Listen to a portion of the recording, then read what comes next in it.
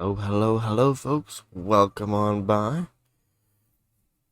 Thanks for coming on by, everyone. Today, we, as usual, gonna do the leak code of the day. Couple of code wars.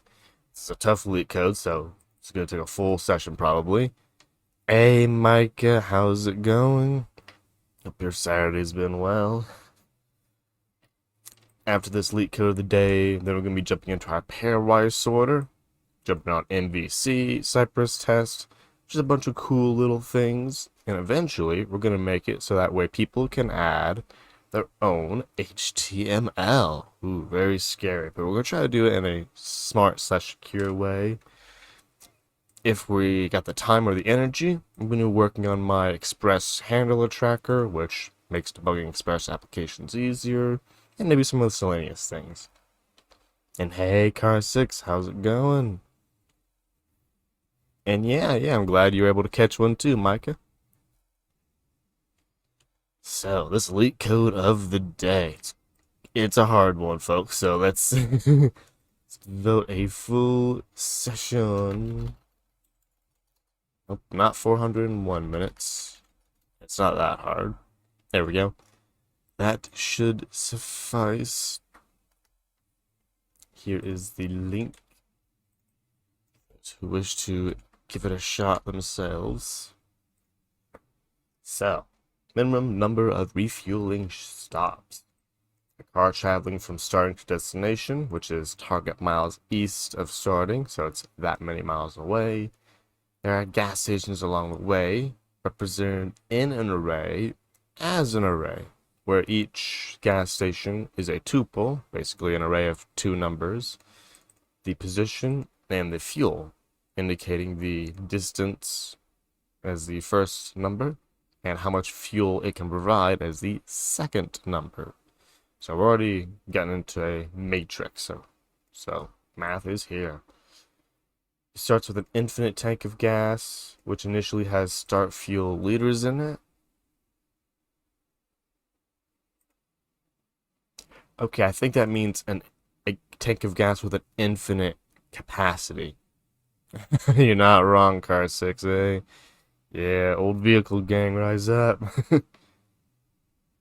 So, if an infinite capacity tank of gas, I believe this is, with initially start fuel liters of fuel in it, 1 liter per mile that it drives. Yep. When it reaches a station, it may stop and refuel, transferring from the station into the car. So we can take the whole amount that they have. Return the minimum number of stops the car must make in order to reach its destination. If it cannot reach, -1. If the car reaches a station of 0, it can still refuel, so yeah, you can get there on the skin of your teeth, basically. So if you want to make a distance of 1 and you have in no stations, reach the target without refueling, output is 0. That's kind of an edge case or a base case there. If you already have enough fuel, then 0 out. If you don't have stations, so yeah, it's kind of the edge case handling this no stations, enough fuel thing. You want to make it 100, you have there's one station at 10 out. You cannot reach a destination or even the first gas station because you cannot reach the 10. And then the big example. A station at 10, 20, 30, and 60. We drive to position 10, so this one. We refuel from 0 to 60, then we drive to position 60, costing 50, refuel from 10 to 50, then from 60 we can get to 100 by only expending 40. Okay. Whew. It's an interesting one, that's for sure. Now, the fact that it's a hard means that any form of brute force solution is not gonna work. There's no way any brute force is gonna work. So we gotta be smart about this. So the fact that we kind of are calculating a maximum, or rather a minimum, so we're calculating one of the extremes, leads me to thinking this is a dynamic programming problem. Because looking at the example here, it's essentially not even about how far we can get, it's how much maximum fuel we have with X amount of stops. So in this example, with 0 stops, we have a maximum amount of fuel of 10. With 1 stop, we have a maximum amount of fuel of 60, because we have to stop there. With 2 stops, we have a maximum amount of fuel of 50, so it's not just maximum amount of fuel, it's also how far we have made it. Because getting a maximum amount of fuel, like getting a 99 at the 0th position, won't actually let us reach the target. Okay, so it's a little more complicated than, I mean, it's why it's a hard question, right, folks? Okay. Yeah, let's, these tough ones, folks, let's think it through.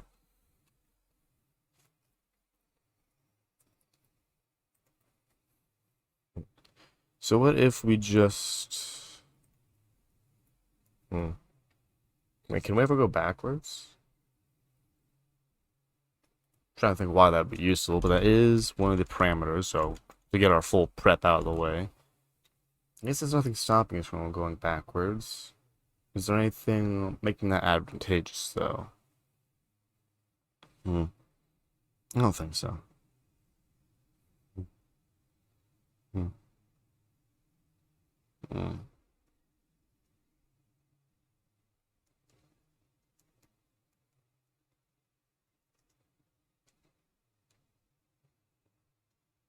It's definitely a dynamic programming problem. I can see that a mile away. But I'm never really good at this. I can try to implement recursively, which I do tend to be better with. So, best kind of with remaining fuel. Then I'll call best with, I'll just call it recur at this point. I don't really know what I'm doing. Yeah, it's an interesting one, Cars. It's a little bit of math, a little bit of dynamic programming. We'll get something to do with that knapsack too. I hear a lot about. Hmm. So we will be doing some kind of dynamic programming. So we're gonna make a new array. It's basically getting to each station, or is it going a certain distance? Either way, the 0th one, it's probably gonna start with start fuel. So how many do I want to make? Is there a limit? Aha, you have a maximum of 500 stations. I'll make that my limit. So new array, 501, 0 indexed, 501. Can't have too many. And fill it with zeros, I suppose. And then dp 0 equals start fuel. That's the somewhat the easier part. And now for each station, was it for each station or each? I mean, I made a DP of 500, so yes, I wrote out this way. I would be iterating basically for every station.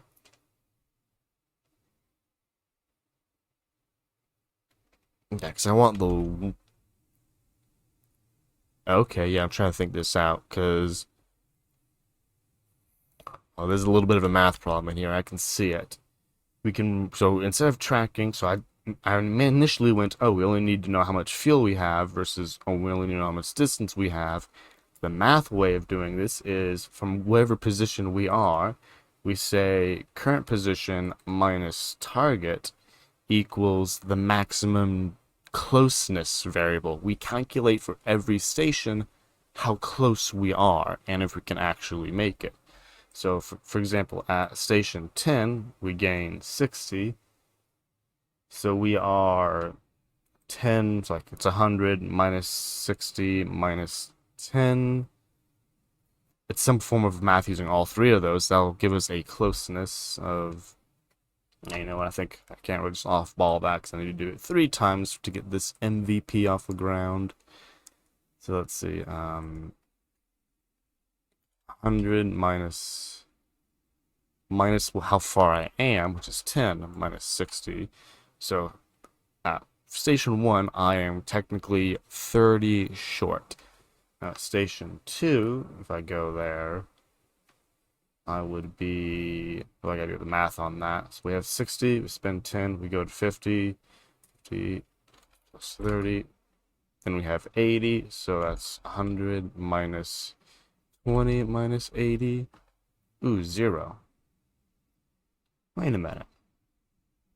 Oh, okay, here's the possibility. There are multiple solutions. As we only care about how many stops, not how far necessarily these stops are apart. So they pointed us at the one that is jumping us to station at location 60, but I think this is also a valid solution. Yeah, car 6, I do not enjoy that at all, imagine. I mean, hey, raise your hand if you've ever driven and your needle was touching the E, and it's like, you had to do the debate. Does it stop at the line, or is there to, like, does the needle go further? I don't know. Let's look up the manual for this car real quick. See how much playroom I got. So let's look at the one they example. 100 minus position 60 minus remaining fuel 50. Ah, so I have 10 over. Okay, so you see this math. It is right. Let's look at the third one just for funsies. So we go from 10 to 60. So, basically had 0 remaining. So we would have made it exactly if we went to... What's going on here? I don't know what's going on here. LeetCode's dying. Nope. Okay. Me having DevTools open, LeetCode was like, you're doing something funky. I don't like you. Yeah, it really is. Pause on permission design. Okay, yeah. So the debugger. I had my debugger set up to break on all the things recently. That's why. Oh no, I gotta turn all these things off. Oh no, yeah, don't pause on exceptions. Let them crash. We ain't here to fix Code Wars.com. There we go, ignore that. There we go. Now the website's not broken. But yeah, that little math I was doing. Target distance minus current location minus remaining fuel is the variable we are storing in our lovely array. And then once we go through all the stations and we calculate basically, this assumes we can get to every station.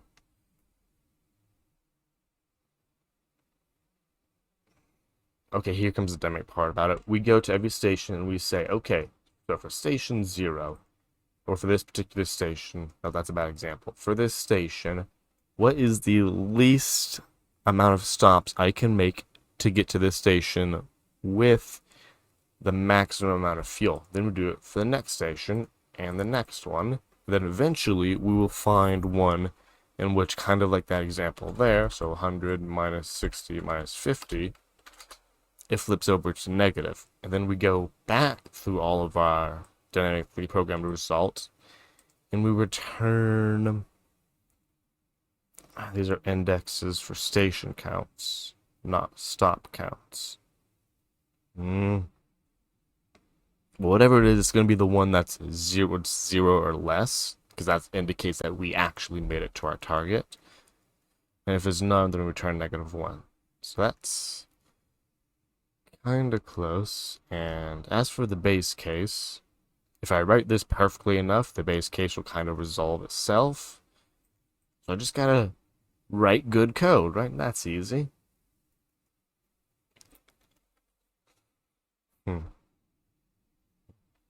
So I was right that we do go forward and then we calculate backwards. I was thinking of it like a human would, that we go to station 2, then go back to station 1, but no, we're calculating for station 2, so calculate all the stations up to station 2. Okay, let's start actually getting to some code about it. So recur, we're gonna start at station 1, I guess. I guess, yeah. Then we will return.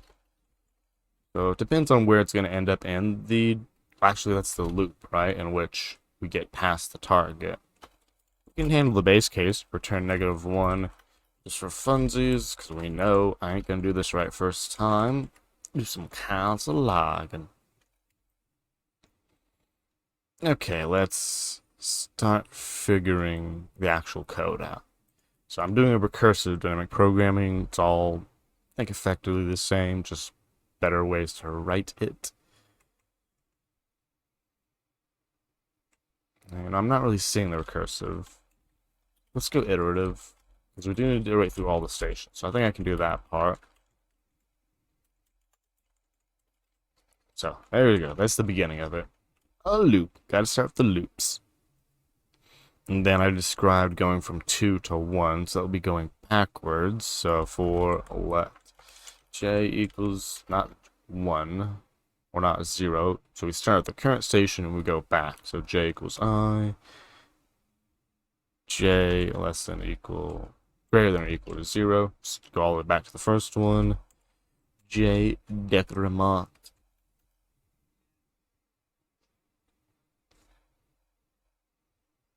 There does need to be a base case though, because for example, station 3, the best way to get station 3 is to go to 1 and then 3, so not to go to 2.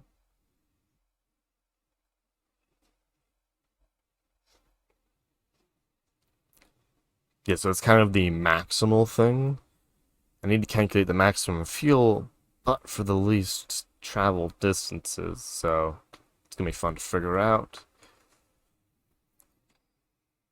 So DP, we're calculating the current one, so it's gonna have to be J equals, and this is where we start getting the last one, plus the current one. We're picking maximum of these.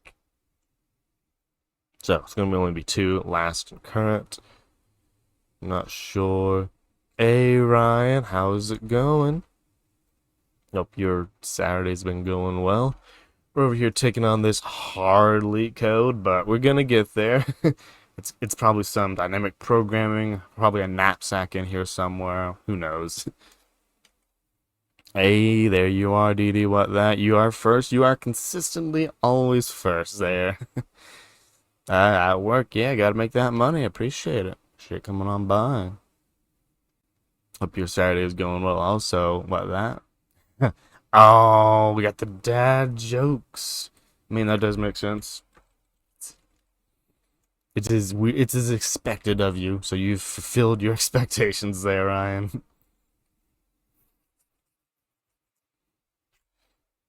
Yeah, we're doing this math problem. I mean, it feels like a math problem in which you have a bunch of gas stations and you need to get to a target. You need to calculate the least amount of fuel stops you need to make to get to the target. So it's actually somewhat realistic, you know, if you've ever driven on a want to save money. I mean, this actually doesn't independent price. This is more of a time calculation. You can spend the least time at all these gas stations. But yeah, it's an interesting problem. Bit mathy. Hopefully I got some kind of solution. And then, yeah, so we have the current, then we have the next one, which is adding the current. I'm calculating for the current station. I'm looking at the past stations. So I'm adding distance or fuel. I'm adding fuel, because I already calculated that. My distance calculation, it doesn't matter, but the fuel calculation adds more. So let's go over that and let's see what it looks like. Give ourselves a looky-loo. Show me the numbers. Ah. Okay, maybe we don't need 500. Maybe I can just do, like, what, stations count? -1. That's how I always see these DP problems done. Oh, really, Prime P7? Yeah, I did not really, did not learn any graph theory, but hey, I appreciate it. Hope your Saturday's going well, by the way. And yo, Radix, thanks for coming on by. Wow, okay, fresh off the boat. Well, I hope you're enjoying yourself 3 days ago. I mean, the other projects ever any finished? Ooh, a contact form, SMTP JS script, Elastic email. The server is not receiving the emails. Okay, so I have not used Elastic email, but I have used JavaScript, so Node Mailer, to authenticate with a Gmail account, for example, and then have that sending emails. But SMPT.js script, this sounds a little bit lower level than what I've touched. So if you're running your own SMTP server and it's not, or not receiving, yeah, hold on, I'm not exactly familiar with that entire stack, Radix or Radix.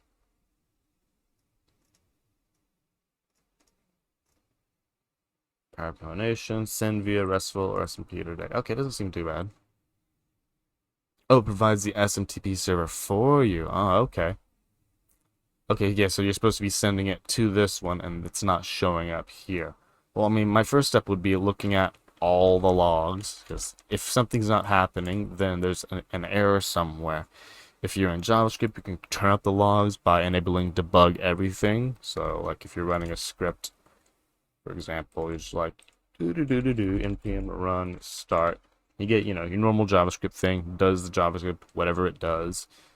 But if you want to know more stuff, you say debug equals asterisk and then run the script and then blah, you get all the information. So that would be my step. Just debug everything, get more information, hopefully be able to tell you what's going on. I'm trying to think if they provide services that basically allow you to send it, like they're doing some examples here. They should have some form of success response or some sort of, we got it. So I've checked to make sure you're getting that. And hey, RoboDom, thanks for coming on by. Yeah, I am doing well this Saturday. We're just taking a little peek at Elastic Email SMTP server, not receiving things. I've never used it.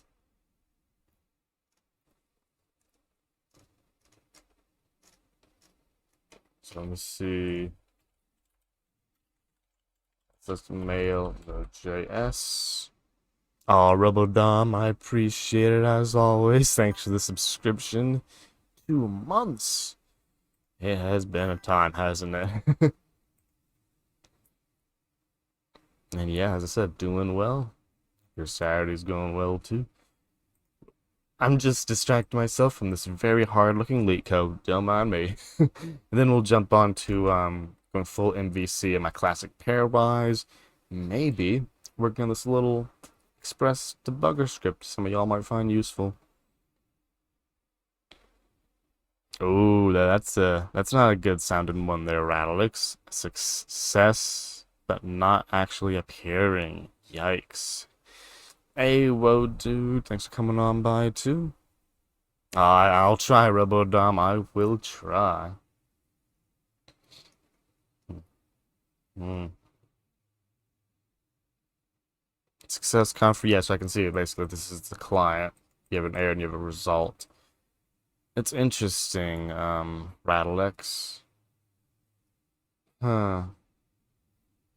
So what? Unfortunately, I'm not experienced enough with specifically them to know why it would be failing. But what I would suggest is, if there is a working example, go back to the working example that did work, and then slowly make incremental one by one changes until you find out what breaks it. Now, this is the bad news. If none of the working examples actually worked, then you're gonna have a much worse underlying issue, which could be resolved by deleting and recreating the server they give you or something like that. Yeah, 5 years ago. I'm sure it's still stable. Worst case, go to another service entirely, which, I mean, I've never used Elastic Mail. Is this a free tier? Pricing. Because if it is for free, I might actually, we got a little, after the little sleek code, email API, send unlimited. Well, I'm not doing that. I might actually give it a shot myself. Because as I said, I just use good old Node Mailer. Oh yeah, what's that called? Oh, I literally don't know the name. It's like Struxy or something like that. Strutty, yeah, Robodom. It does look good for a somewhat free, somewhat paid service. It does seem good. Ah, 50 cents a day and 10 to 1,000 emails. Okay.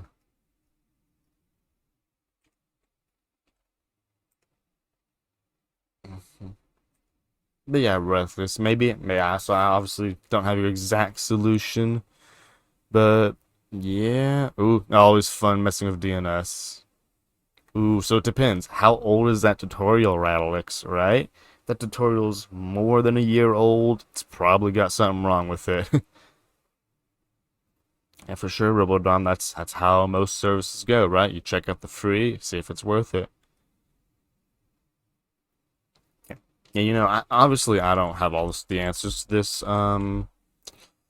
what do you call it, this SMTP thing, but if you're not a part of 100 Devs, they're a agency with a free training program.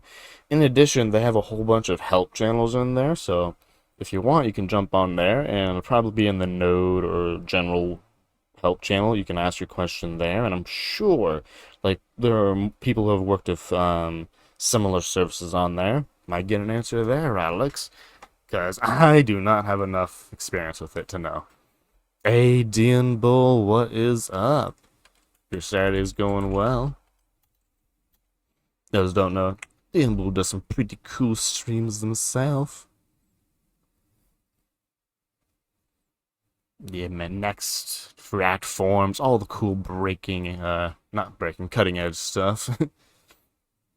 I'm over here distracting myself from this hardly code. I suppose I should get back to it now. Okay, hard leak code. You won't scare me. It's some kind of dynamic programming one. That's why I'm being like, hey, let's talk about anything else. Okay, let's figure this out. So we're doing math. The math emptied out. Oh, it's because we're looking at the base case, and that's a boring one. Run the real one. 8 months old. It's on the edge there, Rattlix, you know? It's on the edge of being what I would say out of date. I mean, they can last forever. They can last for less than a year. It depends. But unless that service has completely stagnated, Elastic Mail, things have probably changed. What I would do is, uh, so Elastic Mail should have some docs if they're any cool service. Ooh, that's taking me all the wrong places. Let me scroll up and recopy it. But yeah, I would try to follow more official docs. Hopefully that will get you closer. Here we go. So we have API docs, REST API docs. Yeah, you might just have to drop down to the REST API too. Yeah, try to follow a more official tutorial or official source of information because that will be as up to date as you can get it. Nah, you're not distracting at all. Don't worry about it. You're distracting me from a distraction I'm already on. Don't worry about it. I'd say they improve a certain aspect of your programming, Prime P. Like, if leak code and code wars help people who are bad at programming, they improve a certain part of it. I think it depends, like, you can improve different parts of it. It can go from simply knowing more, like code wars and stuff, I would say, improves your knowledge of, oh, I didn't know insert language here had insert method here. It's like, oh, I didn't know strings had a pad end or had this method or this specific language feature. That's what I would say Code Wars gives you more of, at least on the easier difficulties. Then on the harder difficulties of Code Wars and just any old leak code, you're going to learn more algorithms, time complexity, stuff like that, data structures. So yeah, I'd say it improves your skills, but do you need those skills to do displaying an image on a web page? Not necessarily, but it depends on what you're using those skills for. So yeah, they improve your skills, just depends what skills you're looking for an improvement on. Let's see. Email, send. Come on, give me clickable dynamic stuff. Ooh, good stuff here. Okay, so yeah, very much. I mean, you already mentioned that it gives you a. Oh wow. Yeah, I don't know what library you're using, but I would totally drop down to the REST API or whatever this particular API, whatever they're calling this here, just to see if you can get this working. Basically, cut out the middleman, cut out the library, whatever you're using, just to see, because you're getting it raw from the source. Now, if this says success and it's not showing up, big yikes. I check all your spam folders, classic email debugging there. And of course, Prime P, it's every tool has a job. Okay, no more focus mode. Let's see how we math through this. So let's look at the stuff we got. We got 100, 101. Okay, so if given the example of 100, 101, so fuel didn't go down. That's not how math works. I'm supposed to decrement fuel at some point. You know, I don't really care about decrementation of fuel because the amount of fuel spent is the amount I've driven. So again, trying to simplify the math out, I don't need to care about it. But I am noticing the last one is always 0. Did I need to plus 1 that? 140. 170. Now my math, bad math. The math ain't doing the thing right here. It's not the math I was looking for. Okay, maybe.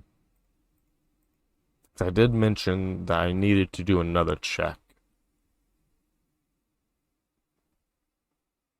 Technically, if any of them's over the target, then I've made it. The target's 100 for all these examples. But looking at station 1, I get a total of 60 liters. I'm obviously above my target, but I do not make it. So no. Calculating for the current one. I need to calculate for the next one. Let's just look at the array. Again, this is a console log is your friend. That's right, because I need to calculate for it not going anywhere at all. Okay, so there we go. So if we go nowhere, then we have 110. Good, good. Then that is much better looking math.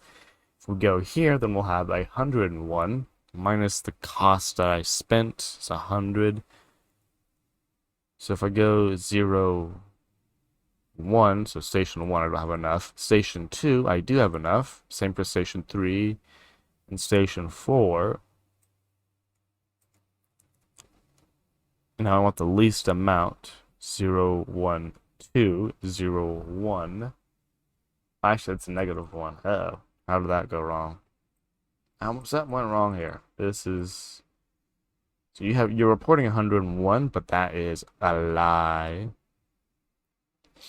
Okay, so this is the calculation of can I actually make it to the station with the amount of fuel I currently have, which I have not done yet. So this is just saying I can make it to all these stations. So I need to add another conditional. So it's basically index good and can make it to station. So it's going to be comparing with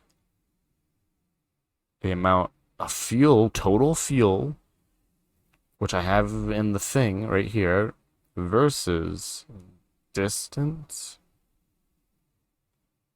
So we have the distance to the current station. I can do stations I, and the distance is the left index.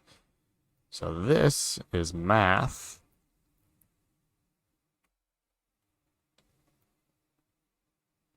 Okay, so it's going to be one way or the other. Let's just write it. We'll select console log, tells the right way. DP in the current station I want to get to is that one.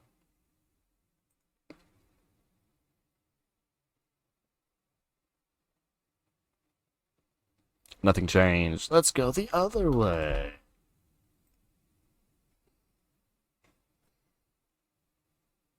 Hey, okay, this is good. See, don't think, just do. You don't need to think about math. You just need to flip the symbols around until they work. So this one is good. for that edge case. Didn't change this because I can make it to every station, so that's not really a good example. But I suppose at this point, I need to actually form the loop that goes to all the stations, which doubles as a station count, to be honest. Yeah, that's confusing my brain. For let I, so we have another good old loop. I equals 0, I less than stations dot length, I plus plus.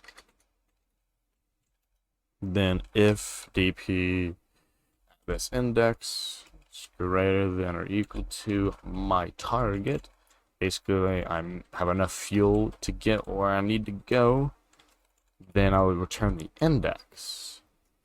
Because here I'll return 0, because 1 is greater than or equal to 1. Here I'll return nothing. Then here I'll return 0, 1, 2.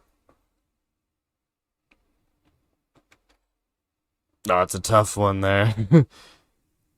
It's the other way, Ryan. Add task, my bad. Although I should add task add. That's definitely... we're going to do that after this. Well, we were going to do that. Then this stopped working. You need an account to run code? That is an interesting fact there, Katsurgunken. I did not realize that you need an actual account to run code on LeetCode. On Code Wars, you don't need an account at all, I think. That's the classic, ain't it, Rattlex? That's how you know it's working. Oh yeah, you need a LeetCode.com account to run the code. I've never really thought about that before. Stay awake, Ryan. Oh, I'm sure you can make it. Katsu, okay. I appreciate that. Well, at least you can just, drop in the clipboard and then get your account. Or you can manually run it against these test cases. At least the 3 examples they give you. Yeah, I guess that's the price we pay, right?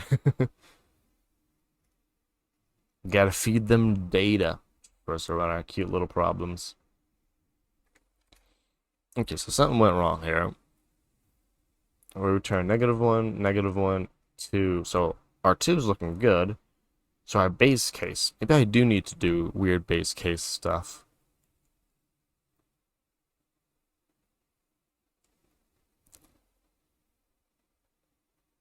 Okay, let's console log. So I returned a -1, which means we got to here. So let's console log dp. So I thought, so dpi, now I is, stations.length is 0. I need to go through all of them. Okay, so it looks like, hey, when I said +1, I was right. I don't know, I guess that's why everyone does this +1, is to handle a base case. So yeah, so less than or equal to should do the needly. Okay, let's get a time limit exceeded now. As we crash and burn. Ooh, or just a wrong answer. I'd love to see that. Why did my math go wrong? Let's bring in this example. Let's see. Ooh. Didn't be a lot of numbers. So we have, we need to get 1,000. We got 299 of fuel, and then blah.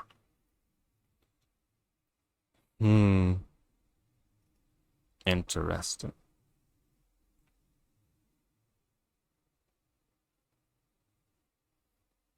Well, let's do a run code just to see what the output. So I got 4. It's supposed to be 5. Yeah, that is still wrong. I was gonna do that paranoia check, folks. Is it wrong? It's wrong. Okay, so going through all the... This is technically not a station. It's just technically just how many stops we can make. Then for every how many stops we make, we go through all the previous checks of how many stops we've made, calculating the next, which is the best of this plus distance.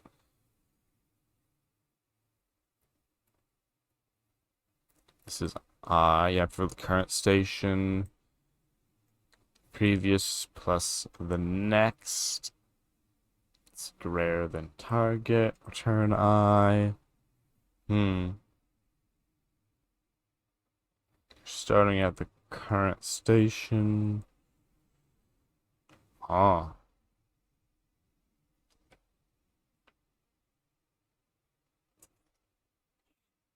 So I should probably, let's drop all of these other cases so we can get a real good look at the output without cluttering us all up. And console log a DP. Let's see what is up. Then we'll have to manually math our way out. So we outputted 4, it's supposed to take 5. So I was like, we only need 4 steps. But it was like, no, you need 5.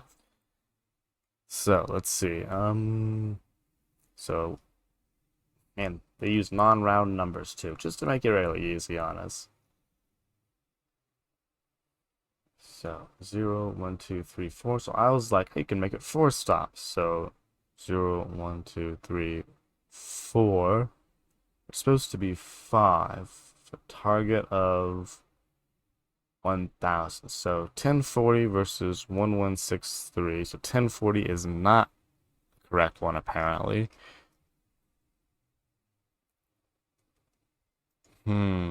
Why? I mean, 1040 is above 1000. It's not the calculation of expended fuel. I notice we're checking that we have enough, but we're not expending any. So to get to the 4th one, 4, we are spending, where's my input? 14, 145, 344, and 357. No, I'm not seeing that math.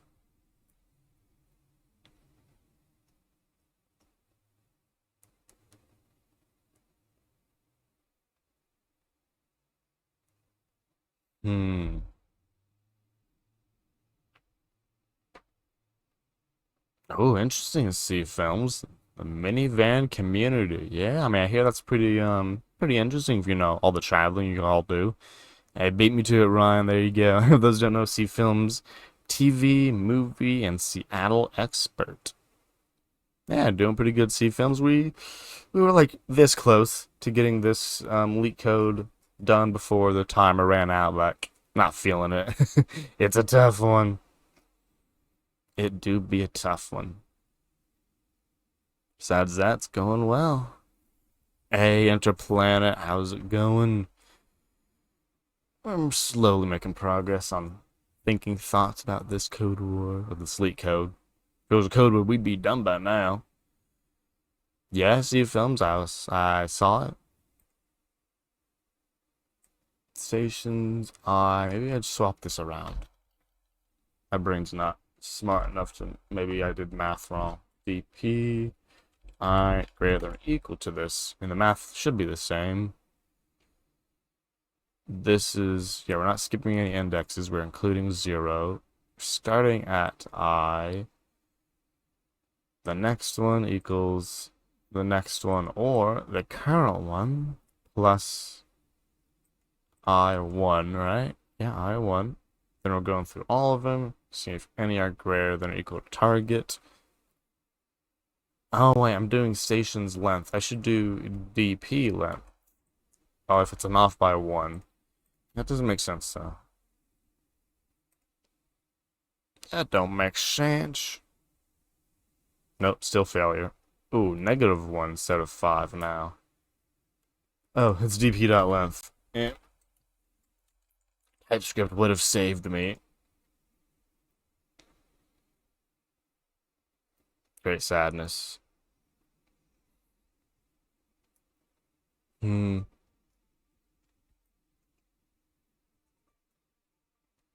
I'm starting the initial one at 0, right? That's handling the edge cases. Wait, I'm going through station's length, not DP. Yeah, see, as you can see, I'm dealing with weird off by 1s at this point. I'm losing it. It's because it's gotta be an off by 1. Nope, that station's I. Well, stations don't exist. Or, I mean, not when using DP, because that's 1 extra. So, nope, gotta drop back down to that length.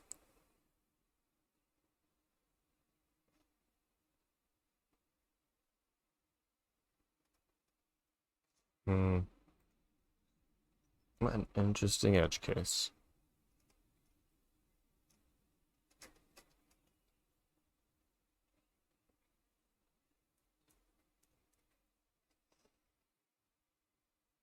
Okay, why is 4 not enough? Hey, there you go, C films. We're slowly whittling it down.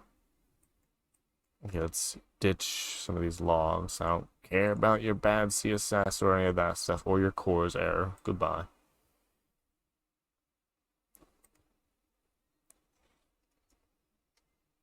Thing is, this is working for the rest of them, so I think I'll just have to manually scratch this one out, huh, folks?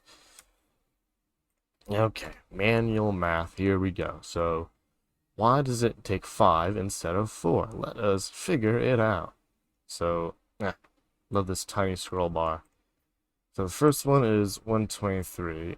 So if we go to 299 minus 14, 285 plus 123, that's our total fuel, 408. Then from 14 to 145, so 145 minus 14. So we spend 131, 408 minus 131. We have 277 left, 277 plus 203, 480. Now once we go from there to the next one, it's going to be 344 minus 145, 199, so 480 minus 199, 281 plus 26, 307. That's right, this is a calculation of how far you can go in that station count. I wonder that's... Yeah, because the next will be 68 and 35, obviously not getting us where we need to go. Hmm.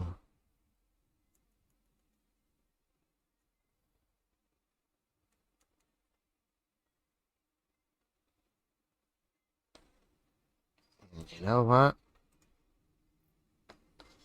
I think it's time to look at the solution. Unless anyone has any better idea or can spot my one off by one error, probably gonna have to take a peek at the solution.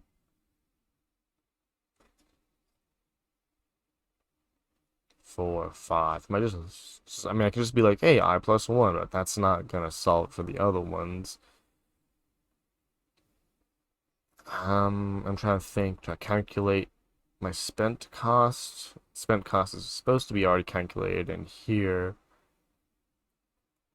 This is how much fuel I have left with I stops. So if I have one stop, I'll have 516 total fuel. I can't say minus anything. A for loop will help. Yeah, we got 2 for loops in. We got 3 for loops. We got all the for loops. See films. Okay, I broke down. Let's check it out.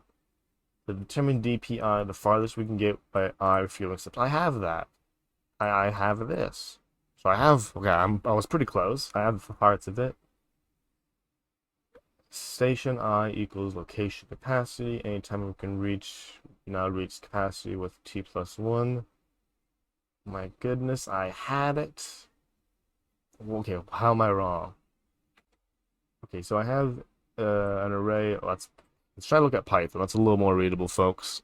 Yeah, you get that right, see films. So we're recurring an array of start fuel plus a bunch of zeros for every index, location, and capacity of the stations. And this is some good math, folks. If dpt greater than or equal to location, this is location, correct?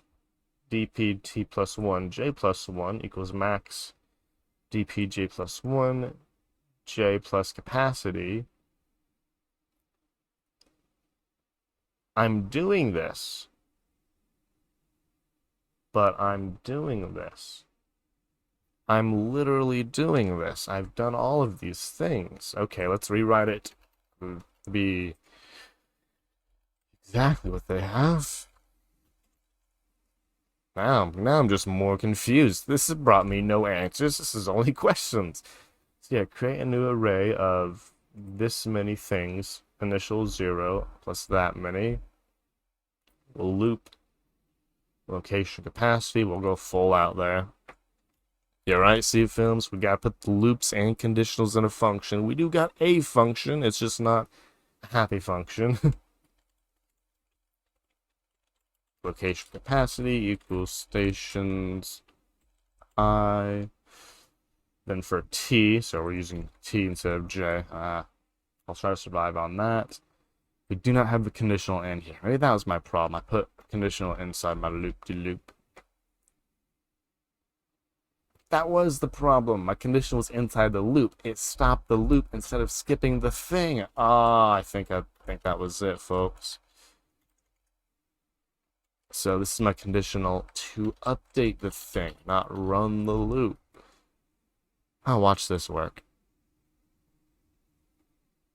Yeah, it does have a max. I don't know if that's okay. It still didn't work. Okay, let's continue rewriting it. Rewriting this Python code.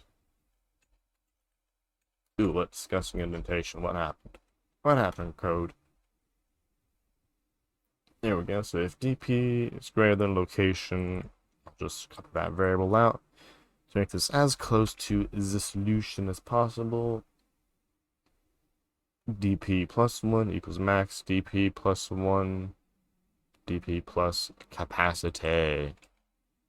Have I shopped it? I mean, we did shop it in the beginning, and it's working for all of the ones. I mean, it's not working for all of them. It's working for most of them except this one edge case, so we did shop it there. See, films, it died. Well, if that any sign, I don't know what is. Hmm.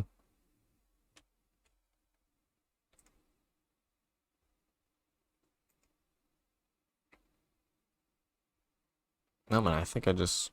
Okay, internet. Is this internet? Nope, internet looks alright. What are you doing to me, code was? Or leak code, rather.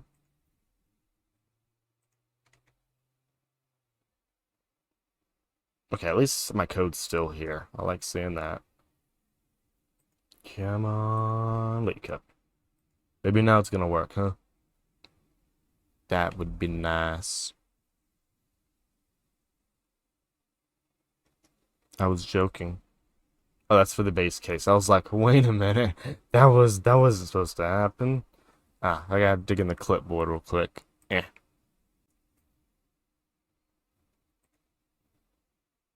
Where's the example case? There it is, I think. There we go. Run code result. Boop. Okay, now we're gonna fail. Failure time. Okay, there's our expected failure. Now let's see. I've rewritten this code exactly as Python is describing it, but it's not working.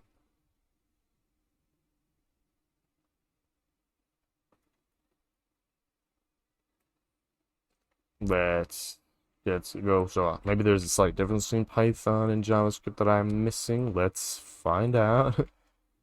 Paste, run it on this big bad test case. Oh, X range not defined. Python 3. We'll write it in Python 2 for you. Enjoy. I'm not about to do another transform. Okay, it works. Okay, it works. It works, it works, it works, which means I have not implemented this logic exactly. So for t in range, starting at I, stopping at -1, decrementing by -1.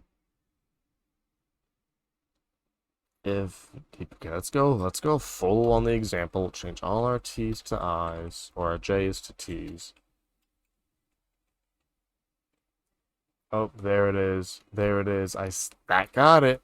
So I'm using DPI. I'm supposed to be using DPT.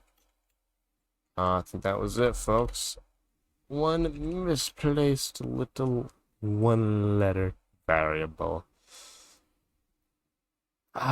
So close. And watch, I bet this will work inside the loop conditional too.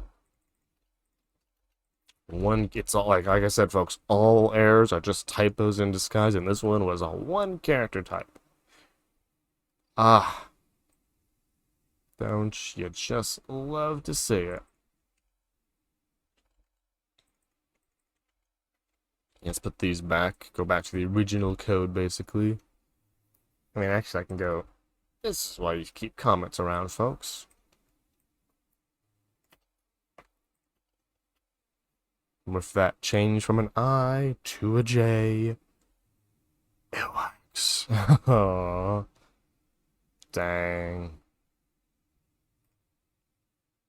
Does it really work, though? I'd be really surprised since. Okay. So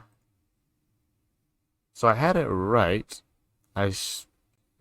Some bit of a typo, bit of not figuring it out.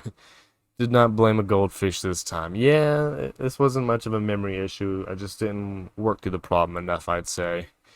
GG. Yeah, Robodom. I mean, hey, you don't solve everyone without a little help, right, folks? Let's see what the JavaScript solutions are. Okay, easy with example. Big yikes. Oh yeah, here we got all the efficient ones. Ooh, a max priority queue for the one that is closest to being completed. Nice. Python code. Oh yes, you have heat, pop, and push here. Okay, so the efficient one is that once you find a distance, like you always choose the one that's got the most remaining fuel, and then once that one crosses the finish line, you stop calculating the rest of them. Okay, I can see how that optimization would work. I'd like to look some JavaScript code though. Okay, I love your max priority queue. Was this literally it? Was it my solution and max priority queue solution? Oh, here's a little bit of sorting. Oh, so this is a max priority queue without the class. With illustrations. I love illustrations. Okay, so that was the actual. Looks like there are only really two solutions here. First pass 1070, 100, 130, 170, 1070, 110. We get fuel from all stations. 0, 1, 2, 3, 4. Yeah, so I was correct there. DP2, we get fuel from two stations. Yeah, this is the part where I was maxing 0, 1, 2. Yeah. That's good, Steve Films. You can just, as they say, jack of all trades, skill up in some of the ones you're familiar with. DP3 from three stations gives us max. Okay, so I somewhat understand this one, folks. It was a toughie, but we got through it. Now, on to the MVCification. Let me set this timer up. Those don't know, this is my little pairwise sorter. You give it a list of items and it lets you sort them. And while I have written it with components of MVC, I have not gone full MVC. So we're going to do that with our first task. So here's my lovely server. And we have one route thingy. So we're going to, I think everything else we can shove out of here. Yeah, this is good. So we're going to start on the routes. Yeah, see films. Yeah, I mean, I can imagine when you're adding all those people to the database, getting a lot of SQL practice in. I have so many folders here. Routes. Routers. Ooh, how do I want to do this? Routers seems appropriate to me. Okay, and I guess I'll make... Let's look at our current router, the mega router, and see what concerns we have. We have authentication. We have a list. We have an individual list. We have more authentication. We have a lot of authentication. This is gonna get really clean. There's so much authentication. Oop, we have a profile page. Okay, so I'm seeing a three-way split here. I'm seeing kind of the indexy stuff, which is the old home page, this page, and your profile page. Nope, that is authentication. And then another authentication one, which contains logout, all the OAuth, all that fun stuff. And then the third one, which contains the list. Which I guess in the naming of things, I should call it index list and user. Oh, well, PrimeApp, what I'm building is technically what I already had built, but we are MVCifying it. We have basically, let me go ahead and start it up for you. Bring them around start. I can do a little quick demonstration. It's basically a full stack site in which you have a list of things, and it will allow you to efficiently and humanly sort that list. Big yikes. That's missing CSS. There we go, it's back. Moved on to Codewords practice. It's always good. Yeah, when you gonna do them streams, Robodom? Come on. Or them Discord streams, started off there. Yeah, it's very much an algo wrestling thing. But yeah, this site, you can create a list of items, and then once you have that unsorted list, you can... Who's quicker? GitHub, you're quick.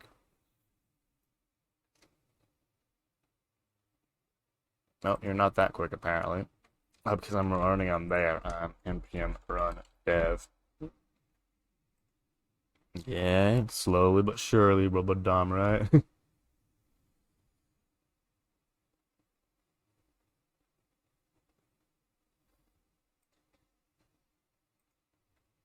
Oh, that's nice to see you, films.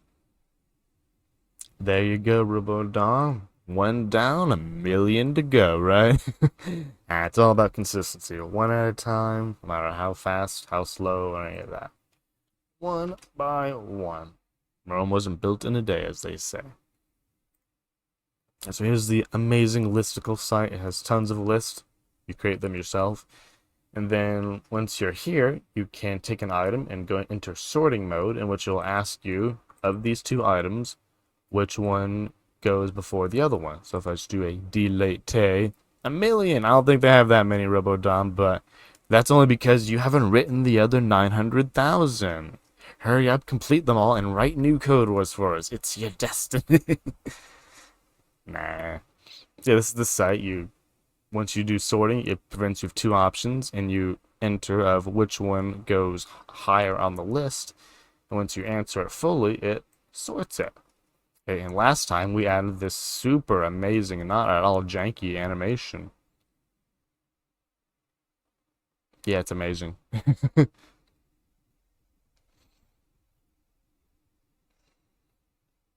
Oh, interesting. Using CSP only allow trusted CSS breaks the Lua kit. Ah, I guess that's kind of a sad thing. Yeah. Oh, okay, I kind of see that. Follow links that modify CSS on the page. CSP site doesn't allow the browser to do that. Dang.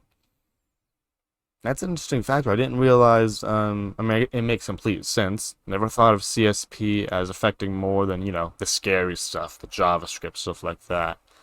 Yeah, it makes sense that would also protect CSS to a detriment of things that try to modify the site, though they would say it is working as intended. But yeah, that's an interesting little find there. Wonder if there's a workaround. Huh. Without modifying the CSS. Man, that sounds like a tough one there.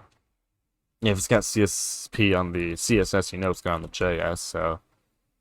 Yeah, I'm not seeing a workaround for that. But yeah, MVC time. So, we have our lovely routers folder. We're going to create an index.js.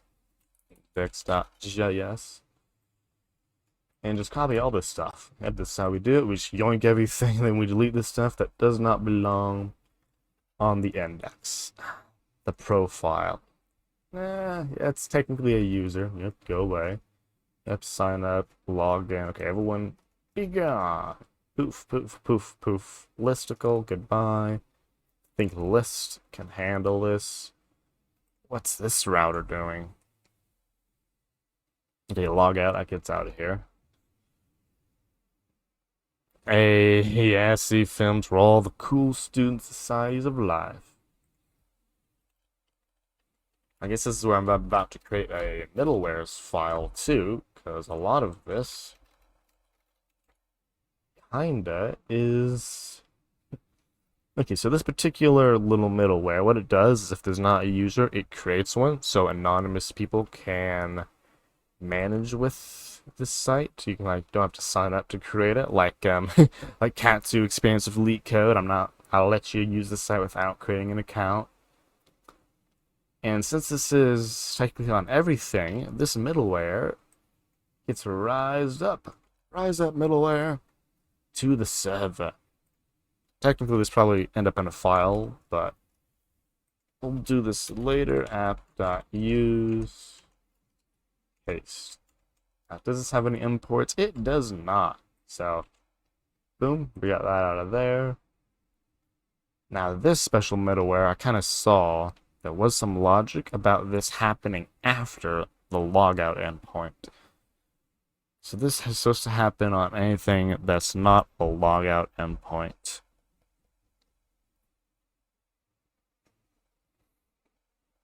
I mean, I assumed it would be Katsu, a mainstream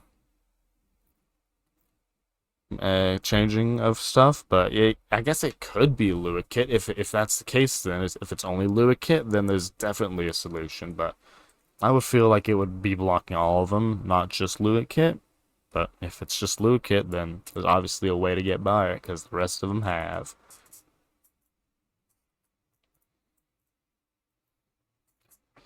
So this particular route here, it's basically going to say. So I guess this might be our first middleware actually. So let's go ahead and make ourselves a lovely middlewares folder. We love our folders.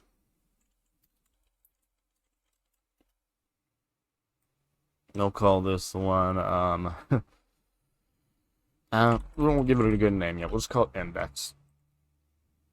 Nope, don't close that file. We'll yoink it out. Function. Give this a name, I guess. Handle partial. Handle partial OAuth use. That's the great name there. So, if you are only OAuthed and you're not going to the sign up page, go to the sign up page, aren't you? So, this isn't handle, this is redirect partial OAuth users. And I know how to spell.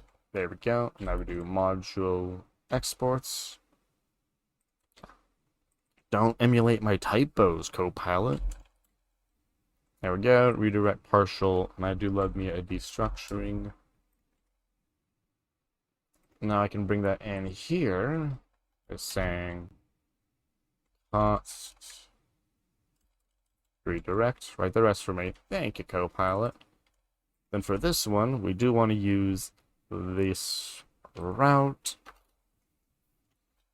And now for controllers, we're going to have index.controller.js. I'm going to try and not use a naming prefix, see if we can survive there. With the readability at least.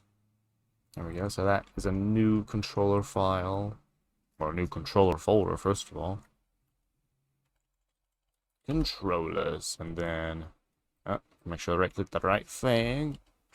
Index.js, and then we go to our big controllers and yoink what we want. There it is. Copy, yoink, paste. Get rid of all the stuff we don't want. What stuff do we want? We want homepage and we want lists. Specifically, we want homepage and lists. Yep, that's right. I did say it right. So, get rid of all these.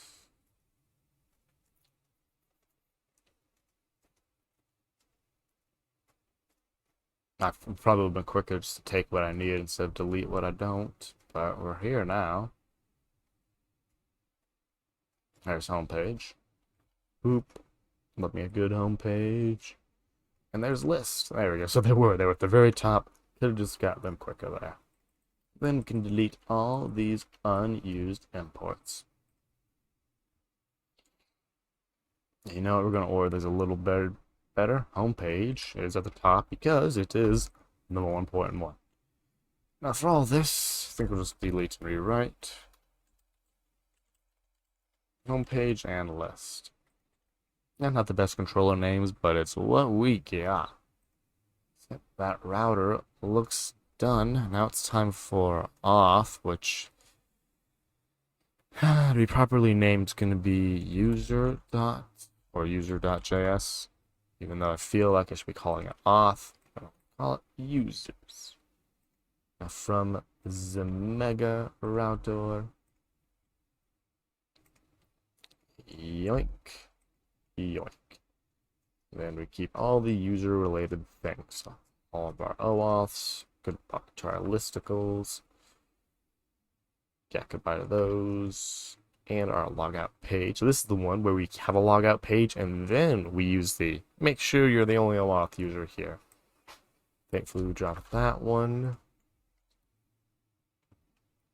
Okay, so this is good. Let's bring in that other middleware. That one right there. Boop, boop, bop, bop, bop, bop. There we go. Now we can use that here.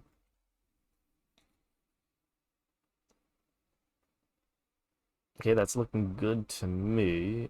Now, all these imports gotta come from the user controller. I think all we do is drop home page, a list. We're dropping a lot of them.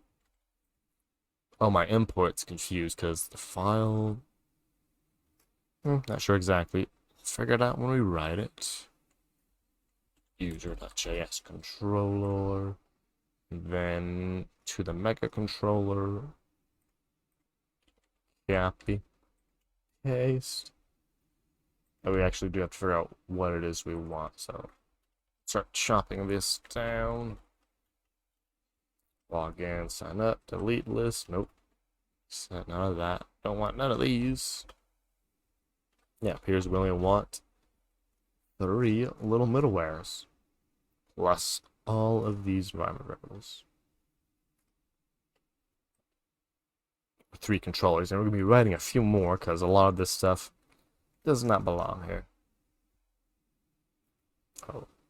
Log out, log in, sign up. Okay, those are the only ones we need. So log out. Oh, sign up is here. Log in, log out, and sign up. All 3. At least I kept them together. Past me, got that part right. And up we go. Paste. Nope, there's a little space. Log out. Which order do I want these in? All these OAuths are here, and I need them in that order to create the OAuth available object, but log in, log out. I'll figure that out later. I think log in should go a little higher.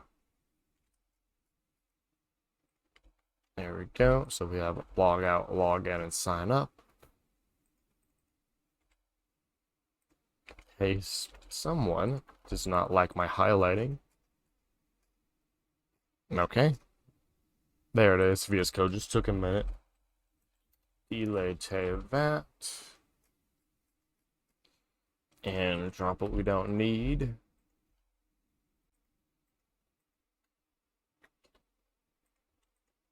Okay. Log out, log in, and sign up. Looking good to me.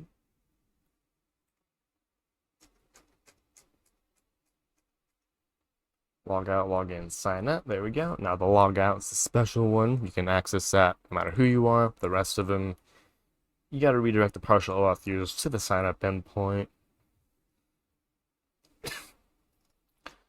We got a lot of OAuth duplication here, but let's figure that out in a momento. Now there are these things that do not belong here. They're very much controllers. The reason they are here, because I didn't I didn't put them in the controllers folder, obviously. So we've got two things. Got OAuth cleanification, and we got all of these. So they exist as two lovely to-do entries right here. To-do, do's, OAuth, do, to-do, add, access, redirect, because me doing a manual redirect is something I'm like 95% confident Passport can do for us. To do, add, or move request handlers to controllers. Again, all things to do, but right now we're just MVCifying, which means we're not making any big changes, we're just only making structural changes. Which means our last one, what do we call this? Is our list routes. Okay, which is probably going to be the bulk of actual controllers, so here we go. Nope, not there. Nope, not there. Pushing all the wrong buttons. Go. I just pasted a controller and the routes. I'm going route first, not controller first.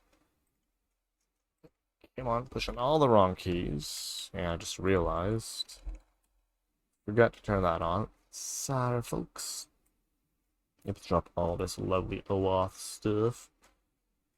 Goodbye. And there's my list-related stuff. I wonder if you would call this a list endpoint. Again, we'll figure that out later. Here's my magic middleware. Drop all of that. All of that. Oh, VS Code is actually highlighting for me. Greatly appreciated. Okay. So we have to import our lovely middleware. Boop. Nope, it goes after here. Yeah, it seems like the right order to me. Okay, then we use our lovely middleware right to here. And the rest of this should still be working. Okay, so we did the base conversion for the routes. All done. All we're missing is the final file. That is our list controllers. And controllers, list.js. And this is where we yoink the rest of our controllers into this lovely file.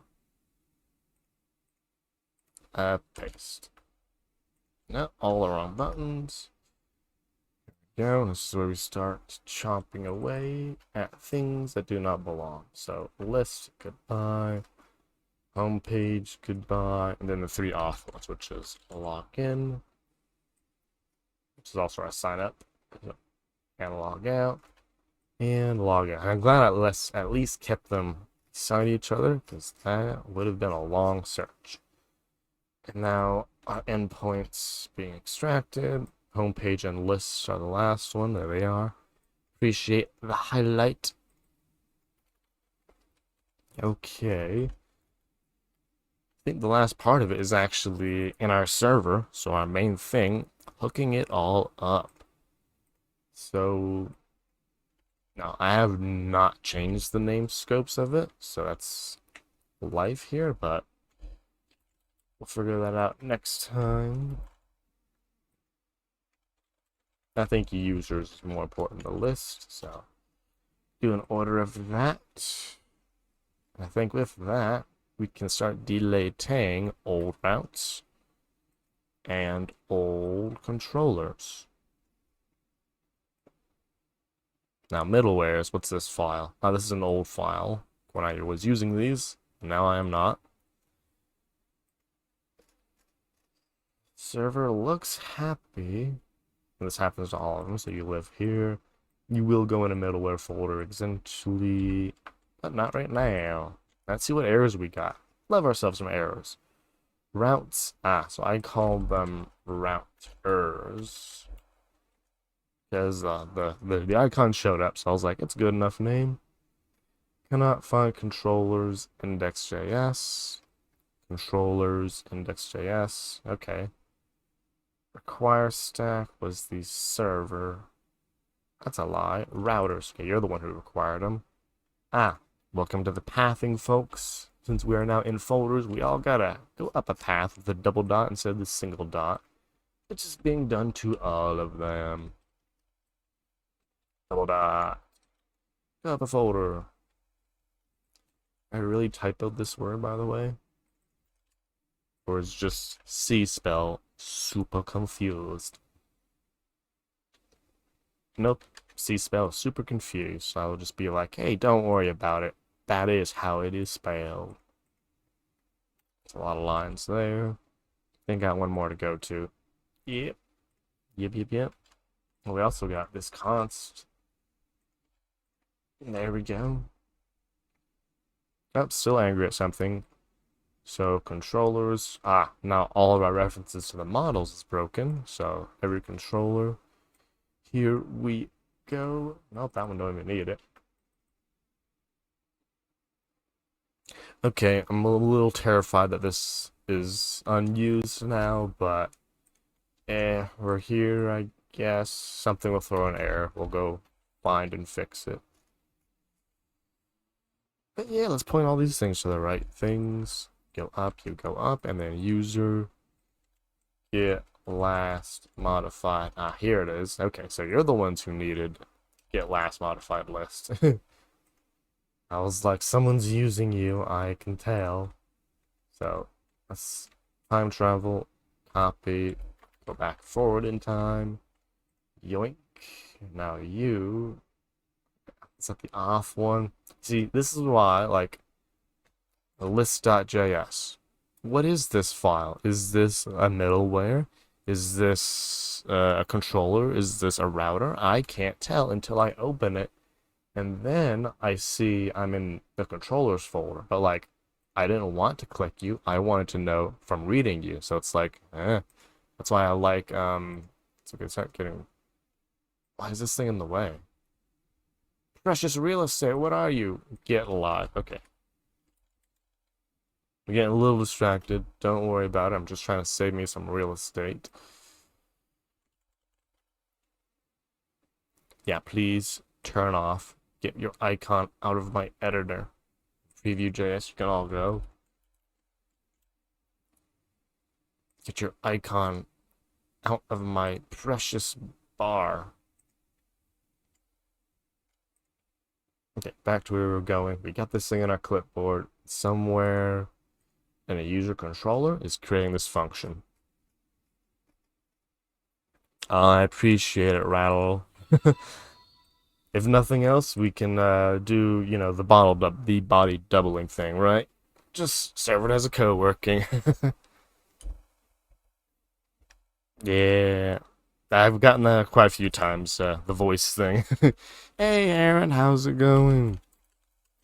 You're lurking in here. Appreciate you coming on by. Those don't know, make some pretty cool games, and they want your bones. Don't worry about it. It's all good, kind of wanting your bones. And yeah, noobish duck, we are MVCifying what's turning out to be my 100 hours project of how much time I'm putting into it, but we're just MVCifying this, my lovely pairwise sorter, just moving things around at this point and generally cleaning it up. If this is something I wanted to have done before this, but we might also work on my middleware tracker. I don't know. It's like we're getting there. Lots of things, not enough time. I always appreciate their errand.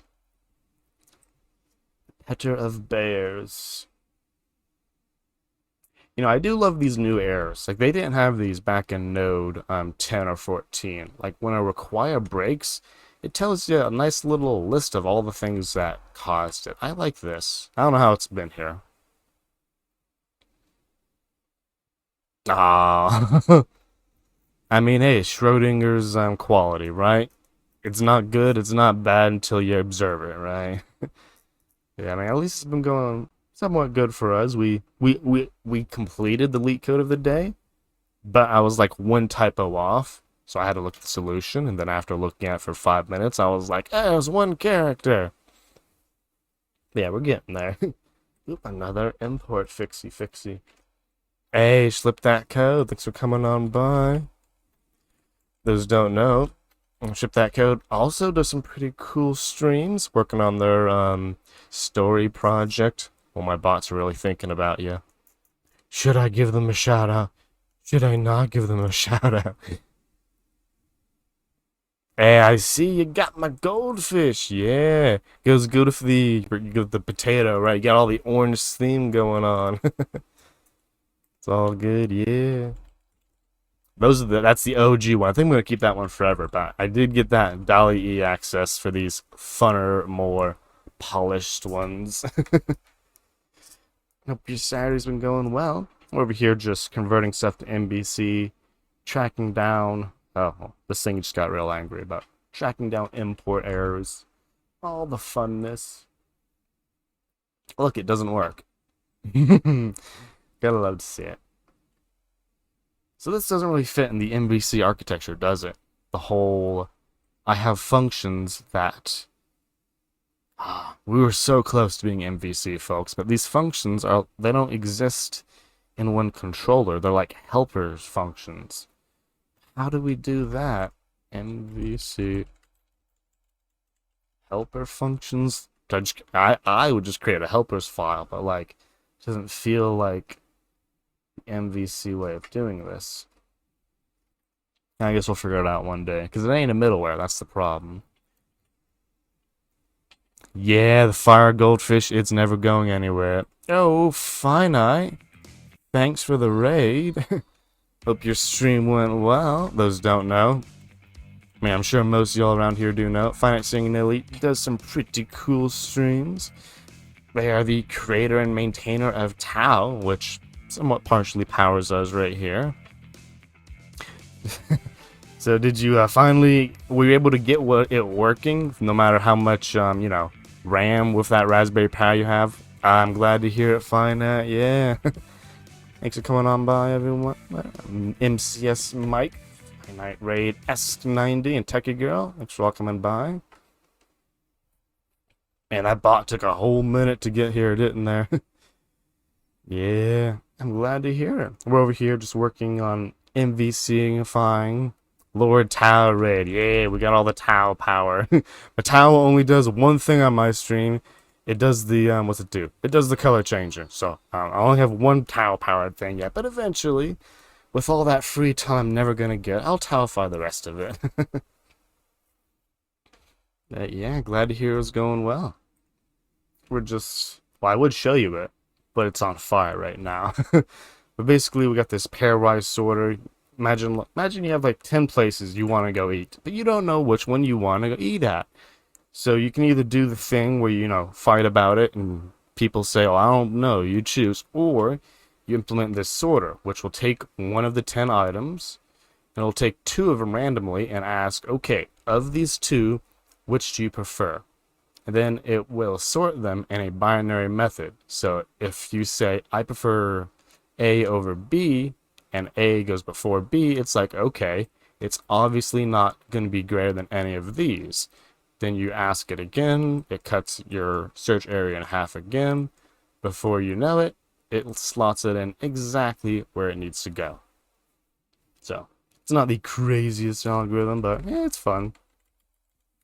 And we are MVCing a fight right now. Yeah, Aaron, too much thoughts. Yeah, and yeah, MCS Mike, it's yeah, they're, if you couldn't tell, they're a little bit VS Code inspired. Just yoink some like the other themes, highlight JS, which is why people's numbers doesn't work all the time, and yeah. Yeah, Techie Girl does some pretty cool shout outs too. I think they're the number, I mean, I suppose Finite, you're the number 1 Tau user. Techie Girl seems to be like the number 2 Tau user, at least on the IRC branch.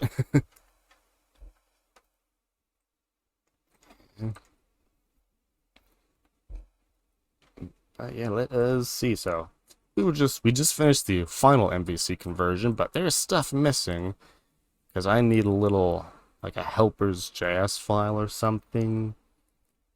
because my model does not have enough information. I mean, maybe, Techie Girl, maybe. I mean, with all those, I mean, it was thanks to you that I was able to actually get my version of Tao working with those that docs you had in the Tao channel about trying to get your the chatbot working. So I mean, you've definitely been helpful on it, that's for sure.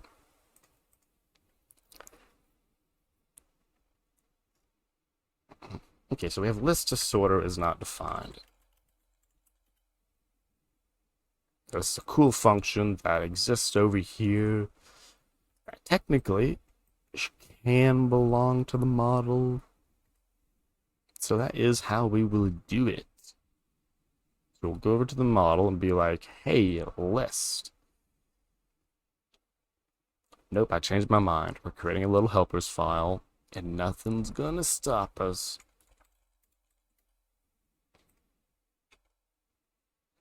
Yeah, I mean, it helped me at least. Yeah, because for me, I didn't know what the issue was. Eventually, your doc helped me by realizing that something else was wrong. So what I eventually ended up doing was purging everything. So I basically purged all the databases, made everything from new, and then it worked. So I was like, okay, I didn't know what I was doing, but these instructions look pretty real. So gotta do that. Hey, glad to hear about it. Yeah, and hey, thanks for the follow there, Steffi. I see you around a lot. Exports equal list to sorter. Amazing helper file with one function in it.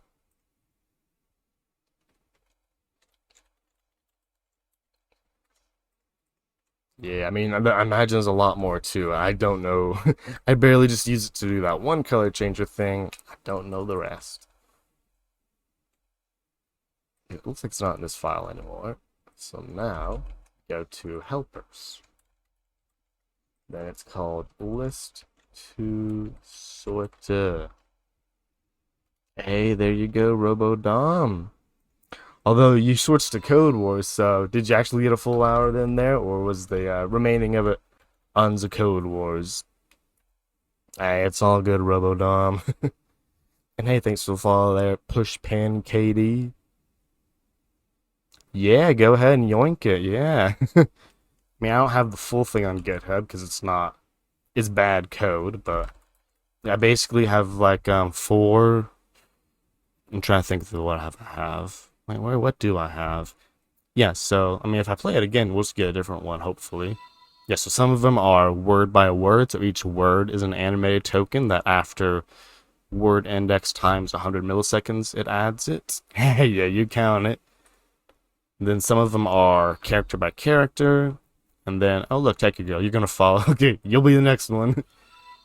Oh, see, that's one character by character token where it goes to each character, and they're like four presets. You can tell half of them are Python, half of them are JavaScript, some ES6, some ES or some ECMAScript module, some CommonJS. Nothing too crazy. I was just like, gotta have something interesting, and that was the interesting thing, or some unique spin. Okay, see, this is my strategy. I made it a cool thing to get y'all to follow and interact. Engagement, folks. It's all about. Thanks for the follow, Owen. Yeah, RoboDom. I mean, it could be that. It's like maybe once you can take advantage of it more for sure. GitHub link I'll fork. Unfortunately, Techie Girl, it's one of the things that like my code doesn't make it to GitHub till I'm like happy with it. I'm not happy with it. But I can go ahead and gist it real quick. Desktop, or just at least show it. Well, I was gonna show it. Code unknown.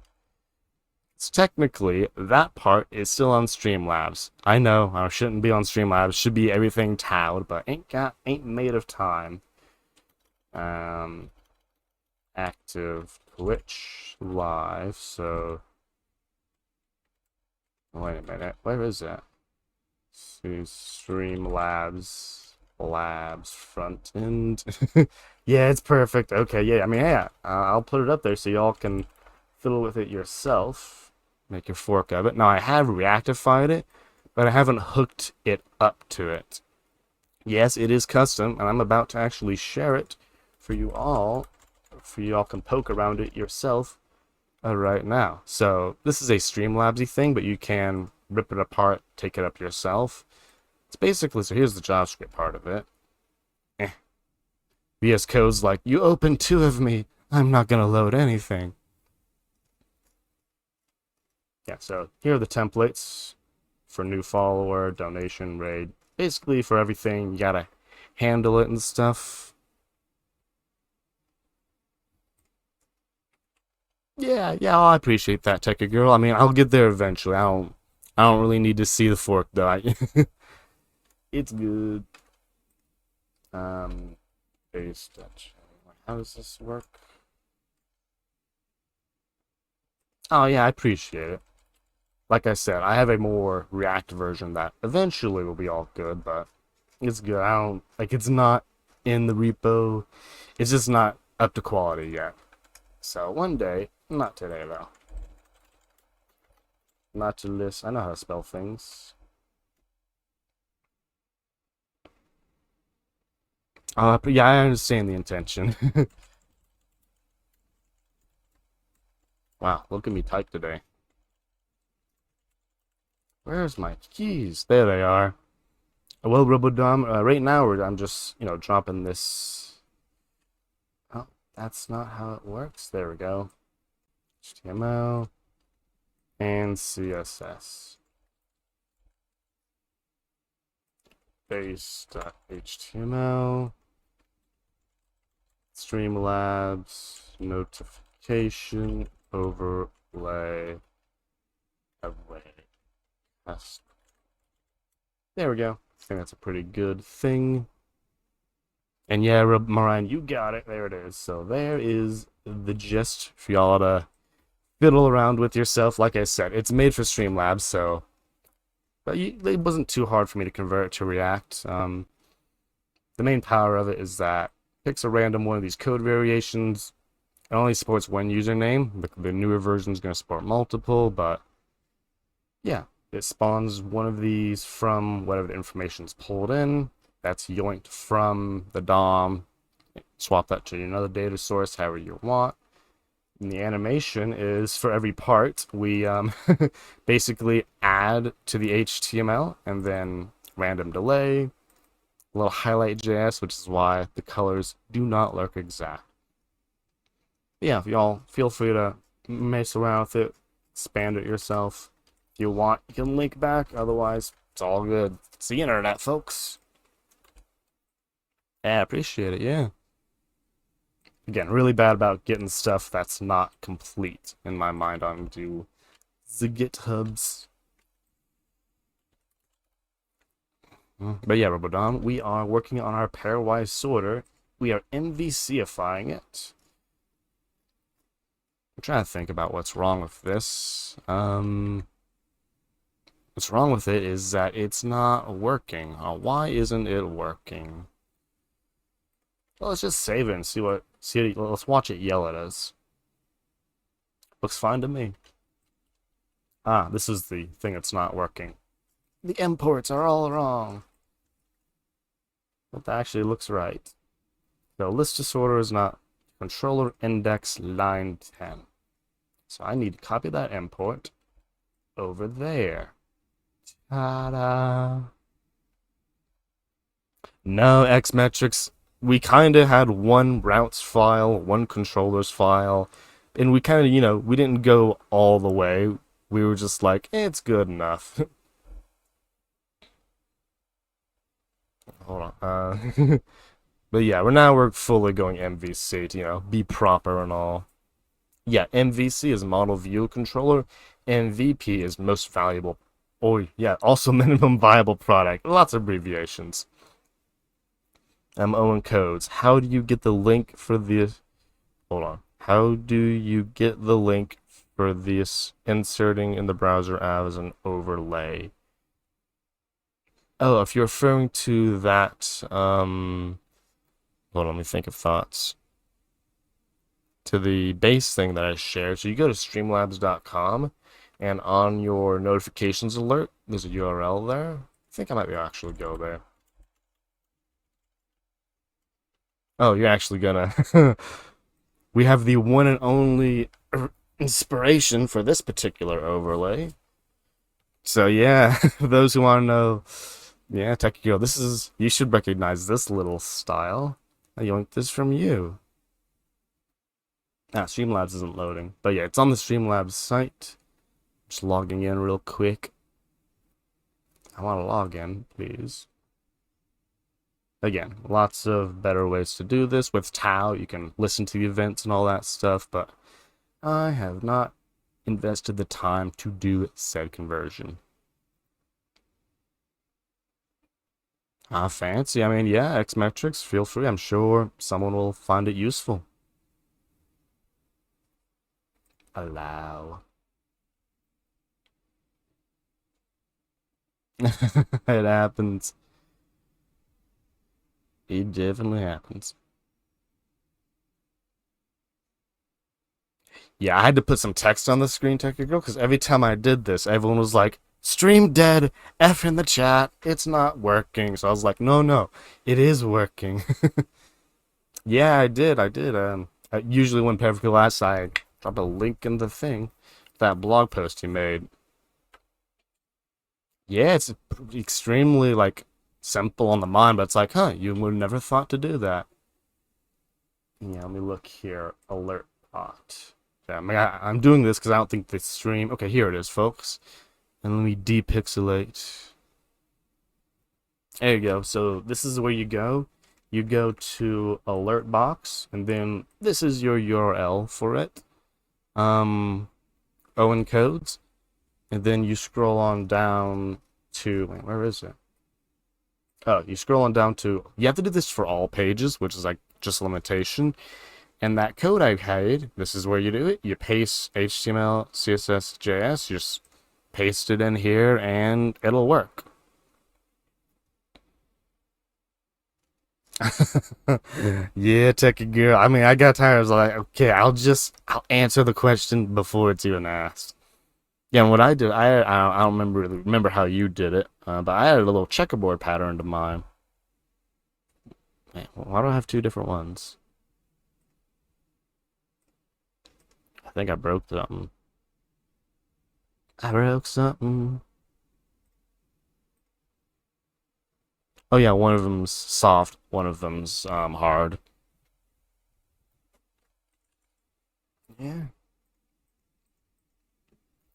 that's it. That's the technology. Yeah. So yeah, transition is Luma wipe. Actually, hold on. Let me see.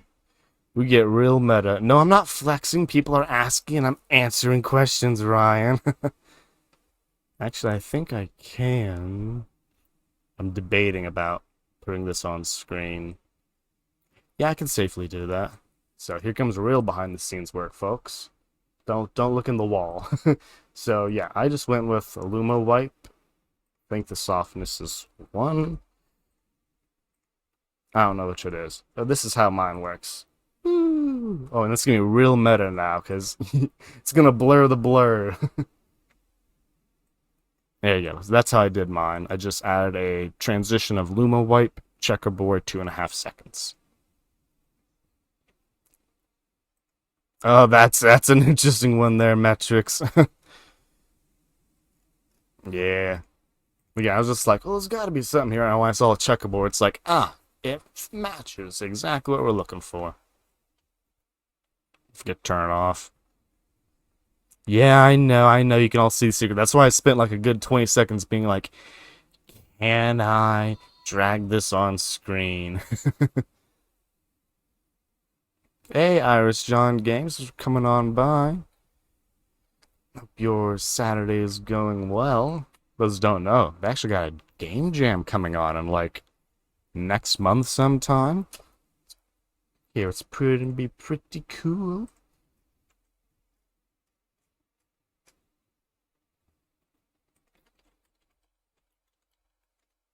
Wait a minute, how's that thing not working? Hmm.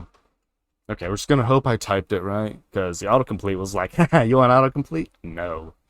There you go. Yeah, it's always pretty fun. I think it's yeah, they actually have a theme vote. For those who were here last stream, I actually demonstrated my list thing by sorting all the themes, and then I deleted it by accident.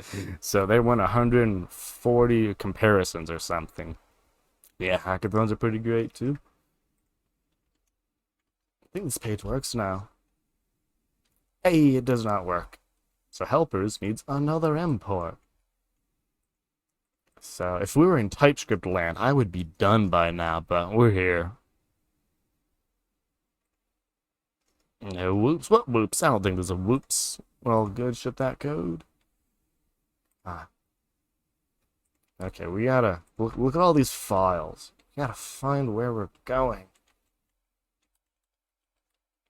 Yeah, they can be a little. I mean, it's a good kind of stress, right, DM Bull? It's that good kind of pressure stress. And they're the two I attended were fun. Ah, DM Bull. I mean, hey, as long as you can contribute by in non-technical means. I mean, back when they were in person, there were still contributions to be made that weren't all code. Someone's gotta be the one to tell the other team members, pizza just showed up and stuff like that. So you can still contribute. Great, another missing import. Now, I didn't realize how much import dancing I'd be doing here. But we get in there. Calculate progress. So yeah, love my little helpers.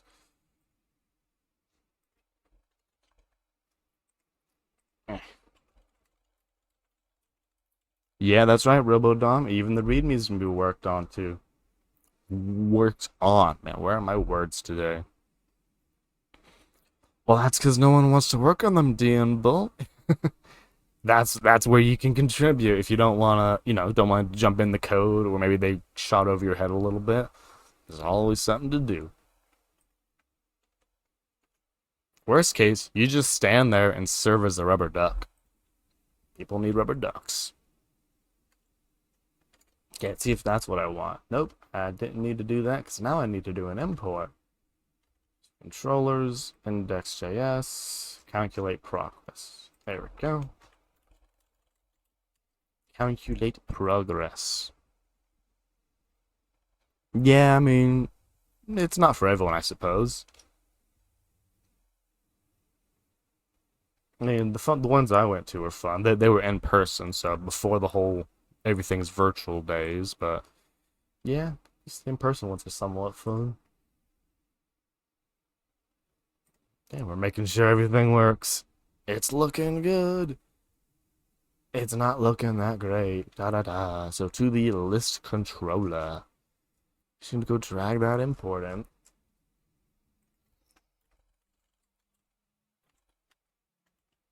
And that should be the goodness. As soon as everyone reloads. There we go.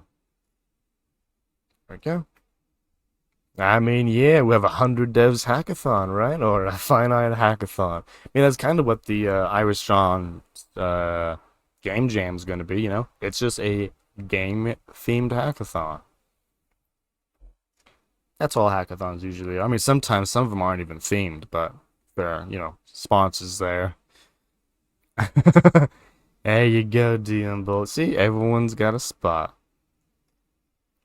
I mean, for those who aren't in 100 devs, I mean, and those who are, it's actually like what? Like a week or two before we start like real, like more than one night long group projects. So it ain't a hackathon, but we're getting close to some big group work. Some officially sanctioned group work. That came out weird, but some officially encouraged group work, let's say that. Ah, yeah, DM Bull. Gotta love them secrets. Well, how don't you want make me just a secret telling app, huh, folks? Tells the secrets. Okay, so we're just gonna do a few basic tests to make sure my thing isn't on fire. So this is actually how the site works, or the whole app works. We got there like a half hour later. So you're given an item, and you're supposed to choose which should be sorted higher, 3 or 1. Now, for numbers, this is really easy, because I want it to not be difficult. But with other things like what's your favorite place to go? What's your favorite Join Jam theme, which I did before I deleted the list, and what's your favorite VS Code extension? You can sort these things that aren't numerically like computationally sortable with this. Ta-da, it's fully sorted now. Illegal group work. Yeah, that's how it makes it sound, doesn't it, Aaron? I was like, oh, how do I fix that? I don't. I'll just keep moving forward. Unsanctioned group activities. Do you have a permit for this group project? All those answers are no. And then last stream, we wrote this super janky sorting animation where it kind of shows the binariness of it, where you go from question, answer, possibles, insert. It's not pretty, but it visualizes the binary aspect of it, which is honest, is good enough for me. Oh, metrics, yeah, we can make it eat up even more RAM. That's the plan, huh? Consume all of the RAM. What's this one? Okay, I want to make sure that one's there. Where's this list need to go? Oh, this only exists here. Hey! Okay, I think this is actually all working. We go to the profile and log out with final test, or the final manual test. Yeah, metrics, we go! Yeah, just for funs, as you can tell, we have OAuth all of the things on this. Everything is OAuth. Watch it not work when I go to demonstrate it. Do do do do do do do do do do do do. You're really just embarrassing yourself at this point, Dropbox or Spectrum. I don't know. Someone's to blame for this delay. Ugh. Well, okay. I don't want to actually log in. You're supposed to remember me. Let's. Yikes. I assume that's a development issue where we just lost our CSIS. Twitter. Yeah, let's log in with Twitter instead. That will be cool. Yes, please authorize. Yeah, and we set these up one by one. The Twitter one was actually a little finicky because I grabbed the wrong credentials, but got the right ones now, folks. And despite our lack of CSS, it works. There we go. I think I actually know why CSS is failing. So I was messing around with some weird dev tool stuff, and I added a service worker. There you go. It's catching us on fire. Goodbye, service worker. You will not be missed. But yeah, there it is, all working and fully MVCified. So let us get these changes added. npm run test. Let's run a test. Those are what they're here for. Watch us have to update the test too, huh? Yeah, that's the great thing about having like two tests. When you change things, you don't have to change the test. I would use VS Code, but I know VS Code's gonna be VS slow. So git add controllers, middlewares, routers, then git add controllers, JS, middlewares, JS, routes. Oh, VS Code, Copilot, or some, oh my DSH, someone got confused there. There we go. Git status. How we doing? Git add helpers. Git status. I think we got all the things added. Git diff. The server did get a little bit of an update. So, server. Yeah, because we don't want to actually add my weird diff middleware. Yeah, I know, I know Xmetrics, so it's because this weird thing is that I don't want to add. So, like, I have some other stuff that kind of just exist in this project because this is kind of a mess around project that I don't want to add. Yeah, almost all. I know I like knowing what I'm adding. You know, it's like it needs the eyeball check, you know? I don't want random stuff like, oh, I don't remember adding that, which is kind of against what I just did by adding a bunch of random files. Get add dot most. Yeah, basically. So I think I have. So now, once I've done all the adds, I go through each file one by one just to make sure they're all good. Yeah, X metrics. I mean, I do have access to DALL-E, and Copilot can't do the gets for me, so maybe that's the solution, huh? We get the open AI stuff like, hey, add the right things, but not the wrong things. Just figure it out. And now I go through here and I just do a quick sanity check. Ooh, look at all these controllers we cleaned up. Make sure no passwords ended up in the files or anything.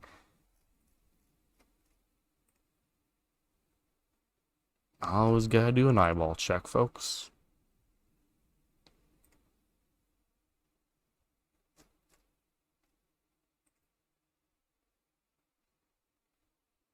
Come on, VS Code. We believe in you. Start delaying some files. Oh no. VS Code don't want to look at this file. Ah, the one file with comments that I didn't remove. Routers in user. VS Code. It's trying. Hey, thanks for the hydrate there, Roger G. By the way, I hope your Saturday is going well. I got lost in the gets. Yeah. I mean, it's good for the most part. It's just, when streaming, it's like, I got too many extensions on, So it's like, you're doing too much. Git add routers, and then, once we got rid of those lovely to-dos, although ironically, we still actually want to do these to-dos. Just didn't want them in the file. And with that, we have MVCified this little bit. So, how do we want to say this message? Convert to MVC. There we go. Looks good to me. Stuck with Java, and glad. I mean, I'm not glad to hear it, but Java's not that bad. Package. Oh, my fancy little script. I didn't update the version. Package JSON. Let me see. New features? Nope, no new features. Now, should we do that to get add routers instead of get add dot? So I am not doing get add dot because I have random files I do not want added to the repo. But for most of us, or for most of y'all, like doing get add dot is probably what you want. I'm just the weird outlier who's like, I don't want to add these files, and I'm too lazy to put these files in another folder because I kind of want them here because this is the project they're messing with. So usually you only get add everything, but sometimes you do get add routers to just update this one file. Yeah, techie girl. it's that's kind of the pros and cons of any kind of generic software, right? Like VS Code. It gives you all the cool things to do, but then it just drags down. That's what the specialized advantages like IntelliJ and stuff. They'll give you exactly what you need for what you want. Nothing more, which is the sadness, but nothing less. So you won't get all the extra bloat. But yeah, with that, we have MVCified that. And we are getting close to our break. Let's go ahead and hit push all the things. Push. Oh, watch me. Let's see if my Anki deck has failed. And yeah, Techie Girl, I got an extension purge coming up eventually too. I'm gonna say it's a term I'm using, Robodom. So it's a term around among the rascals of 100 devs. MVCified is the term. Oh, and Vim too. Okay, I'm not going that far. I actually like VS Code. I want to have some kind of editor that can do cool stuff. Hey, ship that code. Thanks for coming by the way. The real me raccoon. I'm Vim too. If anything I want to learn about Vim, it's just the keybinds. So I would go VS Code with Vim keybinds to be faster, but I'm good. Yeah. Gotta handcraft it, right? Imagine Vim. Oh, interesting. Realme code. That's interesting. Or just get a bunch of RAM. Well, hey, I'm the weird one with 18 gigs of RAM, so it works for me. I think, honestly, wait, what is topping me off? I don't know. I think it might be CPU. I don't know. I mean, the computer's good, but it's a little older, I suppose. Well, I'm trying to think of branch names. Is that how we push to another branch? Oh, did I just typo that? Yeah, the RAM's messing up my performance. I mean, eh, eh. That, as you can see, that's my opinion on really making it much better. Because, like, it's good enough. Like, the extra 5 seconds I wait for stuff, it's not too bad. Did I push it to the branch? Release. Yeah, I did push it to the branch. There we go. Watch the GitHub action fly. Oh no, X Metrics. I mean, back in the day, I did. Hey, of course, RoboDom. Thanks for coming on by.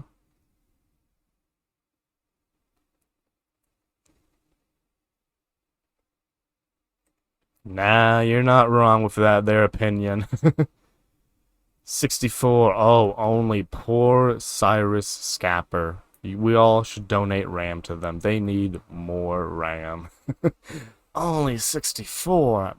Do you ever open enough things to even get to half of that? Unless you're doing like computer assisted drawing and stuff like that. Yeah, 32 on the laptop. Wow. And yeah, sorry, I forgot. Yeah, gotta go get some sun, touch some grass, Robodom, absorb photosynthesis. And yeah, cores, it can actually, not the most fun thing. Usually it's just like, oh, you either deal with it or don't. Actually figuring it out can be a tedious task. Fortunately, like the cores proxies, the free ones actually aren't too bad. But yeah, it's usually just if you're on back end trying to get it work, app.use, cores, be over with it. If you're on front end trying to get it to work, gotta find a lovely cores proxy or build your own cores proxy, right? Oh, wow. Taking a screenshot from a video on a canvas cores issue. That sounds disgusting. Absolutely terrifying. The real machine learning raccoon. Is that what your name is standing for? Or is that an I? The real machine learning raccoon. Okay, I was like, wait a minute, because I said the real my raccoon, but wait a minute. Oh no, folks. I think what happened is DALI E had a breach. They got raccoons escaping the images now. Okay, deployment looks like this to be done. Hmm. It doesn't sound like a bad suggestion there, X Metrics. Oh, why does it say upside down? Did we break it? Oh, we broke it. Okay, folks, we're gonna fix it now. So yeah, this was gonna be a break, but now we're bug fixing. Why did the application break? Missing app flag. Okay, what's the app name? This name. Interesting, raccoon. Oh, cross env not found. How did I break that?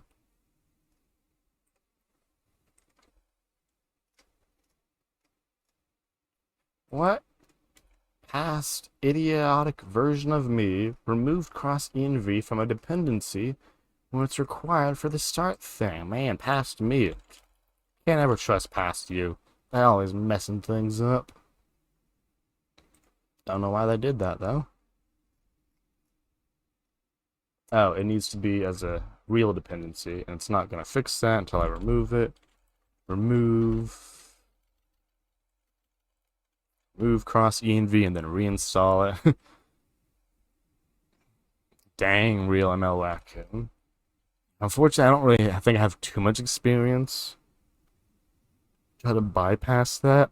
I mean, the whole point of it is that you can't bypass it, so you're kind of fighting against the man and security and all that.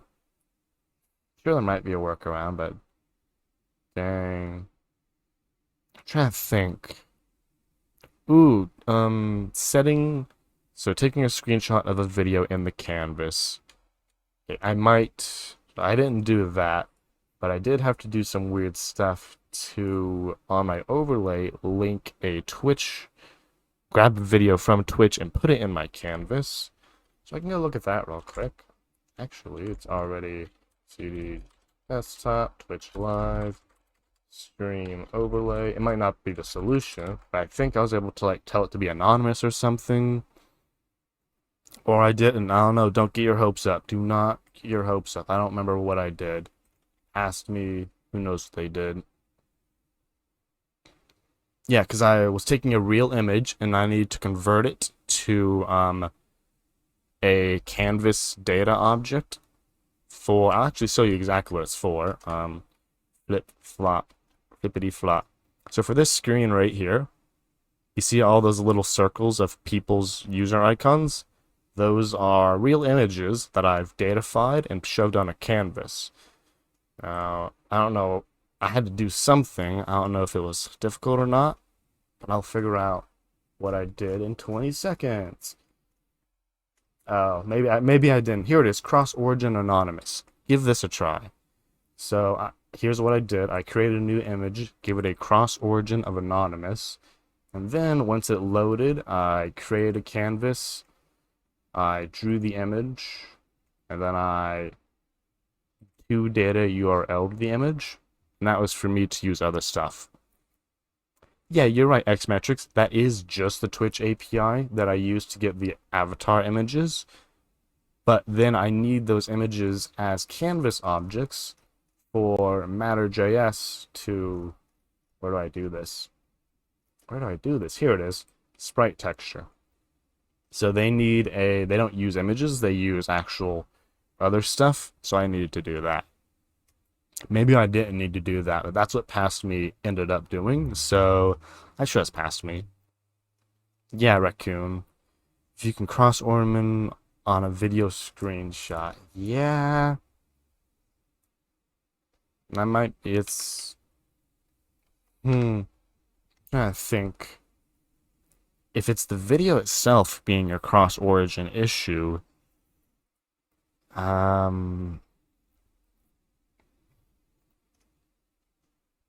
it's a tough one. But yeah, trying to set, but that would be my approach. It might not work for you, but setting the cross-origin to anonymous is what worked for me on my images. Ah, glad to hear it. Yeah, but you're running locally, but the video isn't local, isn't it? And yeah, thanks for coming on by Sash. Hope your Saturday is going well. When we would choose gRPC versus WebSockets. Well, WebSockets is for live bidirectional data. gRPC, it's been a hot minute. Oh, it's in the directory. Okay, are you running it just like you've opened index.html in a Firefox? Yeah, I was about to X. The Xmetrics, you got exactly what I was gonna say. Live serving the front end is what you answered yes to one or the other question. Oh no, we ain't gonna get anywhere. Yeah, WebSocket's pretty good for live, constantly like sending data back and forth. It's what I use for my always lurking actually. WebSockets, which I do need to update. Bidirectional streaming and integrated auth. Yeah, I've never used gRPC to be honest. Serving it as a file. I mean, hmm. If it's all in the same domain, you shouldn't be getting any CORS issues. Just want to say that part. That's the weird part. Where's my node docs? But yeah, to your answer, I've never used gRPC. You can check it out. It sounds like to be an upgrade or like a better version of doing manually WebSockets. So you could go for it. I'd honestly go MVP for whatever it is you're trying to build there, Shosh, in both of them, or in one of them, and if you really love it, stick with that. That's going to be honestly the best way I would see for you to evaluate the two different technologies. WebRTC, yeah, I messed with WebRTC a little bit with what is it? I haven't messed with raw WebRTC, but I've used Pure.js, which is a wrapper around it that makes the what you call it, the whole. It's got its own peer server, so you can basically do this. It's also got free lots of cool built-in stuff on of it.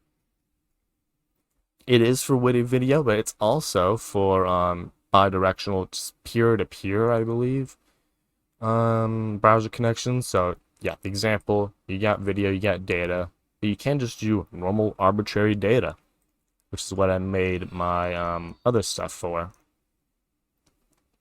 Trying to think, what was it? So it was the snake game and my online trivia game. All right, let's go to yeah. So my snake game only works with 2 people, unfortunately. The trivia one works with infinite people, and I did use Pure.js and by extension WebRTC for all the things. While that takes a hot minute to load, let's go ahead and add our changes here. What do we do here? Oh yeah, we did do a, and this is a breaking change, but it's a bug change. Git add package, commit, fix, cross, dependency.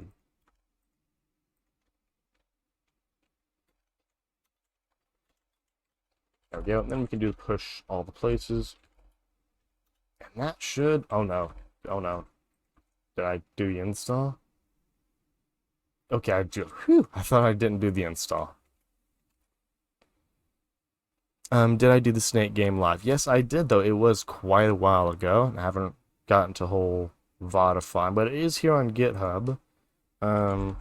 So the trivia is a bit more complicated version of using Pure.js and by extension WebRTC. The snake is a little simpler. It's forked from Mindwolf's Snake VOD. Ooh.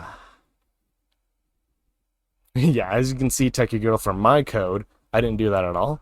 I was just like, it's a good enough time. But yeah, I see what you want. So like, you want the notification to last X seconds. So how you calculate typing speed? I mean, it seems like you're going the right way there. Words per minute to the millisecond delay.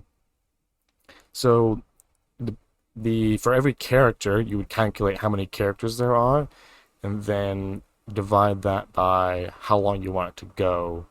Yeah, total number of letters, like X metrics did.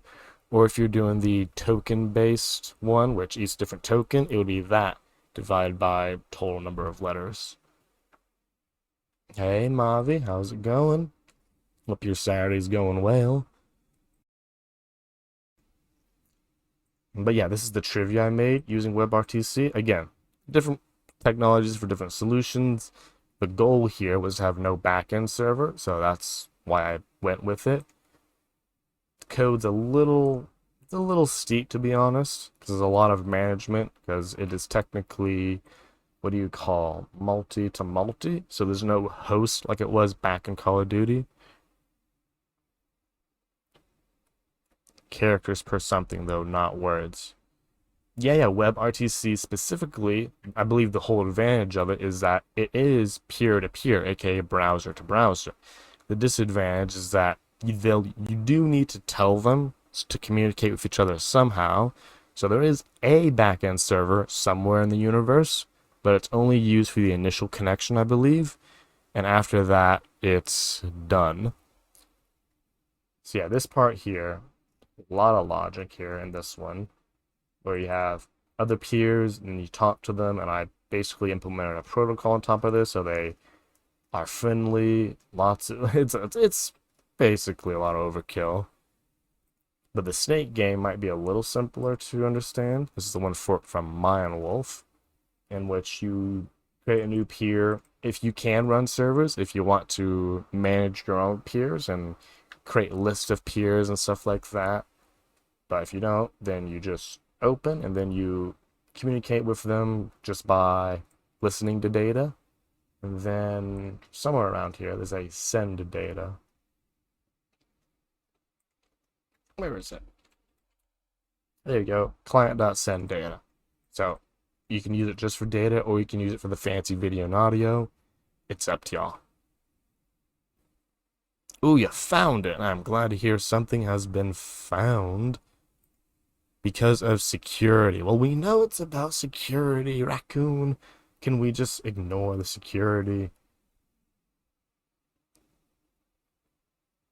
Ah, it's local file under the file schema. Yeah, I mean that I think that's why we were asking, were you serving it under a local server or a file? So yeah, sounds like that's your solution though. Load it under a real server. Yeah. Now I think asinine. Yeah. Oh, it is very different, Sash. So the difference is that 100 requests in WebSocket is essentially you get, so for every request you got a big blob of data. So this is like head, get, forward slash, a whole bunch of things and all your headers. Then you got the part you want to send, which is usually a little chunk, times 100. That's 100 HTTP GET requests versus one big blob and then 100 little blobs. So yeah, that's the advantage of WebSockets. If you're making a lot of requests, you have one giant connection, but then you have a bunch of little bits of information. So it scales. When you scale up to have a multitude of requests, the WebSocket is better for bandwidth and generally most things. The disadvantage is that, you gotta have the server listening, which makes it a stateful connection.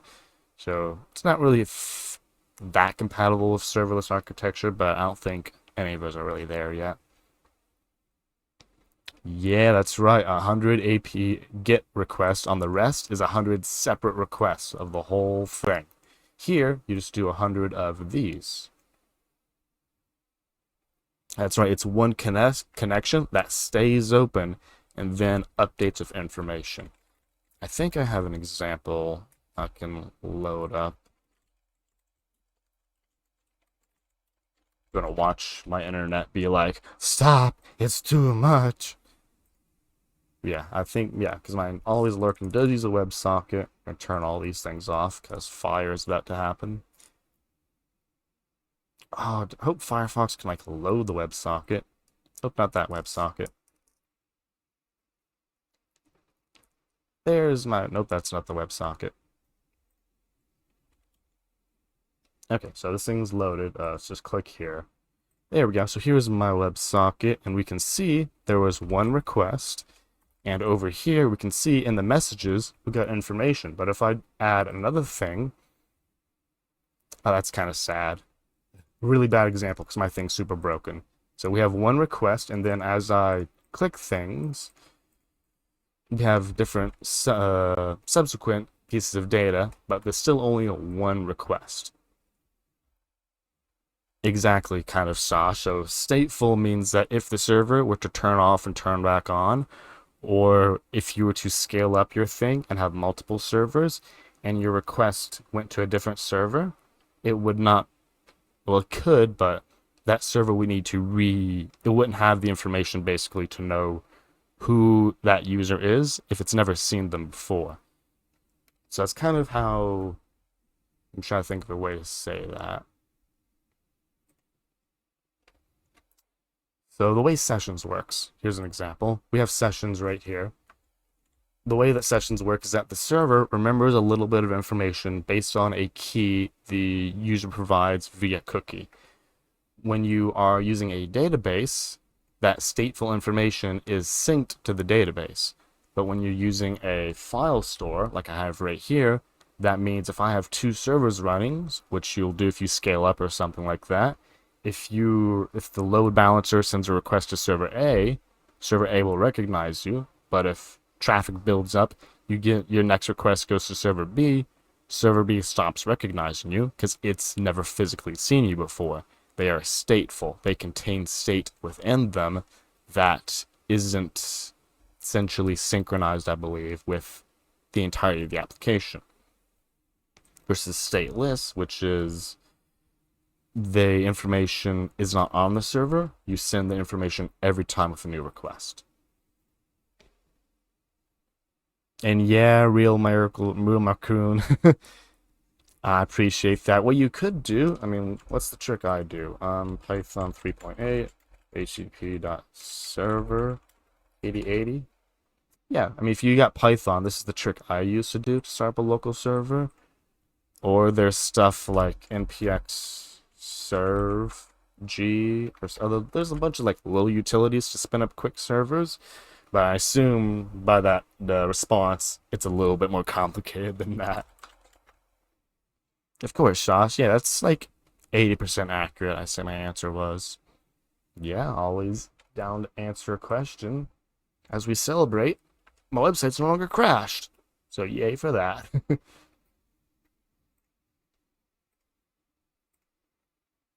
Okay, as fun as a code war. Before we take our big break. Okay, thankfully, Real Macoon, that should be easy. So, I guess I really don't know.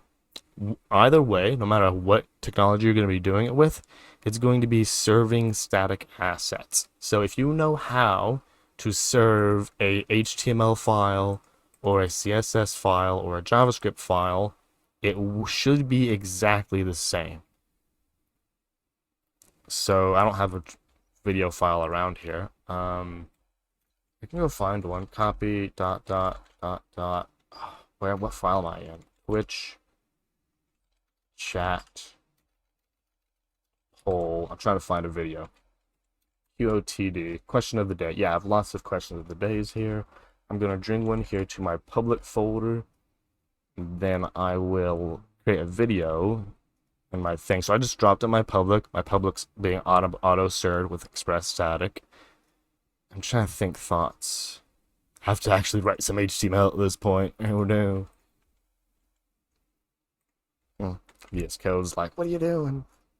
Here we go. We're just gonna go down here and be like, hey, look, video source. After you spell the word video correctly, source equals. It'd be nice if you wrote it for me, Copilot, but I know I ain't getting that.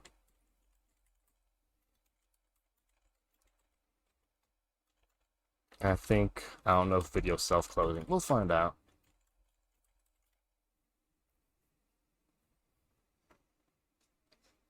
Watch this. I mean, I don't think it's gonna be a first try. That I'm pretty happy. Oh, if I type out Spider-Man, I'm gonna be real sad. Boom! What's this? Is this the video? Wow, it's so big.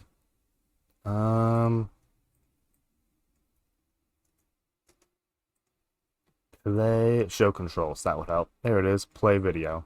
Boom. There you go. So it's, yep. So just to show it to go, if you're using Node and Express, it's just a static asset like any other. And then you can link to it, fetch to it, all that good stuff. Kind of as you were before. And shots, let's see. You have an admin panel, you want to create multiple subdomains for your website. But I need to do it from Node instead of manually doing it. Yeah, it's that easy.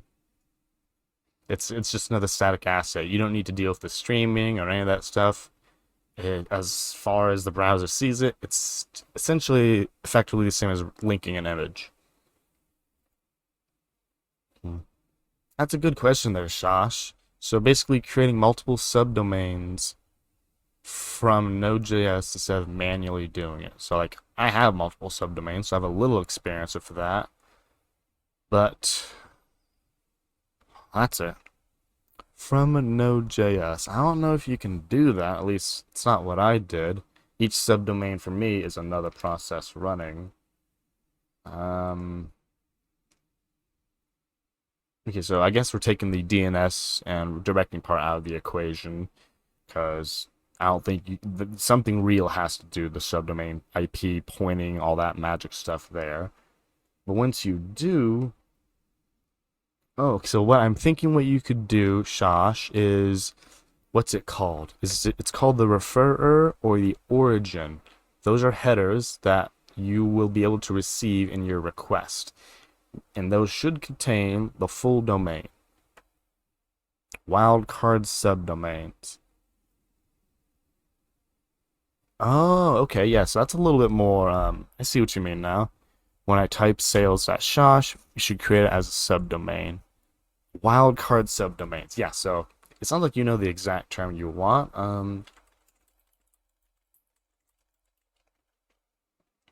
Again, so I do not have a lot of experience in this, but Apache, I do see something about wildcard subdomain. If you're using Nginx, I'm sure there's something about wildcard subdomains. Let's see. Oh, is this, how do they do that? Asterisk dot whatever. Looks like you might need to give it a server name, but besides that, yeah, I mean, this seems like, I don't know what you're using. Again, this is the part where you ask for something node specific. I think you still need some kind of actual server doing all this management. Using Azure, it should be the same for all. Yeah, if you're using, so I don't know what Azure specifically uses, but if they use Apache, or however you pronounce this, this will work. If they're using Nginx, I'm sure Nginx has it. Azure, so Azure, what do they use? Server software. I guess we'll just find out. See if it's a question, or yeah, Apache web server on Ubuntu VM on the Azure docs. So if it doesn't, it's installable at the very least. Otherwise, it's probably Nginx. Yeah, like Xmetrics said, it's like 95 gonna be the same for all. And yeah, hopefully I'll get you on your way. There, raccoon. We're gonna delete that. Yeah, HTTP access sites available. All the software basically solves all the same needs, just different ways of doing it. Code Wars. Okay, let's find us a Code War before we take our lovely break. Okay, who's been cranking out the Code Wars today? M. Williams, yeah, they've been doing these very hard, like 2 and 1 Cailloux. Really ranking it out there. Oh, you could do it all in Node X metrics? Okay, prove me, I guess I was wrong there, yeah. Oh, yeah, see, that would have been my solution. The wildcard thing pointed to the IP and bound node to run that IP. Oh, okay, so I see. You would move the wildcard from whatchamacallit, the Apache config to the DNS. Ah, I didn't realize that was where it would move to. Okay. Yeah, again, wildcard DNS entry. Okay, yeah, so that takes Apache and Nginx and all of those straight out of the equation. Yeah, so yeah, we did get you to your solution. See, Shosh, community taught. If I don't know what's up, someone else will, or at least get close to the solution. Yeah, it sounds like that's exactly what you're asking for. Wildcard DNS, pointing straight to the server exposed on the web.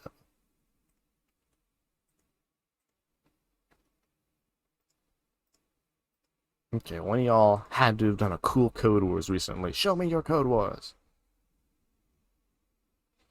Check if divisible by 7. Ugh. Allergy to palindromes. Hmm.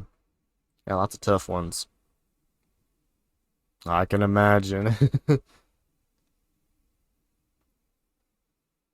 Create a regular expression capable of by. Oh.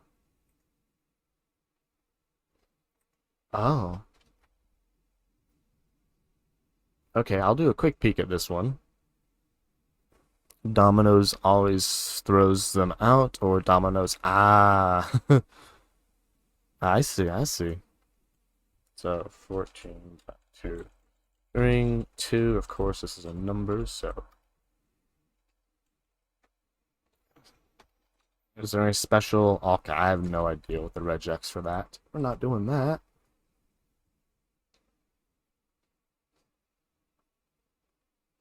Okay, let's see what this logic is.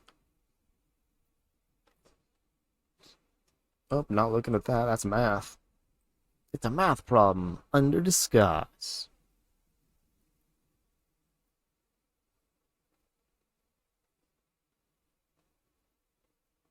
Your guess is as good as mine. And yeah, Sash, as you can see, it is possible. It just requires moving the config elsewhere. Oh no, don't. Okay, I mean, hey, I'm proud that I skip regexes. I am proud that I still have sanity, unlike some people who are just like, I looked into the void and the void started speaking regex at me, you know? Let's see if they have any cool code wars I haven't done. Also, I think I pushed these changes, yeah. Oh man, I've done all these. Okay, no, nothing interesting there. Next person. Must visit. Code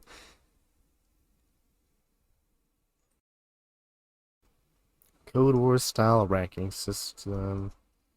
Come on, come on. It's a 4, so I don't know. Oh, it's literally, heck no, I'm not rebuilding that for you. One of y'all gotta have a code war that I have not done yet. That is not regex. Ooh, message validator. I think that might be cool. Alternating split.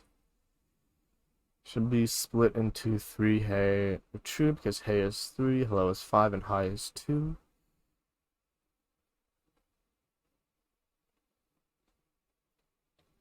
Okay, yeah, this is the one we will be doing when we return from our break.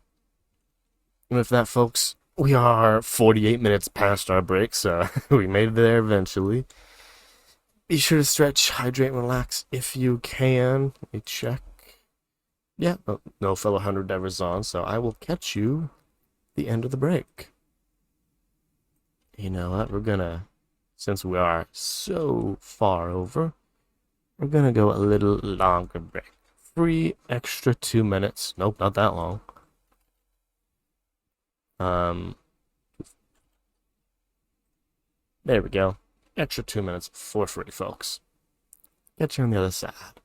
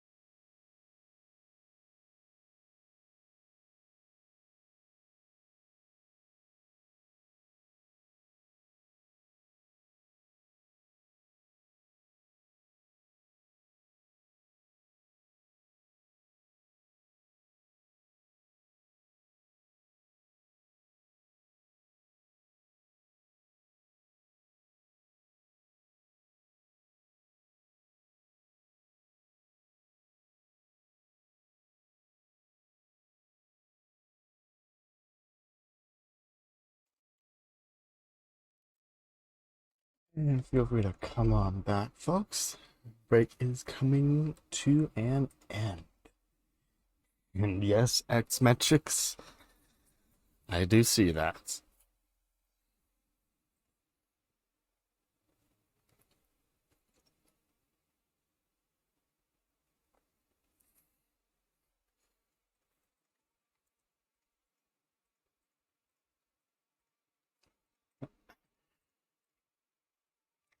There we go, folks. Let us jump back into the Code War.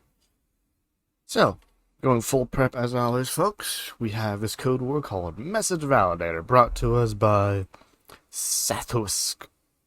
I think. Yeah, by Satusk. So, we're given a string, and we should check whether it is a valid message. So, to determine this, we need to split the string by numbers, and compare the numbers with the number of characters in the following substring. 3 hey, 5 hello, 2 hi should be 3 hey, I'll say it again. The function should return true because hey is 3, hello is 5, and hi is 2. The numbers and the character count matches. Messages are composed of only letters and digits, so no weird stuff. Maybe multiple digits, so 13, so we're not handling singular, multiple, they should be represented as a whole number. Every number must match the number, otherwise it's invalid, so if it ends with a number, kind of fails. If it is empty, we should return true. So while I will entertain the idea of a regex, that will be after I do a normal solution. So we're gonna do normal first, then we'll go have some fun regex magic. So, we'll do this very basic, where we'll iterate through the string. So, again, prep. We have our input, expect to return true or false. Our pseudocode is going to be iterating through the string. Then once we find a numeric character, we will substring and parse int from that character forward. That will handle our multi-digits. So if we say parse int from this string forward, we will get 13.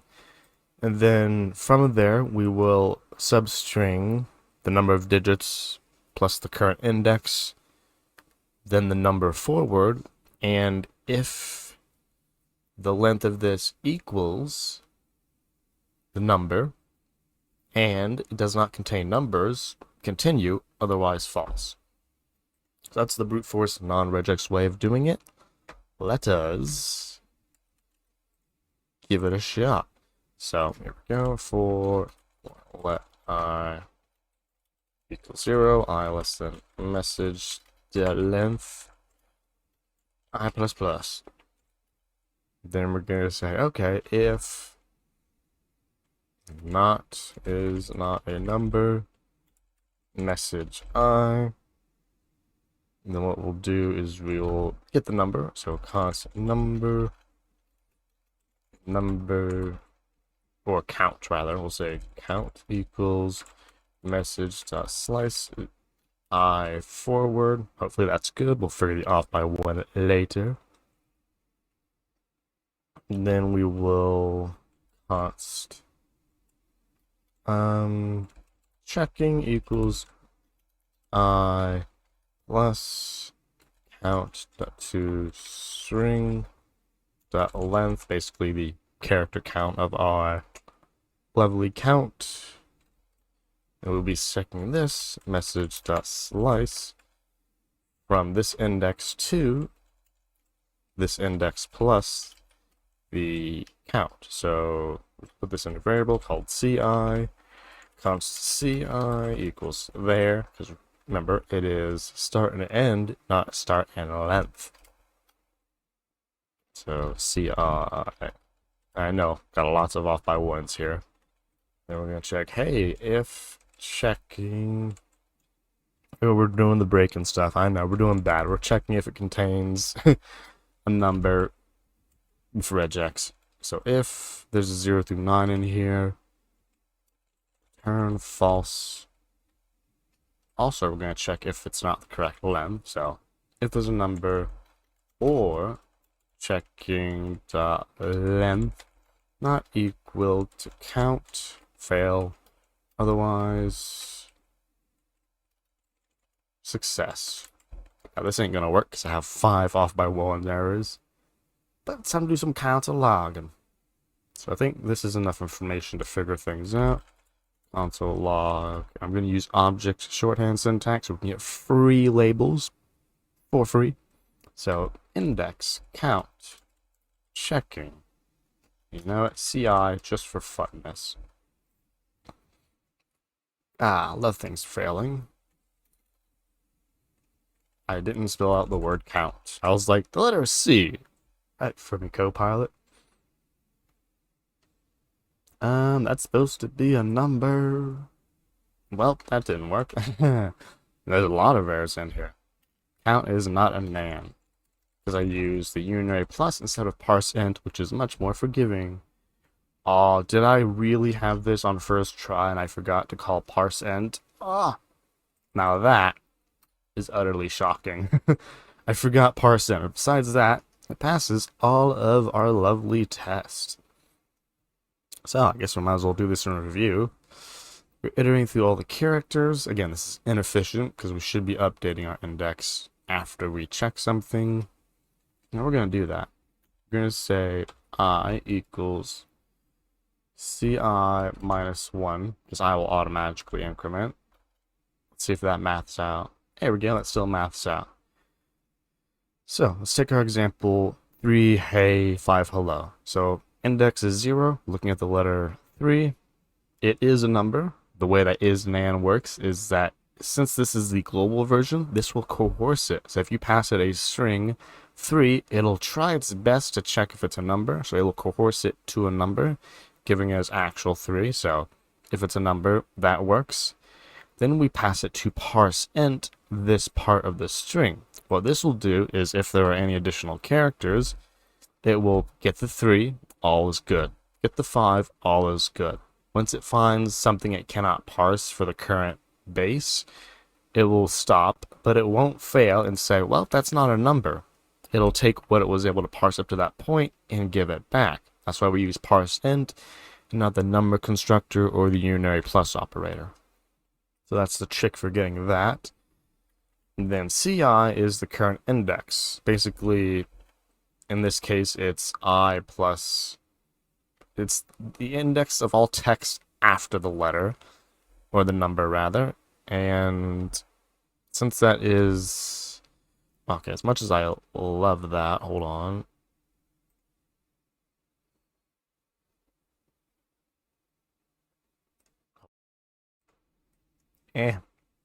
Sorry. Sorry, goldfish mode here. Okay, we're just doing this manually. Don't freak out. Usually the music is good, but sometimes it's something like that, and it's like, well, not now, buddy, not now. But yeah, so once we get the current index of the where to start and how long to go, so that's CI plus count, that is basically the string we're checking. Now, if it's not long enough, as in you ask for 3 and we can only get 2, then that fails. Or if there's a number in there, that fails. I think I do need the number checks. If I don't do number check, then a lot of these are going to succeed, aren't they? Yeah, I do need the number check. For a random test of all things. Oh, look at that. So this works, and I would submit this, but I do want to be, I'm a little curious what this regex reduce would be. So the regex reduce would be generating a regex for each of these numbers. So first I would get all the numbers, and then I would generate a regex string, and then test if the messages passes the string. So it's going to be const regex equals message dot match. I want all the digits, or all the digit groups rather. So I could have used for \d. I don't know why I didn't do that before. And I want this to be global. And since I don't remember regex, I'm going to console log this.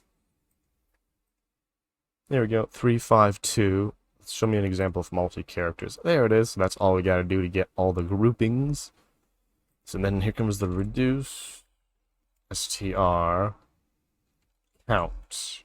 So here we go, str plus comes the template literal. Oh, hey. Appreciate the anonymous gifting there. Congratulations there, techie girl. You get goldfish. That's all we got at the moment, but we're getting there. Half of them made by DALL-E itself.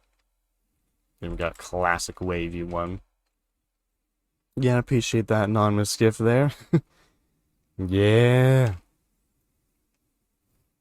Anonymous always. Of course, that was always the plan the whole time, wasn't it? We see through this. We won't tell no one, though. Nah, I really appreciate it, folks. Yeah, yeah.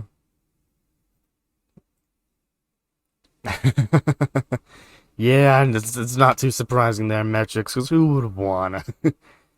I mean, unless it's the Bezos bucks, right? Guess spend them free Bezos bucks.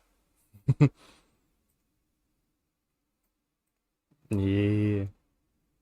Yeah. Again, appreciate it. I ain't got much, but I got DALL-E to spit out some cool looking emotes. Eventually, we'll be doing some more Tau stuff. Just time ain't free. So this is the regex reduce you were talking about. Oh no, I don't think they came back with it yet. They're still working. Oh, I think I did. I distracted them, a techie girl. I was like, "Ooh, here's a Code Wars," and they saw it was textual based, and then they went off making this regex solution. So, maybe there. I got them. I distracted them with regex. That one's on me. Thanks for the follow there, Fortran999. You only need one more for you to become full powered, eh? Hey, thanks for hanging out, Excaltum. Sorry, it looked real weird. Oh, you're never mind. I was like, wait a minute, why does your picture look so weird? It's because the image is transparent until it loads.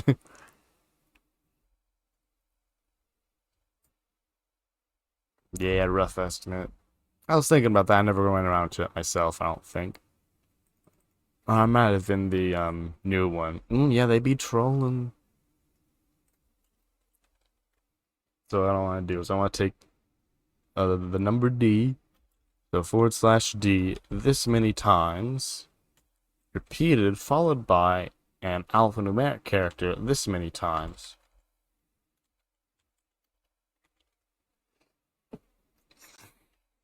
That's how we write regex, folks. Now, we do want to start with the base case of string starts with and end with string ends with.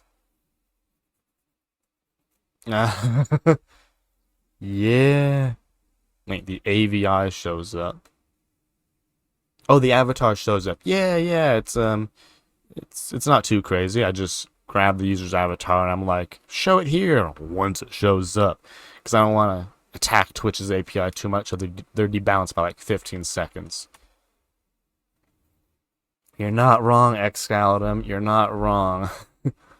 Though I'm trying to like, because Xmetrics brought the idea of like, ooh, you could randomly like fancily generate that. I'm like, yeah, you bet you could. So I am generating a regex to test on a string. So count.toString.length. Actually, I don't need a toString it. It's already a string. Or we could extra toString it just to be sure. It's that many characters followed by this, which is count, but as a plus. Alright. Let's just look at the generated regex, see if this even looks right.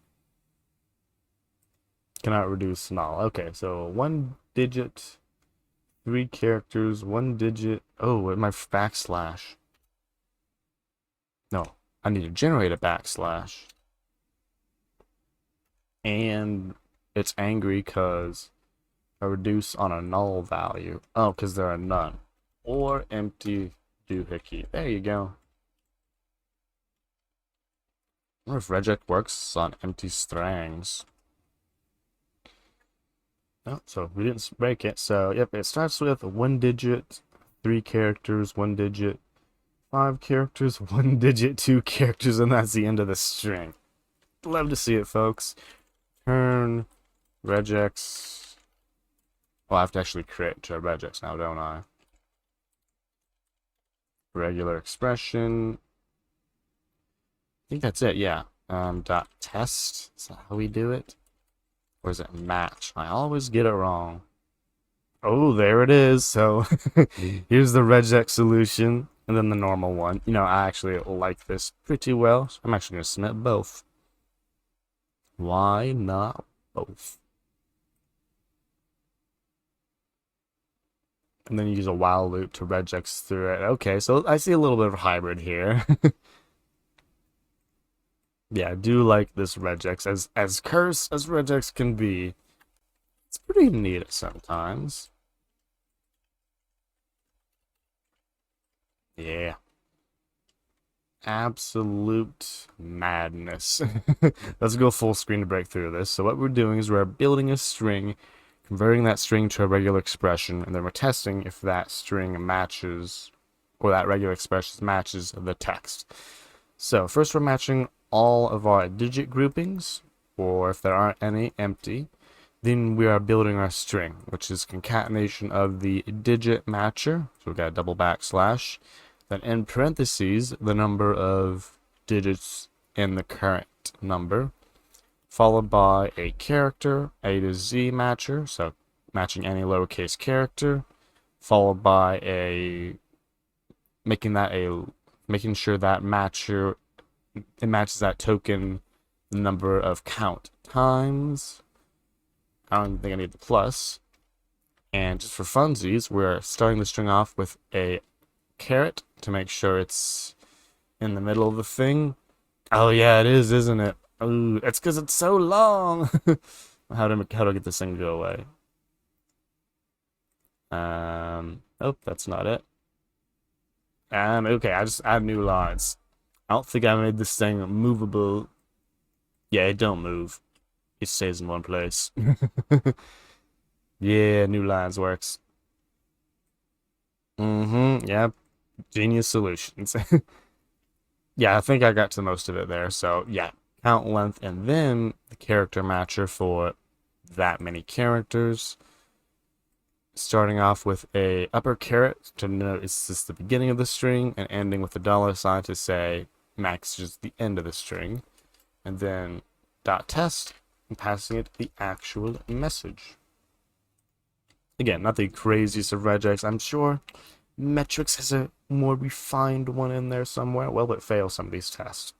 Great sadness. Well, let's see what the ones are failing.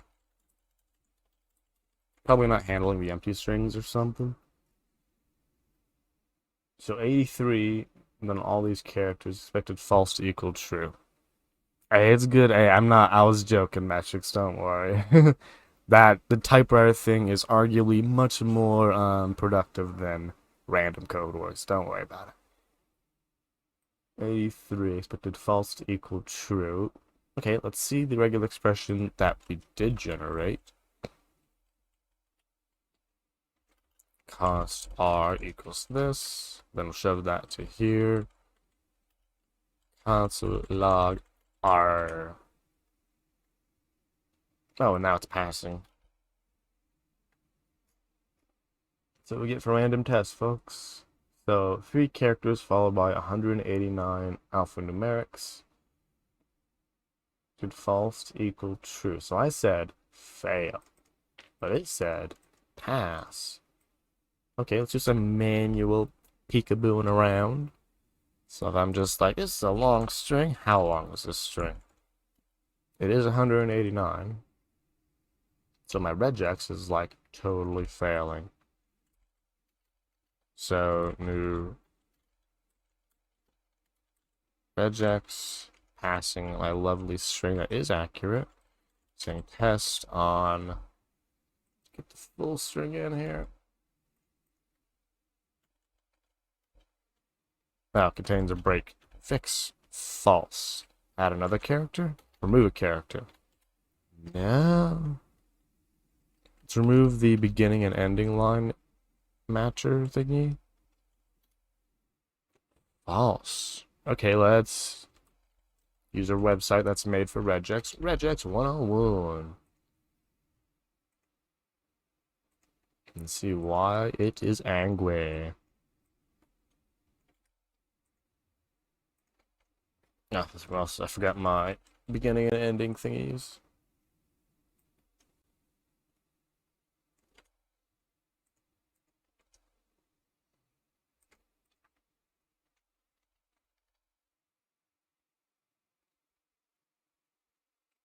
I'm not sure, man, the others is matching. Okay, so we have three characters. We have A to Z, 189. Is that not the count? 8, 7, 8. How many A to Z's are there then? Match a single character present in the set. Hey, thanks for the hydrate there, Robodom.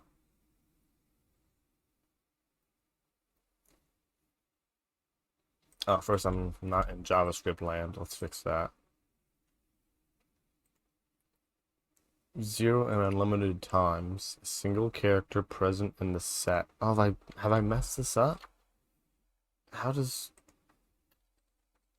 No, that's not right.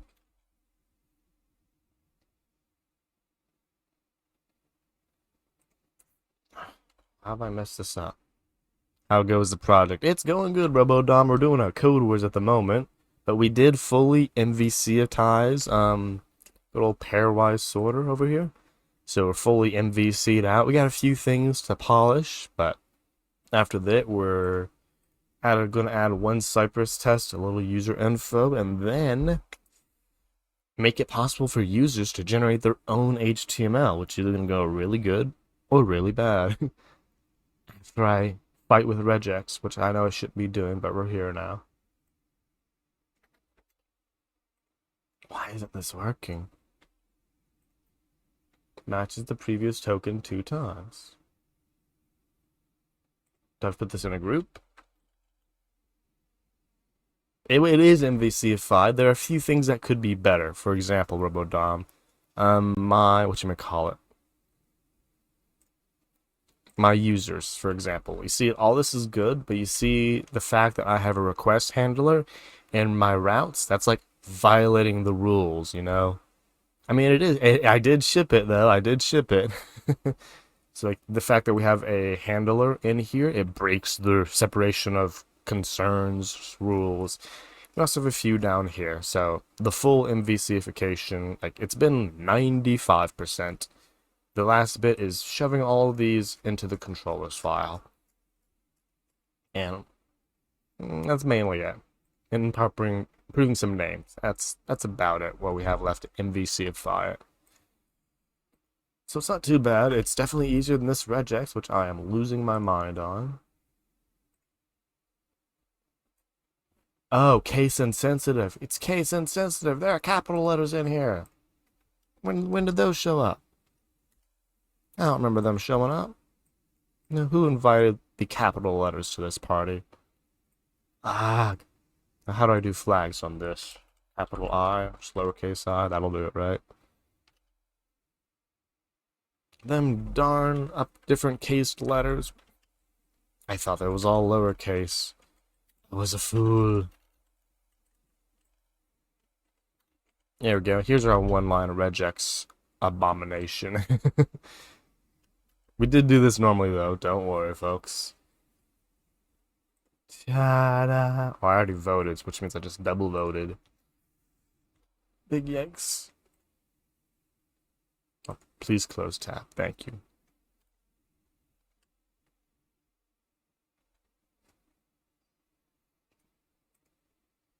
I want free point. Thank you very much. Yeah, I don't think... I mean, South Oak did have another one. And that will be for next, probably 2 breaks when we go and check that out. But yeah, the final bit of MVCification is just polishing this up to finally remove a last few of these into the correct place. The passport ones, I believe, are going to be easy because, watch VS Code not pointed out. Here it is. So authentication options should have success redirect. So what I'm doing is I'm like, hey, on success, do a redirect. That's built into passport, like right here. So we have failure redirect, failure message. I suppose I'll just put it in the front. Ooh, multi-cursor magic. Magic. There we go. Success redirect. Slash. Gamma. Continue the multi-cursor magic. Down arrow. Up arrow. There we go. Delete all the things. And then, okay, this is good. I would like to polish this a little though. So, K, closing curly, delete. Now I'll take this and shove it in a variable. What do I want to call this? Verify options. Yeah, it's a good name. I mean, it's a name. I don't know if it's a good one. It's the one I've chosen. Because they're literally the same for all of them. So why not make it a little variable? Yeah, so that's one part of it. The next part I would like to do, I don't know if it's going to be possible, is by reducing the OAuth duplication. Because there are a lot of repeated things here, and I think I can squish it into a for loop, basically. So what we're going to do here is we're going to construct this object right here. Then we will map and reduce over it. So OAuth available will become what it is down there after we traverse through all of these. Well, Robodom, I mean, Google's a pretty good one to go for. YouTube, watch videos of visualizations of the algorithms. Those are pretty helpful for me.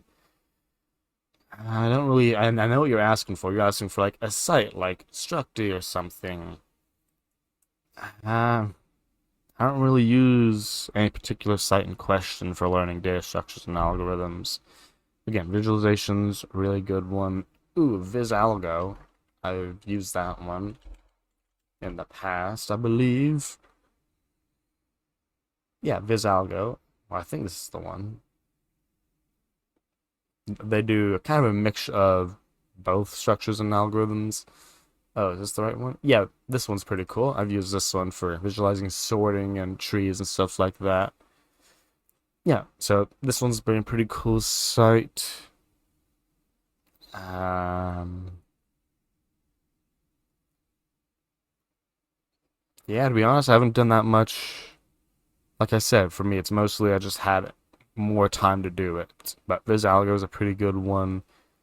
Because the cool thing about VisAlgo is that you can input your own data. So instead of just like seeing the one example 10 times over and not understanding the edge cases or the variance of it, for almost all of these, you can input your own data. So that's why this one's pretty good.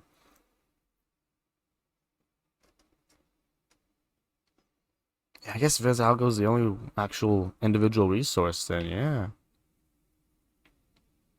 I assume we're going to get a whole bunch more as we, continue through 100 devs, and it's revealed the little cohort 1 VODs are there, so those people probably can sneak back and find out what was the secret.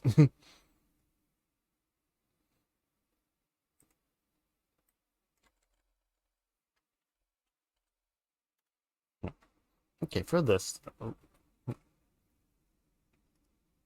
and yeah, I mean, Structy does seem to work for at least 2 people now I've seen using it, so I've never used it, doesn't mean it's not a good resource, you know? Hmm.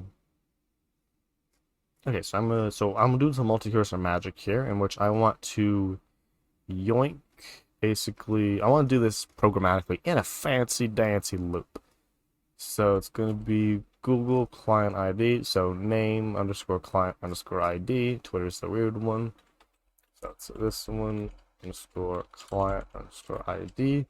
This is the thing checking if it exists. What is the other thing? That is the name, which I already have. I'll update Dropbox point to the right thing. If I jump to the beginning of this string, I just say uppercase all of it. Yeah, I didn't even need to put this in an array. So then this we will iterate over an object entries-ify. Then Twitter, it's the only weird one. Call it a customer key. Yeah. I mean, for sure, working with someone else is always. I mean, some people it works better if at the very minimum body doubling, just being in a productive presence, or actually, taking on the role of one person asks the other person the question and then they solve it, or like pair programming style. Like there are a bunch of different approaches. You won't know really which one works best for you until you try it, to be honest.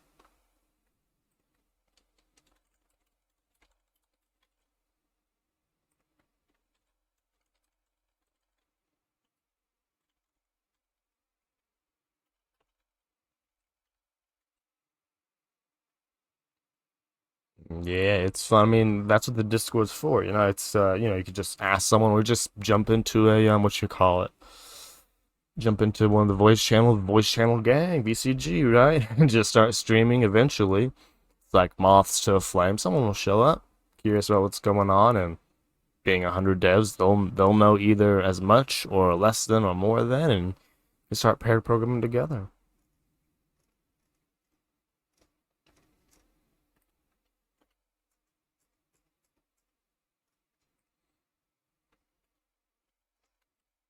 So if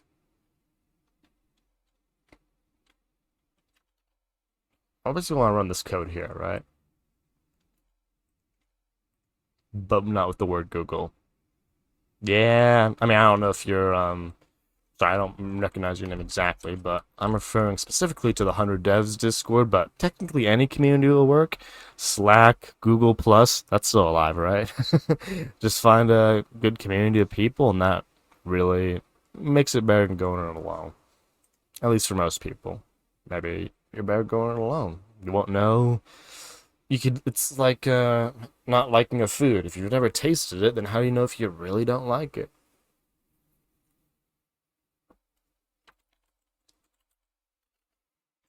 So if not client ID, then I do want to create a new objecto.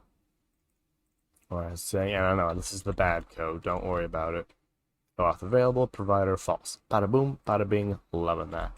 Otherwise, then we do the thing and we return auth available, provider true. Amazing. Copilot knows what I want. Why are you so angry at this object, though? What's wrong with you, Copilot?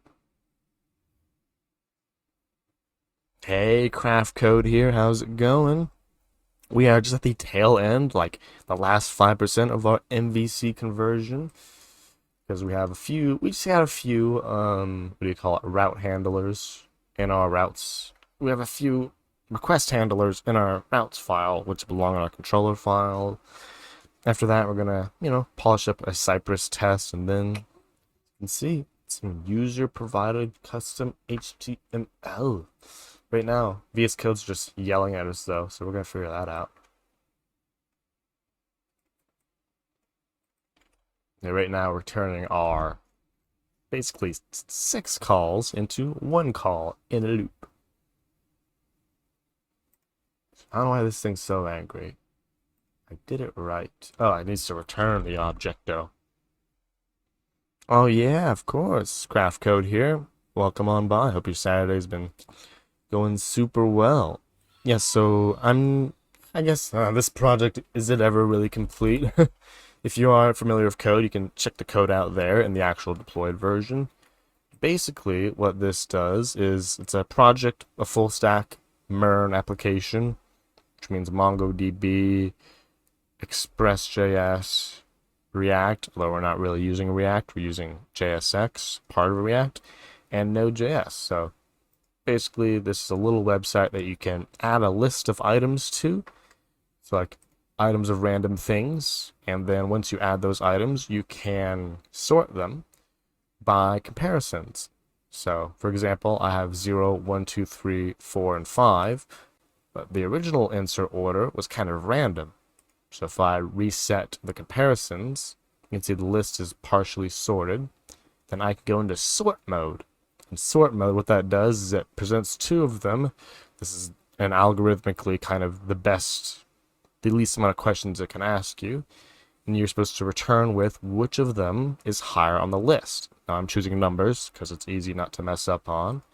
But for more not opinionated things like, what's your favorite place to eat? What's your favorite Chrome extension? You can see this things can kind of be sorted like this. Imagine. Eventually, I'm gonna have cool like importers or ideas for like here is how you drop your entire Steam library into this to find out which game do you want to play. See, that's kind of a useful thing like that. And for like VS Code extensions, like which one really do you like? So you can compare things that aren't data based and more opinion based to get an order of them. And last stream we were with this janky animation, but it works. Right now we're converting it to MVC, which basically just means we're making it more organized by splitting our code into three kind of categories. Models, which is code that interacts directly with the database. Views, which is front-end code, basically the stuff that generates the HTML, the stuff you click on. Controllers, which is stuff that does the actual logic, and additionally we're going with routes, which are things that receive requests and redirect to controllers.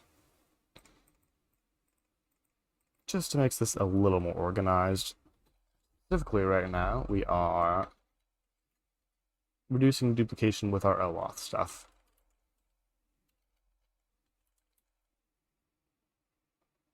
Nice, yeah. I mean, Mern's a pretty great stack to go with. Even like I'm not using full React, so I'm just using the JSX half of it. So it's a little easier because it's don't have to worry about React, which can be a steep curve for some. But yeah, Mern's a pretty great stack to go with. Yeah.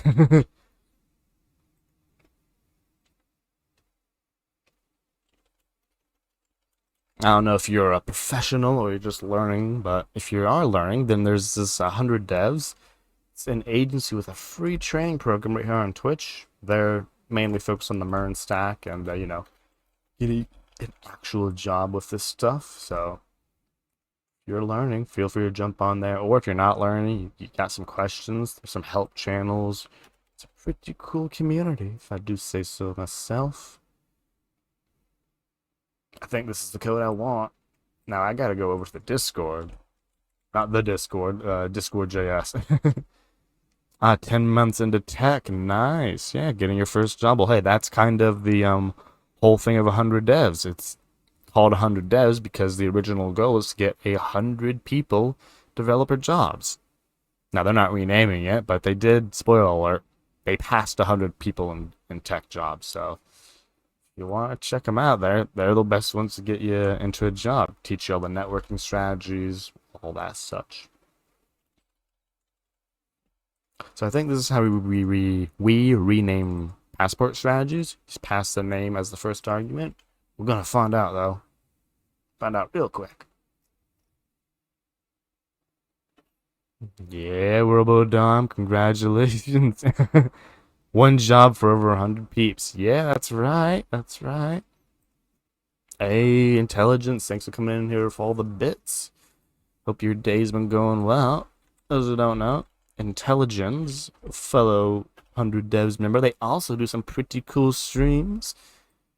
Also do some pretty cool gaming streams, chill streams, all kinds of variety streams.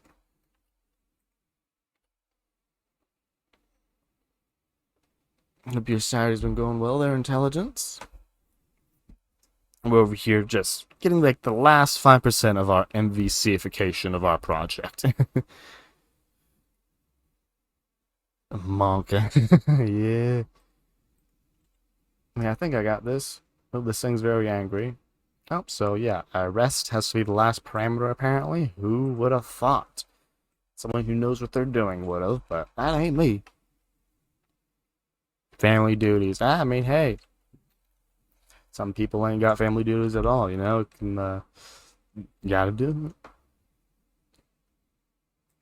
Not gonna be there forever, right, folks? If this is the production version, we need to look at the development version. Development. Load up. There we go. Here's a lovely website. And we just fiddled with all the OAuth funness. So if we head on over, oh, this is good sign. The stuff is here. Google is the last one. I'm very sad about this. Not that I'm loyal to Google, but people like Google, so it should be at the top. Why is it at the bottom? Is the entire list operate? Did Google? Okay, so I just flipped the entire list. That's an easy fix. I'll just flip them top to bottom. Yeah, well, actually, what order do I want them in? I guess it'll be Google, then GitHub, then Discord, then Twitch. Actually, more people in the community probably have a Twitch. Then the GitHub, and then the Twitter, and Dropbox is the last of the list. All I gotta do is add a comma, and hopefully this is in the correct order. Let's have a looky-loo. Boom! Google, Twitch, GitHub, Discord, Twitter, and Dropbox. Now if we log ourselves out, we should be able to log in and it should still be working. Thinking my dev credentials are available. There we go. So we changed stuff and the code didn't break. Always a good thing to hear. Now let's update this one. This is the login page. So yeah, this is the part where we start kind of doing, what do you say? More controller, better naming. So I have log out, log in, and sign up. These are all three kind of actions. What do we call a router that specifically renders a page? So render login. That sounds like a good one to me. Render login. I swear, the Copilot has a microphone sometimes. I didn't type the word render anywhere, but it knew, oh, you want render login. I swear sometimes. Come on, open this file for my VS Code. And we'll put the render functions at the top, I believe. Actually, we'll keep them in the order they are over there. So we have right here, function render login. I swear, I'm partially kidding, Robodom, but I'm partially not, because let's look in the entire project. Do I have any other calls to render? No. Now, the method name is response.render, so maybe that's how it figured it out, but like, I only said the words render login, and it knew. I know it's one of those things where it's like, it's probably just that good. Like how Target knew that customers were pregnant before they did, based on purchasing patterns. So like, I know it's probably just smart and all, but they can at least make it look a little dumb, so it doesn't treat people like me out with paranoia. But no, they're gonna let it flex its sentience. You know, we're doomed. I mean, I feel like it. Yeah, I mean, I think I'll have like 2 days left on Copilot, so I'm about to see what Tab 9 and the alternatives have. But I mean, Copilot's kind of won me over, but with tricks like that specifically. Watch, write the rest, Copilot. Come on, flex on us. Render sign up. I had to help you with that one, but you went for it. Ooh, look, you see, Copilot, it knows sometimes. No, wait a minute, hold up. I need OAuth available. Yeah, for sure. Better to know now than later, right?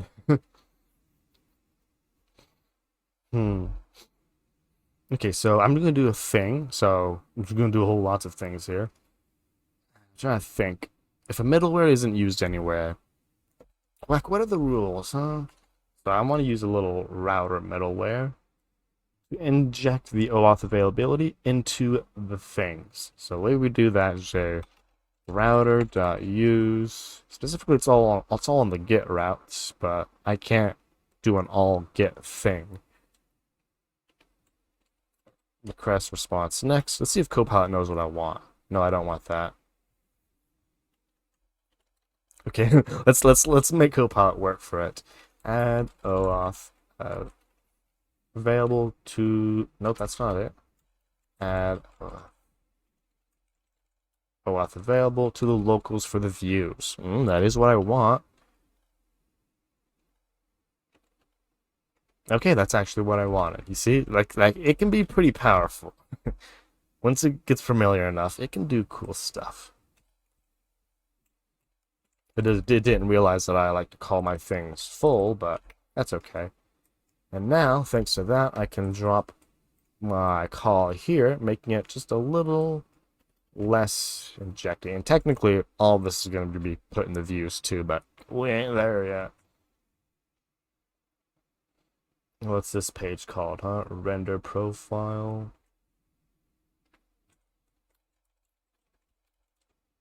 There we go. And then if I go to my controller, probably gonna put it at the bottom. Write it for me, Copilot.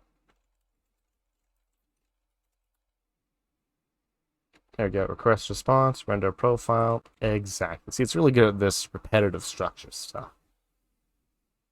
This one here is log out of provider.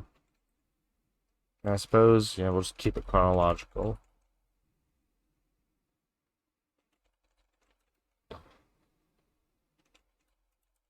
Yeah, it's not that smart, is it, huh, folks? Don't know what you want now, do ya? Oh, it's an asynchronous function, too. There we go. This logic is good. Beautiful. I think these are all the kind of the Legos that we do want going on here. Failure redirect login. Can I reuse? Let's redirect home.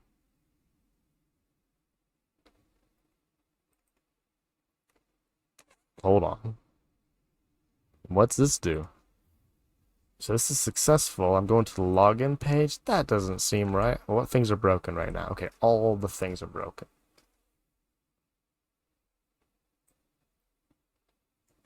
This is where I kind of saw a difference in styles.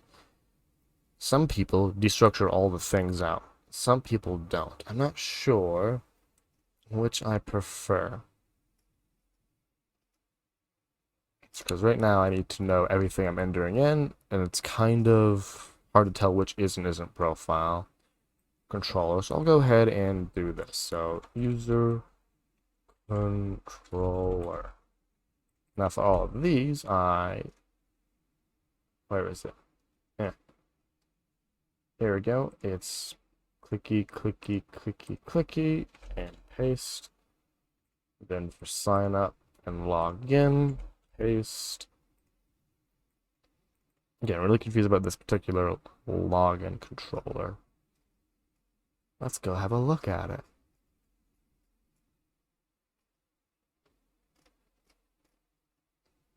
Okay, so it's when you log in or when you become logged in. What does it do? Yeah, so we do kind of need this to happen. And hey, thanks for the follow there, Giovanni Kayer. Hope your Saturday is going well.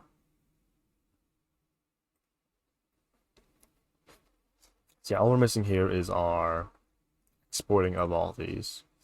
So how do I want to do this? Kind of in the order they are. Render login. Wait a minute, where is that? That's after logout. Render sign up, render profile, and log out of profile.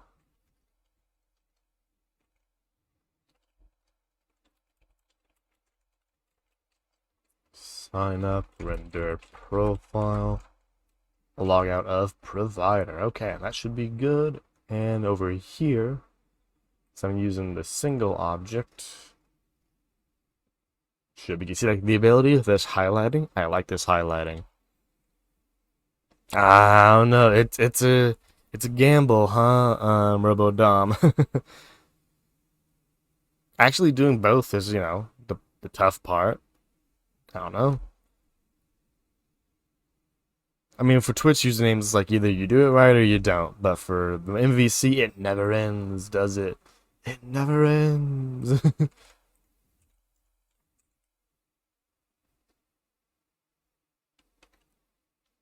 And there we go. Our user auth is fully MVCified. I would like to. I don't know. Should I make this a little better? Oh, I'm sorry, or I'm happy to be of service to that one. Giovanni, Cow, Kaor. We can end this debate right now.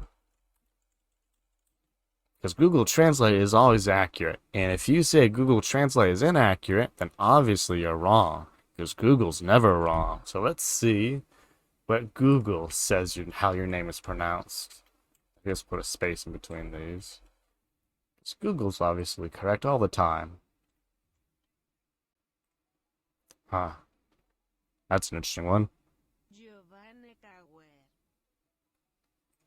Giovanni Cower.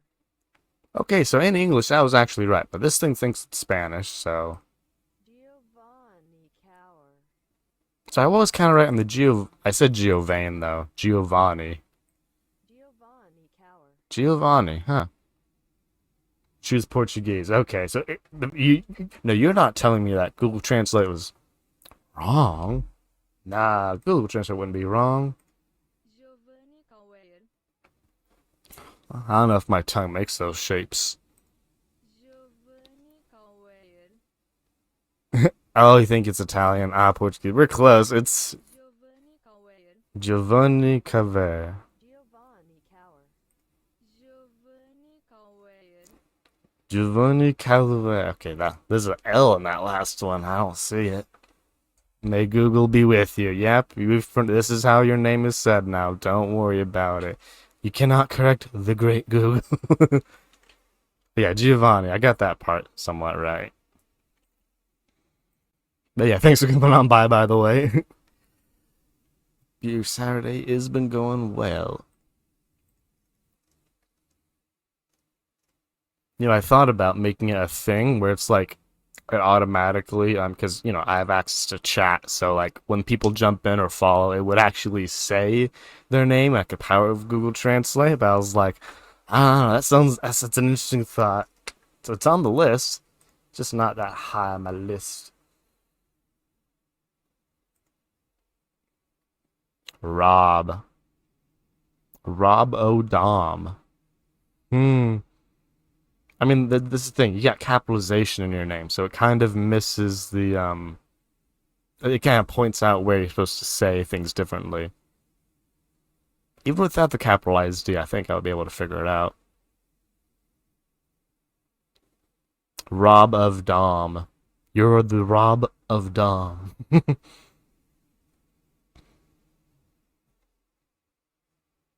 Rob Odom. Rob Odom. Hey, kind of like Odin, but Odin. Yeah, I could actually see that one.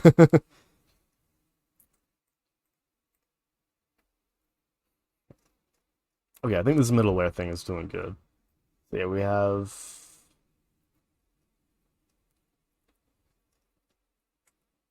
I would like to put this log out for the rest of the log outs. There we go. Oh, look at this. How do I nest these?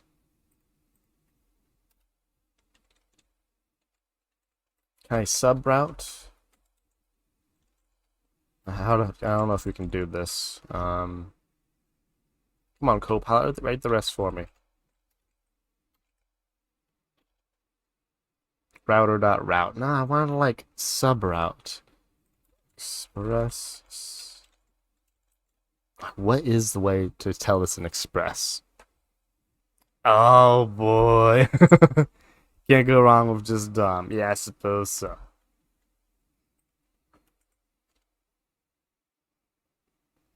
Here's the thing, it's not. Yes, we have dot route. So I guess dot route is technically an ender.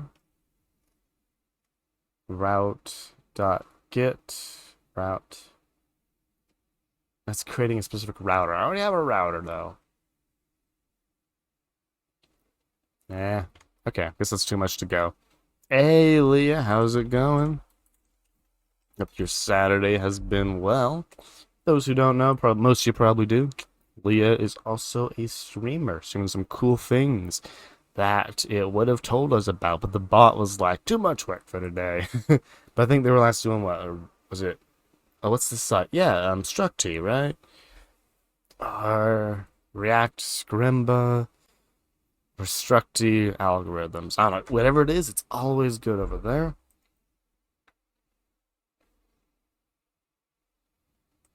And the whole squad's together just about now. We are ditching that.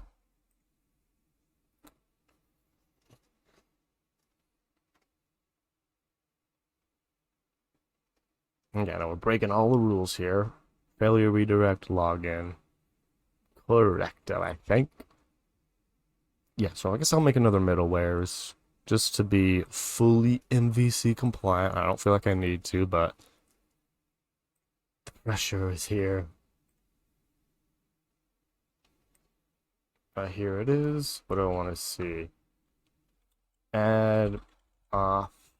Available to view locals. There we go. That's a great name for a middleware. Oh, auth available. Hey, a nap, yeah. Yeah, that's what it looks at, Leah, because it looks for VOD. So poor thing is like, I can't find it. 'Cause I tried to use Twitch Tracker and other alternative sites, but you know, they got captchas and stuff.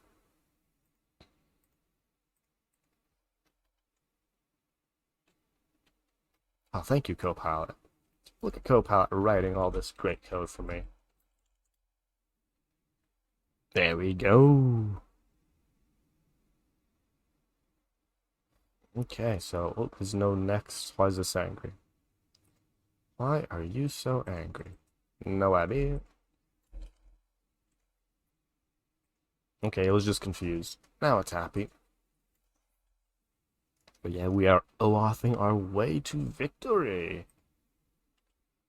Well, and since we are injecting it right here, well, we're about to do some crazy stuff. We don't need it as a variable.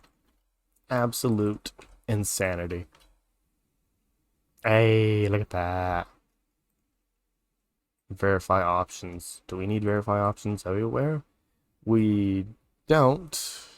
We can shove it right here. Hey, yeah, for sure, Ryan. Oh, look at that. All that reduction of duplication. Okay, I'm loving that. And after a lovely debate in my brain for 2 minutes, I say I do like the controller name pattern. We're doing that to the rest of them. And this is, what is this? The list controller. You know what? We can actually rename some of these cool functions. List controller dot create. List controller. Now these ones I'm properly going to be naming render stuff. So let's say this dot render list. This dot create. That one was named correctly. Patch. I'm calling it patch.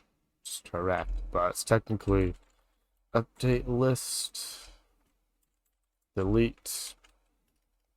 Yeah, since these are all about list anyway, I only put the word list in there, or I put the name items in there when items are changing. Render next comparison. Thank you, Copilot.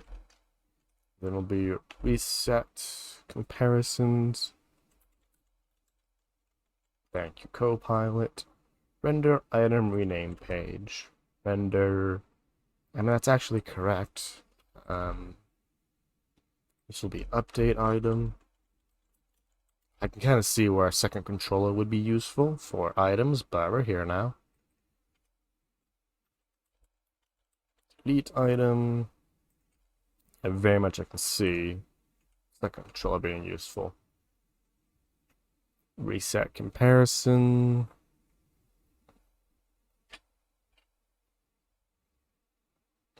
Yeah, mine specifically goes through the streams they have, which is VODs, instead of stream information, which is, oh yeah, that's right, because the that'll return what their current text is, which obviously is what their last text was. Yeah. That might actually be a better way to do it, or at least a fallback way to do it. For sure, yeah. Thanks for pointing that out, Techie Girl. Definitely gonna be checking that out. What does this reset button do? Reset. Reset item comparisons. Reset comparisons. Okay, so after all those lovely renames, we get to close some tabs. Tabby, tabby, tabby, tabby. So let's looky here in our list controllers and start renaming stuff. Here we go. So create. Create. What's this? Create items. Thankfully, it's named correctly. Little helper function. Get list. Render.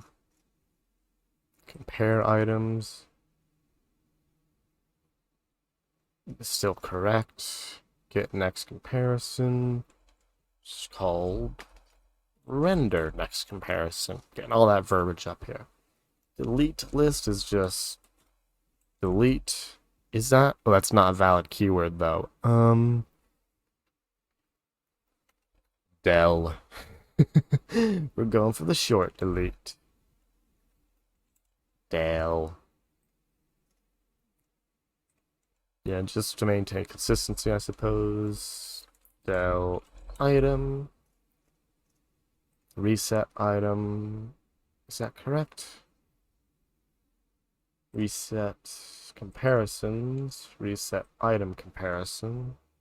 Okay, let's time travel. What was called reset item?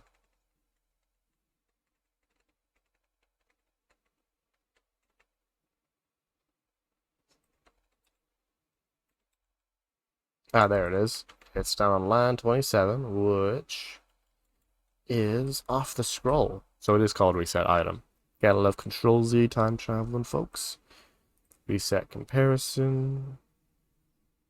Okay, again, more time travel. Was individual reset comparison. So that is reset item comparison now. To the next one, reset list comparisons. Accurate patch list is now update list. Render item rename page. Item rename. Don't need the extra page word.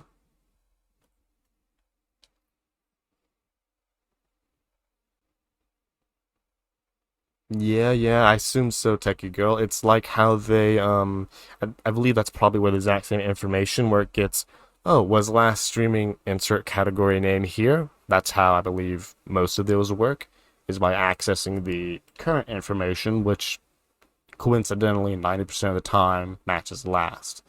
So yeah, I just kind of, I guess I just incorrectly assumed for most shoutouts, people, the VOD would still be there. Yeah. But what happened was I thought I had it written with Twitch tracker in mind, which always has it, but that didn't work, so always. So the pivot changed and then didn't really update that part. Yeah. Yeah, well, yeah, I definitely say so, Techie Girl. I'm just thinking as a fallback. So instead of it just being, oh, person and then URL, so by default, it'll use the vars, primary source of truth. But then when that fails, it'll use that endpoint. And then if for whatever reason that fails, we go down to the minimal message. So yeah, I'm definitely going to keep my VOD thing because that is most accurate, but that's I always wondered, like, but I just never really looked into it. For sure, yeah, that is the plan. I think my list is working now, and the server's dead. Love a dead server. Expected callback, but got an undefined object. Means I named something wrong. Okay, so let's track down the line. Line 15. Yeah, techie girl. Function update. Oop, update list. Here it is. For sure, yeah. And that's you're gonna implement the VODs half of my thing. I'm gonna implement the channels half of your thing. Planning for file change. There was a file change. No, there wasn't. Line 20. Reset comparisons. Set. Reset item. Reset item comparisons. Reset list comparisons. There it is. Hold on. Reset list comparisons. There we go. Always love another up. Is that the last one? Please be the last one. There's another one online. 25. Delete item. Oh, it's because it's a Dell item. I got that. ETE. There we go. We finally got all those updates, those endpoints updated, and I don't know. I feel like this is a little. Oh no, that one closed the wrong one. Yeah, I mean, it all works, Lee. It's right. It's not necessarily about all the cool bells and whistles on stream. It's about what you do with the stream, but the bells and whistles are fun things to mess with. Yeah, I'd say you definitely got the more important of the two pretty down packed. Where'd that router go? Not that router, that router. Here's the router. Yeah. Again, this gets more MVC'd out as we deal with, I think, comparisons and stuff, but I think it's good enough. I'm just gonna update this one here. And controller, so I can just say controller dot these two. No, come on, clicky clicky. Controller dot render. Ooh, multi-cursor magic, uppercase. Boom, render homepage and render list. That's right, RoboDom. Wait a minute, save for the bells and whistles. Yeah. Yeah, for sure, Leah. I mean, I would have started like streaming 2 months earlier if I didn't get overwhelmed with all that stuff. So that's why I'm still using like half of stream elements for stuff. Like it takes time to get all these things set up, and then as you use them, you find out, well, I didn't like that or I did like that. So definitely shouldn't let the bells and whistles stop you, for sure. Where's my file? My controllers, my index controller. There we go. Both of my functions. Render.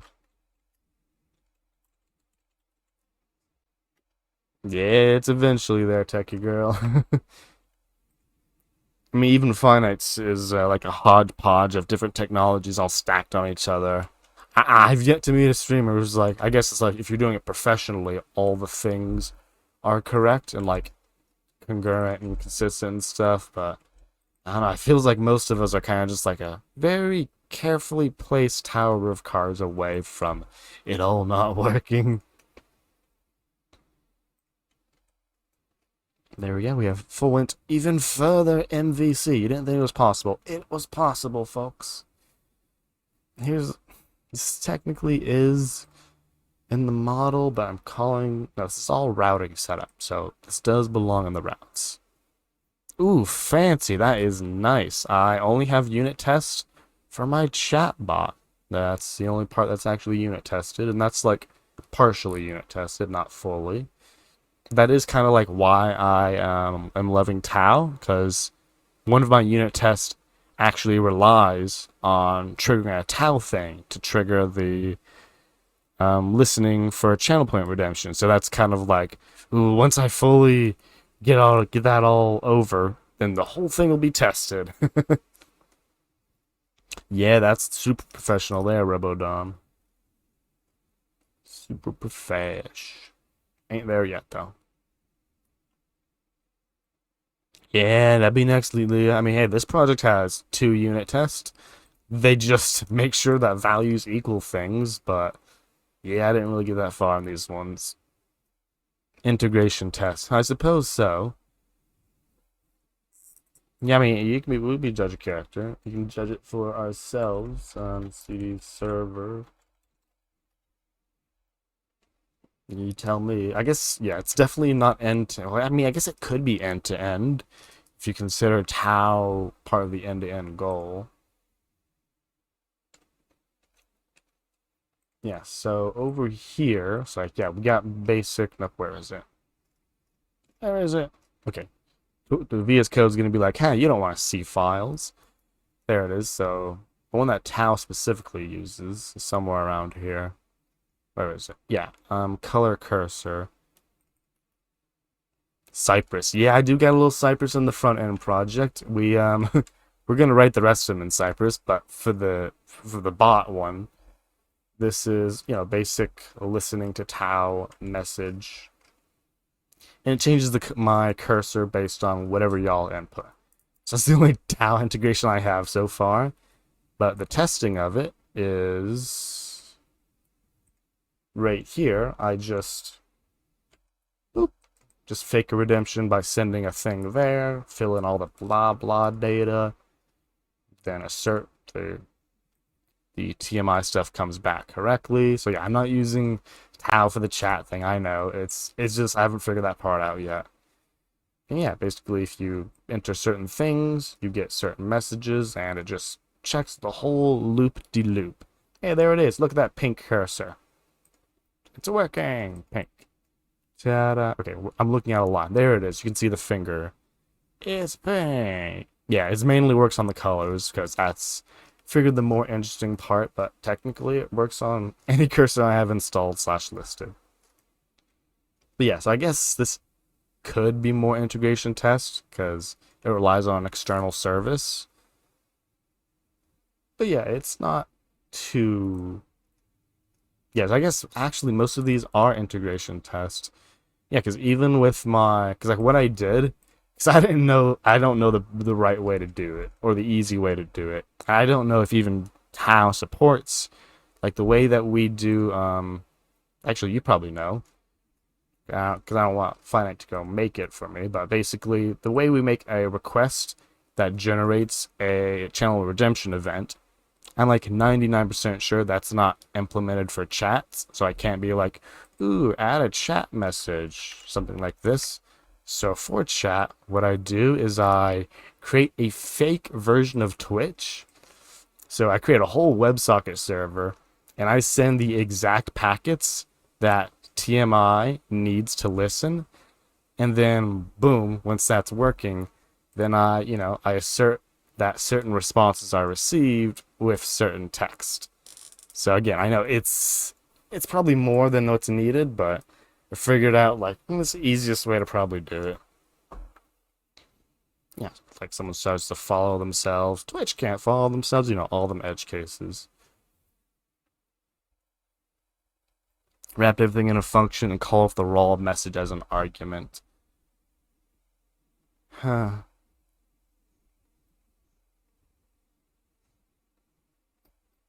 I mean, I do have stuff wrapped in functions. Like, I technically have stuff wrapped in classes with handle commands as function. Huh.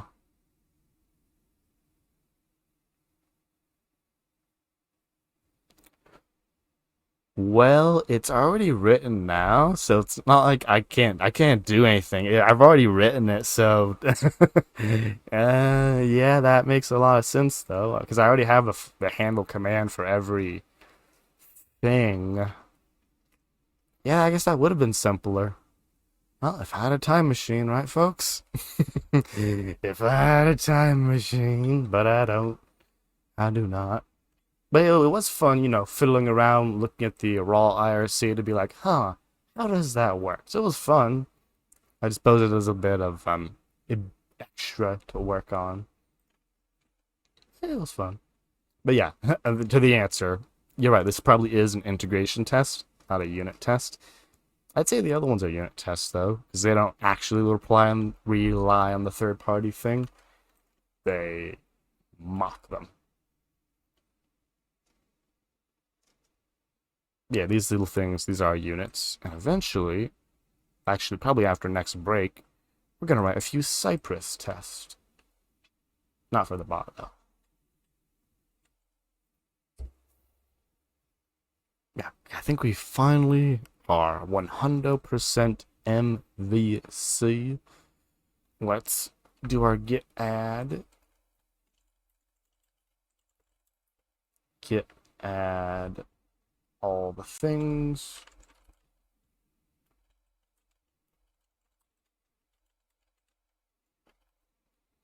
Yep, a command parser, it would be value command.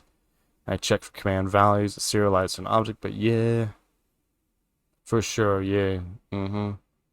Yeah, that's part of like I haven't fully switched over my IRC logic from TMI to Tau, so I haven't gotten there yet, but yeah, I do see it's a little overkill now. What's a good bun burner? Are you talking about bun.js? Wait, burner. Yeah, I read those words right. I don't know, bun works slower on my computer, so your guess is as good as mine. Unless you're talking about hot dog buns. I don't know. What bun burners are you talking about? Thanks for coming on by the way, Speakeasy. Your Saturday's been going well. Let's check out all these lovely changes. We named our passport. So if you ever want to rename a passport strategy, this is how you do it. Provide the string as the first argument to passport.use. That's good. That's good. Yeah, Bill Gates' toaster. Ah, yes, the Infinitoaster, as they colloquially refer to it, Robodom or Robdom. Hey, that's good. Speakeasy. It sounds like what are you? What are you? That Jiffy generator thing for URLs? All cool. All cool. Hey, I'm glad to hear it. Done making that money. We're over here putting the last and final, cross your fingers, MVC touches onto our pairwise sorter. Finally got it to full MVC, though it can always be more MVCE. I'm just going through my changes. Look at all this red. Gotta love the red. Then package again. We have added 0 user features, but I think next time, I do want to write a test, but I also want to write a user feature, so we're getting there. Finish MVC conversion. Good. Oh nope, I forgot my package. It's gonna be angry. It's gonna be so angry. Once it loads, it'll be angry. Yeah, Leah, it's all all getting that practice in, right? It's very angry, I know. Mm-hmm.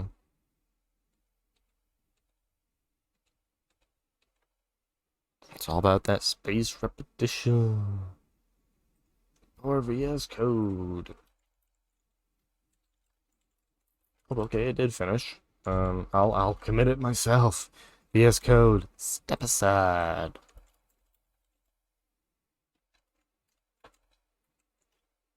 There we go. Git push. And we're gonna push this to deployment because we made literally 0 user changes. And with that, folks, we will be taking our break. When we get back, we'll get Cypress tests at least working. Because right now they do work, but we'll get them working properly with a real fake database and all that. And then when we get back, well, then after that, we will. Where is that task? Okay, it ain't here. We will start, at the very minimum, we will start making it possible for users to generate their own HTML. Spooky. For that, we gotta take our break, so catch you on the other side, folks. Be sure to stretch, hydrate, and relax if you can.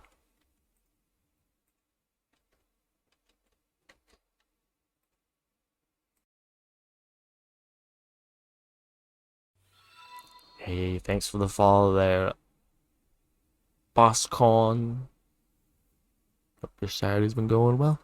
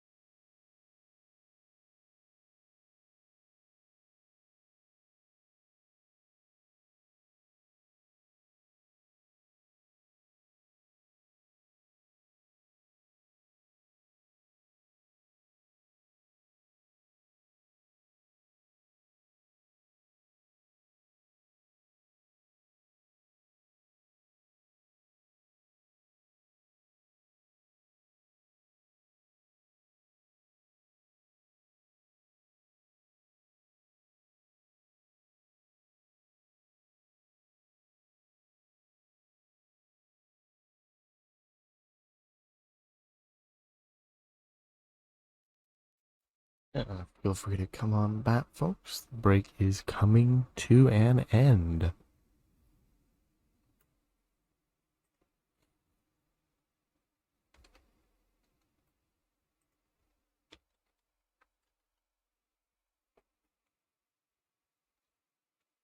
Yeah, welcome on back, folks. Welcome back, welcome back. Yeah, you too, Roboda. Let us jump straight into Cypress test. So technically, we wrote a few of them last time. We wrote a grand total of 1 last time, and we stopped at 1 because I quickly realized that I would need to do a little bit more to get it working. In the fact that when my test started, so let's go look at the docs, they were using all production credentials. So looking at our lovely package JSON. One of these 15 folders, so many files. Like, yeah, so we can see that start my end-to-end test. We first start node index.js, so just starting up our main server, and then we wait on it, and once it's done, we do Cypress run. But this, of course, is running all on essentially production environment, or it's not starting up a server. So what I need to do is when I run the test, I need it to generate a MongoDB server, and then I can run tests against that. Now, for the modularity of the tests, the way I'm going to make that work is essentially, I mean, I don't think they run in parallel, so I don't think I need to worry about that. Actually, that'll be a problem. If they do run in parallel, then like it might be not good. I don't know. Parallelization. Ooh, multiple instances. Okay, so basically how many machines you got. I have one machine, it should run one at a time. And thank you for the hydrate there, Robodom. Okay, so basically all I need to do to get technically it ready for the Cypress test is to run a not production, basically run a fake MongoDB server. And we're already doing that for our, this test, our unit test, to create a memory server, which serves exactly what I want it to do. So my goal is to just do this, literally, watch this, I'm going to copy the function, boom. For my test script here, so how I want to trigger this, basically I'll just need another server, and I'll call this test server. I'll call this launch test server.js, which is going to be the exact same thing that index.js is already doing, but while creating a memory server. Cool. Okay, I can't call the same function because it's specifically testing schema, so I can't do that, but I can use the parts of it. Hey, MDRes19, hello, hello. What we're working on right now, if you want to look at the code of it, it's right there. We are, PM run, actually, I think the site should be working. It is a pairwise sorter. Essentially, if you have a bunch of lists of things and you can't really figure out what the order of the items in the list is, this is the website for you. You give it a random list of things in any order, and it will ask you, in as few questions as possible, which of 2 items you prefer. And as you answer them, it will sort the list for you. And once you're done with all answers, your list will be fully sorted. Is there a way to get path file dir in Java? So are you asking how to get the file directory of... sorry, I'm not sure exactly what you're looking for. As for the current working directory, Java path file dir. I'm not sure. Getting a files directory, so you have a file absolute path, you want to get the directory of that. Get parent seems to be a popular thing if you have an actual file. Not sure exactly what you're looking for. Yeah, once you have a list and it's unsorted, you can come in here and it'll ask you which of these two items are higher on the list. And once you answer it, it sorts the list. Oh, so if you're just looking to access a file, so once you give it a file path, what is it? Buffered reader input. Java read file from path. If that's the goal, I believe, then, I mean, I know there are more modern ways, which is why I'm looking it up. Because I know you don't have to use 15 different buffered inputs anymore. Probably like a two-liner. Nope, okay, so look, here's the old buffered reader way, which is the way I remember doing it. But if you're looking for the file path itself, then maybe you want to list all the files in a directory, or you want a prompt in which it prompts you for a file path, which is possible with insert your favorite library here, swing, etc. like that. Class loader get resource, if you're using those.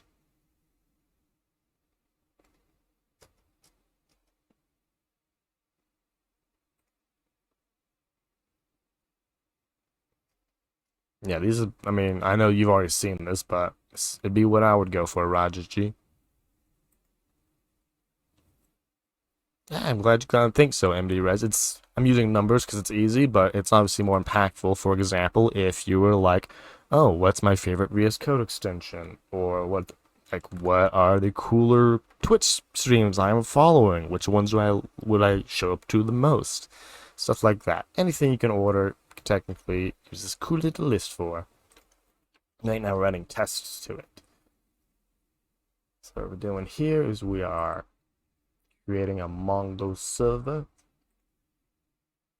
So it's technically here. Then Mongo, and we have this variable.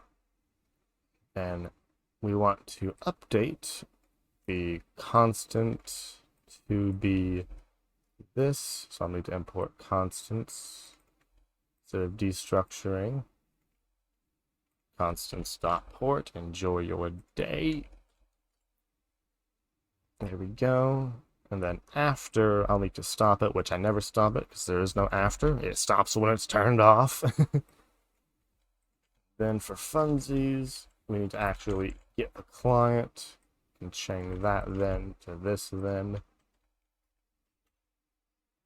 And that should be the magic. Oh, Node.fs. Oh, are you talking about in JavaScript? Yeah, in JavaScript, so that's different from Java. I want to be clear. Yeah, so once you have your FS import, it's FS. I don't think I have one in this project.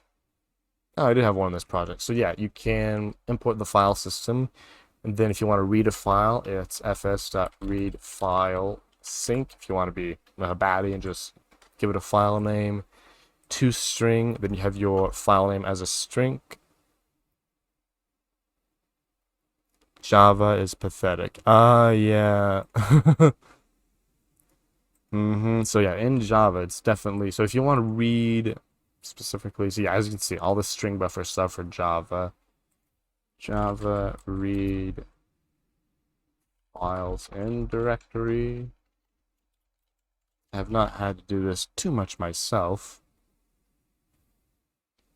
A files.walk, man, that is an expensive sounding method, but files walk or directory stream, my goodness, I remember Java. This is how you do it, right? Okay, so folder.list files, files.walk. Yeah, so you get your path, you resolve your path to something resolvable, then files.walk, and do some cursed, some crazy stuff, you know, folks. The streaming API in Java, it's fun. Yeah, here's what they do. You get a file, which is technically a folder. Don't get it too confused.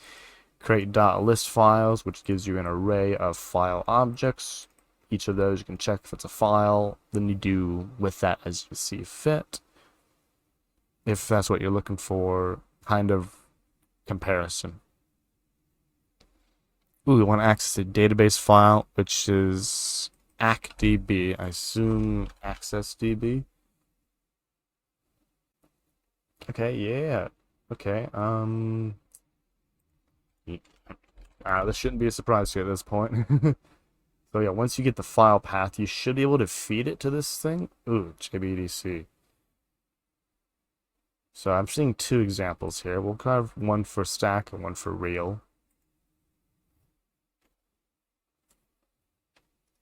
Okay, lots of scary dependency management. So yeah, once you have the access, which as all databases use, it's a URI, technically not a file path, so you got to put all this stuff in front of it. Then, my goodness, how are we supposed to read this?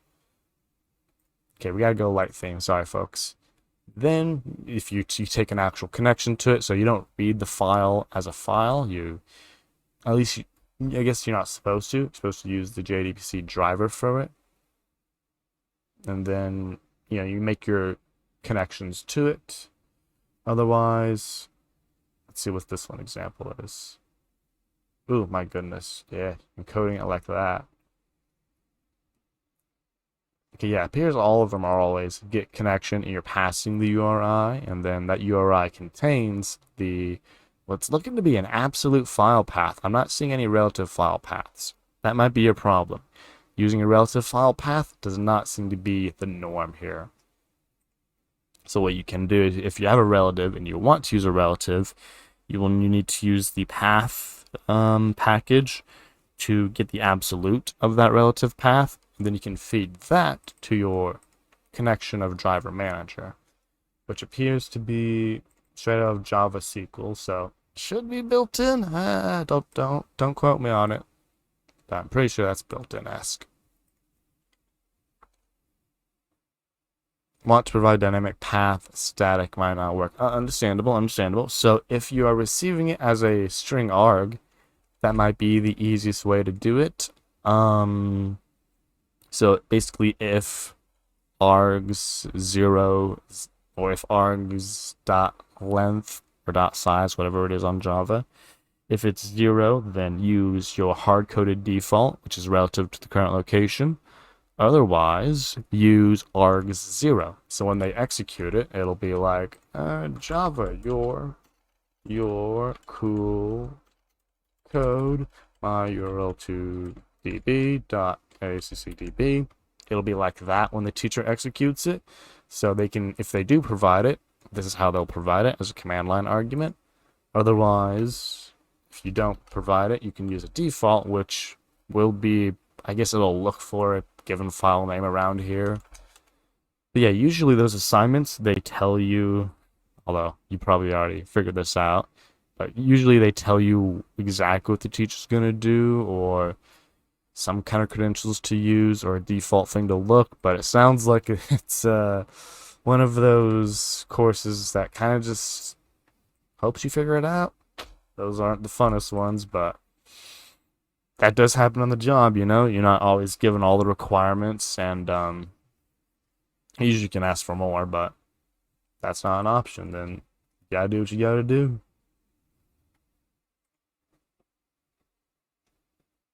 So I gotta think thoughts now.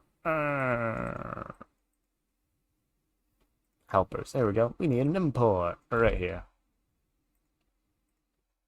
Okay, all these lovely imports. We got a real one there. Okay, let's see and hope this works. So if I'm just saying like node scripts launch, big sad because all my paths are wrong. Let's fix those. I'm loving this. Now when I go over here, we're gonna see nothing. I love seeing nothing. Then if I create a list and make it public, when the server turns off and back on, we will see more of nothing. So I create me a lovely list, and I click the button, and I make it public. And then I go home, open an incognito tab without them darn cookies. There it is there, but as I turn off and on the server, It poofs into non-existence. Beautiful. That is what we want. So this little launch test server is what Cypress is now going to be doing. So it's going to be scripts. Is there a better way? Probably. Do I know it? Nope. That's why I'm doing this way. Which means now we can accurately run unit tests and end-to-end tests there. So this one runs unit test, end-to-end test safely, because I wasn't doing that before because I looked terrified. But now it should be working, and I'm gonna write some actual. Now hold on.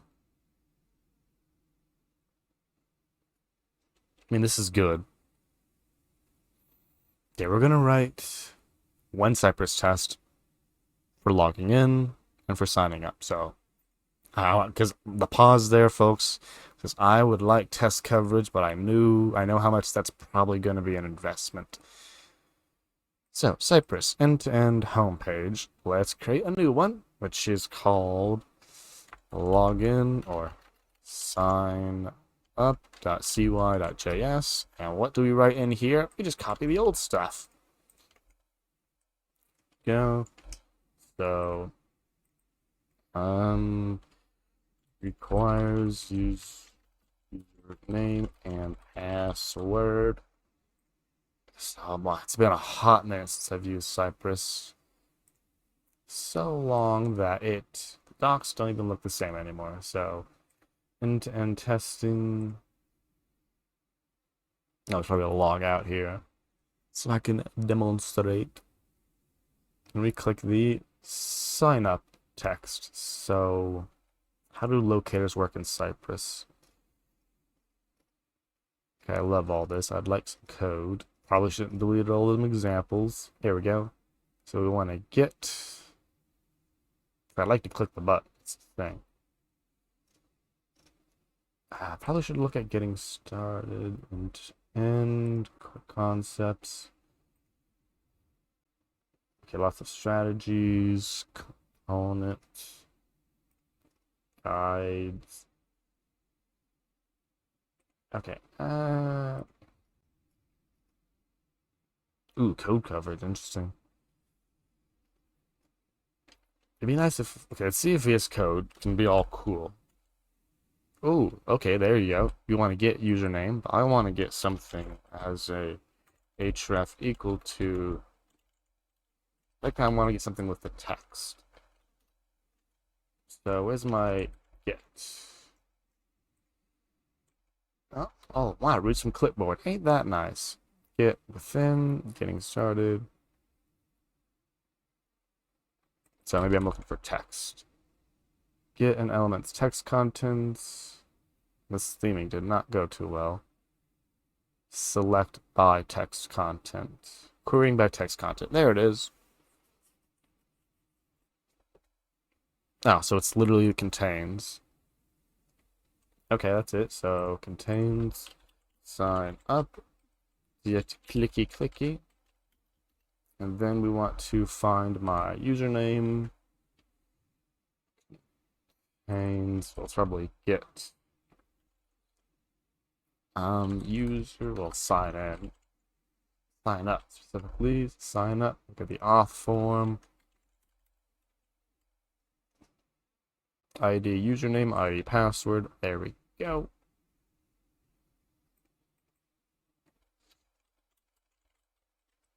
Right for the rest of me, Copilot. Type test. There we go. So first we're going to make sure it requires both of them. So if I only do username, okay, let's go ahead and write the rest of it. Confirm password. Yeah, go, okay. I'll write the rest of it, Copilot. I just want you to show me ABC at. Okay, I'm just doing this to get Copilot to get me to the next line. There we go. Get the submit button and we click. So if we do this, looking at auth form, We are looking for a button, so technically just any old button. Technically we're looking for a form button, so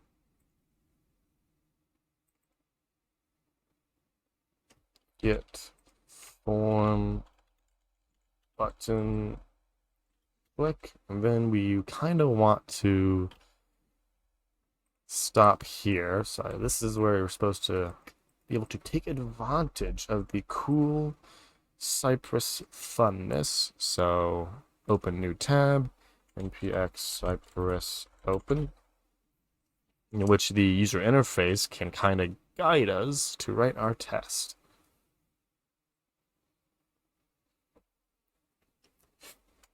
So I am curious, so if I do go to log in like a normal person, and I don't hit login, I'm going to get, please fill out this form.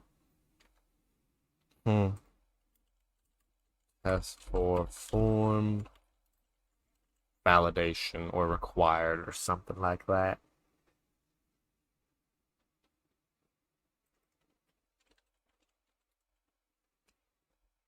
Required field validation, that seems about right. A nice looking blog here. Ooh, native HTML5 form validation. Absolutely. Again, folks, no dark mode. Nothing we can do about it. Which one am I using? I don't know which one I'm using. I guess I'm using Chrome because that's the popular one.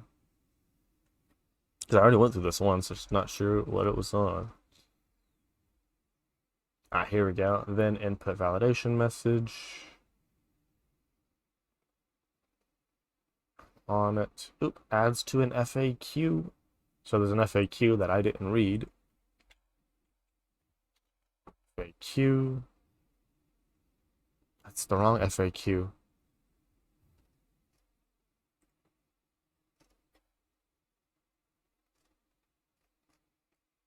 With the example, try to find what docs they updated. Files change. Camera. I can just read this. Who cares? Okay, so get input invalid should have length of 1. Test custom validation.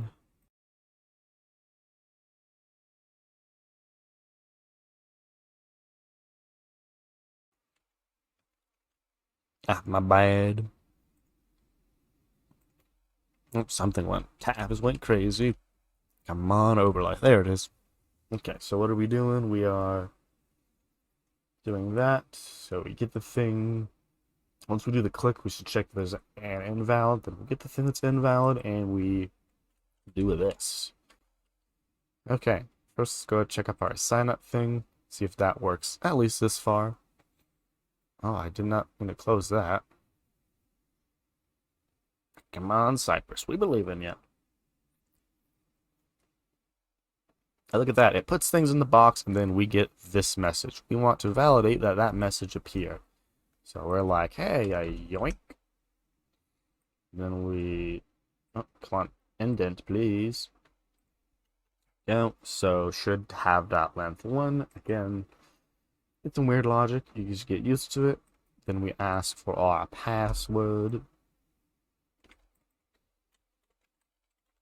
And then expect validation message to equal. What is this? Is this jQuery? Guess it's as good as mine. Ooh, look, big angry.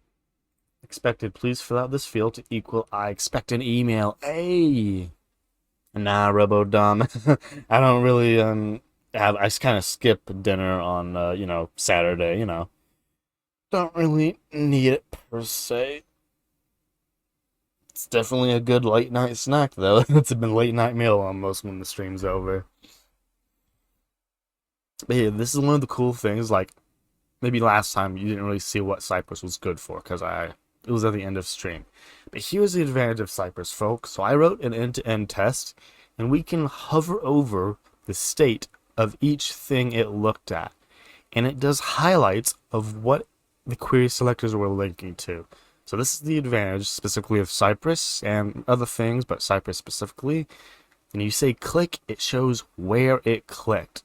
Then we have events, and you can visually move your mouse through all the things that changed. You can see it looks at this, it types in here, point to a button, it highlights all the things that you wrote in code for it to do. So this is the advantage, in my opinion, of Cypress versus Puppeteer, Playwright, Selenium, and all that. This whole UI thing. I know Playwright has one. I've never gotten into it though. Then here we can see a lovely error message, which you could get anywhere, but expected this to equal that. So again, this ain't too crazy, but it is like this is the experience that is supposed to be better than the rest.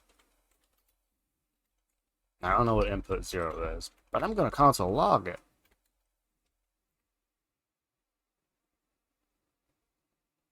Of course, Rebel Donna, of course. We all admire that Leon hustle. I don't know what console logs actually do.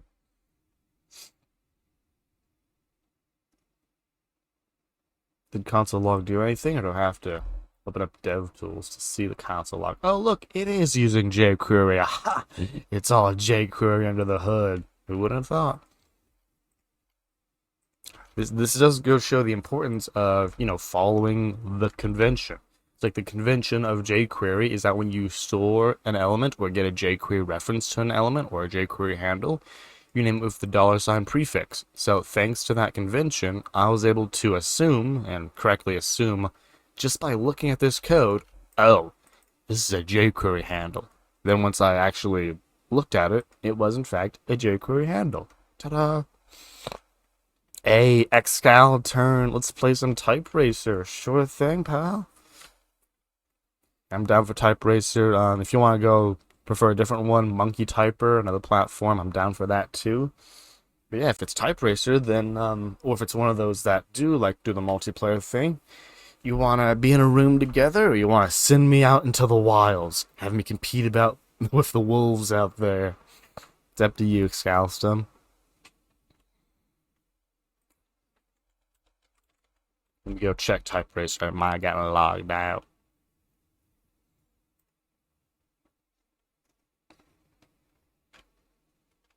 Can I close this window?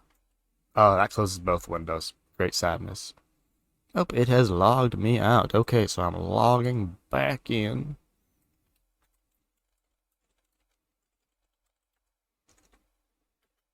Send the room link. Sounds like a plan. Okay, I think I've logged in. Let me depixelate the view. I think it's like 60, 70, 80. Depends on the words and all. Okay, let us... Wait a minute. I've done this like once before. There we go. Race friends. Copy URL. There it lives. As you can see, Twitch loves URLs, so it turned it into that. You're gonna have to manually copy it in there.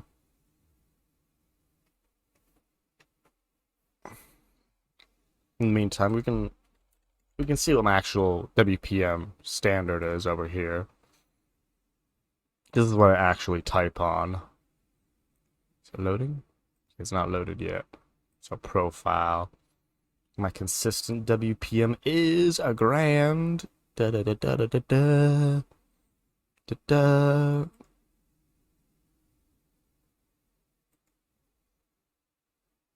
My average is 76.6. Yeah, get Robodom. And yeah, Keyboard is usually the one I use for actual practice. Hey, there we are. And we can play a few rounds, so if you didn't catch this one, we can jump in the next one.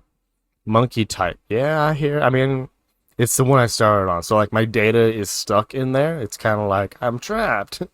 And my goodness, this is a long one. Oh, capitalization.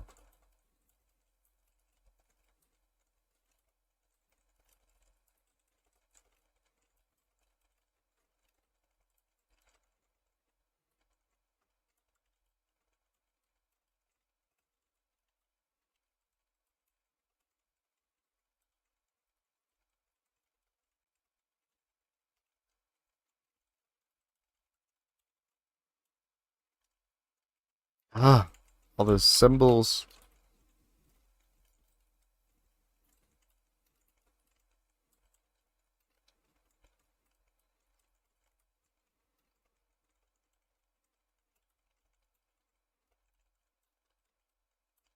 Potency.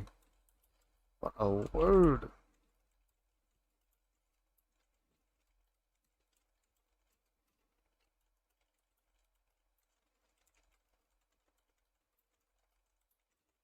Phew.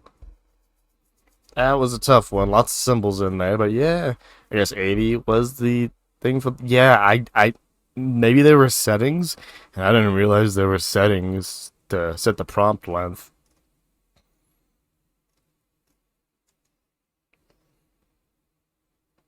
Oh, that's nice. I didn't realize it gave you all this cool analytics. It's pretty cool.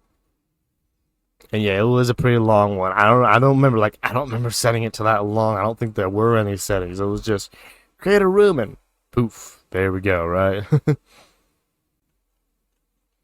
Yeah, monkey typer, right?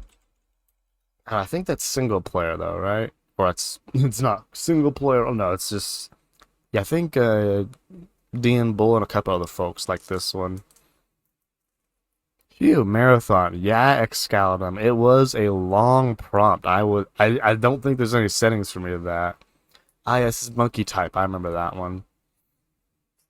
Yeah, Excalibur. That's pretty good. 50 WPM. That's what Leon recommends basically.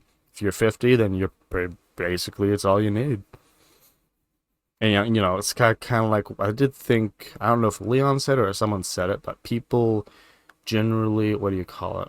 Gravitate toward those who answer quicker. Like if you're in a chat, like someone comes is looking for answers and they DM three people, they go to the one that answers first rather than the one that answers most accurate. So I think that's the only real advantage answering quick really gives you, or being a quick typer, because most of our coding is actually limited by logic, you know? It's not that you couldn't type it out quick enough, it's that you couldn't think of it out. Yeah, there's no PvP in Monkey Type or Keybird. That's why Type Racer is the one like in the Redemption because it's the most popular slash only one I know that's really the competitive or PvP one, you know. But the other ones are options if y'all want me to single player compete them. Or if you want to go another round Excalion, I can look for. There are no settings for length here. I don't know. It's gonna be a roll of the dice if we're gonna get another long one.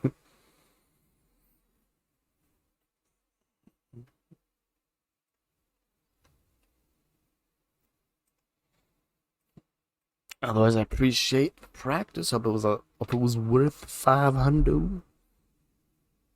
Yeah, eventually, like I said, we'll get more gamey interactions. But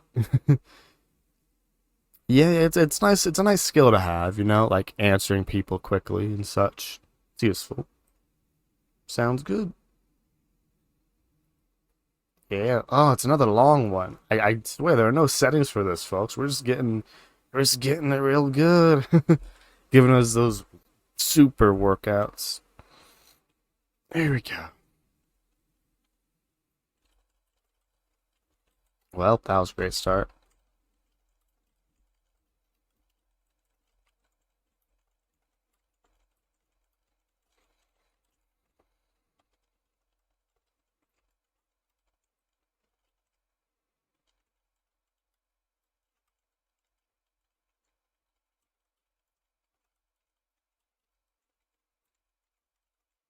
Okay, it's not too bad. Just long.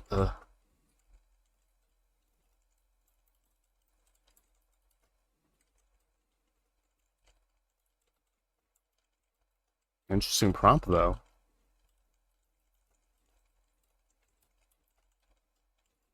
Ah,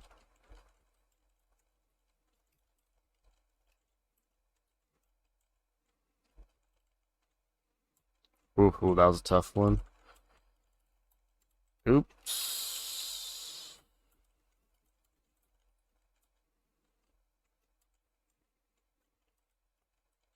Where'd the ellipses come from?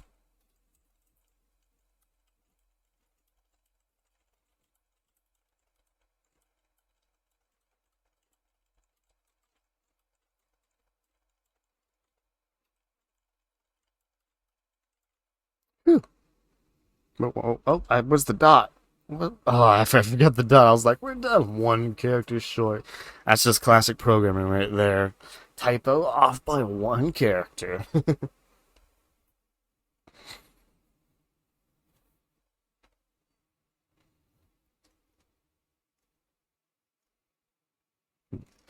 Does it not tell us what the quote was from? So some of the other sites, or I've seen, they tell you what these quotes are from. Oh, there it is. The Imitation Game. Is that directed by? Oh, it's a movie.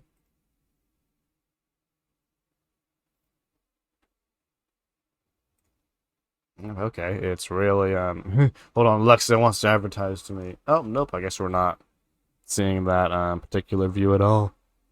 Too many typos. Yeah, there are lots of them in there. Now, where'd it go?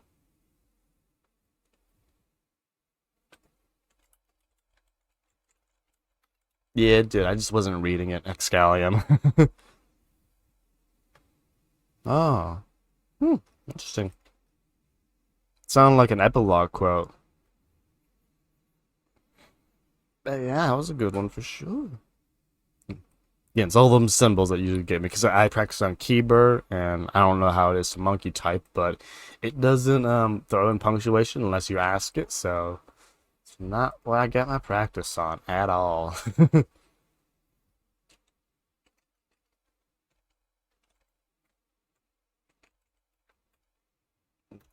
get that Cypress going. Thankfully, though, I think we did. Hope that was a good couple of rounds there. Now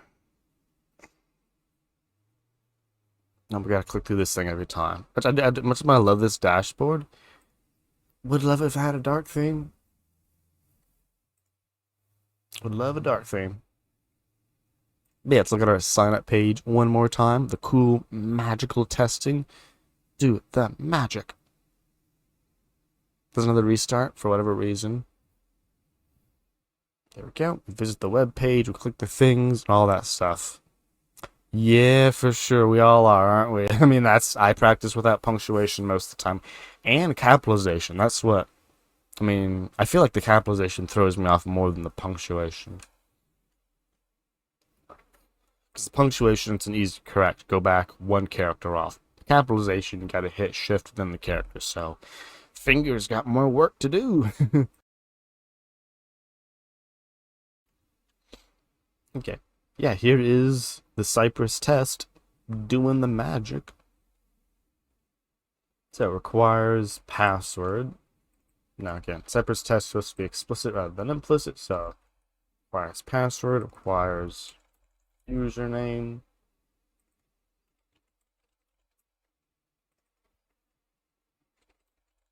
As always, write broken test first.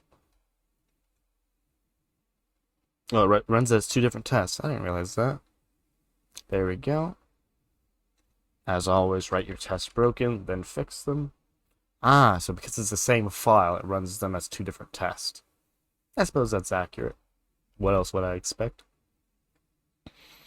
Okay, so this is the logic of the field requiring username and password. Now we actually get to create one. So, describe. This is a horrible name. Sign in form. Sign in, I suppose, is a good name. Now here comes, it actually works. Create user. So actually fill in the fields. Sign up, sign up. Now this is how I'm going to make the test work with other tests. I'll use unique names. Button click. And we should receive, well, this is the question. What's supposed to happen after we sign up? We can just run the test to see.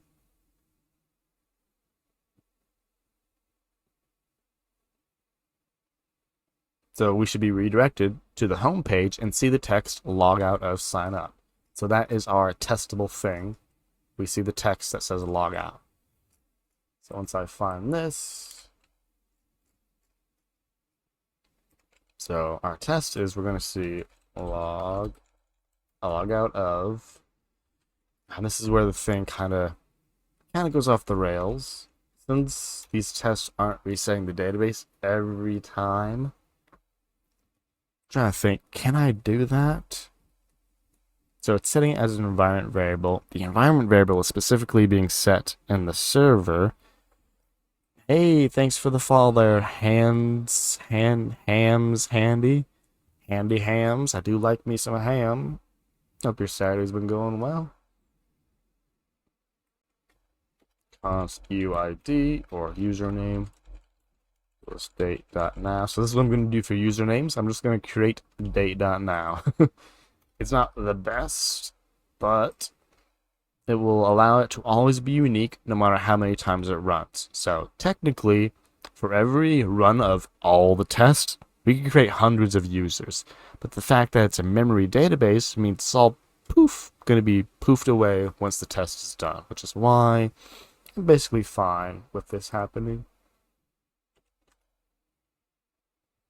So, requires, creates a user. We see the text happily. Now let's see what happens. In which we tell us to sign up as existing user. How do we want to do this? Can as existing user. So first we're going to need to successfully sign up as a user with the exact same logic. And then we're going to need to log out. So we get the link and we do a clicky click. I guess this is technically can log out. The tests are depending on other things working. So the sign up test requires the log out button working again. I'm not too picky about encapsulation. Actually, we don't need this logic anymore. Don't know what this is here. That's testing the page has the link. We don't need that. So if we click log out, then we get sign up into the exact same username, and it doesn't matter what for password, we should get a failure. Some kind of failure.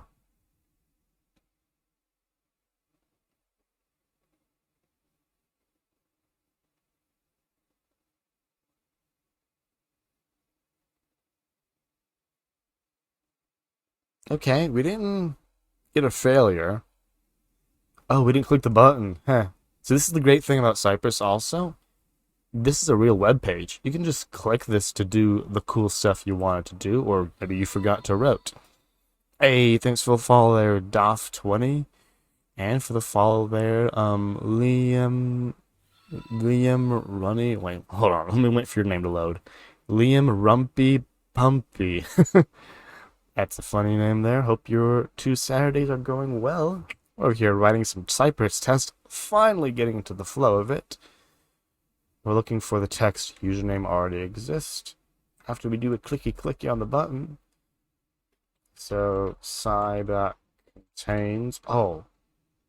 How did it know? Okay, it knew that because I have that text elsewhere in my code base. But I swear Copilot, like, if tab 9 doesn't do at least this well when I try it out when my Copilot expires, they definitely earn my money. Despite the moral dilemma of stuff not being good. DEA, beautiful. So again, lots of repetition, but in one place where I think it's fine to have your code wet is in test cases. Like, there are fixtures and fancy stuff, I honestly don't care about that. Yeah, that is the sign up flow. Now, I saw something about Cypress testing OAuth, but we're not about to go there. We're going to just add this as its own test and be happy. So, package. Did we add a new user-facing feature? The answer is no. So, again, we could polish this up a little bit. Okay, we'll write the cute little function. Const sign in.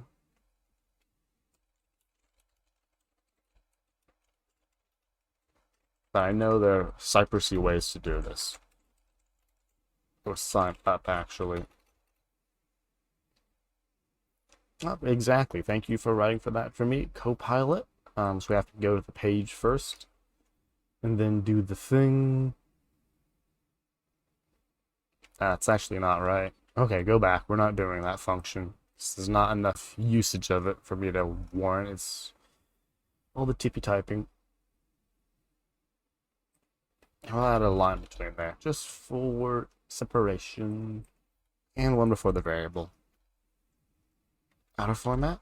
Yeah, let me know out of format. Okay, with that, now what's this? Oh yeah, because we have two things going. We have real server and we have dev server. So with this, let us update. Come on, Git. I believe in you. And npm run test, which should run all the tests. So everyone gets a test. You get a test. You get a test.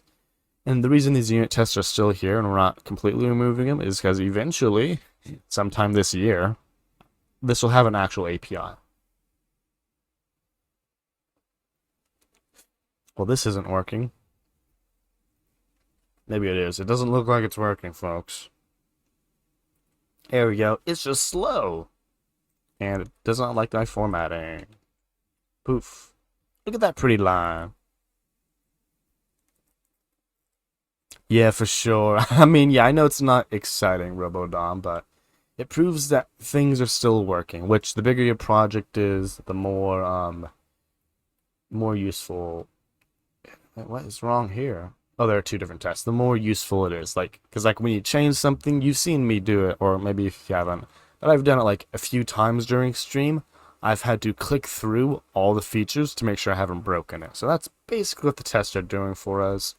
They're clicking through all the things to make sure things still work.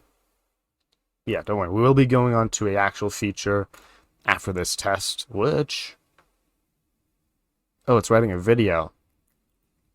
I mean, I love videos. Can we turn off the video? Much as I love me a video, I like to turn it off.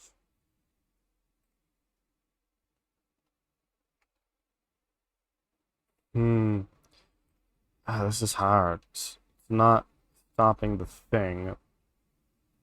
Okay, how do we Cypress shut down server after test?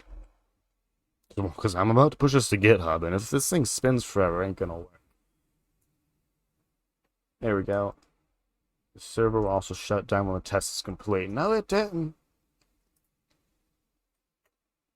Setting video to false within my configuration. I got configuration. I can do that. Nice, RoboDom. Getting through them. One by one. Yeah.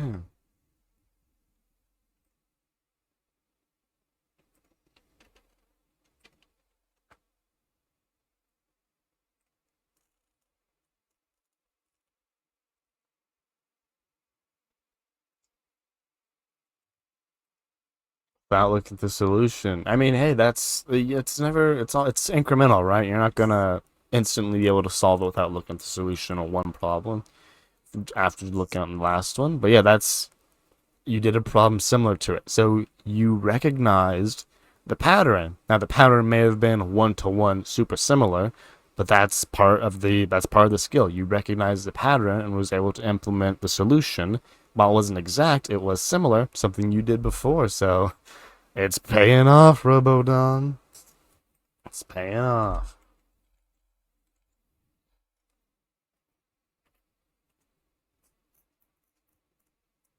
What example did they use? Him start and wait on, and then Cypress run.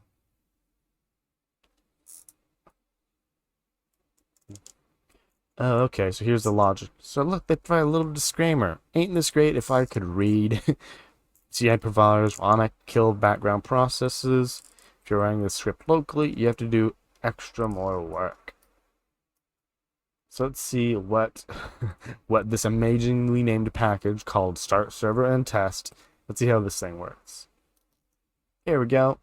When the test end, shuts down the server. Okay, how do I use this cool module? So I give it a command, and I give it a thing, and I give it a command. So this seems pretty good.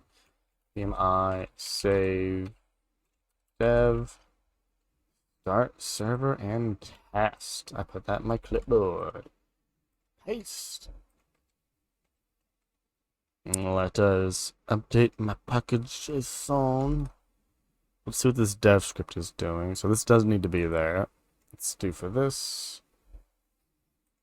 I do want to set that.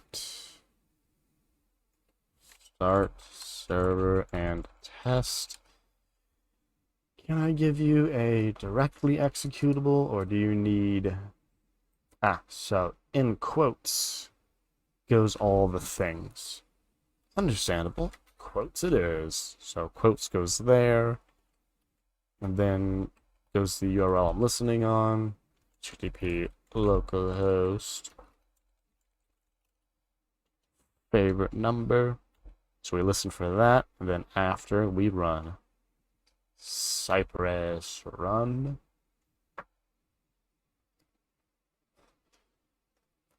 Okay, let's... Oh, you can also just give it a port number. I love just giving you port number. Because why put much text when little text do trick? So npm run e2 I'll figure this out. I'll just use tab autocomplete because I can't find the 2 key.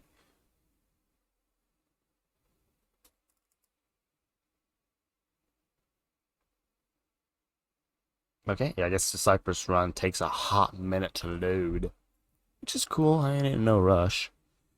There we go. Now that we turned off the video, hopefully this is a little faster.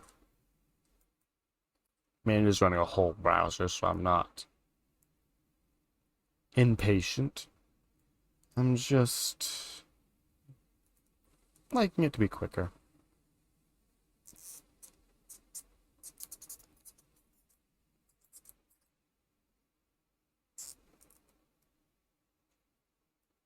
There. Come on, come on. Don't wait for me. There we go. And it ended. Okay, beautifully. We are about to push this thing to GitHub, and it's going to do all the magic, hopefully. And hopefully, this is my other crossing fingers, the MongoDB memory server is compatible. Actually, it is compatible because it's working on the other test. I think this is the first one that I don't have any worries about. What do I want to call this? Add on up Cypress test. I'll call it E2E to be more buzzwordy. And with that, we make ourselves a commit, we push it to GitHub, and we watch. We shall watch. The whole fun part, all of this test is that we can watch the test run. Git push, origin main release. Let's go to the GitHub, and we get to watch the test run. What's the point of test? You don't get to see them run.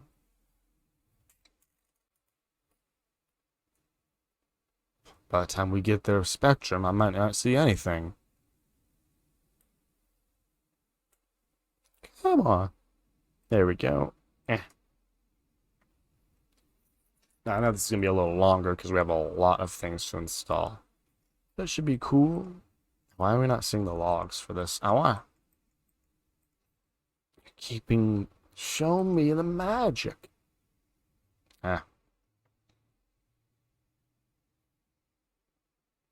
Well, guess we're not going to see it. That's okay. We can go to Code Wars. Oh, here it comes. There we go. So we ran the full test. Unit test and unit test. Passed our unit test so quickly. Here comes our end-to-end test. Uh-oh. Okay. We got a couple of warnings here because we're running in CI mode, but... Oh, there we go. It detected the test. Task without title. I don't know what that means. 11 now. One pass, which means the other will probably pass. Oof, people. That is the magic we wanted to see. And now it's going to deploy and be all happy. Now imagine everything was tested. We're not actually doing that today, don't worry. But that is the beautiful goal. trying to think of people whose Code Wars we haven't looked at. AMPNG, you got Code Wars. Tell me what you've done. Show me what you've got. So I find this to be the easiest way to find new Code Wars that aren't super difficult nowadays.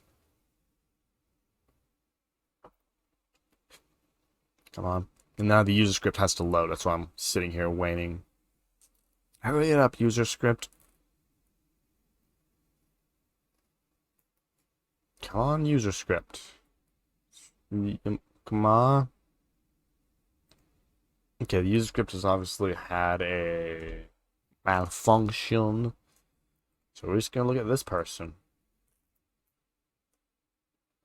The other one who gave us that last Code War is pretty good. Yeah, there we go. Okay, so yeah, let's see. After a lot of them. Was it? I guess it was someone else. Message validator. Yeah, that's what we did last time. Pretty good one. Simple encryption, alternating split. That might be an interesting one. Let's have a little peek. Pseudo encryption with given integer and an integer concatenates all odd indexed with all even indexed. Should be repeated n times. 0, 1, 2, 3, 4, 5, 1, 3, 5, 0, 2, 4, 1, 3, 5, 0, 2, 4. Repeated this many times. Odd first, even second. Okay, this is the Code War we shall be conquering when we return from our break. Again, folks, I will catch you after this break. Be sure to stretch, hydrate, and relax if you can. When we come back, we're going to do this Code War. And then we are going to try and make it possible for users to generate their own HTML. It's going to be tricky, might not be possible, but we will give it a try. That I will catch you on the other side. Yeah, it's going to be good. Don't worry, Robodom. It's going to be a good attempt. I don't know, I brainstormed it. Might not work. Part of the fun, right? Trying things that are maybe impossible.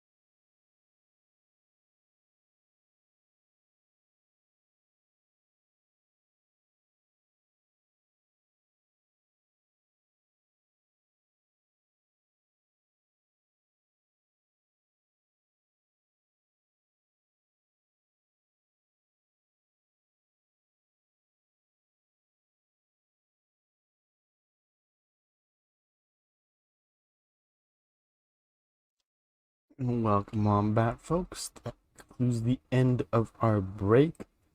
Just turn the captions back on and flip flop to the screen where we can see our code war. So, implementing an algorithm which, given a string and a number, concatenates all the odd characters of the string with all the even characters of the string, done n times. And apparently, I didn't really look at this. There's a decryption method. We're supposed to do the exact same thing. No, this is part of a series. Ain't that nice? Man, there's number 1 in the top. That's kind of obvious. Kind of gives it a back. Gives it away. And yeah, Ribodom, welcome back to you too. Appreciate it. So, encrypt and decrypt. Sorry, that's for me. Music was like, poof, gone. So, do this process n time. So basically, we just call this recursively. That's my solution. So, pseudocode or parameters given a string of characters. It is never empty. String may be empty. So you get some base cases. It could be empty, or the integer could not be positive. Now, my pseudocode for this is going to be, after handling the base cases, we will perform this operation one time, and then return, encrypt the new text, and decremented by 1. So we're going to make this a recursive function, I believe. At least my version of this is going to be recursive. Oh, forgot to turn that on. And then, so the actual even and odd indexing, that's basically going to be a single for loop that increments by 2 every time, starting at so it's odd plus even. So it's 135 plus, so it's 135024. So this is actually 2 for loops, each of them's indexing starting at a different position. One starts at 0, one starts at 1. And then this calls itself again. That's a recursive call. Okay, so that's going to be my logic. So it's if not text or not n. Basically, it's not positive. Return the first argument being text. Now for our odd loop. So to create a new string, encrypted equals lovely new string. I equals 1, because it's odd loop. I less than length. I plus equal 2, because we increment by 2 every time. Then it's going to be encrypted, add the current character. Looped with the wrong thing. It's text length. So we're adding text I. So that is our even loop. Our odd loop is, that was our odd loop. Our even loop is the exact same, just starting at the 0th index. So technically, it's still O of n operation, because half of n and half of n is total of n. There's 2 different loops. Now, this is the logic where we will return encrypted with n minus 1. So once this becomes the last call, it's going to be the first argument comes back out. I think that's encryption down. Maximum call stack. Great sadness. We're given a -1. Or so this condition needs to check or n less than or equal to 0. There we go. That handles that infinite loop. There we go. Those are, there's a null or an empty. I guess we have to write decrypt first. So what is decrypt supposed to do? So where's decrypt? Oh, I have to go to the code for this example? Okay. So decrypt.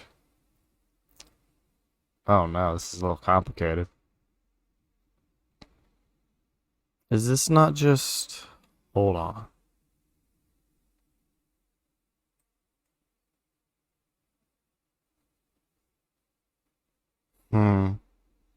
They didn't give me a decryption example, but I assume it's the opposite of encryption, so I'm going to write one myself.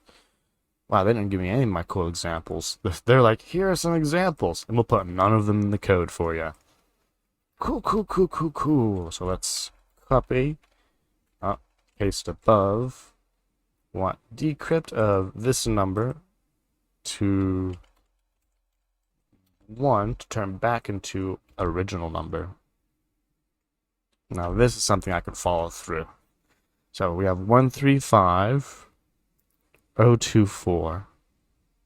So what we need to do is start a pointer at 2 positions, here and the middle of the thing plus 1. That's going to be tough for even/odd length ones. And then we will pull from the second one and then from the first one, and then as they both increment, pull from second, pull from first, pull from second, pull from first. And you will do this essentially same logic here until we're all out. So I can do this. And we'll call decrypt if decrypted and encrypted text. Okay, so yeah, all these variables get updated. Do we have an odd 0, 1, 2, 3, 4? Here's another example. Yeah, this is perfect what I was looking for. So 13024 becomes 0, 1, 2, 3, 4. So 1, 3. So it looks like odd is the 1, 1, 3. Yeah, so odd is the one that is shorted. So they're the one that is less than. So let's math this out real quick. So it's 5 divided by 2, which is 2.5. So it's 2 times. So 0, 1.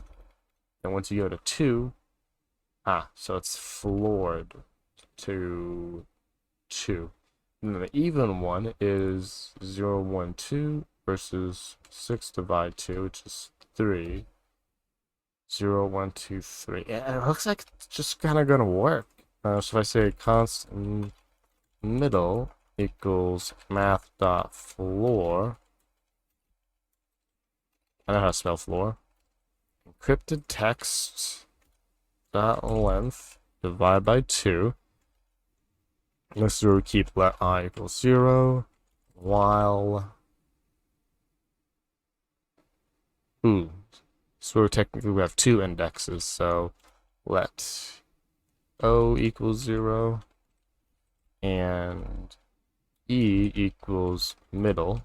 It's going to be while either of them have something. So while encrypted text O or encrypted text E, odd and even, then we're going to grab either, which is possible, focusing first on the odds. Okay, so if, basically repeating this if statement, then think thoughts. Ooh, this is a both. Because once the even gets out of range, the odd will be out of range. Which might break for the logic, so this is technically while this one's working. And if it's properly done, then we won't need to do any other checks. So this is going to be thinking thoughts. Well, we need actually the actual output string. Encrypted equals new empty string. Encrypted plus equal encrypted text O plus E, and then actually increment both of these using the postfix incrementer, which will give us the value, and then increment it. And we'll see if this works. Explosion. Expected 103254 012345. It didn't work. Not too unexpected. 135024. So we have 103254. Interesting. 1, 2, 3, 4, 5, 6. So we went through all of them. That is good.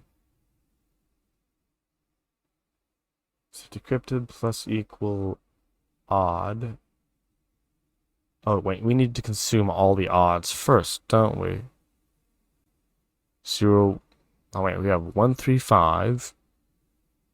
Oh, hold on, I gotta think on this. So we're not rebuilding the string one by one, we are putting it back together. It's evens first. There we go. Even first, odd second. That was the problem. Hey, answer error 404. Hope your Saturday is doing well. And I am actually running Pop OS 20.04. It's essentially, what do you say, Ubuntu or Linux.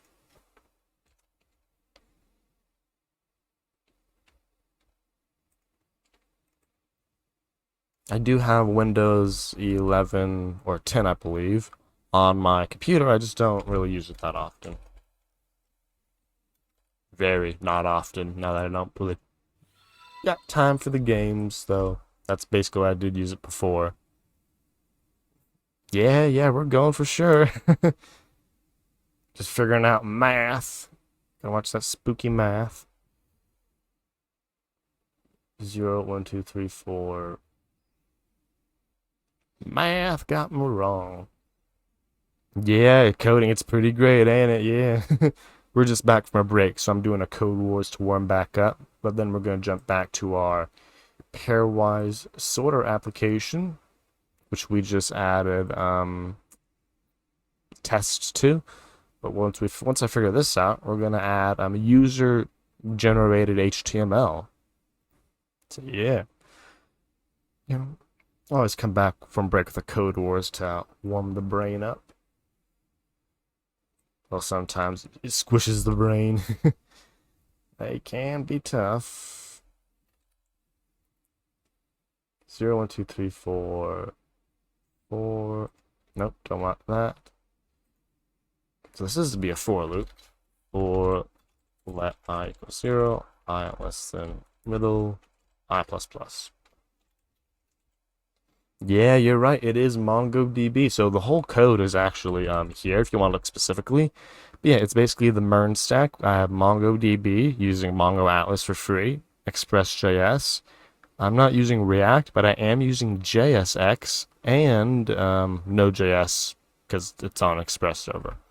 And hey, C Films, how's it going? Yeah, you've been away for a bit. Hope your day has been going well. I had a relaxing Saturday. Those who don't know, C Films also does some cool streaming. Lamp stack here. Hey, I wouldn't say that. I would never say I don't like a stack. I would say maybe I have preferences, but I'm sure like all stacks exist for a reason. There's a problem that that stack specifically is supposed to solve. Maybe newer stacks have come out that solve it better, but at the time, every stack had a reason. Every stack had a problem it solved. So I like. I have LAMP stack installed for Linux, Apache, MySQL, and PHP. Um, as you can tell, I had that in my Anki card. Yeah. Yeah, Mongo's pretty easy to work with, although I do like relational databases when I want to. Don't really, feel the need to too recently unless I'm literally being paid to work with a relational database. It's just a little easier, Mongo, especially with JavaScript being kind of my language of choice.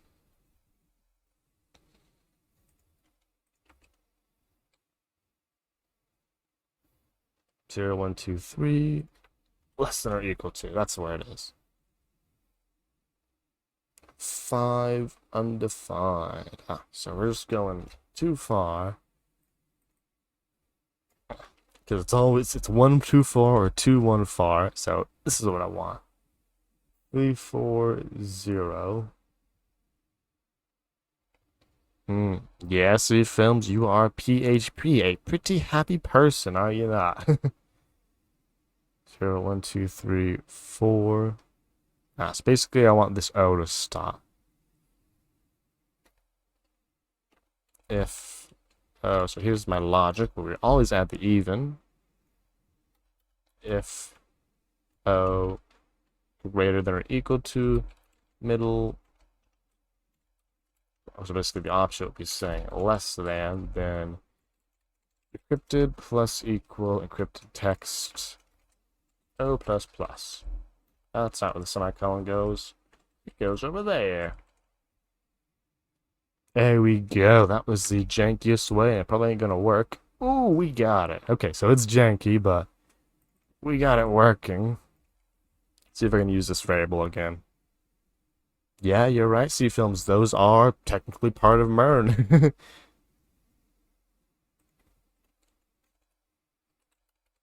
Decrypted equals this. So yeah, I'm just gonna clean this up a little bit because we do need our middle. I'm thinking one of these can be using the odd because right there, I think. So if, because O is for odd, so I'm not sure why I can't. Okay, that does work. So yeah, we're trimming down these variables. And I think for E, we just say I plus middle, all right? That's a good question there, C-Films. So MERN without HTML, CSS, and JS, well, technically the R in MERN is where all that shows up at least the HTML and CSS. So you can do MERN stack if you were, for instance, using React Native. It's technically React and doesn't use HTML and CSS. Besides that, your React's going to generate HTML, and unless you're minimalistic, your React's also going to use CSS.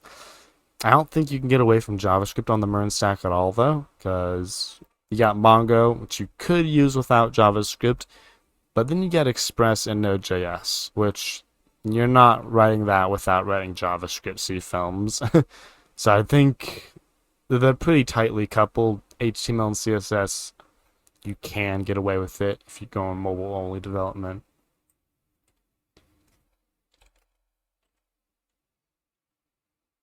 But yeah, there we go. We we mathed our way away from using the other part. I'm trying to think. I don't even need that for loop. I do need that for loop. Which means middle is not the same as this variable. Aha. Interesting.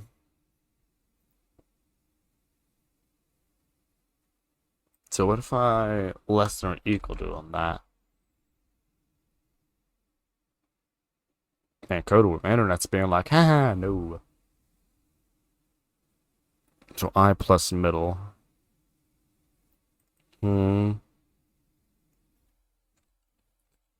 Hmm. Trying to make it a little cleaner. Is it that much to ask for? Or empty string. Be happy. There we go. Now this loop, I don't think needs it. At least, check if this conditional. Can we survive without it? The suspense. We cannot. Okay, so we do need this logic here, which means we do need middle everywhere, which thankfully means, it's actually not thankful at all. Note that is thankful because we can declare it as a variable inside this for loop since it's the only place we need it. Yeah, decrease scope whenever possible. I think that is about as best as this is gonna get. At least from me. Bada boom, bada bing. Let's see what the code warriors of the world came up with. Okay, we got a console log. I always love to see it. A while loop. 2 for loops. Okay, so yeah, they went iteratively instead of recursively. Probably the better way to do it. So this part's basically the same. Here, convert to an array, and answer I equals array I then j. Okay, so we are using indexing to set values. I didn't think to do that, but makes sense. Oh no, it's regex.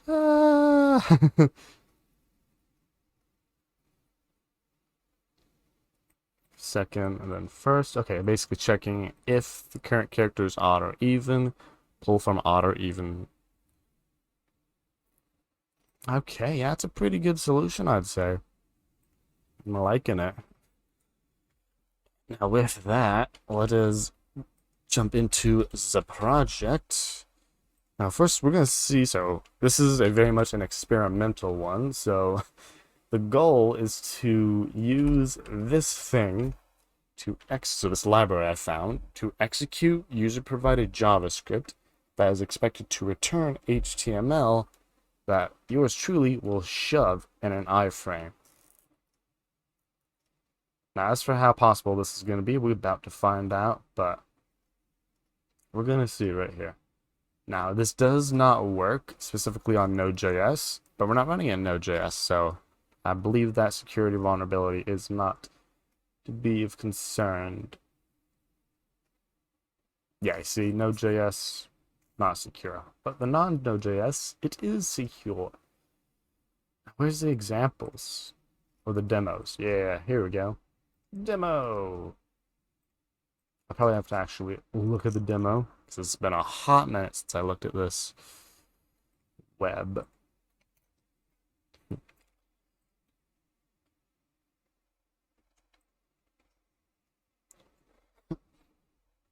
Hmm. A cities table in your relational database, if you should add a country column to that table. Well, I guess it depends on the scale of your table.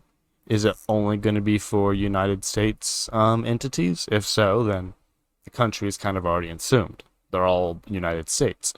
If they're not to be United States, though, like if there's some other world countries you'd like to support, then yeah, you probably could add one.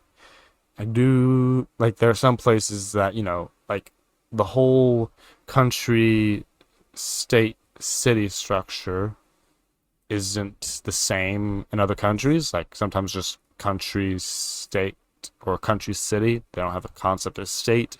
Or like in Canada, the provinces and stuff. So the front end verbiage for that information might change, but aside from that, I think it would work. Oh, county. I'm sorry, I'm blind. um, is there any useful information about counties, to be honest, see films? I mean, like, your thing is talking about, I mean, that'd be a lot more. Firstly, that'd be a whole lot more things you have to add to your database. That's more than like, oh yeah, 50 states. There are hundreds.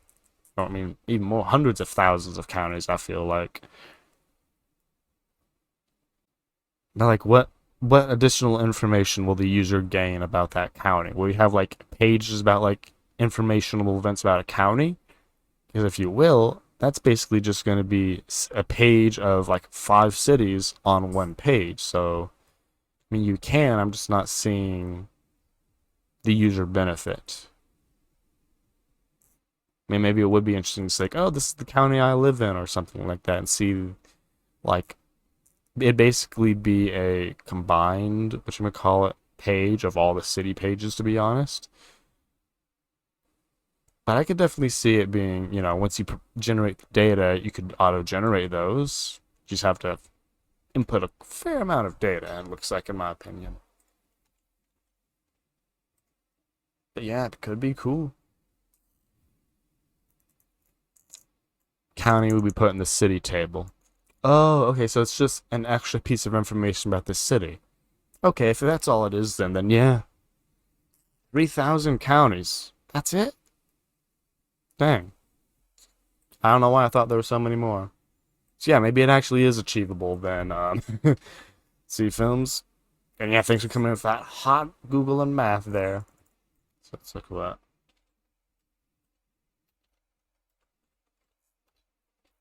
Yeah, an average of 60 a state. I guess that sounds about right.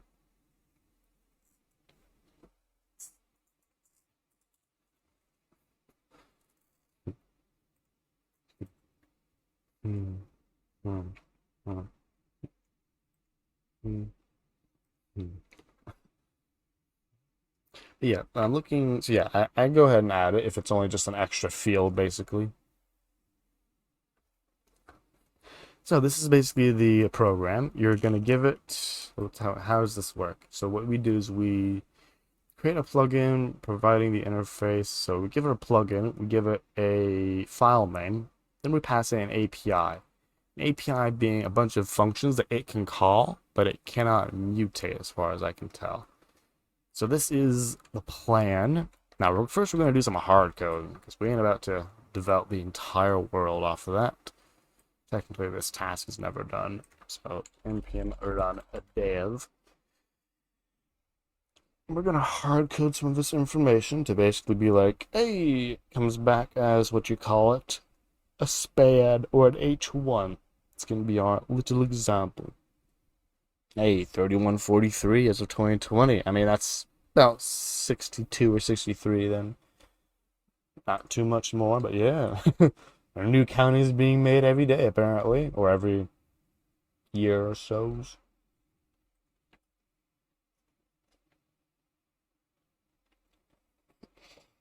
Suppose I'm going to work from the model backward. Alright, so we have list, and all items are going to be the same thing. Okay, we're fighting about numbers now. I assume you wouldn't see films, you only care about the ones, you know, Seattle and stuff. Every census. Yeah, I suppose that makes sense. Length of 10 characters times 3,000. Oh, we're going for a literal how many bytes are we spending on this, huh? 10 times 3. Yeah, that's not too bad. That's only... Why did I just do 10 times the number? 30,000 characters, right? I don't think C-Films is specifically caring about data. I mean, I don't know. You do love cutting down character counts. Maybe you do like, you would like to trim it down. But yeah, I wouldn't see why not. It for sure. Yeah, I'm not negating the fact. I'm just saying probably for this particular thing, it wouldn't. But yeah, it's definitely going to inflate the database at almost a constant rate. But yeah, thankfully, it's not going to be all of them. It's just going to be just the ones that's in Seattle. Okay, let's look at this database now. Look at this database. Not worth it. Yeah. No, for sure. Yeah. Now again, it's not my database, so I can't really weigh the pros and cons of it firsthand, but feels like very little benefit. Put it in another table and use keys. Yeah, for sure. Should increase in the, what is it, size of the row. Yeah. Okay, so we have the owner, we have the name, public. And this is my new property. I get to name the property. Oh, this is always the fun part. HTML generating code. Type string, required, not required. Yeah, that's it. It's an optional field. That's it, folks. Yeah, for sure. I mean, yeah, gotta love keeping the sequel spirit alive. I'm never gonna bash sequel. It's running more than half, the majority of our infrastructure. If it disappeared tomorrow, we'd be in big trouble.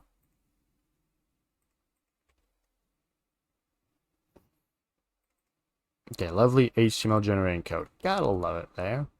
Now, so that is on our list. Now, additionally, we want to be able to update this attribute. So that is going to be on our controller.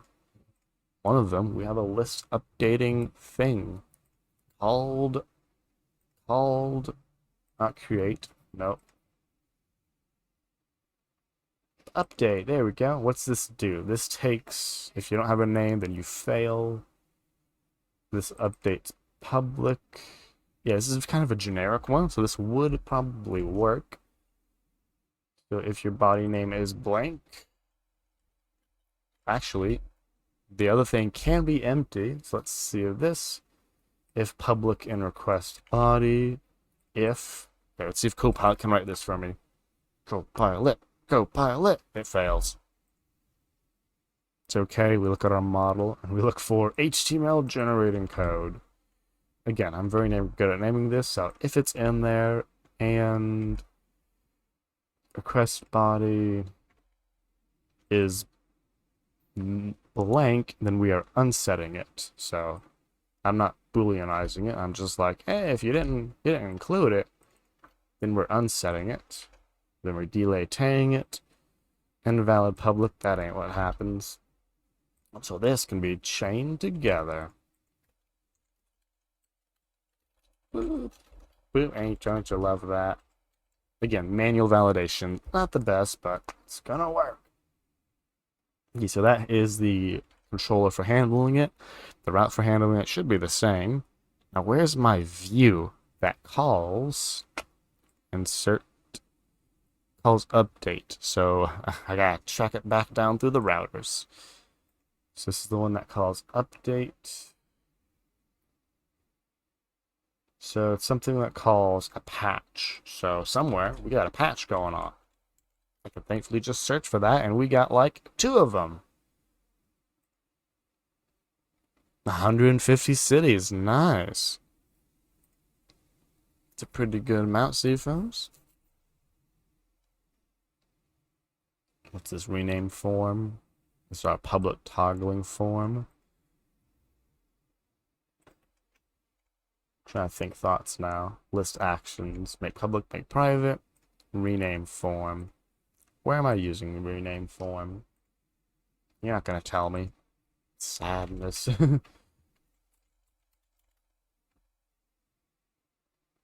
It's a want here, or is it here? Here it is. Rename.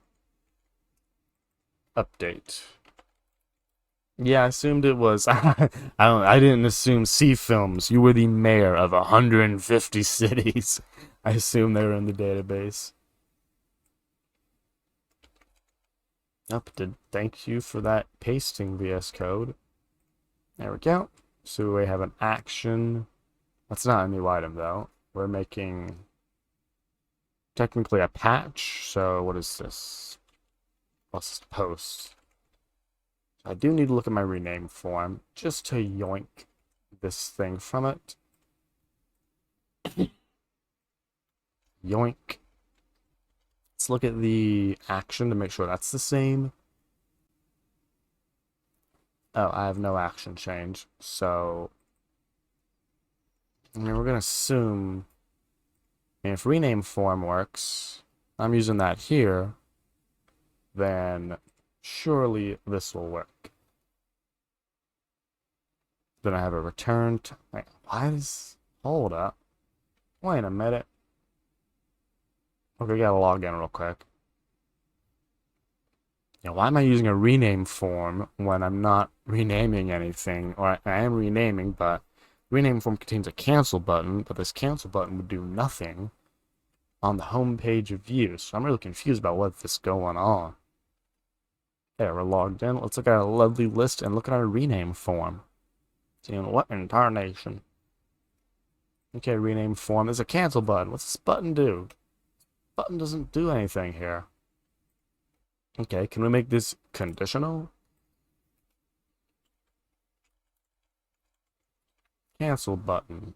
Okay, who all uses rename form? I like explicit rather than implicit. Hey, thanks for the follow there, RY Call. Hope your day is going well.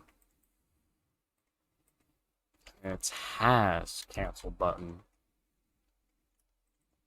Go. So here's my logic. So has cancel button, do this. Otherwise, null, curly, and let's make this readable, why don't we? Poof. Absolutely loving it. VS Code has not gotten the memo though. That is sad. And the other place we're using rename form, somewhere over here, where this is return tab. Oh, is that what I should use? Hold up. Yeah, because I'm already using return tab elsewhere, aren't I? So that can be the conditional I base this logic on. Come on. Yep, there we go. Return tab. That's the logic. Wait a minute. I'm going in circles. It's specifically for the cancel button. There we go. So if there's a return tab, then use it. Which means this is no longer conditional, it's just text. Otherwise, don't use it. Canada doesn't have any counties, they have census geographic units. Yeah, that's why if you keep it, yeah, for sure, I can definitely see, because that's when you get like kind of like the localization slash things not existing. They have to add specific handlers for representing those things that don't exist. So it wouldn't be too difficult, I imagine, for just counties, because you check the country. If it's US, then it's a county. If it's Canada, then it's a CGU or whatever they want to call them. Then we start scaling to more. It starts getting more branches, more logic. It can start scaling, you know? Okay, low on that. Rename form is now pretty. Now for this, we get to add a new form. And this is going to be HTML generating. HTML generating JavaScript. That's not what I want there. Well, I do want it as a label. And it needs to be a text area. So it's not name. This is actually... You have to name this correctly, though, based on my model. So, do the model.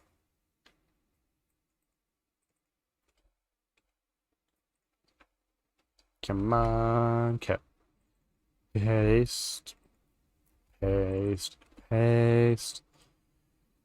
And then, yeah, placeholder code at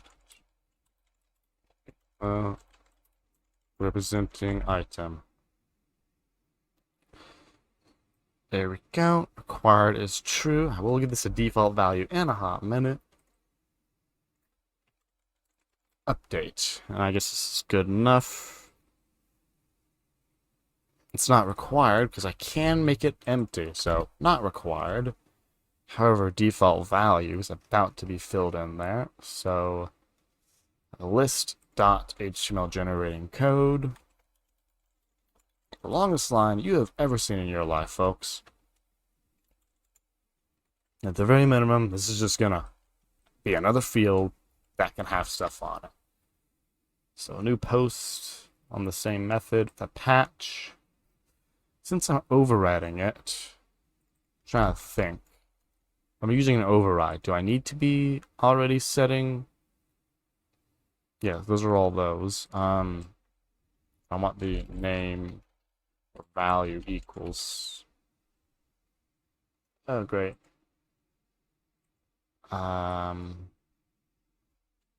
Name.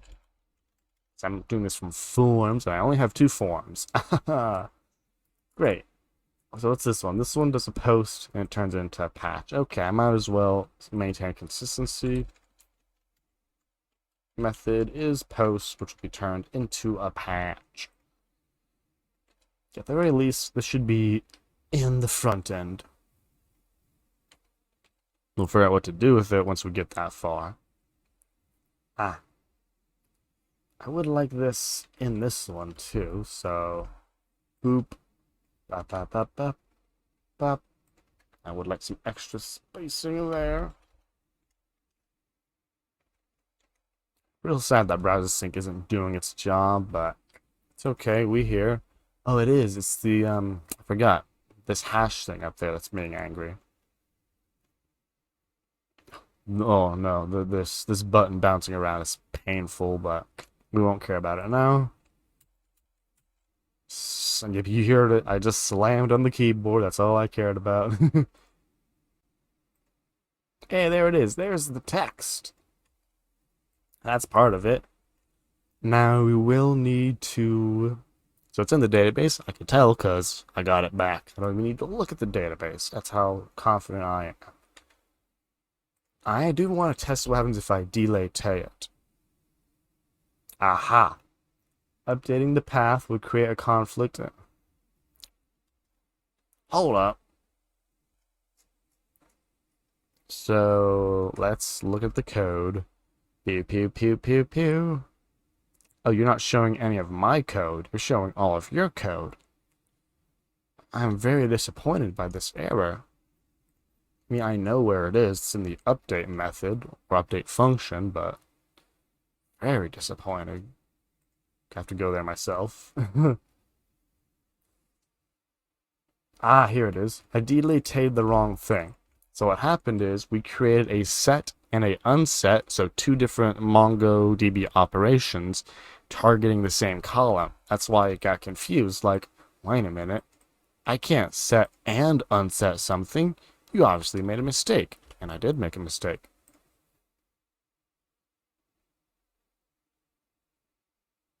There it is, and we can see nothing is here. That doesn't guarantee it's deleted though, so we got a Mongo compass. Well, I gotta go pixel view because we're looking at some environment variables.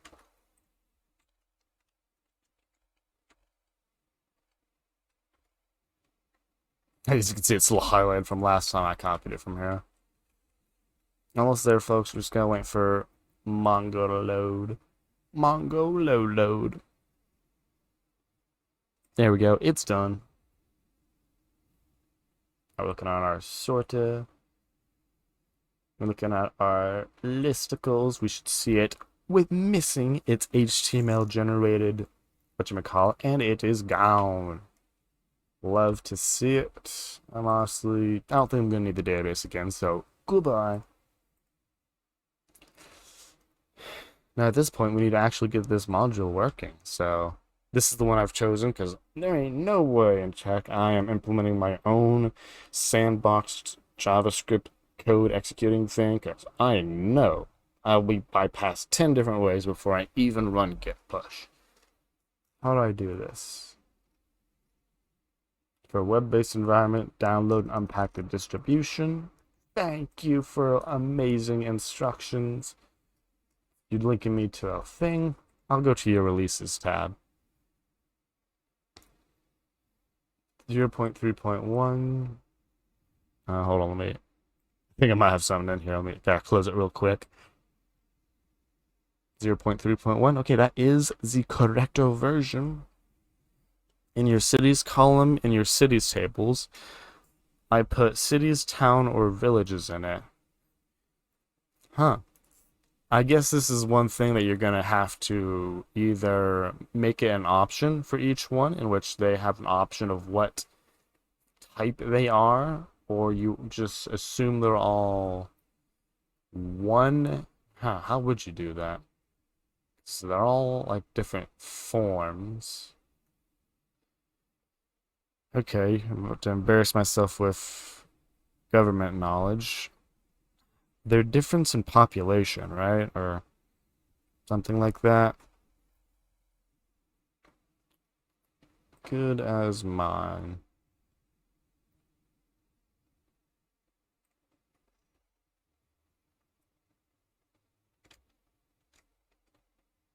Not this one. Close that. Down. Jailed. There we go. Populations. Yeah, I thought it was. I was just like, I don't know what that is. So what I would do is, if it's possible to calculate that, that would be pretty cool. Then they're all cities, and on the front end, based on population, which I assume you have that data, you can give them their proper label, whatever. It's probably not gonna be that easy though.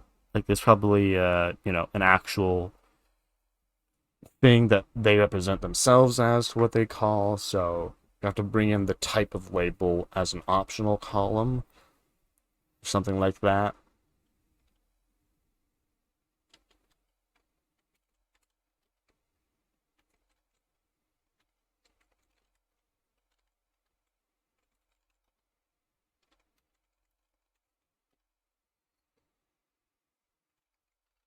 Tar.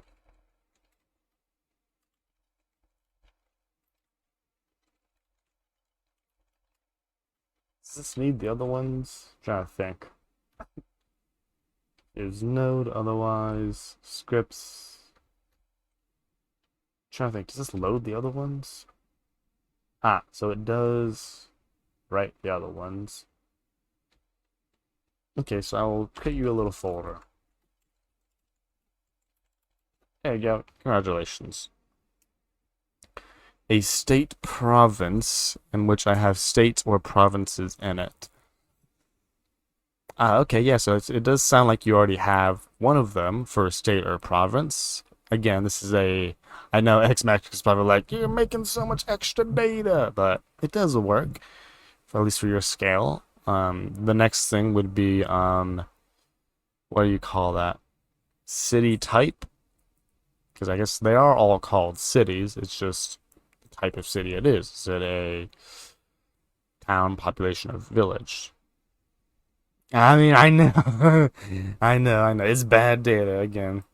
I mean, this is like kind of complicated. It's not a complicated structure, but it's not a straightforward structure as like, oh, a thing has a property. It's like you're making it like it's so abstract to the point where it's like, dang, it's like when you abstract it this far apart over data that's not like they're related, but they're only the same in shape, not references and stuff. It's like, do you just need a whole new table listing all the towns, all the cities, and all the villages in it? Like tables, or like, no, like cities, and that's just a one row thing, or like one column, just the IDs of all the things that are a city, or all a town, or a village. Again, this is kind of like what you don't have to do with Mongo. I mean, you would have to do it in Mongo. It would just not be in a relational way, so it'd be a little less structured, more freeing. Yeah, I understand that C films. So like yeah, you have like all your information and then you have one which is either state or province. Yeah, I understand. Based on whatever the rest of it is. As I hope I understand. That's what I see in my brain.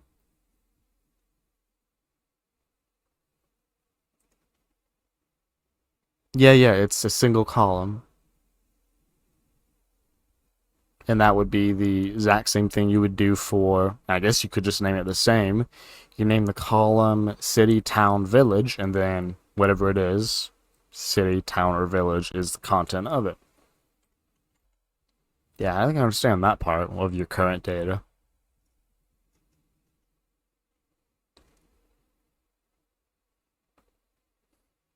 Because I'm trying to think of a list.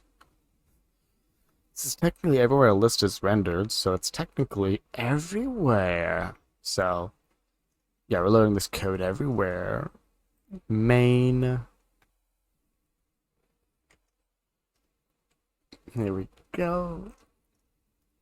Script index and script lib, or yeah, script jailed. Hopefully it can load itself. We will see in a memento how many console errors we get out of this. Just whack.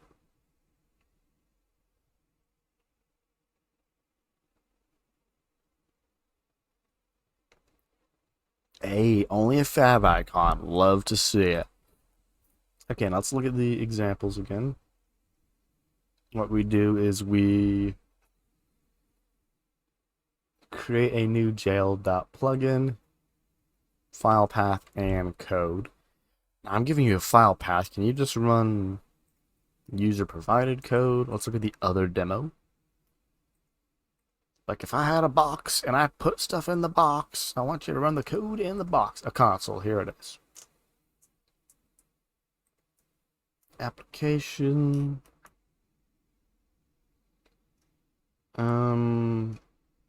No, that's a lot more logic than I was expecting. Plugin. There we go. Executes the code and handles the result. Protects the worker scope from being... Okay, I'm not doing that much work. Set interface run. Wow, that's a...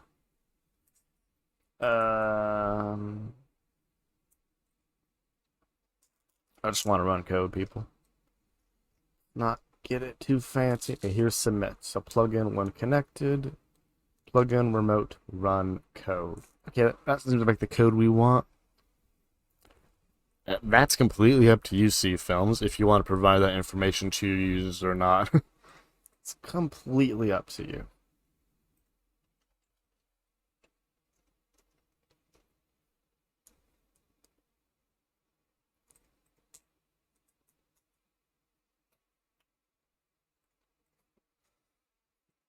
Okay, so I think in my components is where I need to do all this rendering logic. What about that one? Components, so we have unsorted list, which are all the things, and we have item name right here. There's a key of item ID, but we want additional information, so we want like data item equals item. Probably only the government. Yeah, you're not too wrong. Item equals, or datum item name equals JSON dot stringify item dot name. And again, technically item dot name is just any old string, which can be programmatic JSON if they wanted it.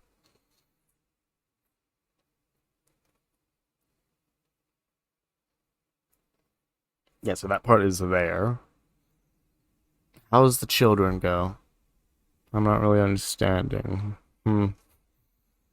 Hey, thanks for coming on by, stout fella. So, Mongoose, pretty cool. When you're creating schemas or models, can you define them in a class constructor and call it a day? Or is it required by Mongo and similar databases? So, stout fella, Mongo specifically requires no schema. It requires no class. It requires no structure at all. It just puts JavaScript objects in and gets JavaScript objects out. There is no relation between that and specifically Node. Now, Mongoose, they do expect you to use this particular format here, in which you don't create a class constructor. You create a new instance of a class, so a new instance, and then you pass it all the settings you want. Though I'm sure as class, I'm sure there's a way to do so. It's just not expected of you to do it that way.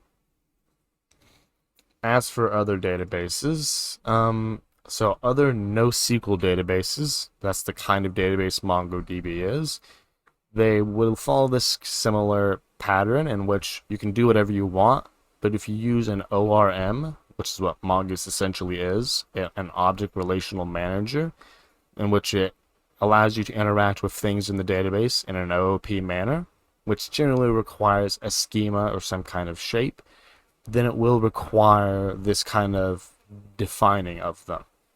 But looking right here, you can create Mongoose schemas from ECMAScript classes using a load class function. So let's see how this works. So you create a schema. So technically, you're still creating a schema. It doesn't look like you can get away from it.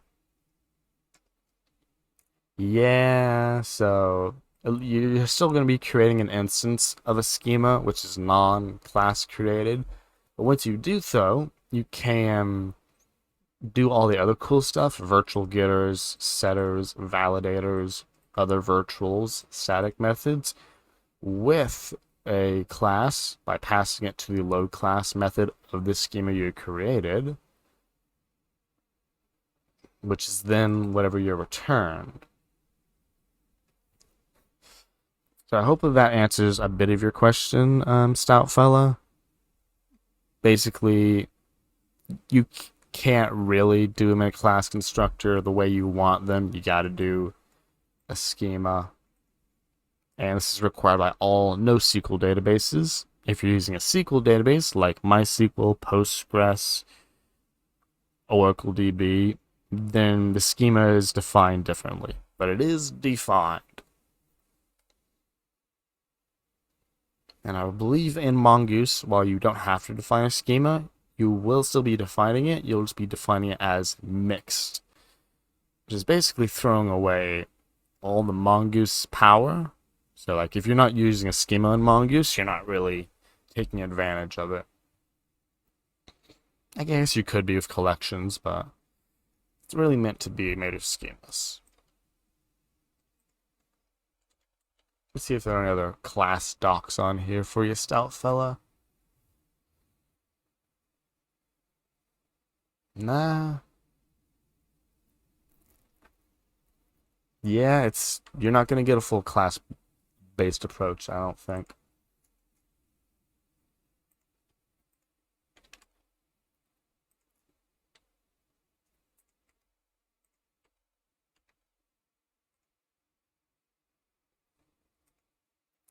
Okay, I'm glad that helped a little bit. It can be a complicated concept for sure. It's like it's a very specific way of doing things versus a whole bunch of different ways of doing things.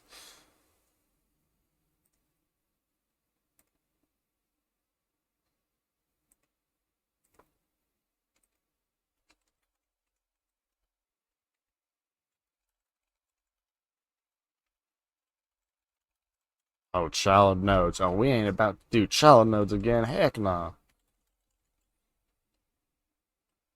You know, I'm not even doing a span. We're doing a custom element. Technically, we want all these actions. We just want each one to be representable as its own thing. So this is, what is this? Item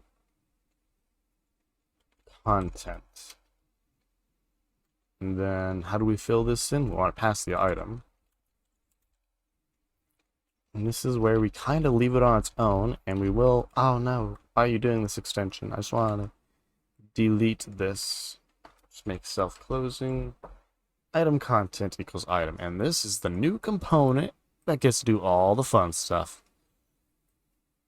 I think of a new file. I could just call this item, but it's confusing when I have other things. So item content JSX export default item, and then for now it's going to be yield span item.name. Oh, that's not how you close that tag. Span, and this is where the magic happens. Class equals class name equals item content data item name equals JSON stringify item name. I do think I can do some form of caching here. No caching. Now we ain't about to do caching. If your code's so bad it needs caching, you shouldn't be writing the code. And again, this is all going to be consensual. Do you accept to run this random JavaScript in your thing? Import item content from item content. Boom, there is one. Here's the thing. So this is where the logic's going to be. Original data, and then it's going to have an option if you wish to consent to seeing this user's code, otherwise not, which is with modals and all that stuff, but we ain't there yet. So basically everywhere we do item.name, you need to use item content. Not there though. Wow, this was the only place, huh? I guess I don't know what the rest of the code looks like. So we have unsorted list, and then we have sorted list. Let's manually make our way there. I destructure it out. Cool. Yeah, this does need to be an LI, but then ka-chow. Nope, not that ka-chow.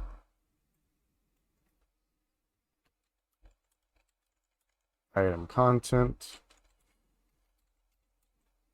I don't have the item. Do I need the item? I don't. I'm going to keep using names, that's what the key is called, but self-closing, fix that. We'll update our item content here to take a single name, which will eventually be renamed to content. Data item name, technically correct. Item content. Yeah, okay. I'm already seeing the discrepancy here. Keep it consistent until we go for the rename, folks. No corresponding closing. It has it right there. You're blind. I'm blind, I tell you.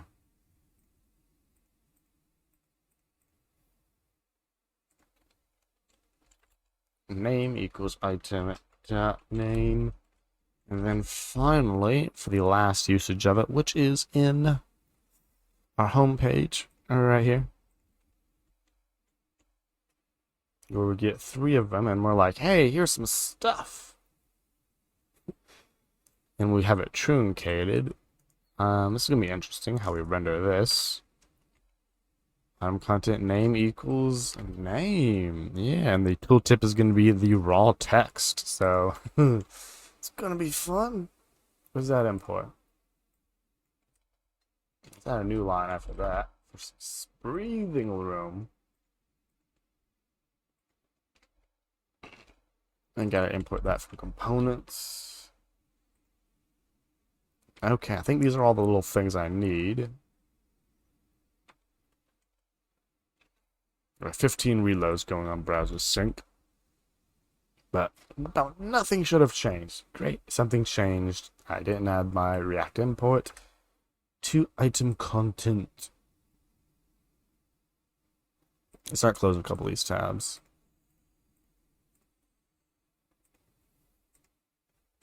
I was wondering why this file is so small. Like, man, this got real efficient, real something. There we go. And boom. Effectively, nothing has changed, as expected. This is where the JavaScript starts to show up.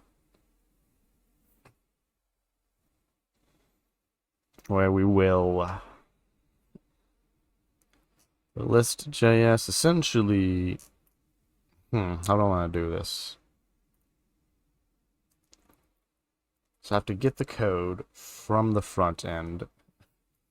Okay, so whenever we're rendering these item contents, it has to be a parent with a data HTML code thing attribute within it, and that will be my running off point. So let's find, not this one. Oh, I do need that attribute though. So sorted, unsorted, and comparisons. Ooh, comparisons, you need it. Almost forgot one. So copy my import, copy my usage.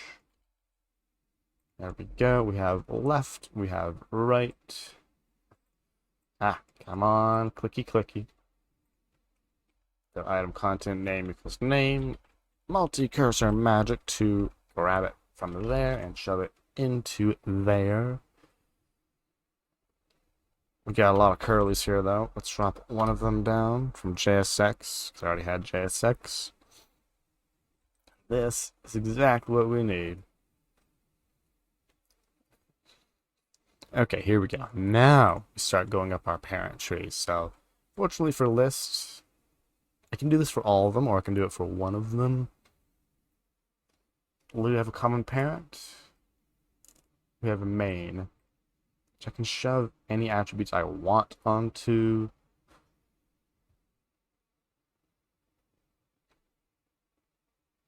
I don't think I can do a double spread though.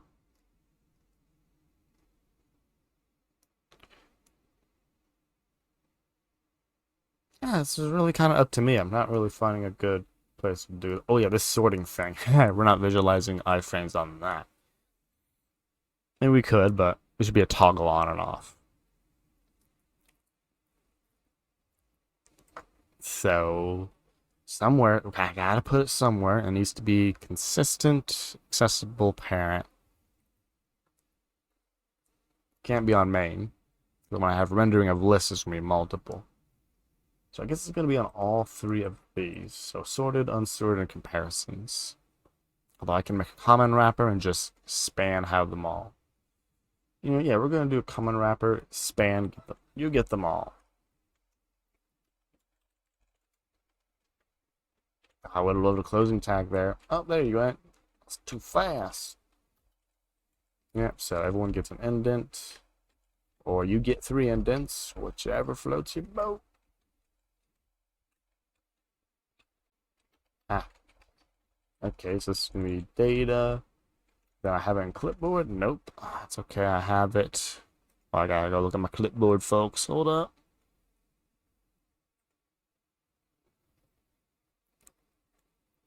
Where is it?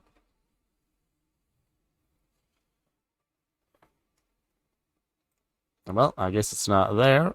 I am manually scrolling today. Let's try to save me scrolling 2 lines.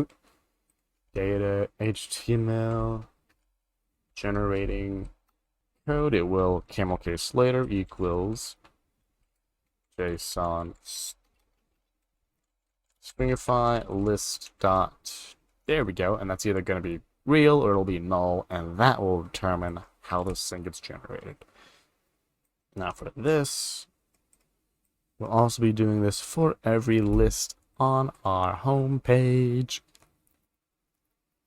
Homepage. It's called the index. There we go. Look at all these lovely lists. They create a header and a body. Here we go. This body has a paragraph, which has a list group, which might as well get the list HTML generating code. So we just need to find the first parent with it. We don't really care who has it. Someone's got it.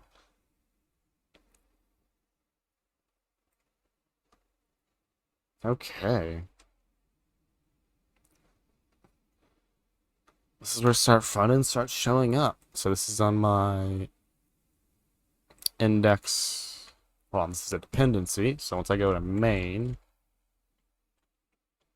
closing all of this, if it's a dependency, so we gotta go here, and here we go. So great thing about these jailing logic is that it is not able to act as local storage. So we can const all items, all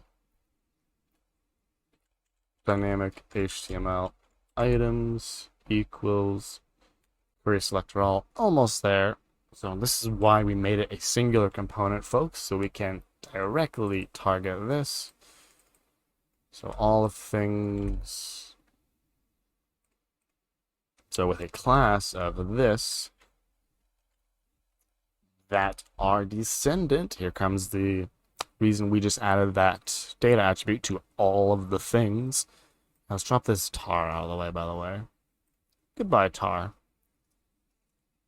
Because here, there we go, that has a child of this. Now, this is not going to work initially because we're specifically checking for a value that's not equal to null. I don't know what that is, so once we get some raw HTML, we'll know exactly what to do. So let's head on home.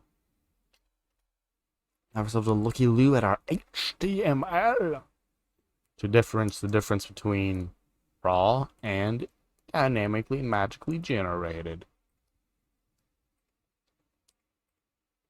Okay, list group. Noticing a significant lack of thing there. So this could be what happens when it's not added. We're gonna add some stuff and find out though. Update, blah blah blah. Good old smashy keyboard.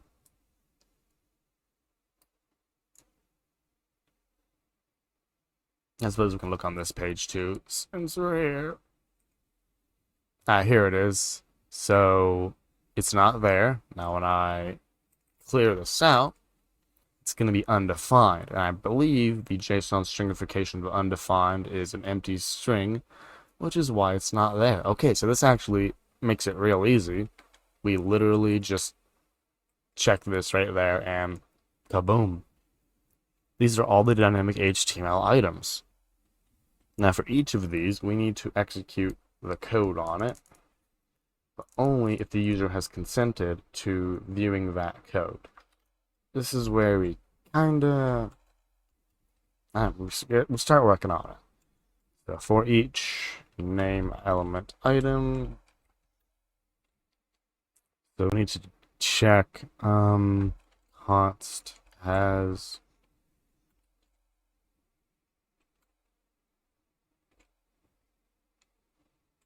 consent. Basically be checking local storage, right? So I guess first we want to get the code, right? So const code equals, so it's not actually on this thing. It is item element closest, then closest to this query selector. Get attribute, technically be under the data set. Dataset HTML generating code. Thank you very much. And this will be json.parse. Now, the validity of this code is going to be determined on the client side. You can't submit the form with bad code. If it is bad code, you get it in there. That's your user's experience in the suckiness. Hey, Dark Oblivion, how's it going? I'm sorry to hear that. I'm lost alive, but hey, we're here now, right, folks? And that's what VODs are made for, so it's all good. I hope your Saturday's been going well. We're over here adding the weird feature of allowing users to generate their own HTML.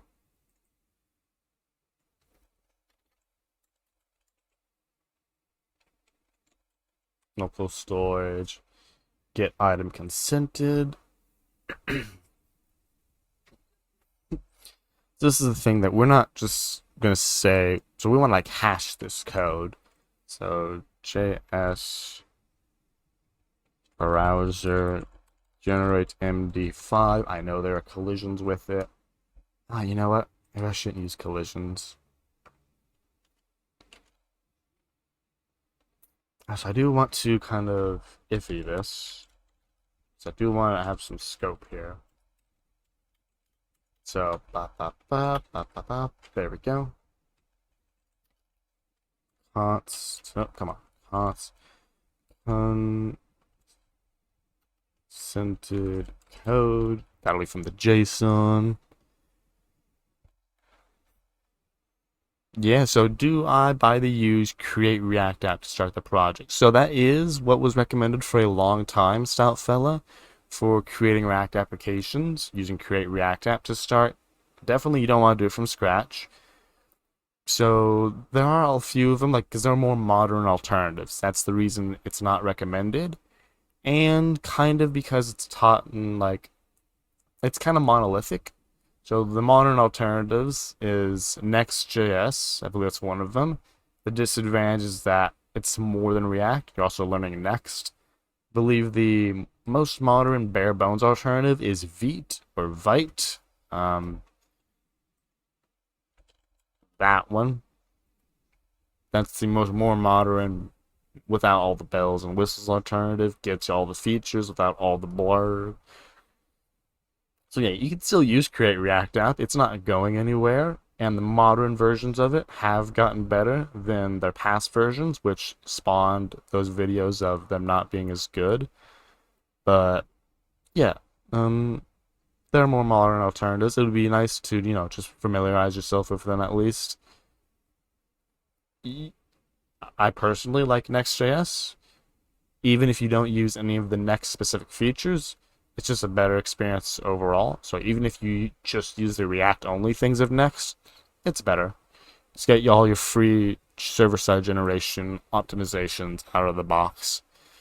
Though every platform is, or every kind of bootstrap starting up thing is solving a problem. Back in the day, Create React App was the only one consistently solving its problem, and now there are others. So yeah, it's up to you. Like I said, I'd use both. Yeah, it's pretty fun, Leah. Even like I said, even if you're not using any of the Next.js thing, you're not using Git server side props, you're not even deploying on what do you call it, Vercel. Even if you're just deploying on GitHub pages, it can still gives you the advantage of whatever it is you angle it at. Oh yeah, that is painful. It's monolithic, stout fella, because it does all the things for you, you know?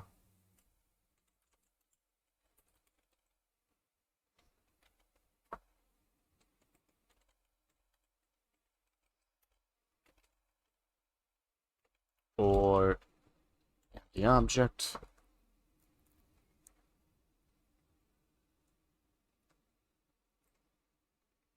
I guess I'll make an array. Yeah, I mean, it won't be too much of a learning curve to pick up React and Next for it, because, like I said, thankfully it does most of it for you. You write your code that like doesn't use any magic stuff. Boom, it spits it out basically as optimized as possible. You can tweak it. You can use backend servers. You can even use like full backend servers, like intercept a request, do stuff to it. Like it gives you the power to do most of the stuff you want. The one thing that Next.js I think doesn't give you is like if you want to do real time stuff. So want to use WebSockets? Next ain't your solution. But even if you discover 2,000 lines of code later, I need WebSockets. It's the power of React is that you just take all your React code, you copy it somewhere else. Taking a vote when to try next here. Yeah. I mean, it's just a discussion style.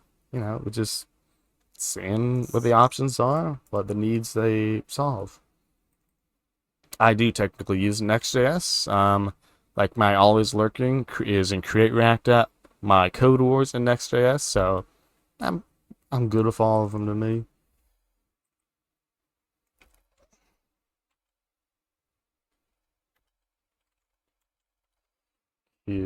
So what is this thing? Convert code to base 64 BTOA. Is that really the best way to do that? I don't know. Like there's an MDN crypto module, isn't there? I think. Yeah, it's a crypto web API. I forgot about this. Could we do hashing? I want random. I want hashing. Okay, we don't get hashing. Marked as depreciable. What's the alternative? Okay. For code using Node APIs. Okay. Well, okay. I'm on the browser, so it doesn't help me.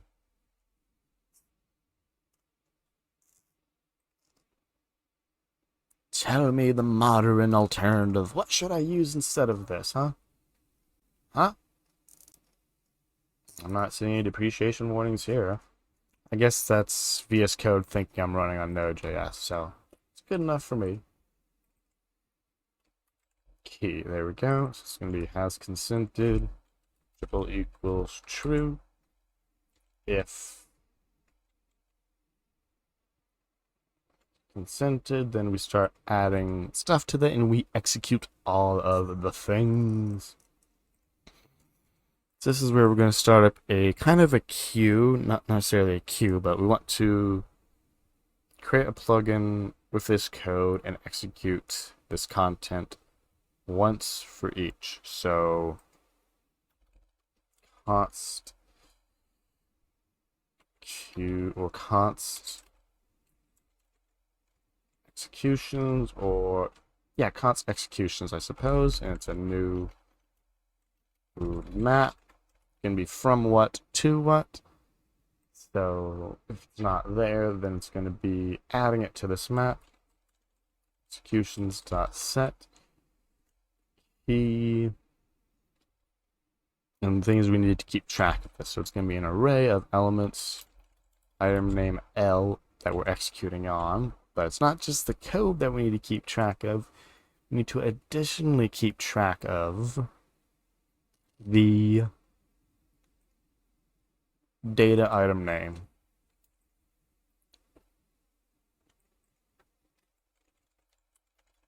Item name, please get it from CodePilot. Nope, that's not it. Item name. This is a JSON thing, so JSON.parse. Absolutely loving it. Huh, this is technically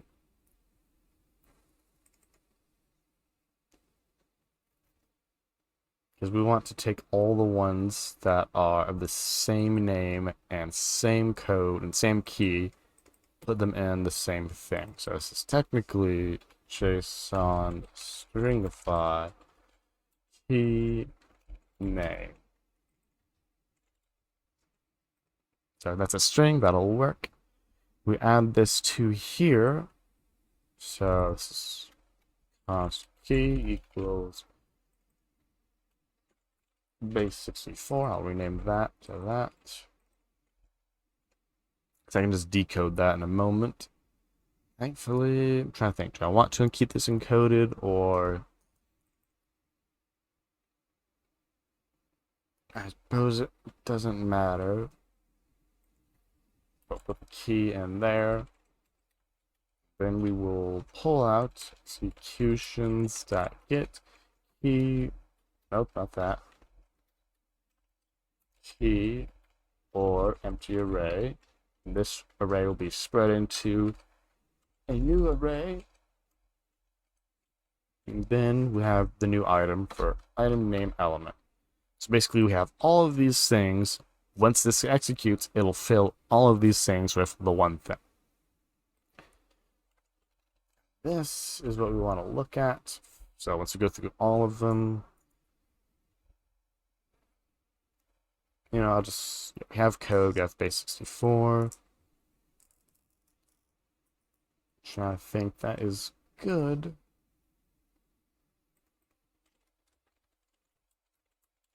I do want access to this for my console terminal.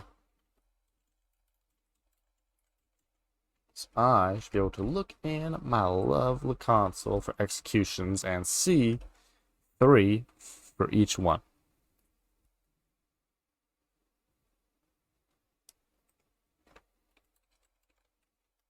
And it's an empty map. Great sadness. Probably because I've turned off the generation. There we go. Now it generates code. Or will want to generate code. Key is not defined. That's good. At least it runs. 11 that. Nope, it's turned off. Let's get that working. Executions, how are we going? Empty map. Great sadness, because has consented is false. So what we want to do is... So this part technically can be done statically, but if you are, let's say, not running JavaScript, you won't be able to see it in the first place. So if that is true, otherwise we create a button equals create element button class name button primary. That's good. Consent to JavaScript. This is where we do some modal magic, but it ain't there.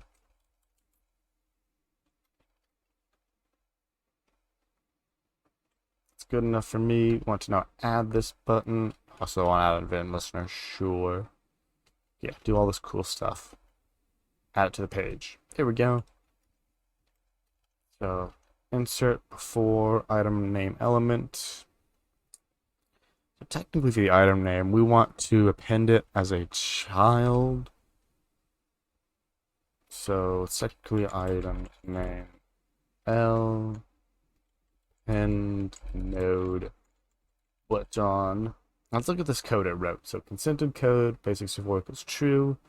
Gotta do some local storage also saved it for me. Remove the button. Executions set.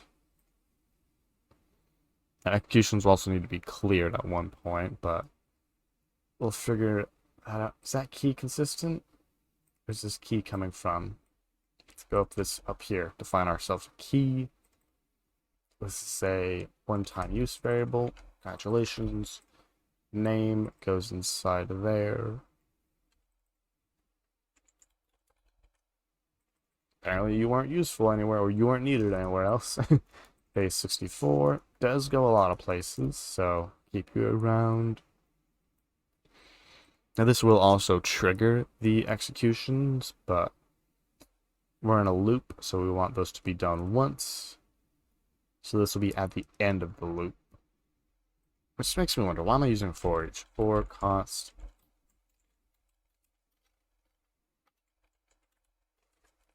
There we go. I don't even need to do a spread operator. So yay, no needless conversions. Now we just ditch two little symbols, and look at that. A for of loop. Big fan of these. So let's see, start executions. Now here, we're also going to call start executions. And this is a little function that we get to define right here. Function start executions.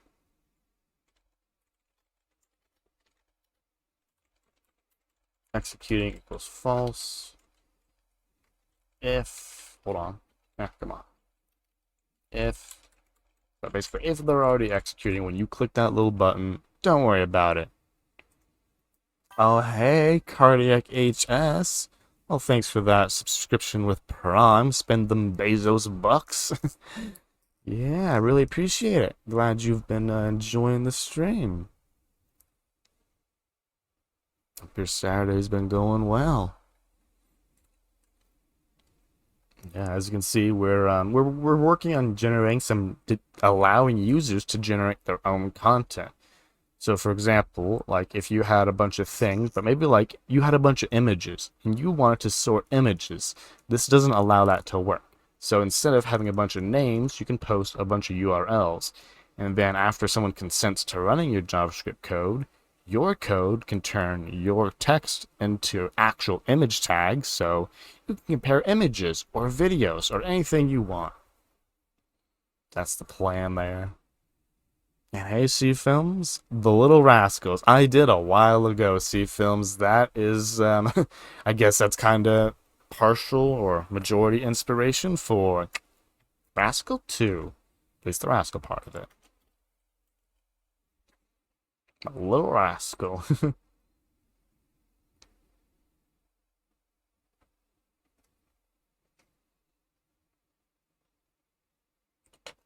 I know we will. So we'll be doing a removal of item on name element.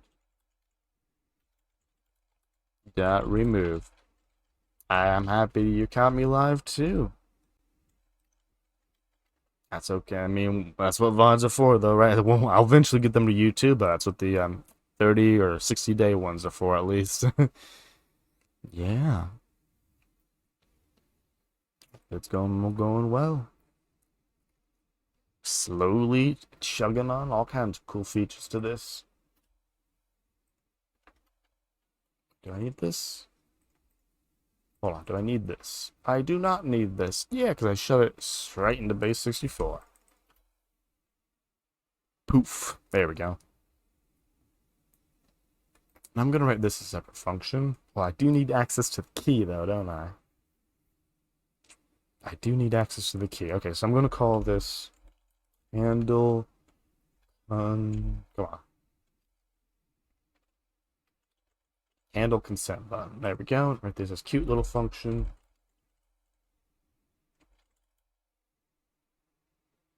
Okay, you didn't want to write it for me. And then paste. Technically. There we go. So this takes a key, which we pass it like so. And this returns a function that it will do all this logic here. At this point, we can make an arrow function. Yeah, this is some good old currying or some higher order functions. A function that returns a function. See, here's a pretty good example of currying and higher order functions. This is a function that takes a parameter, returns a new function, being the event listener, that we need to call. Now, the reason we made it curry is so that way this key value is in scope, and alternatively to it being out of scope if we were to just pass a function, because key wouldn't be referenced.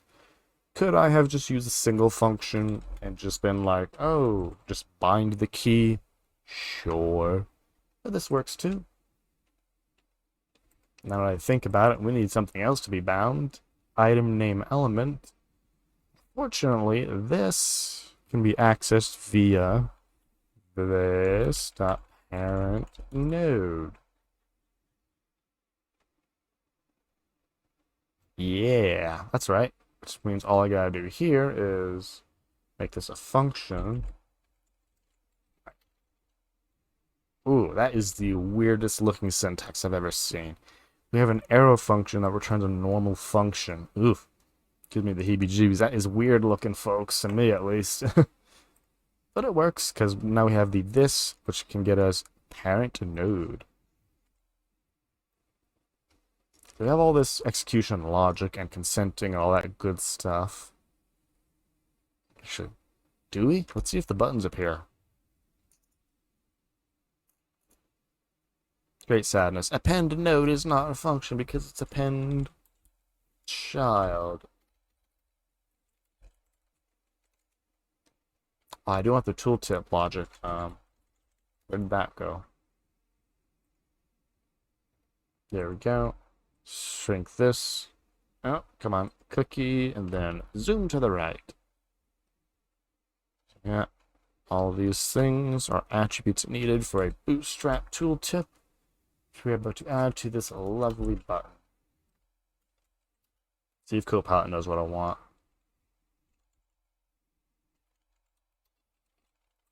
Button data set, BS toggle equals tooltip, BS title equals that thing, normal title equals that thing. There we go.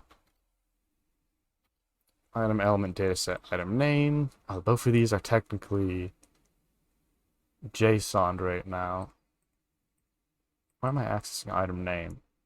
Nowhere.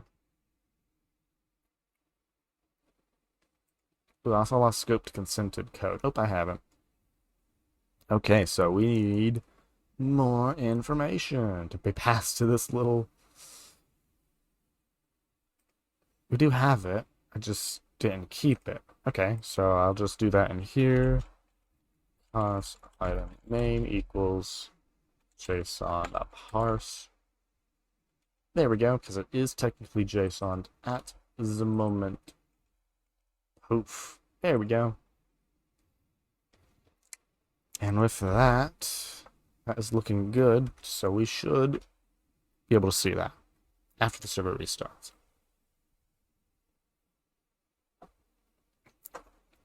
Great sadness. Where are my buttons gone? Oh, because I appended as a child, then I removed myself. Yeah, that would do it. So the thing is, I grabbed that. I want to say dot child nodes 0 dot remove, because I want to remove the raw text content. Then I'll add myself as a child. Again, this restarts the server because nodemon is not yet configured correctly.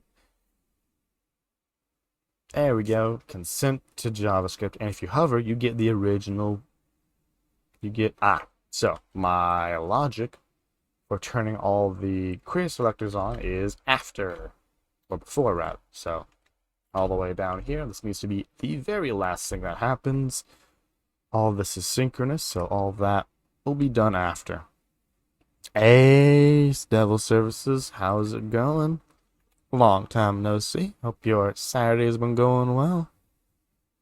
Over here, just adding the ability for users to customly generate HTML. I know, very risque, but it's be fun. That's why we're adding consent buttons. It didn't work, unfortunately. Great sadness.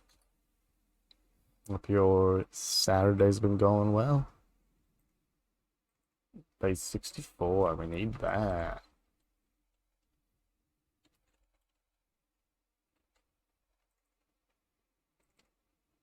We'll put this one first.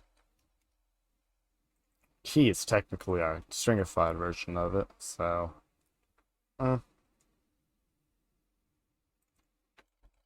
we can parse it out. Hey, I'm glad to hear it.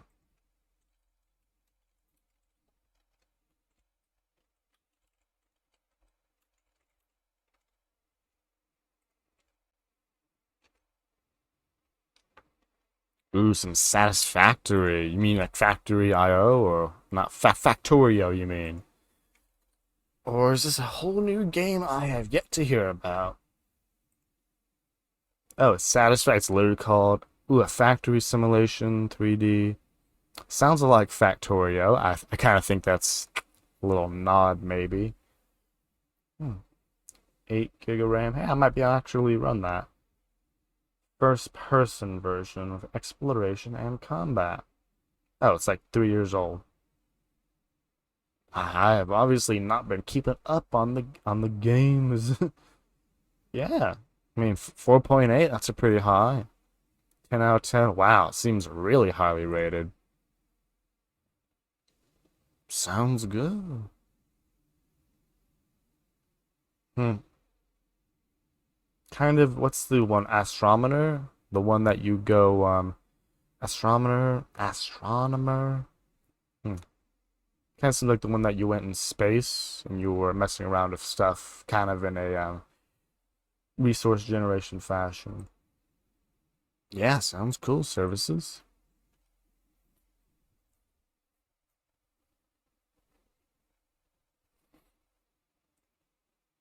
Yeah, but defined. Yeah. All this scope is really just beating me up. Button dot remove. So it's this dot remove. Astroneer. Yeah, I think that's the one I was looking for. There isn't base defense and never will be. That's the directions. Okay, that's cool. Yeah. Astroneer. Yeah, that's the one I was trying to say. Serious Scaper. Yeah, there you go. You are the artificial intelligence to parse my words. That's what I was relating it to. Because, you know, resource management, you drag things around, first person kind of style. Mhm. That's cool that they actually, you know, sounds like they got a real vision for it, their services, which is always a good thing to hear.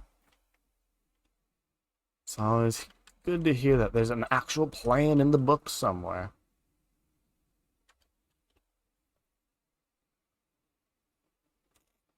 Team with a plan. There we go. We consented and the button got removed. Technically, we want to do this for all of them. Third person. Oh yeah, you're right. Technically third person. Hmm. I was thinking top down versus you follow your player character around. But you're right. It's not first person, it's third person. Good point. Space engineers. Yeah, that's the one. Oh, we got all these games kind of like on that same, not so much a niche, but working area. Ooh, nice. That's how they keep you in their services. That's right.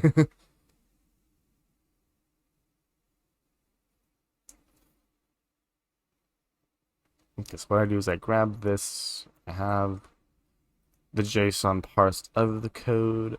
I want to find all of the relative ones.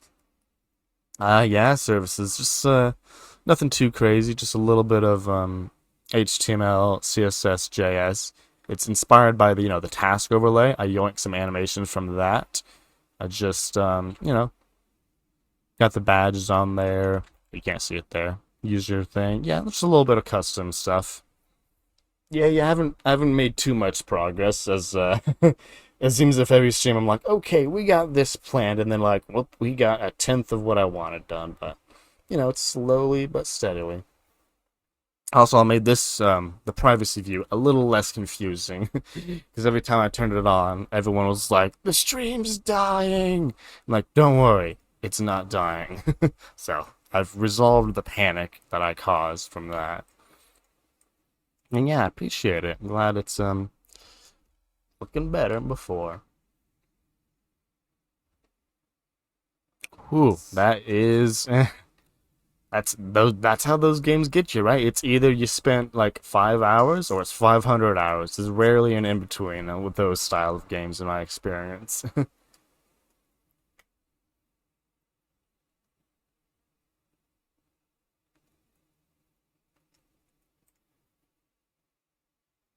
Fusion set to do find all elements with the same data HTML generating code attribute and execute. Let's see if that works. Copilot. Copilot. It tried. No, I don't think it tried. I think now that I've consented to one, I've technically consented to all of them. Nope, I haven't. Okay, local storage is failing us today. Oh, there's nothing in there, because I made it an array. Good job, me. Scented code is an objecto, so blah blah blah blah. My other instance of local storage is doing that correctly. What's happening is this might be undefined. So we will see. Clicky clicky, local storage.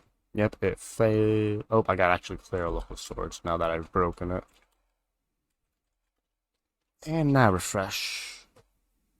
Clicky clicky. What's in there? I don't know. I just cleared it again. Pretty good at clearing it. Clicky clicky. And there we go. Yeah, that's very amazing. Now when I come back, boom, they're all there. Now technically with the consentation, we do want to remove the child node no matter what happens. So that's going to happen no matter what.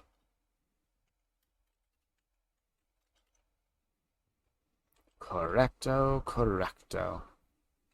Technically, I'm going to place it like a loading image or something, but I bet Bootstrap has a loading image.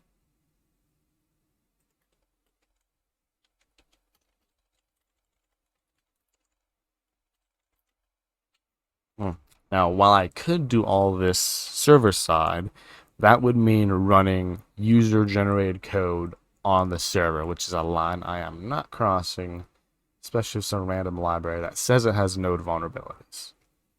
So here's my spinner. I like that one. Ooh, these are all cool. Huh.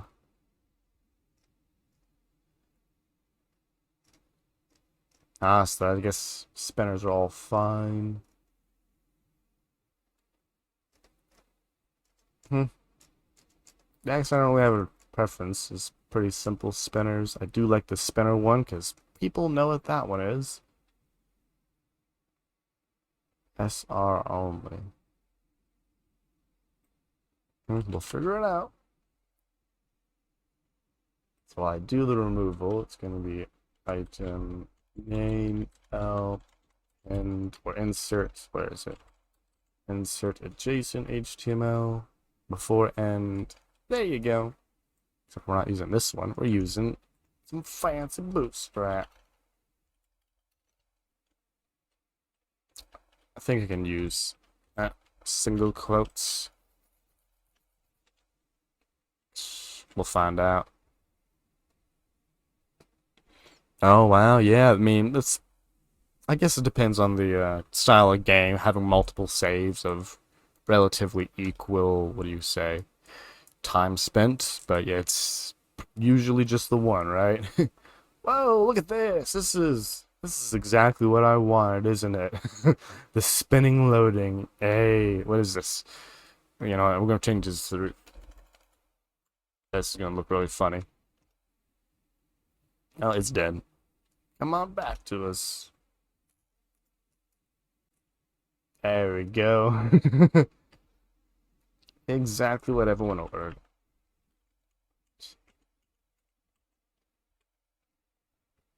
Me a good, cute animation. I really gotta fix that. At some point. There we go.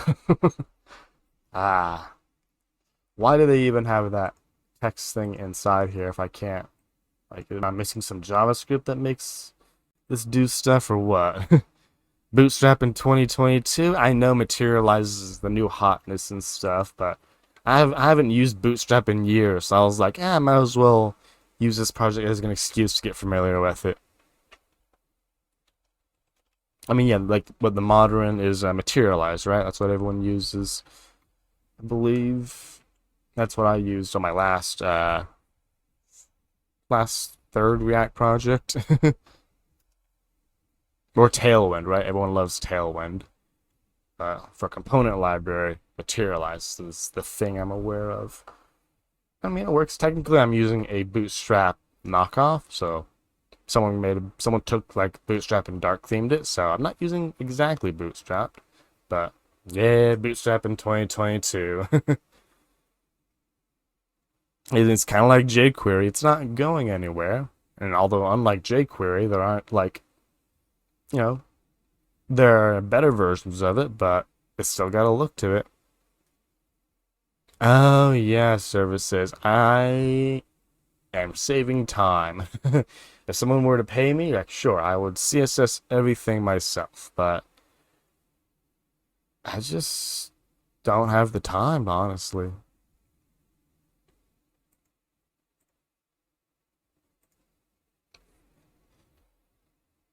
Hey Anthony, how's it going? It's going good, Anthony. Antonavy. Hope your Saturday's going well too. Yeah, I suppose so. I guess so, services. It's that is the excuse. I mean, if I had more time, a lot of things would be done better, yeah. Well, here's the thing. You assume I know what I'm doing. Hey, that's your first mistake.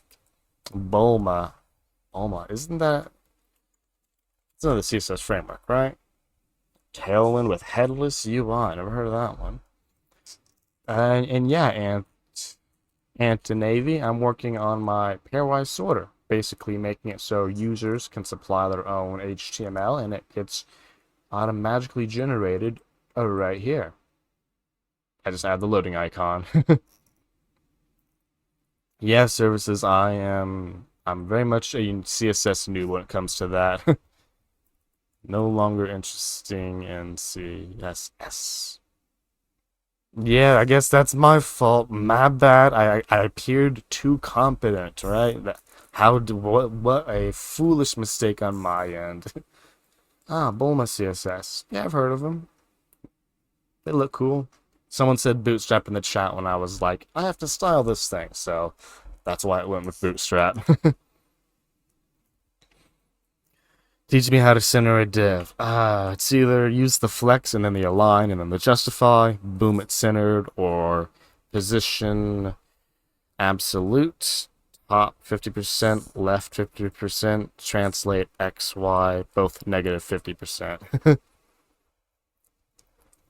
Yeah, services that's kind of like where I haven't really gotten to too. It's like, yeah, it makes it like a consistent things of CSS, but you're just writing it as class names instead of style tags. So, hmm. Again, I'm not really a designer myself, so not really my forte. Okay, let's think. We have logic here. Oh well, my Twitch notification absolutely failed.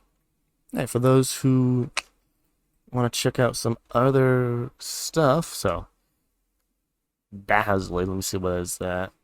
Well, there's some pretty drawings over there. Oh, a fellow 100 Dever is technically on right now. I've missed them, my bad. But Omi, for those who are, in the voice chats on Discord, y'all probably saw them a bunch of times. They're doing some React code, building some... Oh, that is a title. That is an old title. RIP to my bot getting the wrong thing. They're technically live right now. Poor bot didn't figure it out. OnlyFans? Yeah, that is. And right now they're streaming some React and TypeScript React stuff. Looks pretty cool. Want to go check that out, folks? In the meantime, we got lovely loaders. These are beautiful loaders. All that matters to me. The loaders be loading. So now executing this code is honestly the last thing we have left to do, besides this to do, which don't really need to do. It's not MVP. So for const code execution targets, so this is technically key, then we will parse the data out of the key. So const, what's in our key? That is base 64 and name equals json.parse key, and then const code equals ATOB base. Again, I know, the worst scheme you've ever seen, but we're getting there. Okay, how does this work? For instance, export methods, all available to plugin. Then you can say application.remote.alert. I'm not doing any of that. Well, actually, so I want to send the HTML back, which is technically just a string back. You know, let's just make a plugin and see what happens. I don't want to give it a path, though. There it is, dynamic plugin. Beautiful. Okay, so that is how we do it.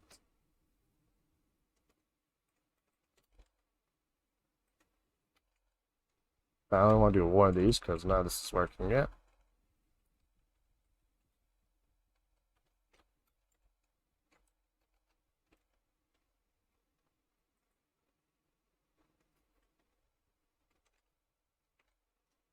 Oh, let's use other tags.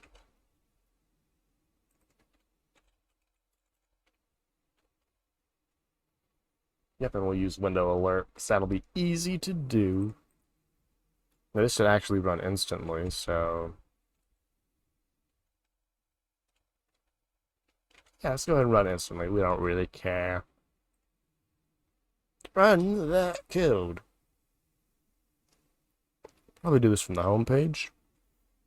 There's gonna be like 3 runs of it.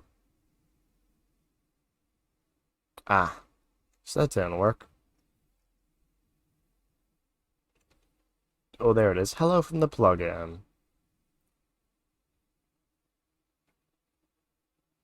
Oh, we only get 1 because this is how we executed it.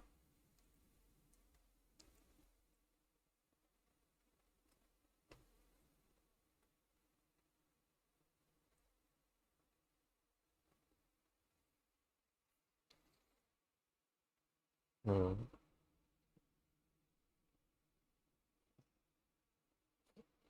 Okay, so if we take this, it's essentially what we want to do, but we want to do it around our code. So what does my to-do say this should look like? A sync function, generate HTML right here.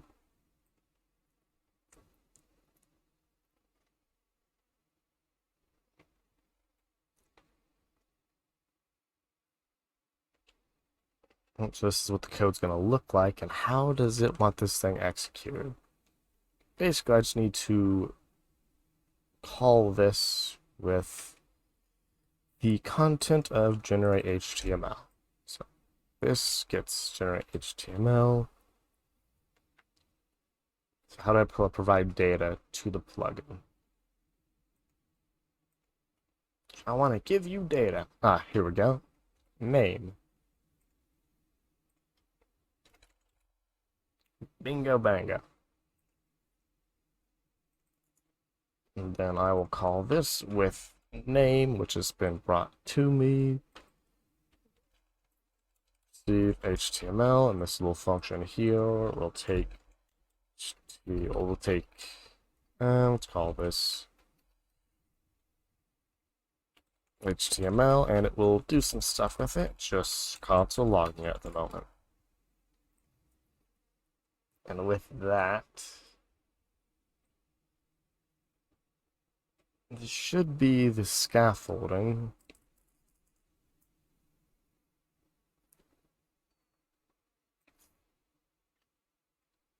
Yeah, so this is the full code of what they entered plus this logic right here.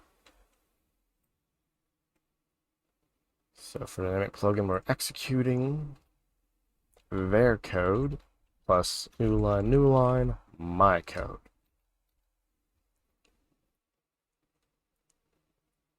Okay, that should be it. Now I just have to take this up. Technically, I want to run one execution each. Plug in when connected.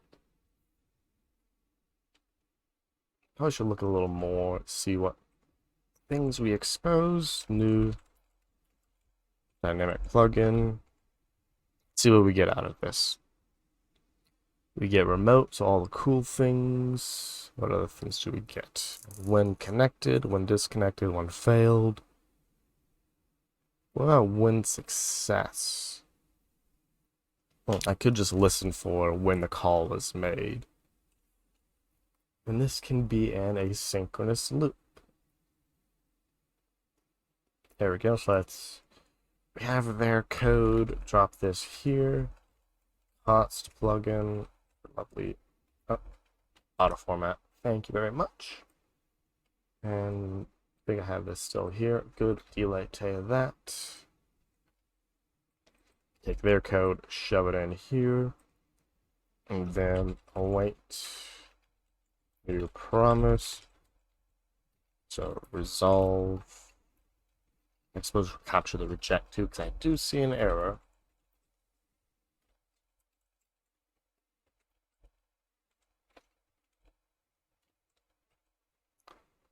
That's not how you spell resolve, though. There we go. From resolve reject. When failed, I suppose. So this will be plug in. What do we call this? When technically this is my receive HTML function right here. Receive HTML. So this entire thing gets wrapped in a promise. Gotcha. Gotta increase the scope. So curly's there.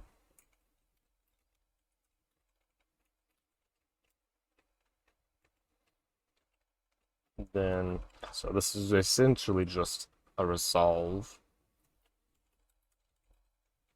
The name is just a variable we're passing in for that thing.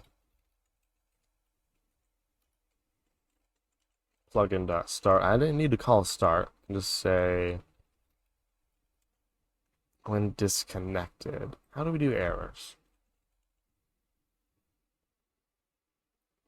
Some error during initialization or syntax error. There we go. When failed. Disconnect by disconnect or application disconnect. There we go. So plug in. When failed, reject.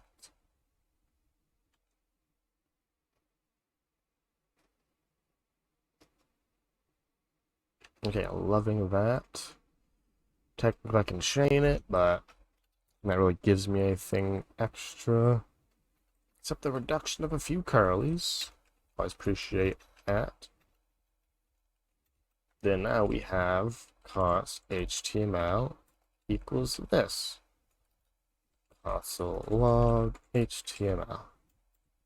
Now, this would work if I had any working code. So this is going to fail and it will resolve, and that should result in a console.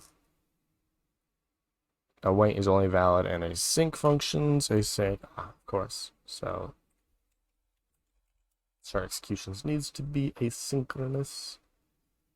My two usages of it are fine. I should have a catch.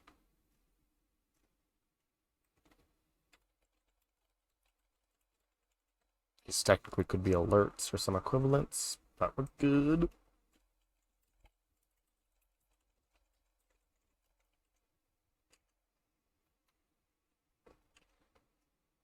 I think that should start executing.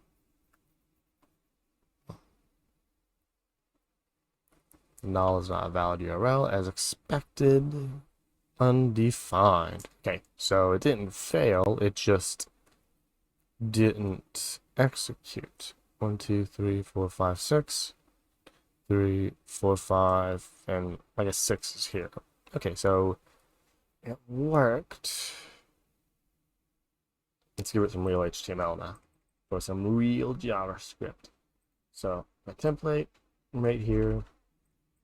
What would we like to return? We would like to return H1,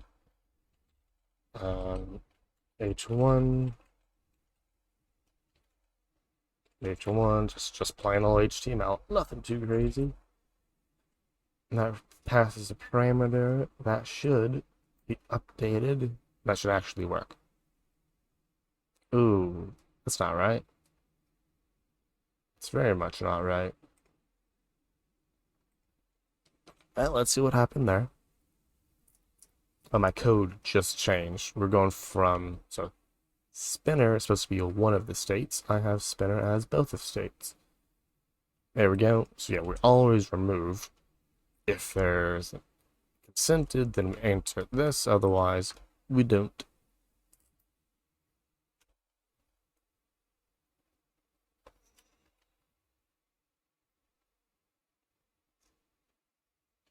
And there we go. Have to reconsent to this new JavaScript and undefined. Okay. So, undefined. Supposed to resolve with whatever this is passing. Okay, so I threw in user code. Maybe we shouldn't do that just yet. So let us take this line and comment it out.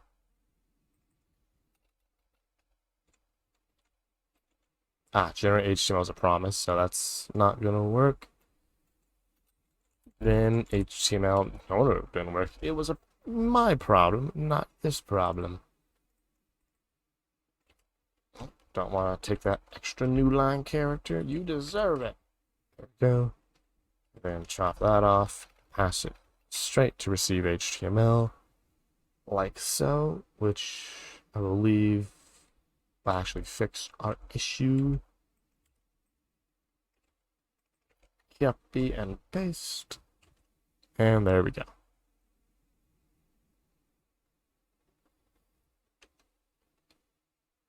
Should have been ready by now.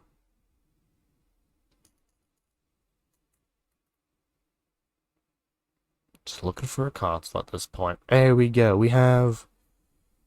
So did's doing it for each of them. It's a little empty though, which means our name is, what do we call, undefined or null. So we'll look at it here, then we'll look at it in there. So console log name, code, and name just for funds. So we do appear to be passing it. I'm assuming it's getting overridden by some other thing. So content name just for another fun variable. I won't be able to see that until I console log it, so I don't know if I have console log access. Console log name content close. That's available via application remote though, isn't it? Yep, it's not scoped, it's under application remote, so that's why it's not showing up. Another solve for using a new library, application.remote.name. And now that's gonna work.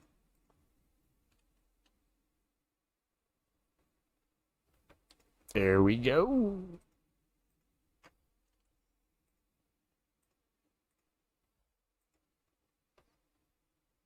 Da da da. Come on. Come on. I believe in you.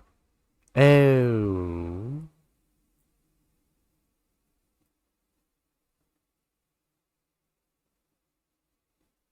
Ah. I assumed you just pass stuff to the thing, but that needs to be, I just can't pass attributes. They're all functions.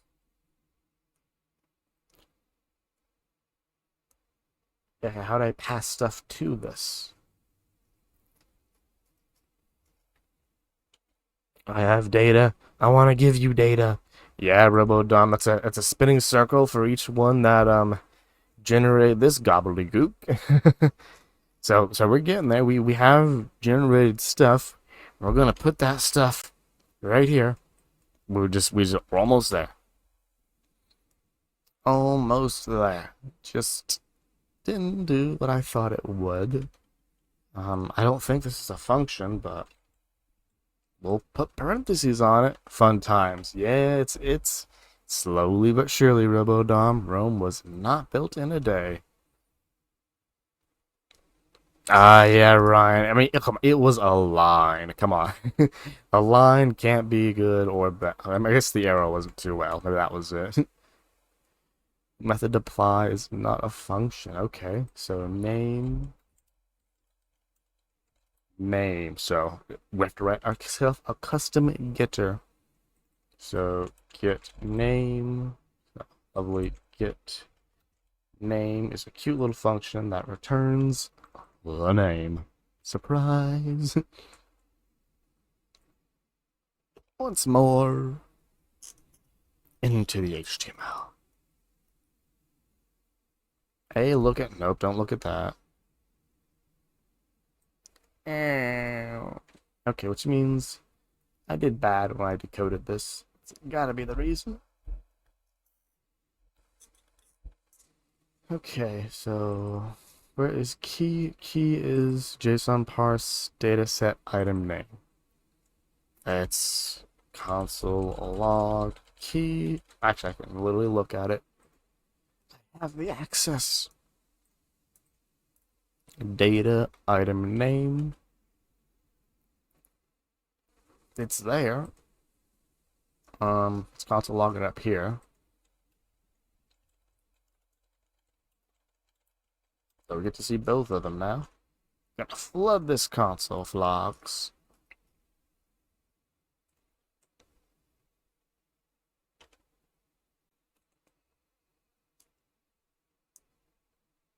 Oh, look at that. So we have a name. It's there, and it's also there.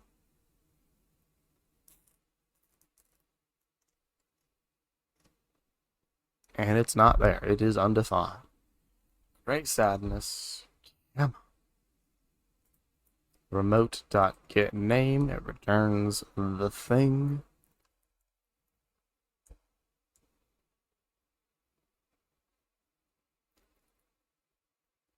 Interesting. Well, what code am I running? Maybe that's the problem. $sign name. Okay, what if I'm just like, hey, let's just return exactly what I got in. Let's do nothing fancy. What you give, I give back. I'll have to consent to this new JavaScript. I'm glad this thing's at least working. Oh, and I never set the thing back to false. Undefined. Yeah. Progress is progress.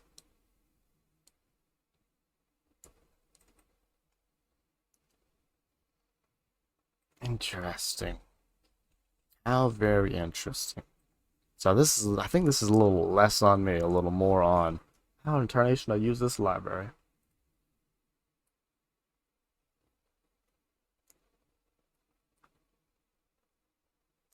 Okay, let's see. Several callbacks are provided, only one of them may be called. Returned value of export functions ignored, provided via callback. So yeah, plugin, path, application remote alert. You call my API. The plugin provides a method to perform a calculation in case the second argument of a plugin constructor may be omitted. Export some plugin functions. Use application set interface. Maybe that's what I want to do.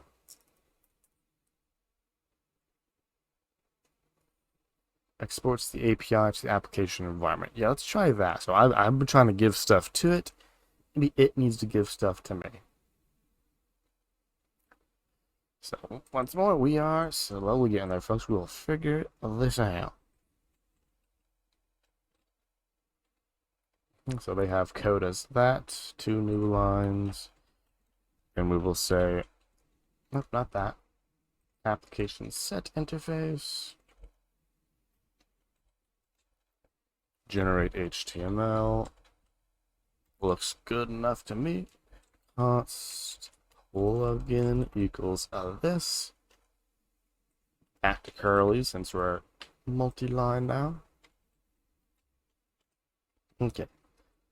See what the logic is. So plugin when connected, call plugin remote function name. Okay, so plugin when failed, so we need both of those. Plugin when failed, check. Plugin when connected. It's just a callback, which the old function that calls plugin.remote remote dot generate HTML, which I will pass name since it can't handle it. You get no HTML, or you get no APIs. And this is a promise, which I will be like, then resolve or catch reject. So something's going to reject either the fail or my execution of this. This is for syntax, the failure.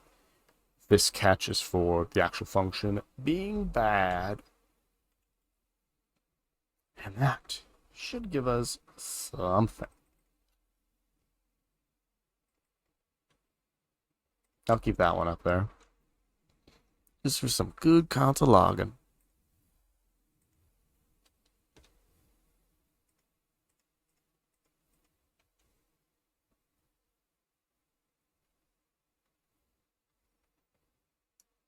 So it's trying. Ooh, generate HTML is undefined. It's right here though. I know it's in the code, because gotta log this, I suppose. Okay, we're also going to be updating NodeMon right now. So I'm trying to figure out package. What is doing the NodeMon? There you go, NodeMon, ignore dev sessions. You know what else you should ignore? You should ignore public. You know what else you should ignore? You should ignore views. There are a lot more things you need to be ignoring. I hope that ignore stacks and it's not singular. We will find out though, won't we?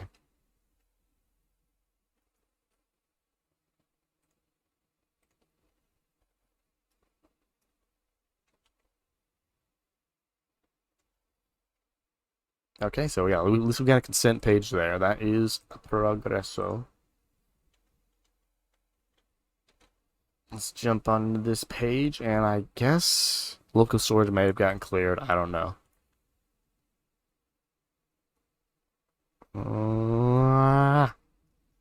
Okay, I had a console there. It would help if I saved my code, would it not? It would. Oh, lovely browser sync's doing stuff now. Application set interface or generate HTML. That is perfectly valid. Don't know what you're so angry about. Let's destructure a little bit. Visual Studio file history. I mean, I have timeline. Assuming I lost code. Oh no, I didn't lose code. My bad. Yeah, but I am aware of the feature though. It's definitely a pretty cool thing. I haven't used it that much, but I am aware of it. I appreciate that. Appreciate it. Did not lose anything yet. Only losing my sanity. Slash my patience.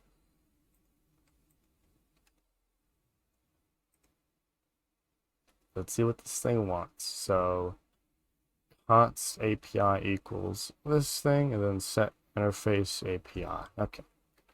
Const API equals. I swear if I've typoed this.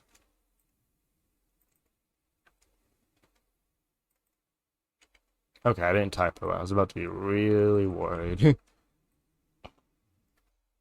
API.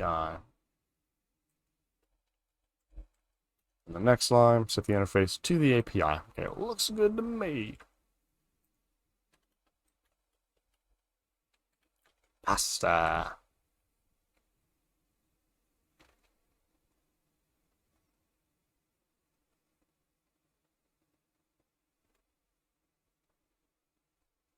Mhm.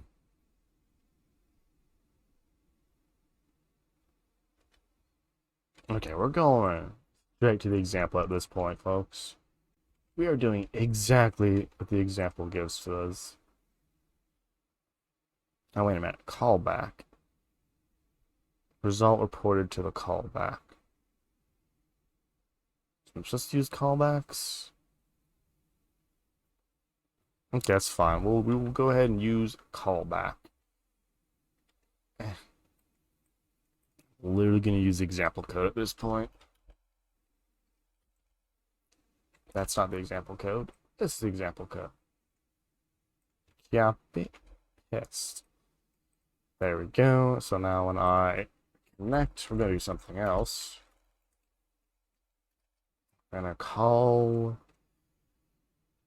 What are we going to call? We're going to call square. We're going to pass it name and we're going to resolve. And then no dealing with promises. Just working.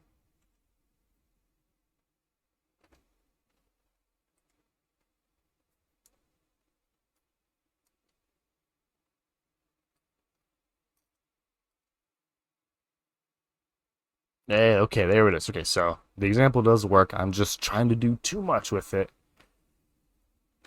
So it doesn't return anything. Okay, so let's see if I can slowly start to mutate my code into it. So I'm using an async function, which might be the first thing that catches it on fire.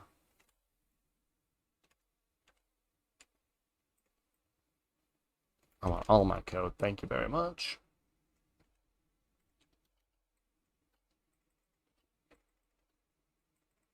All the broken formatting in the world along with it. You can get auto format. Nope, no auto format from me. Space. Ah, that's all good. Doesn't really matter. Generate HTML. Ah, I did drop. Nope. Fix that. Fix that.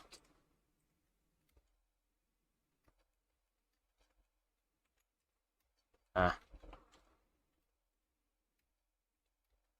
There we go. Okay. Good enough. So HTML.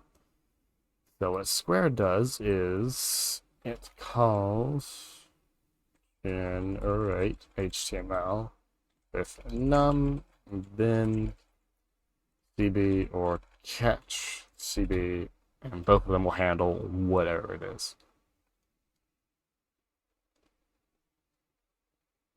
That should do the trick. Now, if this don't work, it means it's angry about asynchronous functions or such.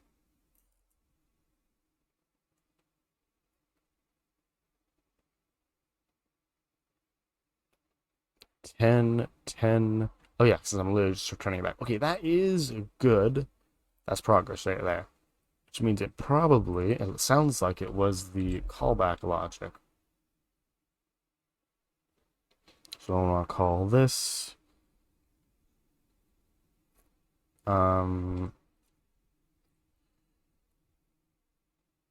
generate HTML as callback. Hey, Edward X, how's it going? We're slowly making our way through this sandboxing of user-provided JavaScript code. But it is working. Hope your Saturday's been going well.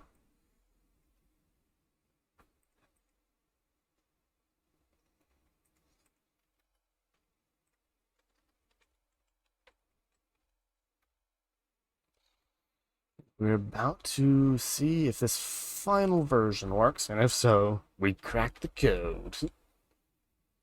The code was callbacks. It needs to use callbacks. Probably would have figured that code out had I read the docs a little more, but we here now. Sadness. Plugin remote square. Yep, I renamed it.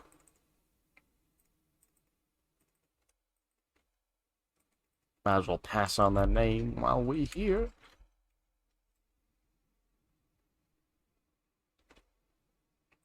Now let's go ahead and put the real code in.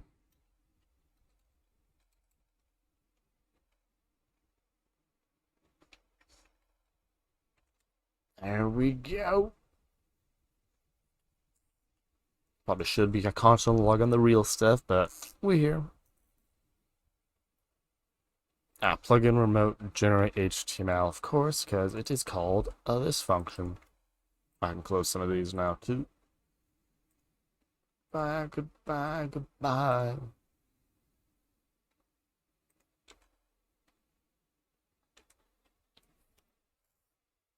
Here we go once more.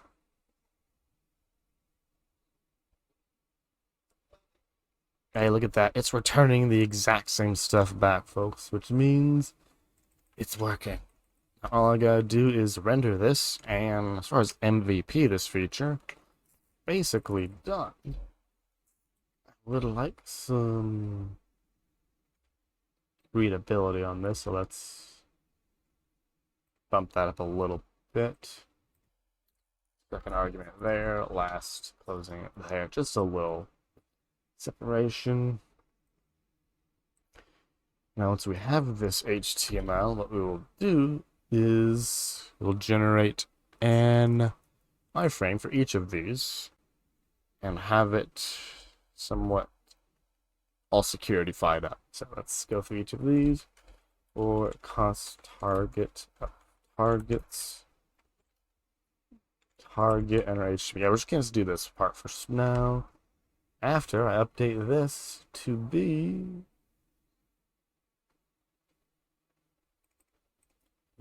just a little example, h1 curly closing h1. Yeah, I mean, this part here has been proven to be secure enough with the right precautions. The node part of it is broken, but at least this part is at least no one's been able to report a cracked browser version of this. Again, that's why I'm not even attempting to run this code on server side. I'm like, nope, it's client side. You gotta consent to it.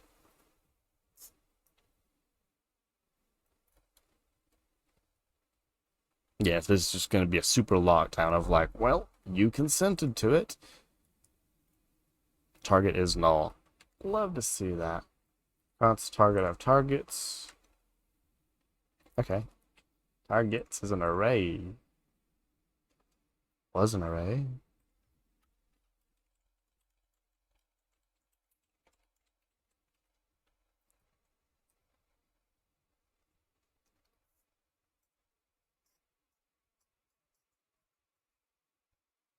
There we go. Yeah, it's an array. Oh, it just freaked out a bit. There we go. Look at that. Spitting out an H1 for each of them. Absolutely loving it. And it is cached among all of the other ones. Yeah, you make the page look ugly kind of on you at that point, but it is working. Okay, so we delete that. Don't know why I was angry before. It seems happy now. And let's see. We gotta disable executing after this. Executing equals false. So it's technically this is a finally. So when you start to do this, and then on your finally, you execute equals false. So let's find this.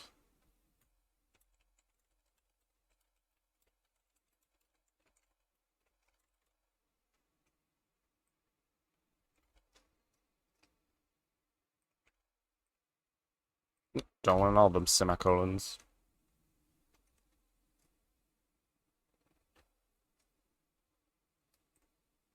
It's a bit of a load, but honestly, it's good in my book.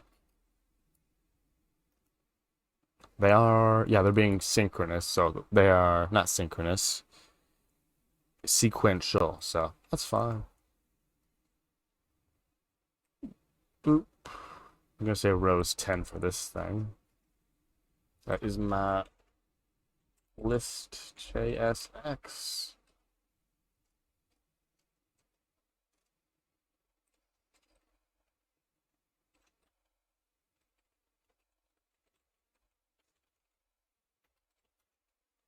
Yeah, so it's going to be this, or, and then here comes my actual code.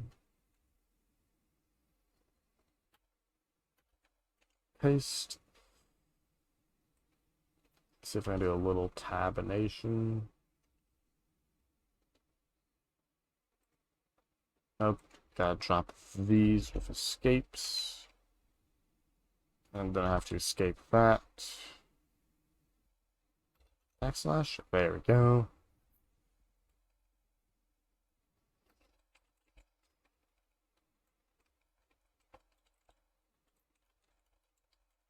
Oh, that's not how you use style tags.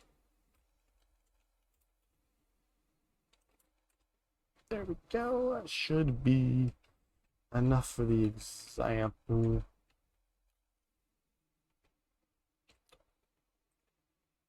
There we go.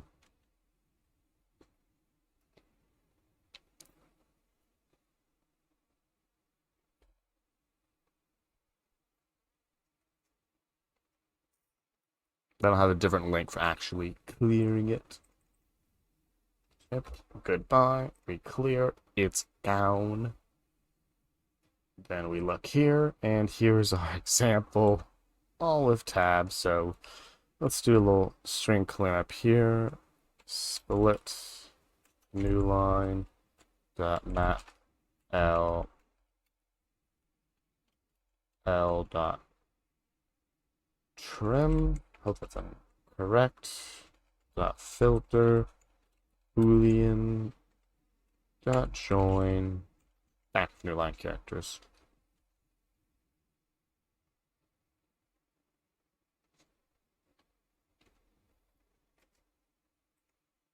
Here we go. We lost the new line on there. That's fine. You know, I can just manually chop these off. Oh wow, there's a lot more lines there. I did not see that. By there. Chop, chop, chop, chop. There we go. Good enough for me.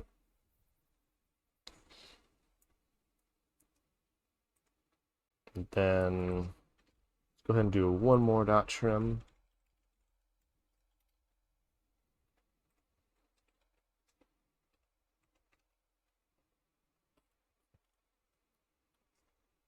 And with that, do an update. That becomes the new content. Then you can consent to it, and it's only going to do the one, I believe. And it will do the one. Target is null. So something is not building that array correctly.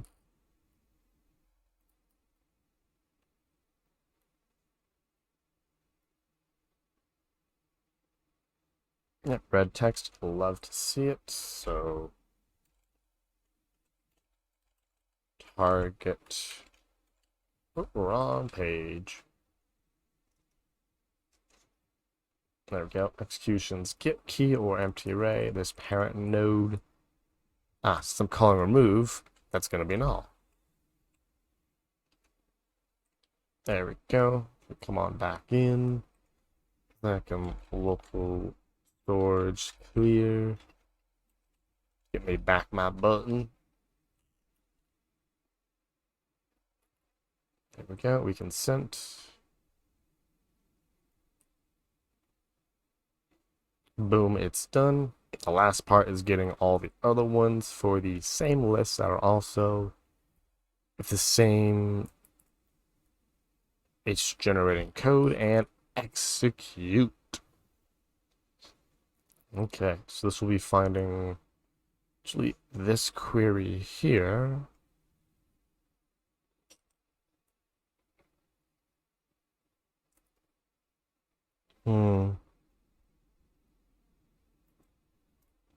Interesting how we're going to query that particular.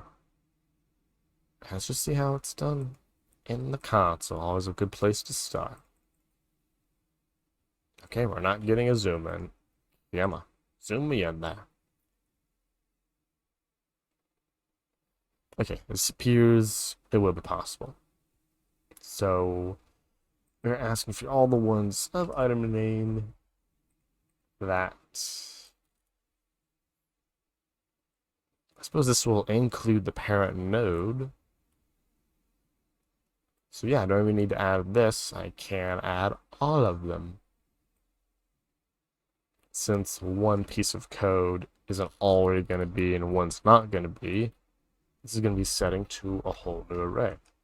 Okay, so query selector all equals JSON stringify, so tag temporal time, JSON.stringify the current code. So that is, parse this out. Cost base 64 equals. Yep, that consent goes there. And this goes BTOA there.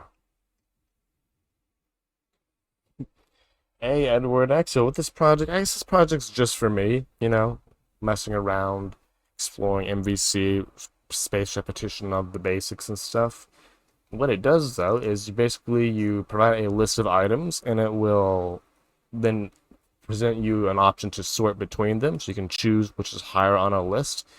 And once you're done, they're all sorted in the most efficient manner by asking the user questions, which for subjective things like what's your favorite food, where do you want to eat, at least for me, ain't the easiest thing to order when the list is large.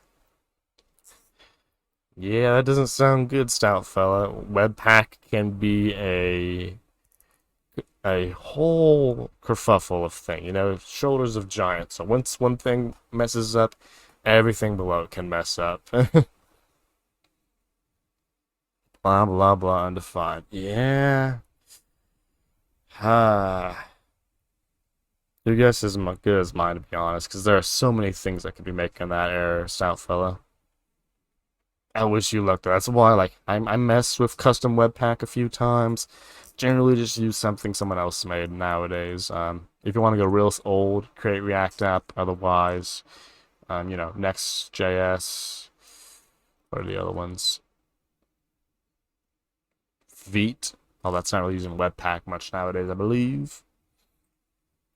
But yeah, that's my custom Webpack days. My for fun custom Webpack days are behind me for sure.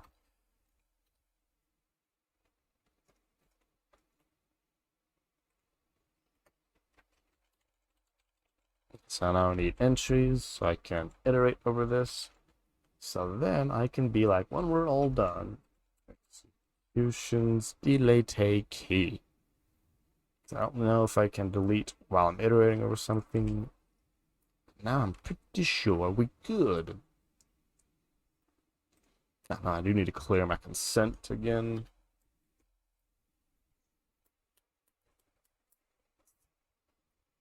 There we go, it's cleared. And when I click it, the rest of them will all get hit. Ah, the rest of them are queued, the rest of the buttons aren't removed.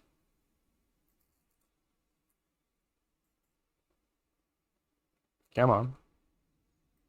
I believe in you. You made like 6 of them. I can see. I'm not blind. So I broke some of that.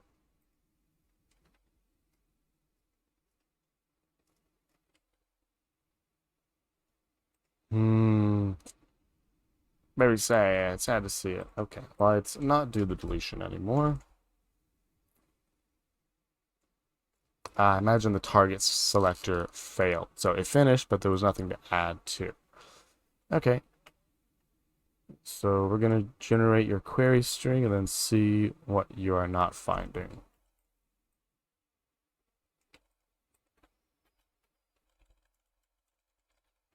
I'm going to re-add that deletion. So I think that was fine. I'm going to clear my storage again. Yep.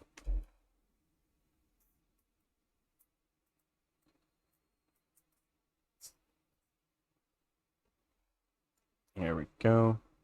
Oh, why that failed all of a sudden. Oh, it's still base 64 encoded. Okay, BTOA is supposed to... So base 64 converts it to base 64. We're looking A to OB. Really?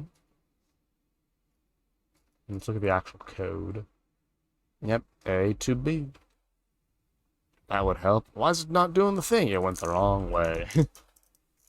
I double encoded it. Triple encoded. Quadruple encoded. That looks better.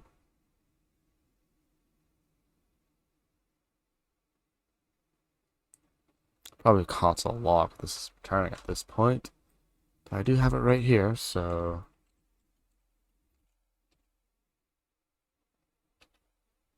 missing something after curly. Okay, it's angry. So delete. Ooh. How did that string get used? I guess I gotta backslash him.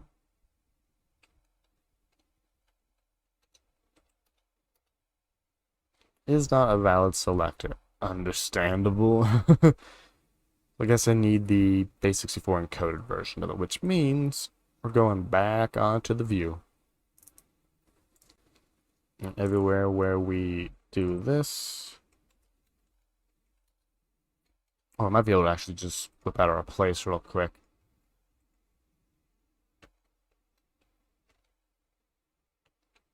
Not specifically in a JSX file, so .jsx. Oh, hey, Army fans, how's it going? I figured I was gonna be raiding you when I got off in a few minutes, or maybe like an hour or so. Thanks for coming on by. Hope your stream went well. You were building the it says React, but I think you're actually like doing some what was it?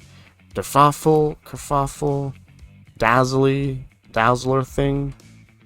Yeah. How did that go? Those who don't know, most of you probably do. Hey, Dumpster Dev, how's it going? Those most of you probably do. Omi, voice channel gang. Yeah, Daz, I didn't really get a look on it. I just saw the title while I was over there lurking. Yeah.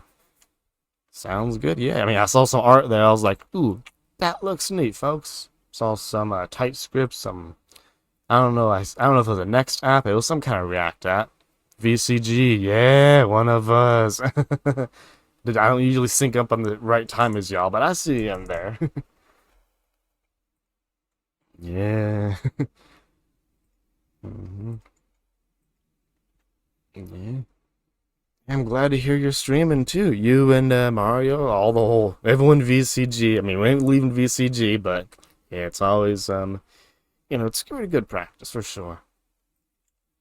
We're over here messing with it's actually working, allowing users to input their own JavaScript to generate HTML.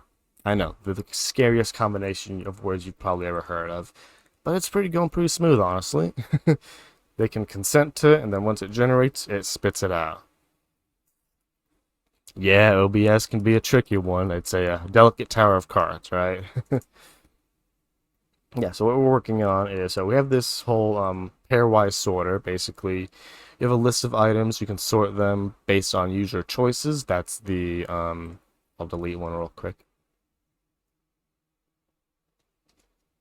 Then once you go into sorting mode, you can sort them based on user choice, and it'll be like, oh, do you like apples or pineapples better? Stuff like that. That's not exactly quantifiable numerically.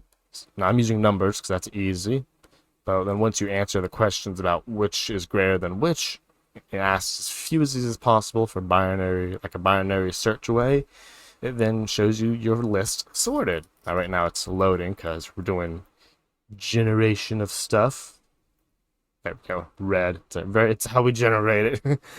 Yeah, that's basically the whole thing. But what I'm adding now is the ability for users to write their own JavaScript or just code in general to be what the output of this is. Because, for example, what if you had a bunch of images and you wanted to choose which of these images you liked the most? Well, I could try and support Markdown or this or that. But I figured it'd be easier, just like, yeah, I'll give you the power. I'll let you write some code, and it'll be, after the user consents to executing your random code, it'll be spat out right here. Now, I am using a library to do the whole sandboxing thing, so, it's close enough. But besides that, yeah, it's pretty smooth once I figured out how to use the library. Red's the example. That's about it. And we're basically near the end of it. We're just working on making it so when you click one button, they all get clicked. So, come on, around here somewhere. So, to prevent running random JS on people's computers, you have to, consent to running the JS. And it's all sandbox, so they can't hack back out of it. But once you do, it's supposed to make the rest of these buttons all go away, and then, do it all on the one page. But we haven't gotten that far yet. That's the next feature.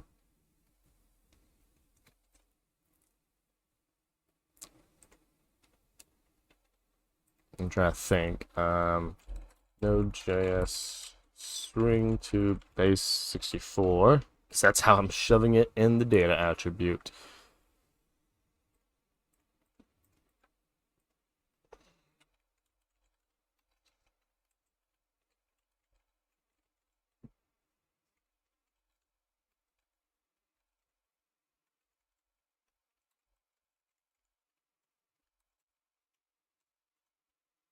There we go. We replace this with whatever we're supposed to do in Node.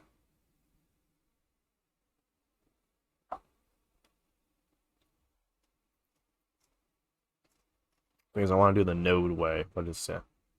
New buffer. No, where is it? New buffer to string. Okay.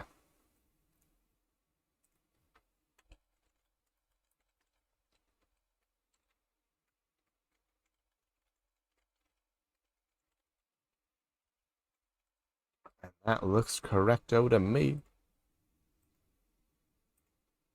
Oh, I guess we just won't find out till I look.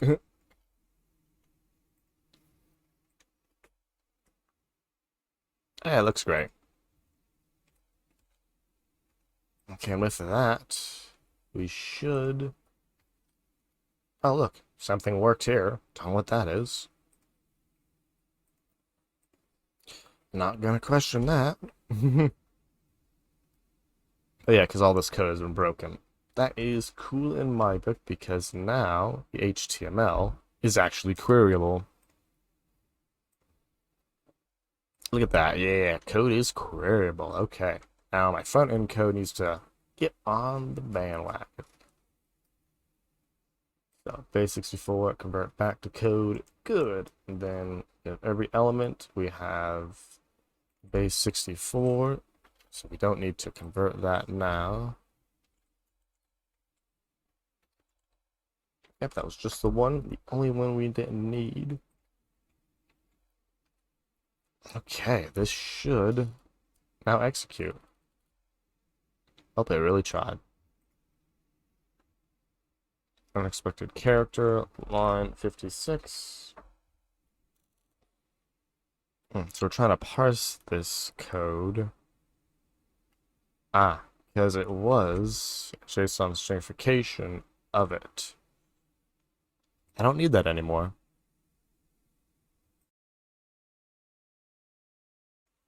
I was using the JSON to be a way to shove it in there. Oh, is this depreciated now? What? Come on. Buffer.from. Okay, here we go. New way to do it.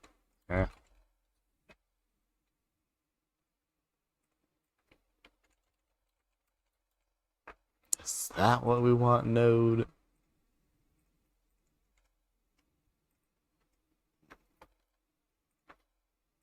Oh, now what's angry about this? Oh, okay, it looks happy now. VS Code just took a hot minute.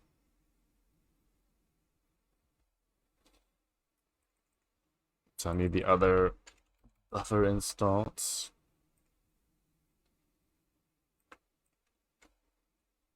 go. No more JSONification, just straight buffering. So now once I get this, it is already base 64. Because that is more queryable with query selector than your good old friend JSON stringify. At least with new line characters it is.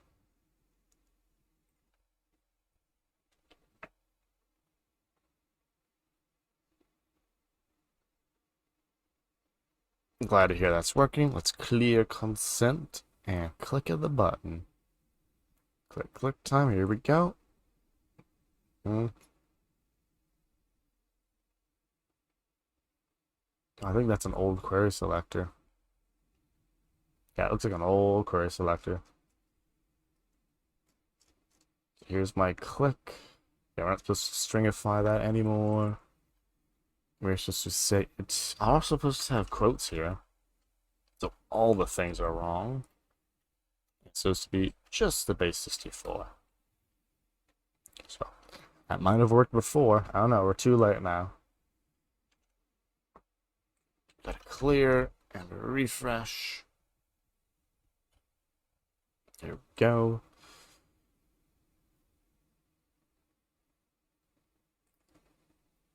Boom! And that's for literally all of them. So that's not what we wanted just yet. It set all of them to the one thing. Here's the thing. Each one was supposed to be different.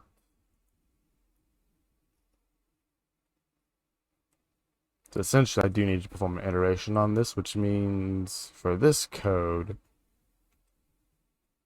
it is, what do we say? So it is getting the other one. And we need to iterate through all of these for const other of these at the spread. And we'll figure out what to do there. But for this one, we do this logic.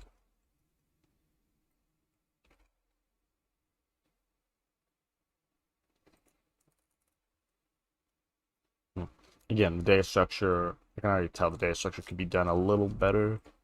But we're here now. Now with this other, we need to essentially do these two pieces of code right here.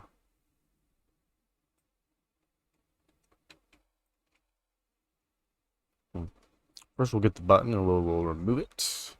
So other.query selector button dot remove, and we have this information. We do so logic here to the executions. We'll also be adding your adjacent HTML for your new loady spinner. Something we need to be doing to ourselves also. So this is the button. So this parent node, this dot parent node, and then here you can say item element li. There we go. Now this might actually reference ourself, which wouldn't be the worst. Yeah, let's make it self-referential.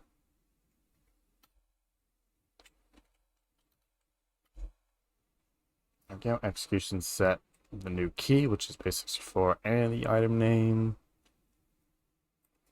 Okay, yeah, I mean, it's looking like we don't even need the key anymore. And then remove the button, which that code's already doing. So now look at all this cleaning up.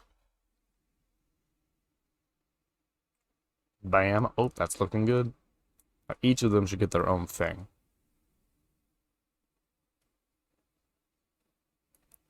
There we go. Now, this tooltip's left super confused, but that's okay. There we go. HTML being generated. And it's being added to all of them, not just front pages. And our lovely home page is also there. It is.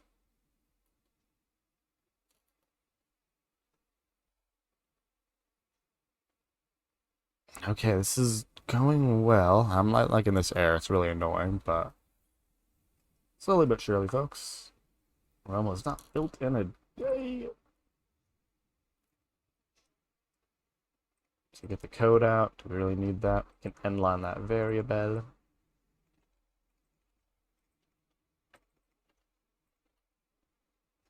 Yep, all this plugin logic is good. All the targets are good. And we'll consent button. Since we are getting the key from this anyway, I don't think we need. Yeah, we don't even need the base 64 there. That can be inlined. There we go. Hey, Driftwood. How's it going? Hope your Saturday's been well. Mine's been pretty well myself. We are getting on to just about finishing this user-generated HTML thing. Which, besides being a fair amount of code, it's actually working pretty well.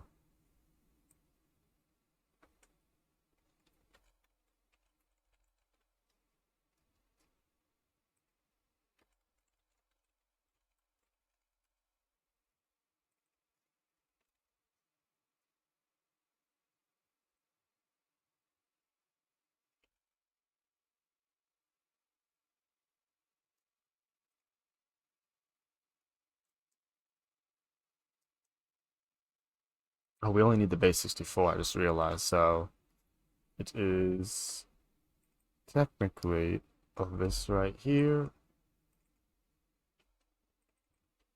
There we go. We did not need a higher order function, it turns out.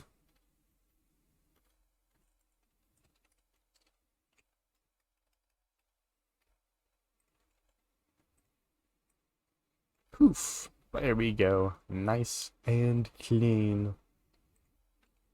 And let's go ahead and reduce some indentation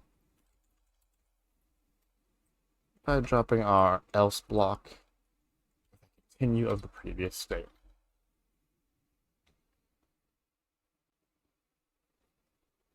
And there we go.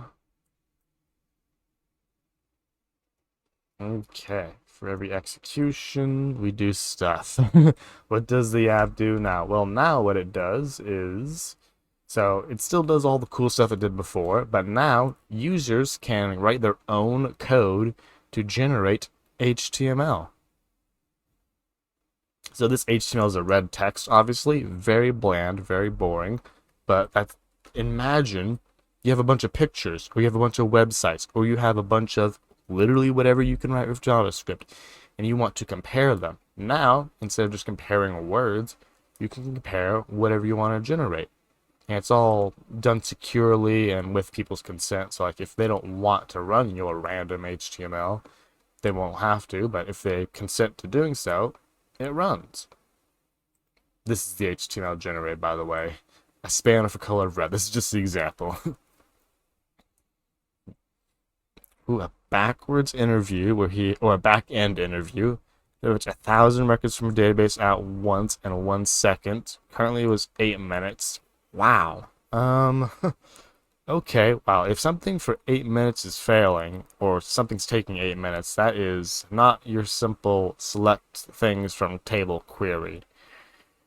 Ha. So if the goal is to just the fetch, so you can't reshape the database or anything, first I would look into some profiling tools to see what was taking the longest of the query. Most things you can do a SQL explain, and that would tell you basically what's taking the longest of the query itself. So that would be where I would start. I assume though, being an interview question, it's kind of meant to be like, oh, you're supposed to figure this out using your own mind, not tools. So honestly, I haven't really messed with SQL in a while, but it would be the nested, like the nested selects and such. So anything that is happening for everything. So if you're having to get 1,000 of them, for every one of those thousands, you're doing a lookup in another table, or like making sure its ID exists somewhere. It's like whatever's taking 8 minutes, it's obviously a relatively complex query, or a horribly optimized one, either way. But explain would definitely be what I personally would start with to figure that out. Yeah, driftwood, that's. It's like the math tests back in the day where it's like, oh, no calculators. It's not like you're going to have a calculator in your pocket wherever you go. Well, fast forward to today. Everyone has a calculator in their pocket, you know? I mean, it's just another, it's a flag against that company. Oh, they put some sleep or delay to make it 8 minutes. A take-home assignment. Calculator watch A TI 84 or TI 80, right? Yeah, that's what I had. Good old Texas Instruments. Hmm.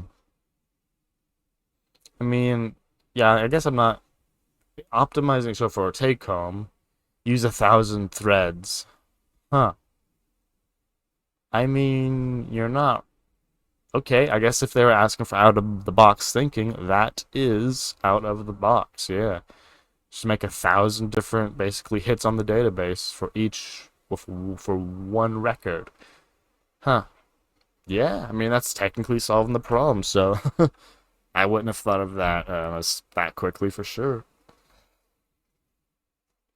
You got me there.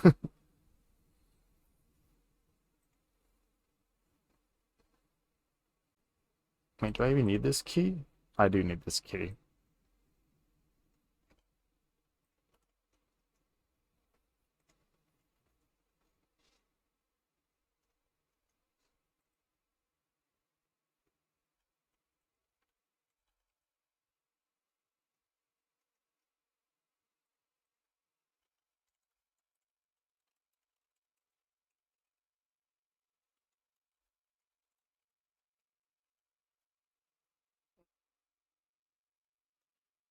Is it good in production app? I would say no.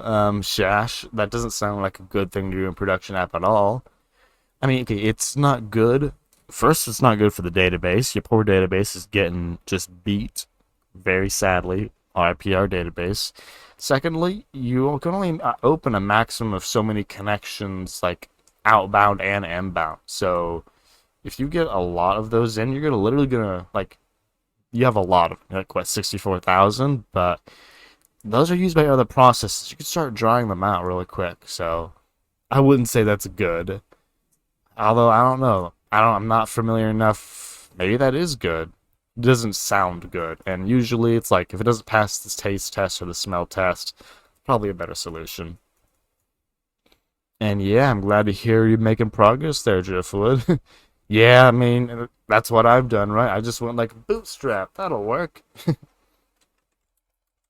The next CSS library I'm gonna go playing around with is actually Paper CSS. It looks very cool looking style. Like I'm seriously considering swapping this to Paper CSS because look at this.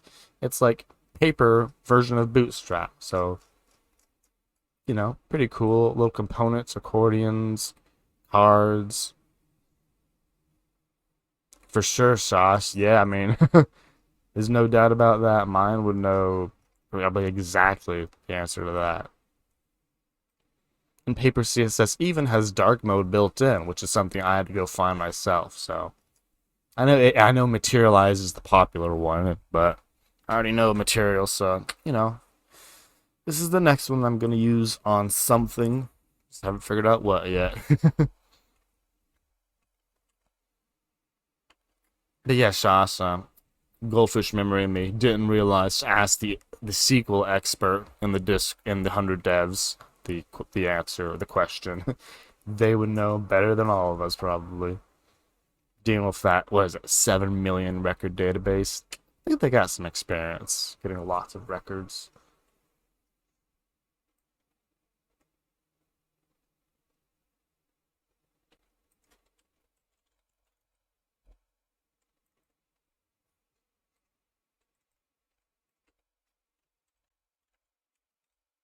think that key there is those. I need a key both places, yeah. So get key, and I'll just call JSON stringify on it myself.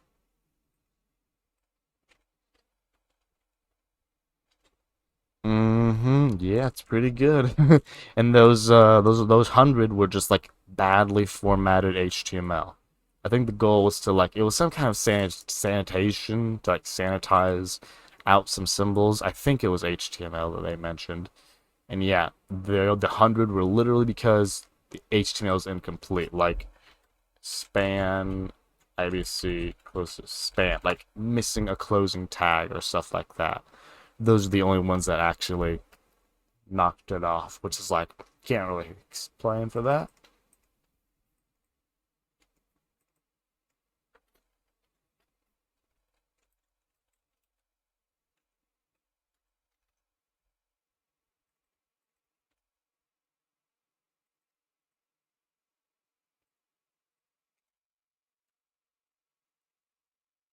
I use key anywhere else? I just use it here. Okay.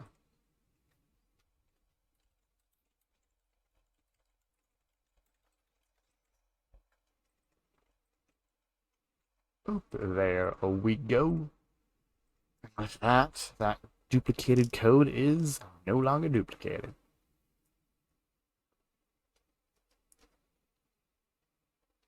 Let's this convert to a sync function. I got like literally one call to a promise. Hold your horses there. VS Code. Write this to a const.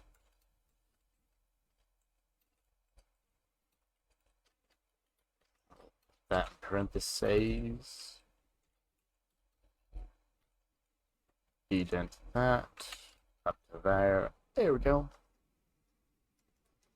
For this, I think we are good. Now, I would like to push quickly. Frame. This is the best Google query of iframe maximum security. It's like I had a BuzzFeed article for this kind of Googling.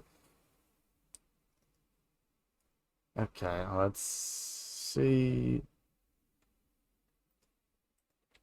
Delete, delete. As much as I love this, we are not really wanting to do iframe inner HTML. We want to say it is an iframe. Is iframe self-closing? We will find out. It is not self-closing. Now, let's get add all the securities to this thing. Allow, feature policy. Technically, since it's just enter generate HTML. No, I really shouldn't read this yourself. If someone else has figured it out, I will allow them to tell me. That one looks good. That one looks good. And that one looks good. One of these articles will give me all the flags I get to use on this. So there is source doc I do know I want to do. Yep. Inline HTML to embed, overriding the source attribute. Source doc equals curly parentheses. I'm trying to think. I can't really do this. That is not safe because it will not escape the correct thing. So cost iframe equals iframe source there. Okay, I'm not doing all this. Source stock equals HTML target dot HTML equals nothing to clear out all that stuff, and then a pinch out, kaboom. I should do the mounting now. Just figure out all the things.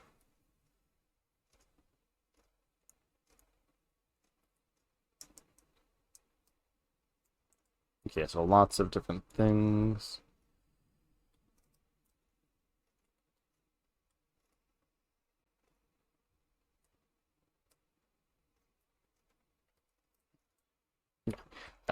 for now, before I go on a whole research tangent onto figuring out exactly what flags I need to add, the consent feature is good enough for me.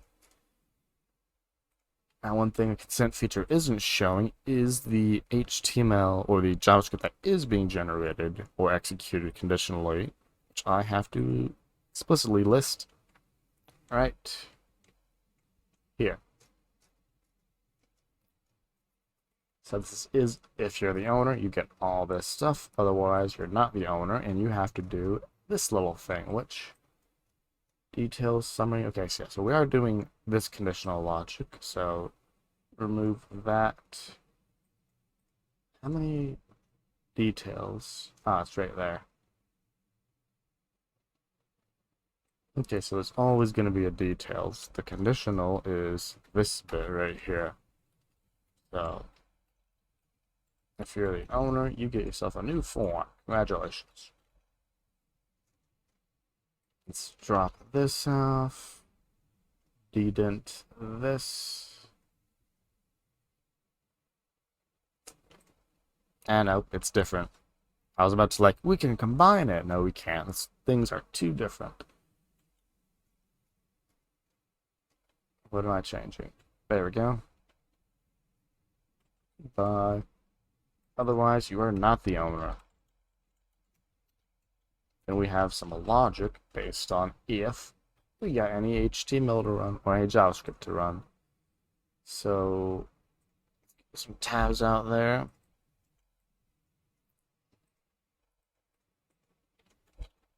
So, conditional code. If so, we do some stuff. Else, we null out.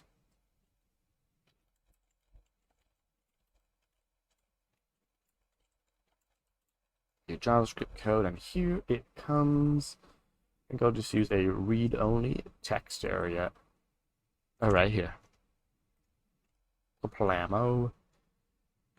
Read-only or disabled. I think read-only is the property I'm looking for.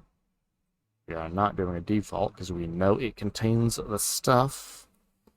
We're not doing any of these because we know it has the value basically for a display. So let's nest my ternary once more into the deep. There we go. So conditional if true, otherwise we're false. Then if this true, if this false. That looks right to me.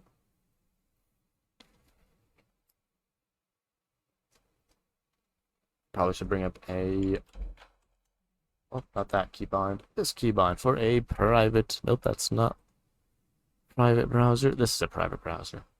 Let's see what it looks like. Oop, and I do see, look at that. It's inside the iframe. It's a little difficult to tell, but there it is. Now, it's not stylistically nice iframe, but it is an iframe. Here it is. Over here, you can view the JavaScript code. It is read-only. Nope, it's not read-only. Thought that was a property. Text area, read-only attribute. I mean, I touched it. Ah, React, read-only, capital O. Boop. You know, as much as I love them iframes, I am not confident with them. So let's de-iframeify it. Figure that out when I've done my research.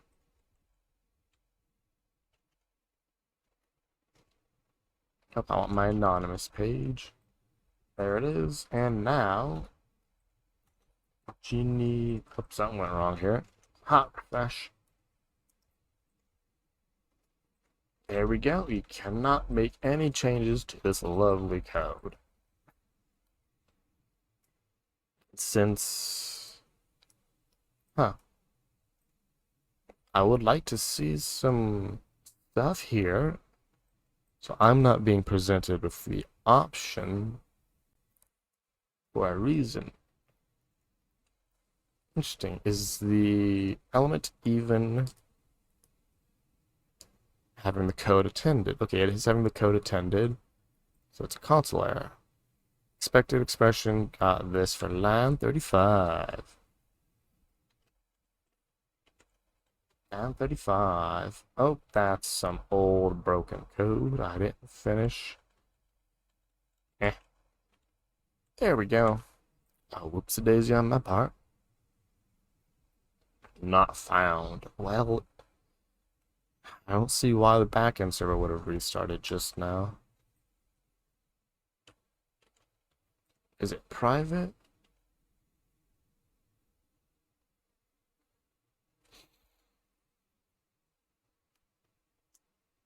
List just got deleted. Okay, we gotta track that bug down now.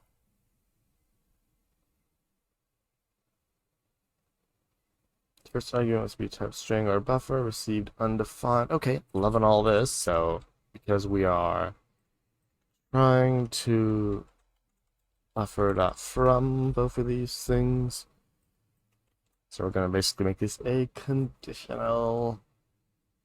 It needs to evaluate to undefined if it's not true. So, buffer.from.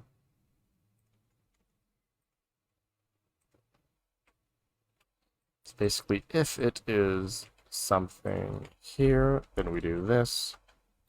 Otherwise, we do undefined. And save, control big search. Or the other one. Conditional if so, otherwise undefined. I hope that's the proper HTML. We will find out.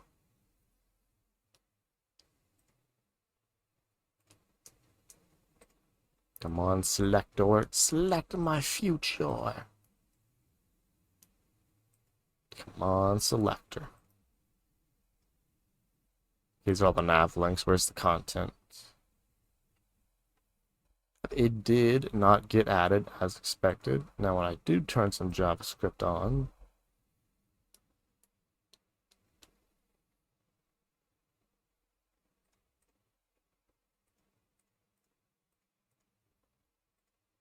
show me the code. I was blind, it's right there. There it is. There is our code. Add something. It'll show up and will be red.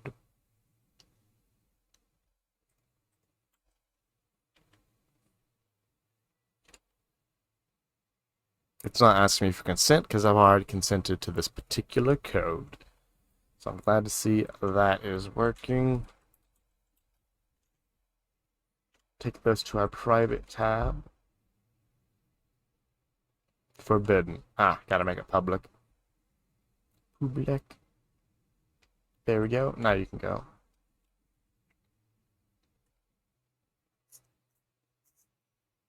Aha. So, okay, here's my option. Uh-oh.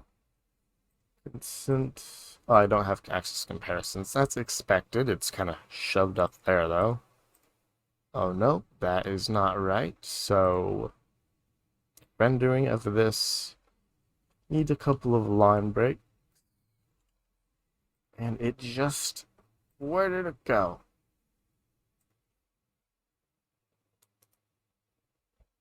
Something is deleting this. Okay, it's not like there's just something is deleting list. How have I made this same error twice?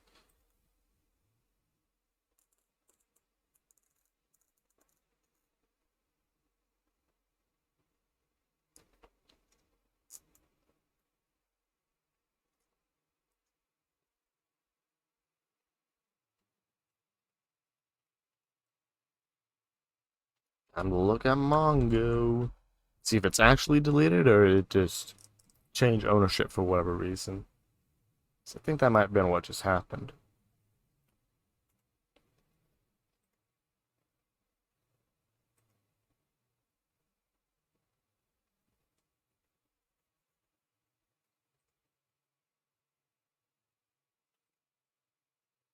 Come on, list. No, not session. List. Collection has no data. It got deleted. What kind of database am I using? I'm using a real database. Oh, it just got delete. Just literally just got called. I wonder how it got deleted. Oh, that's an anchor.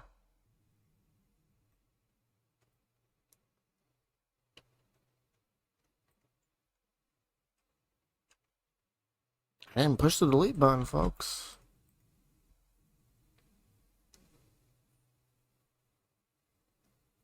So we're here.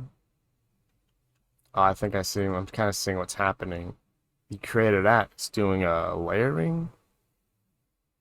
I don't know. Yeah, so we're gonna go here. Do a public thing. Then we're gonna look over here. It's still here. And I'm gonna be like network tab. Let's play an animation that I don't have. Okay, it's still here. Let's add something real quick.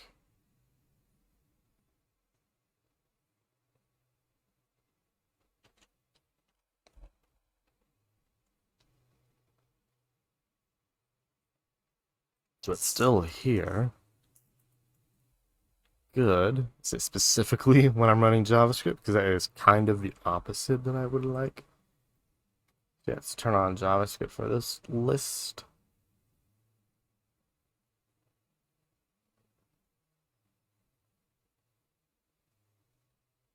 Love to see it. Let's go on over here. I'm not only seeing gets and posts, so their animation, there's nothing in here. Ooh, there it went. Something just triggered a form. So I could play animation. It was like, fill out a form. Which means it's gone now, isn't it? Who's refreshing this page?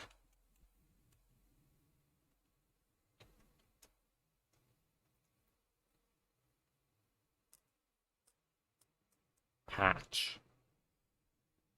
Delete.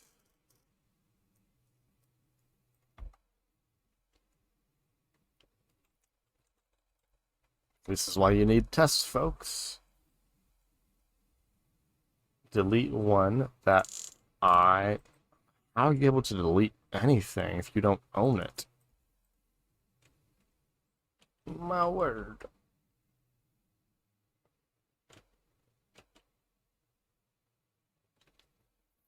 Then how does this thing get sent back?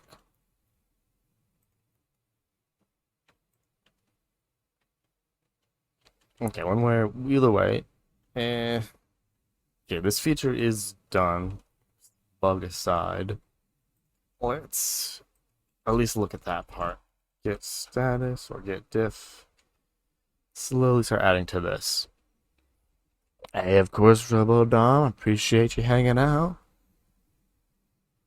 Yeah, it's cool. That's cool. Yeah, I mean, you got that Structy lesson in that Code Wars fundamentals. You made a lot of progress. Don't count it out at all. Hey, of course, you have a good one too. I'll catch you probably tomorrow. You know, we got office hours, then we got Mayan office hours, so it's gonna be good. Yeah, I'm still going Prime P. I mean, I'm gonna probably tune it down in an hour or so ish, but I'm going, you know, because I'm just about finished with this feature, so pretty happy aside from the weird fact that items get deleted automatically, but aside from that, it's perfect. Just gotta go through these changes, make sure they're good changes and not bad changes.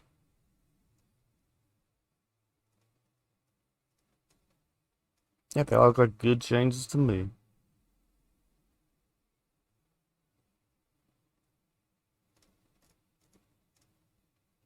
What changed here? Oh, I changed the rename form. Well, that's not good. Don't need unnecessary edits. Boop. There we go. Okay, now all these changes are good. Let us open up the wilds. Now let's think. What did I do? The package.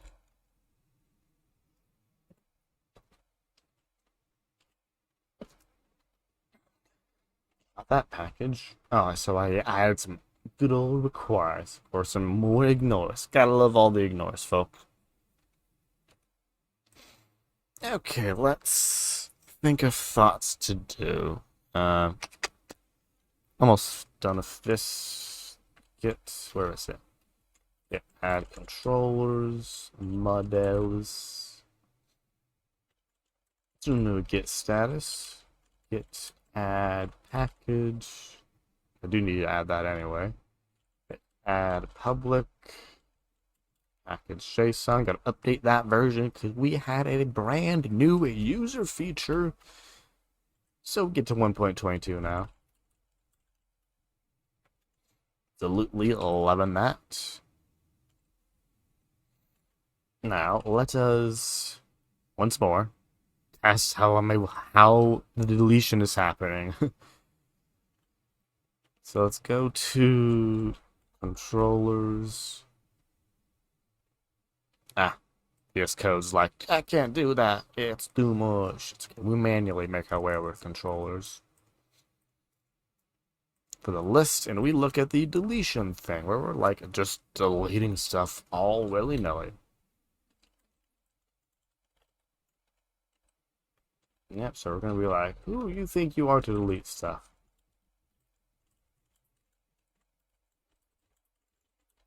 Yep, all the laws. So for deleting of items, yeah, that one's fine. I don't think we do delete anywhere else.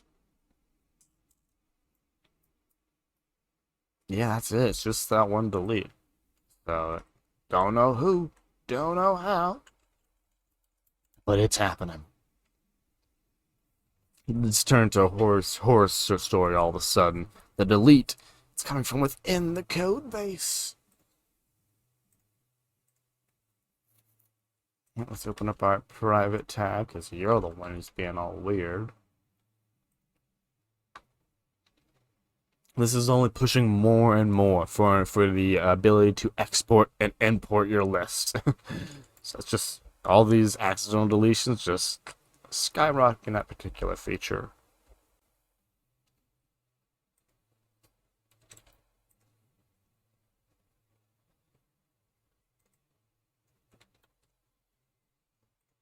Here we go, make it public. Head on over to the public. It looks beautiful. Just looking at my log. So we create a post method patch, and we got the list twice. Got auto animate twice. I guess some weird stuff going here. Clear this. Make a refresh. You made a get. Okay, good job. You did exactly what you were supposed to do. Now let's see what you do. Glad to see it. Okay, so everyone's happy. I click button. I think catches on fire. Let's have a look at our HTML. Float end. Right, there's no forms around here. Let's look back at the network tab. There's a lot of lines here. Why am I seeing... Oh, browser sync. That's really confusing. Okay, let's turn on JavaScript. So we patched it. All this good stuff is happening. Jailed is loading. Love to hear it. And it worked. Okay. Now you. You. We're watching you.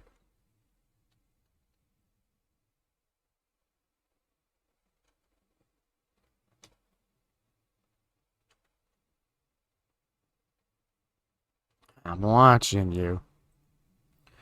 What I'm assuming is because this button is not a type of button, there's a form. A spooky hidden form somewhere that's triggering or listening to this button.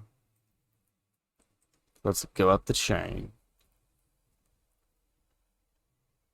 I don't see a form. My theory is gone.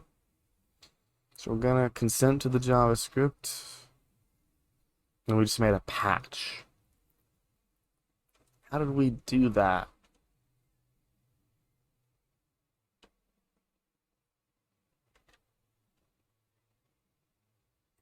Okay, first you've caught on fire. That's very sad. How did that make a patch, though? That made another patch, which then triggered a git. But not this git, it's triggering this one. So I'm clicking a button over here, and this browser is refreshing. What? Nation?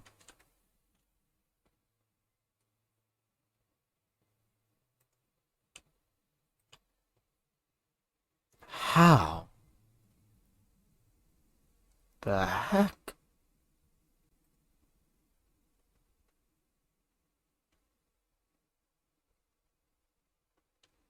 First, who is making a patch? Okay, so if someone's making a patch, we need to see who's doing that.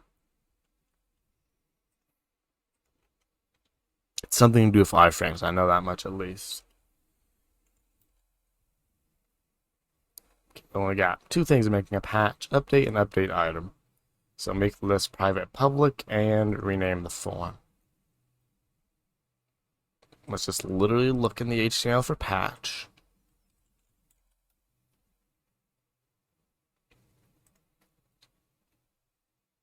I know it's in here. Why ain't you loading? I can navigate there myself. See, right there, it's patch. Well, why couldn't you find that? Okay, now you're finding it. Love to see that finally working. Inspector. No matches. It's because this has to be an iframe thing. First thing, our button should be basically not allowed to do that.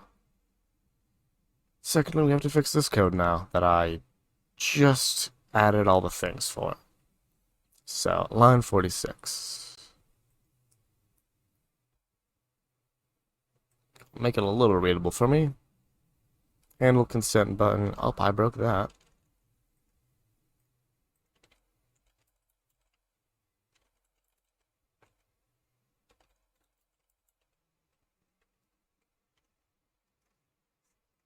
Yep, that's very much broken. So in order to get this, I need to say this closest thing, all that good stuff.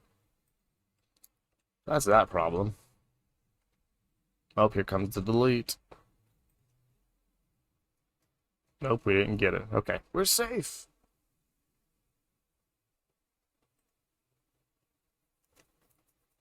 Everyone's spinning though, because we had a backend reload.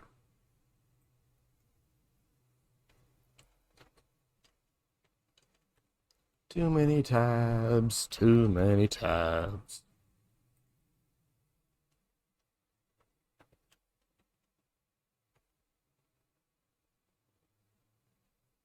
Oh, this is doing something. Nope, it's just freaking out.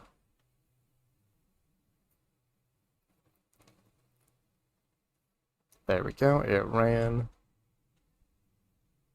Consent. Base 64 is not defined.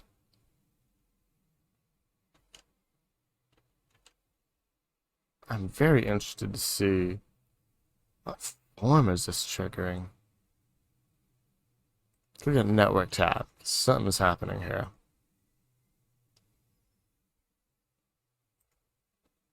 That is impressive.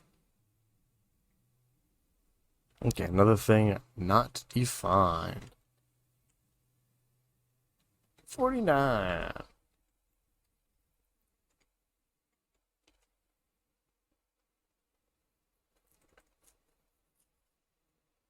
Yep, so this is basically this code here.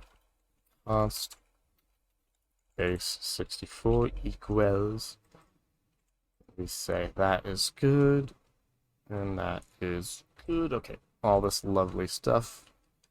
We all get our lovely updates. Oh, well, this one's working now. As happy as I am to see the deletion gone, it is still unsettling.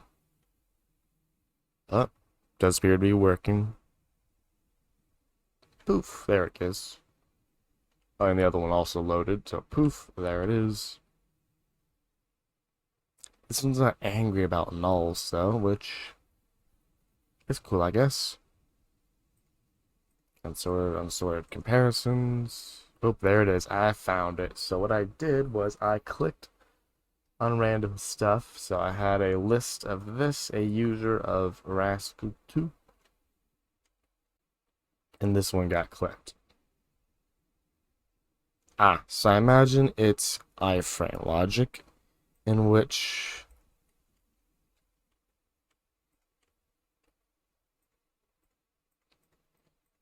okay, either way, it's not a production issue. It is a local one in which two different iframes are communicating somehow.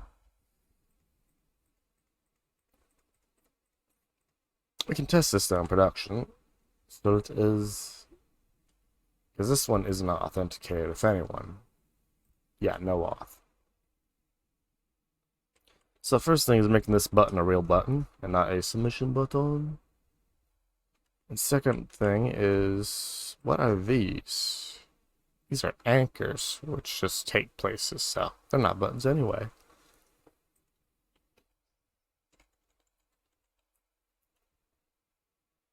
Thank you, Copilot. Button type is submit, and since we're looking through buttons here, we'll list JSX. This button should also be a submit. Or no, not a submit. The opposite of one. A button. Let's look at all the other buttons while we're here. No, oh, what? This one's in a form though, so you are submit, and you're also submit. Your submit. Nav bar toggler. What's this? Toggle navigation. Okay, let's see if you even have a type. A button. And a form. And a form. Okay. So all the buttons are as they should be. Save it. We will. Oh, we also have to add jail too. So lots of Git changes. One of them being a console log I got lying around over here.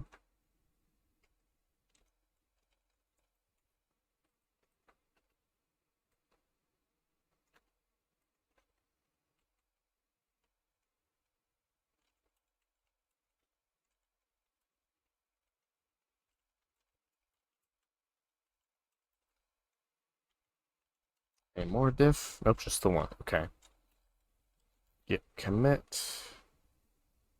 Well, actually, let's have a quick peekaboo at all of our changes, because I know we made two of them.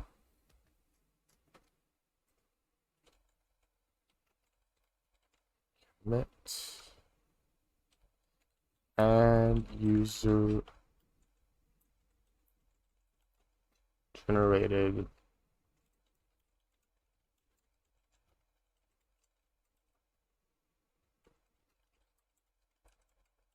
There we go, we've done those. Ooh, when is this? I don't remember that. I don't remember that.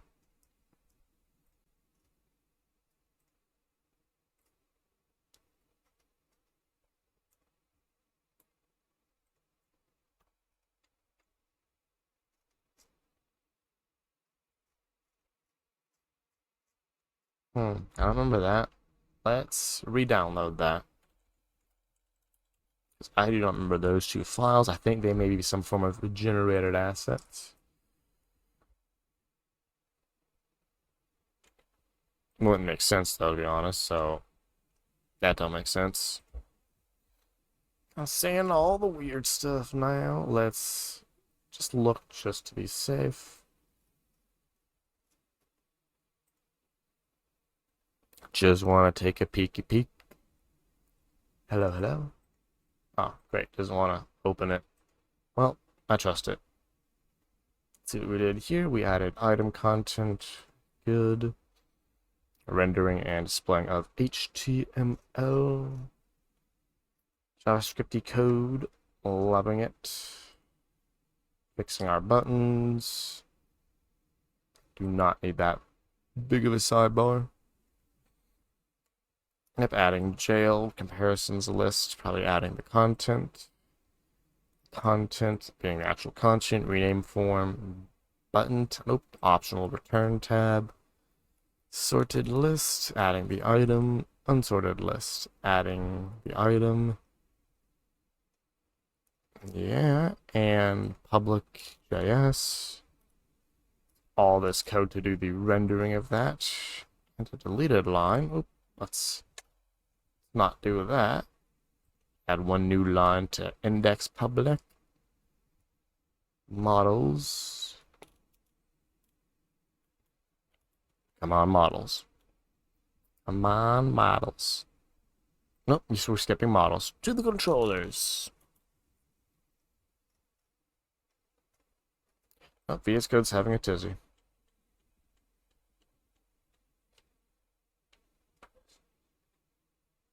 So, what's the commando again? New command. Get diff hashed models. I think that's the command. There we go. Added 3 lines. Love to see it. Cache controllers. Added another 3 lines to allow you to unset HTML generating code. Now thinking about that, that can be done better. So let's make all of our improvements. Public index.js. Adding the trailing line at the bottom. Hey, no more. It is time to sleep, huh, Ryan? I'm trying to remember. I think that's what that task was for.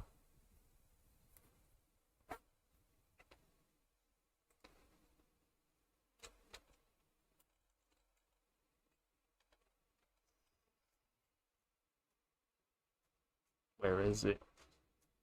It's somewhere around here. Go to bed before midnight. Ah, okay, yeah. Well, I mean, I'll raid off before midnight. I can say that mostly, somewhat confidently. Pretty sure. Yeah, because it won't take an hour to implement this final task. Or maybe I won't do the final task at all. We'll figure it out. So I'm trying to think. HTML generating code. Here's simplification. If it's blank. Boom.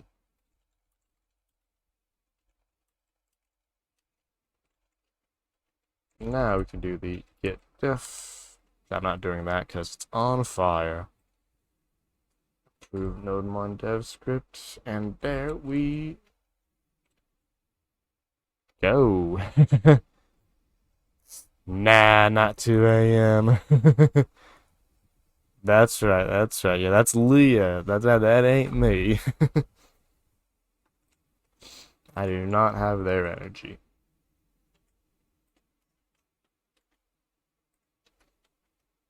But yeah, that is a working. Now, what I would like to do is to do a little demonstration before the sink catches on fire. So, let's just say, cats. So let's start the thing back up. Run dev. Actually, I should be doing this on production. So git push, all the pushes first of all.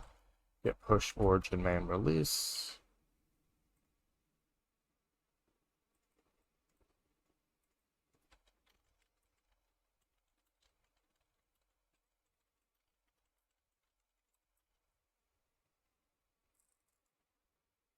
Yeah,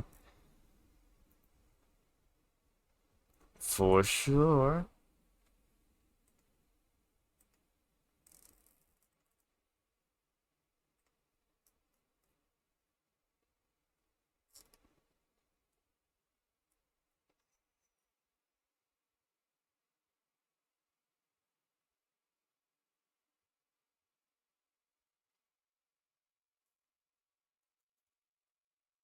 Oh well, this must be a. There must not be many action runners available at the moment, though. Where are my actions at? Well, that's okay. We will write a little JavaScript to basically kind of see how it's gonna work. So we'll go ahead and start writing this then. So, oh, actually, I have a great example. That's a horrible example.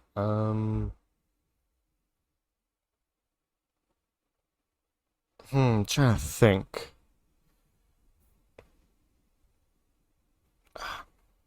Now my mind is blank. Okay, we'll just go here. Waiting for this? Yes, still waiting for this. That just. I want. Wow. Why is there so much news about it? I'm just gonna take this image link and wow, things not turning on. Run start. We will start it up locally just so we can use the app and then we'll write some code for it. Or we'll access the production one once it's all ready for us. Once GitHub gives us a service to deploy on. Oh, gotta log on. I am not on private browser. Don't know why I need to log on, but we're doing it. It says log in, we log in. There we go. Time to create a list. Did I close that? Oh, no wonder this one's empty. It's a private browser. I don't think they'd show this thing. Yes, let's go there.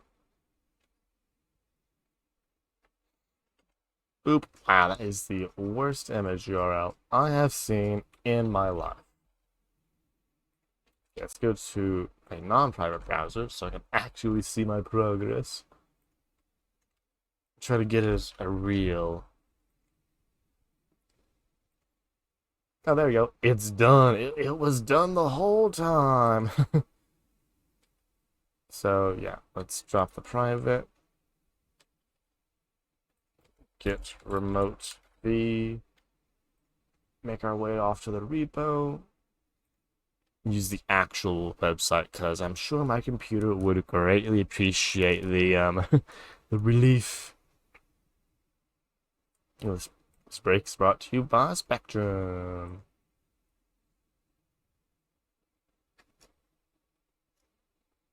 Clicky clicky. Yeah, serious scraper or scapper, serious scapper, sorry. The string, number, and boolean constructors all exist. You know, they're almost like constructors because you don't need to use the new keyword specifically, but yeah, it's hacking, I guess. I'm trying to think of the uses, the exact usage for it. Over to string, yeah.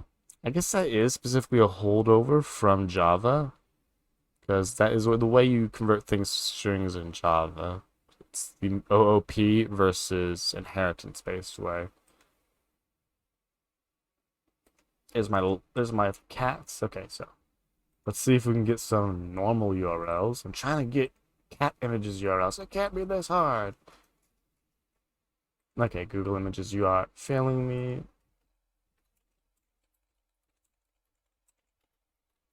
Okay, let's go to this site. I know they have easy images. Google Images failure.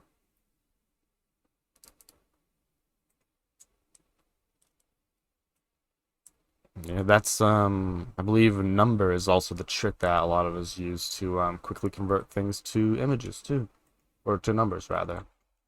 There we go. There's one. Let's grab another one. And another one. We're just collecting a whole bunch of pictures here, folks, to show how you can now use this for dynamic content. It's gonna be real awkward if I choose duplicates, but I don't think I have. So we add all these items.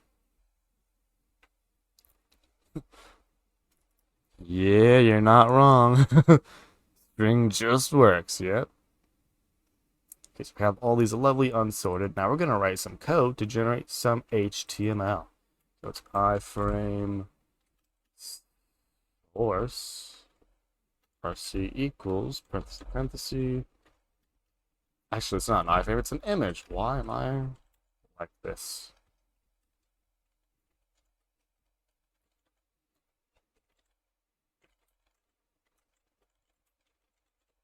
Yeah, might as well be semantic here, folks, right? If we're gonna do inline execution of HTML, let's make it good, right?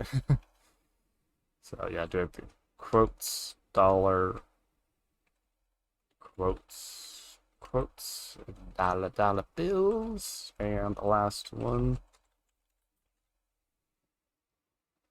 Now let's see if that, no, I have to actually write good code, because who knows if that's gonna work. See if I can do some consentation. Yeah, you're right. It doesn't feel JavaScripty, does it, Serious Scaper?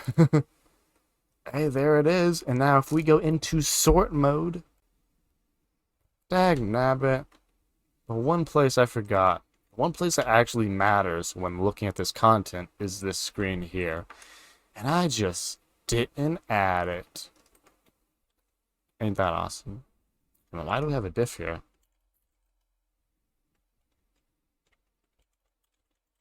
Okay, let's... Ah, my goodness. Git commit amend no verify. Yeah, so we've got lots of reasons to no verification commit. First to fix that, and next to actually make the one screen where seeing this content matters work. So let's head on over to try to think thoughts. Gotta think thoughts. It's a view. It's the only view that I didn't see for some reason. Comparisons. Yep, so we have left, right, and up. So I just wrap this content in an anchor.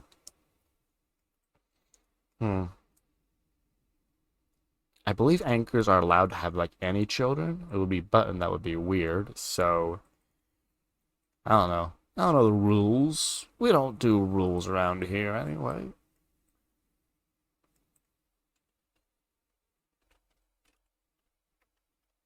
Boop. There we go. We're gonna do that for these two. We'll do some multi-cursor magic to get that proper. Boop. There we go. Now we got to get our import in, which I can do from over here. Boop. There we go. Save. And run dev, because I ain't about to wait all that long for this thing to load again.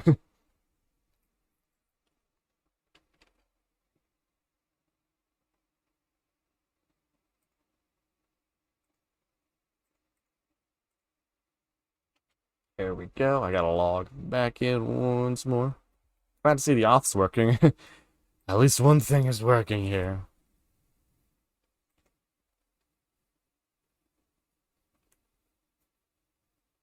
There we go. And I'm not going to my list, but again, lots of improvements to be made. Look at our cats.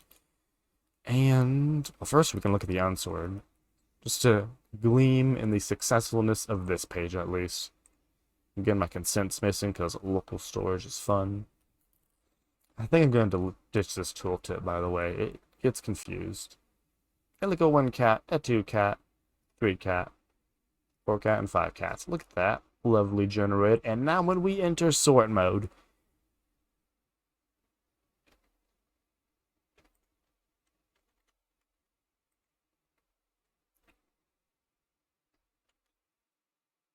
huh.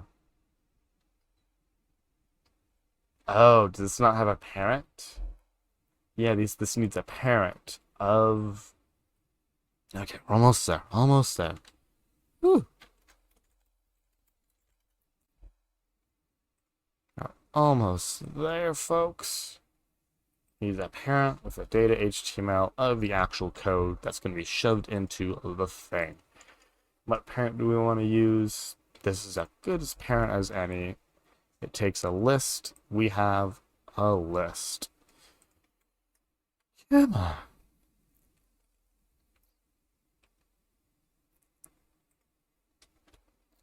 I believe. Oh, here we go. Here we go.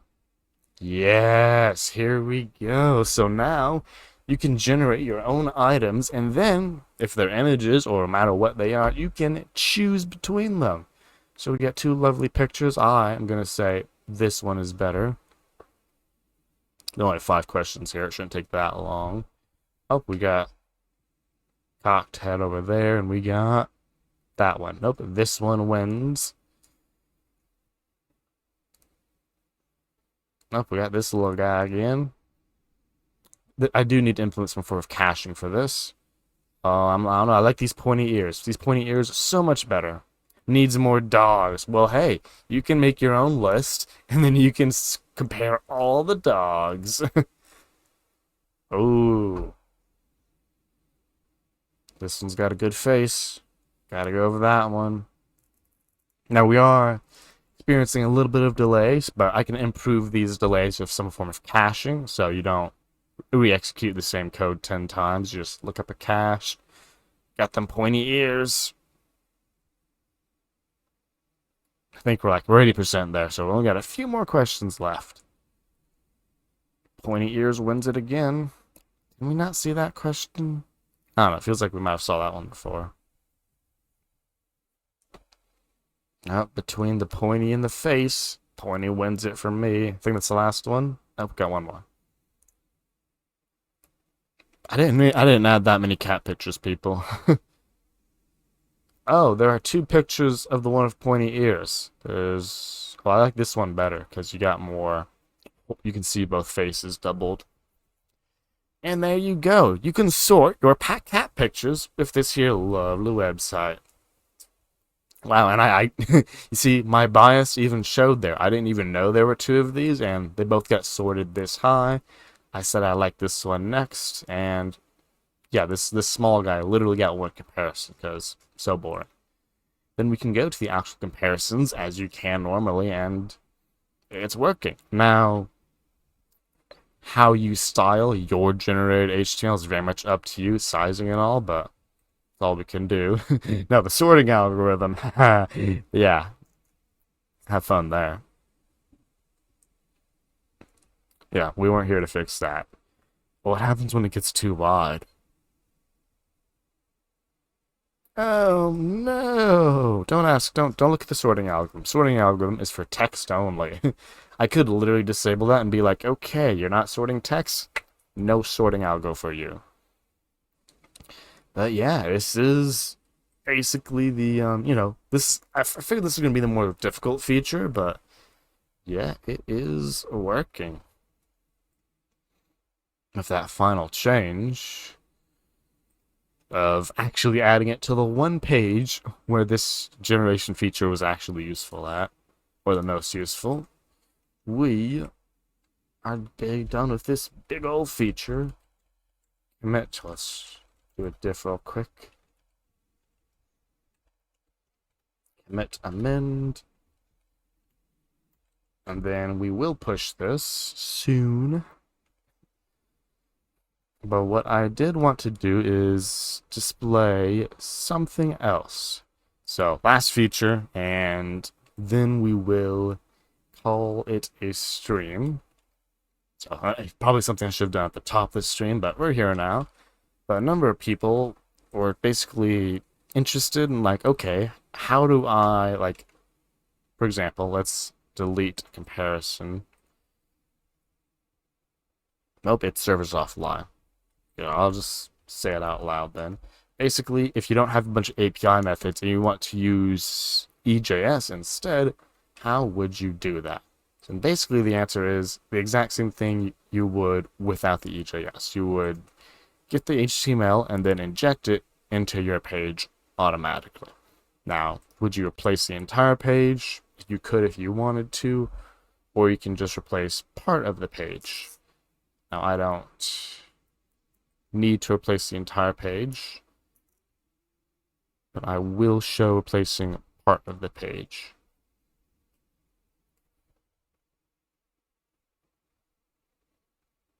I wonder if this is optimized. Oh, it is. Look at that. There we go. Now I'm going to reset the whole list, to be honest, because we need multiple entries.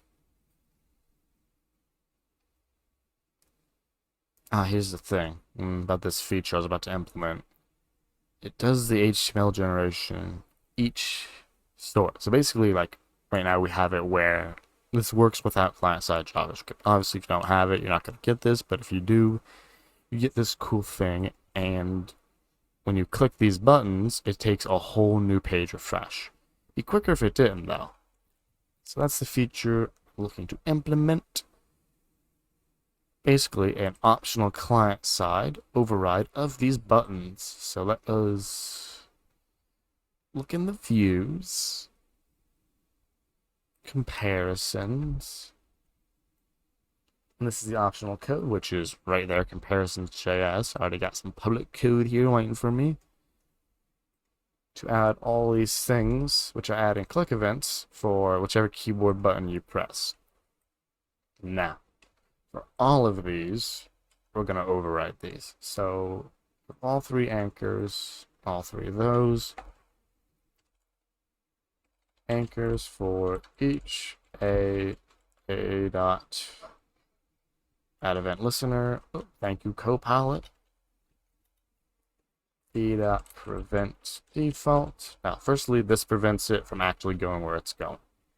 Next, what we're going to do is take these anchors and make a fetch to them.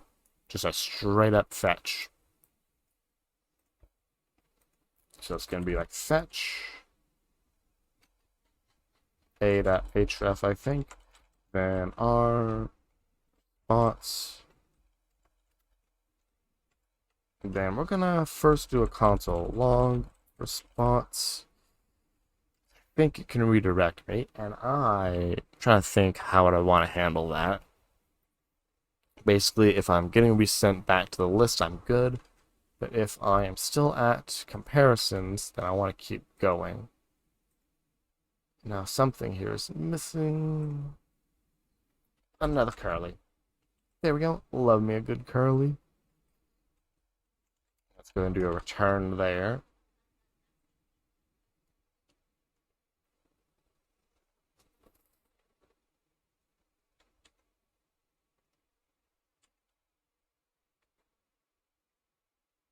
So when I click these, I should not go anywhere. So yeah, clicking the cooler picture.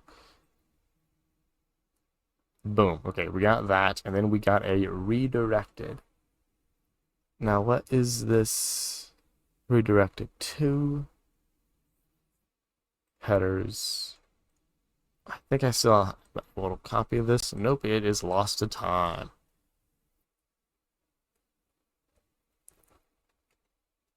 Okay, so what happens when I make the comparison? Let's just make a refresh here. So it takes me back here. Okay, what if I reset all the things?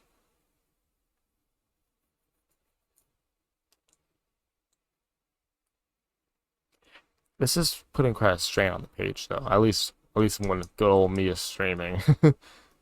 So we saw one redirected of true. That's one thing that happens. Then we get a new URL. Let's see what happens when we are not getting a new URL, when we are supposed to stay at the same place and get more information. Oh, so love me some good formatting. I don't even remember this picture. Redirected true. Okay, so still redirected true. It is the new URL that matters. Okay, so this is what we're going to do. If response ends or .url ends with comparisons. So the logic is that if it doesn't end with comparisons, if it doesn't end with comparisons, then window.location.href. It's not the href, it's the entire thing. So location equals response URL. Yep, so we just go wherever it was. We'll make that a return so we can just stop executing stuff. Otherwise, we want to return response text and HTML. Oop, oh, that looks good. Oh, but it's even doing a reassignment. Ain't that pretty? let's add a key down for ion options. Okay, yeah. So reassign to new anchors in our HTML. That should do the trick. Now, one thing where I'm missing is this index code up here. So we're just going to put this to a function, and then we can call this as many times as we want. So function.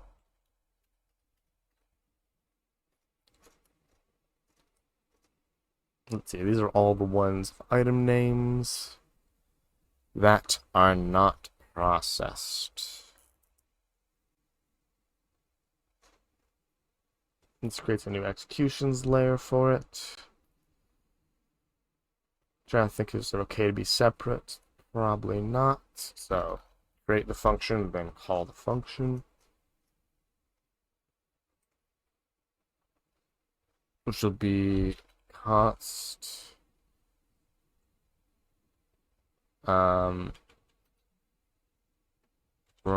user JavaScript equals the return result of this. So once we close that off, parenthesis, parenthesis, now instead of returning executions, we're going to return add to all things. So function, what do we call this? Start. It's a good name. Put all this, great. Inside of start. Something is wrong with coloring. This is an error function.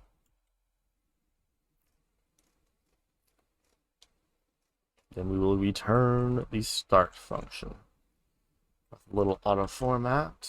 Get rid of them spaces.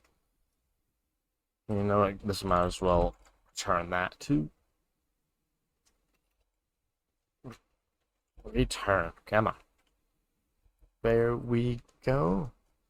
Highlighting be darned. VS Code is falling off the wagon.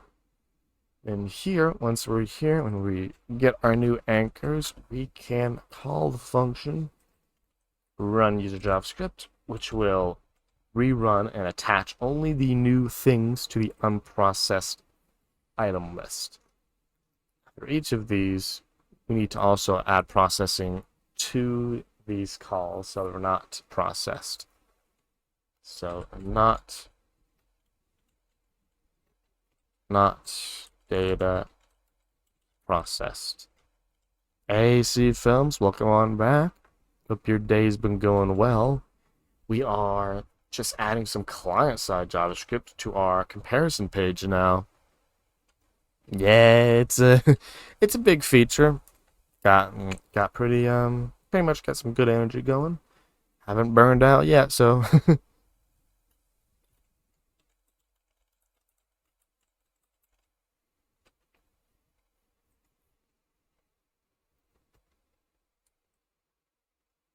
yeah, let's see all the searches for item name. Oh, is that the only one we do? There's one right there.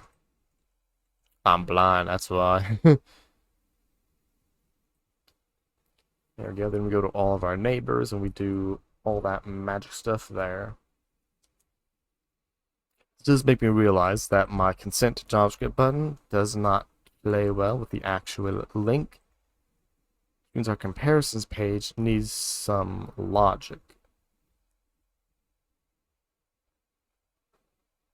Basically, this can't be here if there is a list generating code.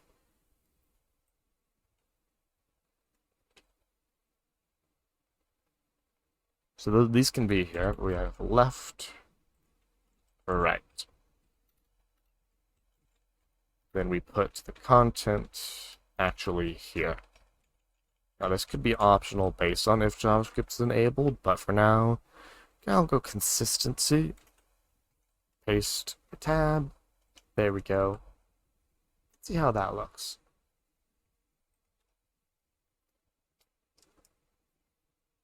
Ooh. I'm gonna need a BR or something to push that down.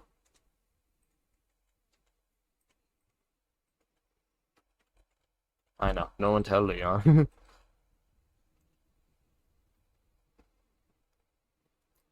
better in my book. Now, this actually should be doing the generation. In fact, it's not. Means because I never called start. So should probably, yeah, might as well call that. That would help. Running the code would make the code run. And we spin it. That gets us away from the button in case all that weird stuff is happening. And also allows this feature to work when we clear local storage. Then we come on back here for the very first time and we have to click consent. Boop. There it goes.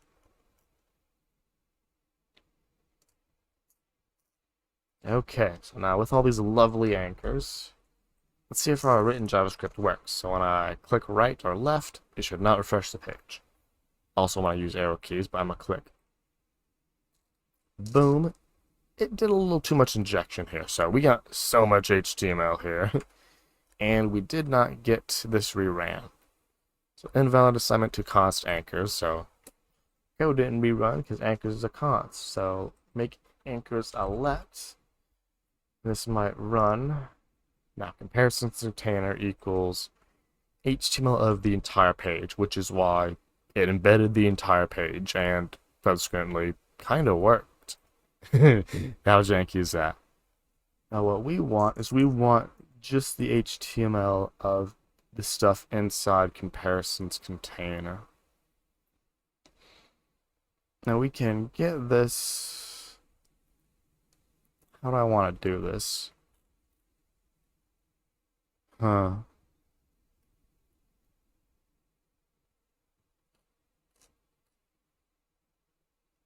This is interesting because I want this part.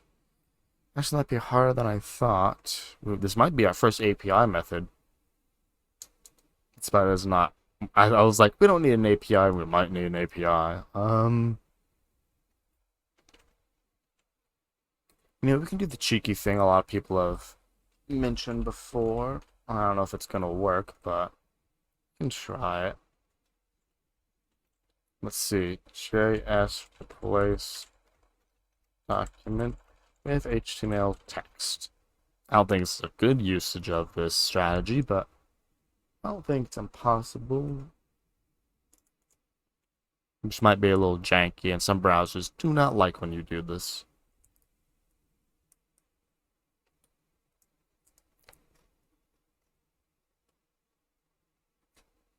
Oh, that's how you do it. Query selector HTML. Okay. That's not how you do it. So let's see what happens. I do not have high hopes for this one.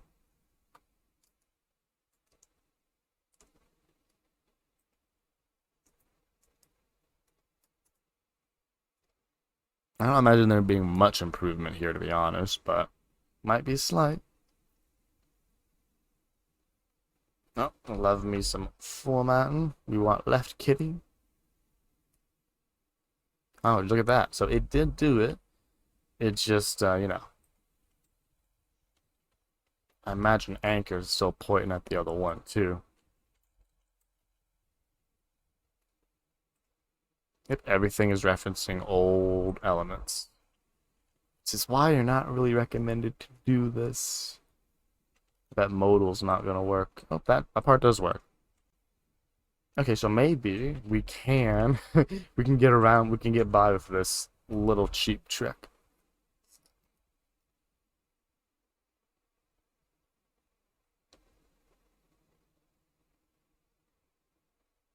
That one's better. Oh, would you look at that? I think we actually got by with it. How that is messed up.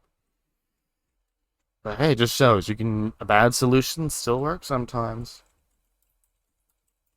I need to disable these buttons and whatchamacallit. Oh, do I just make them? Well, they're not really buttons.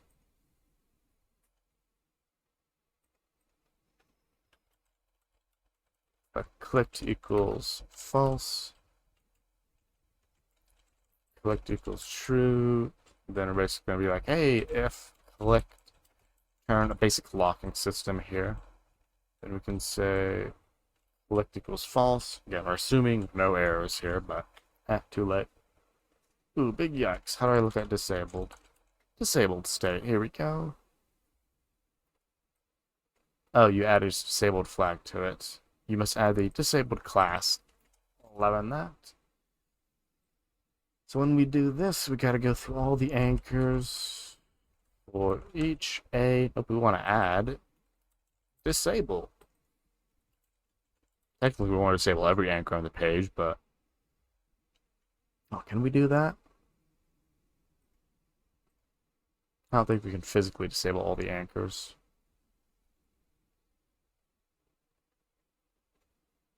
Area disabled true. Oh, look at that. Some future-friendly styles to disable all pointer events on anchors. 11 that. So aria disabled true. We're not going for super responsive though. I think this is fine.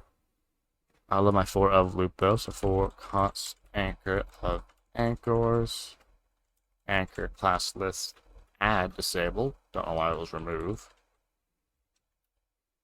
And then since these are new anchors, we don't need to remove that. Let's see how this looks.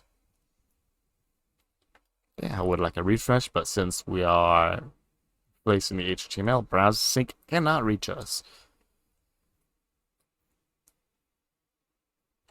Oh, they all got disabled for a moment, and they all came back.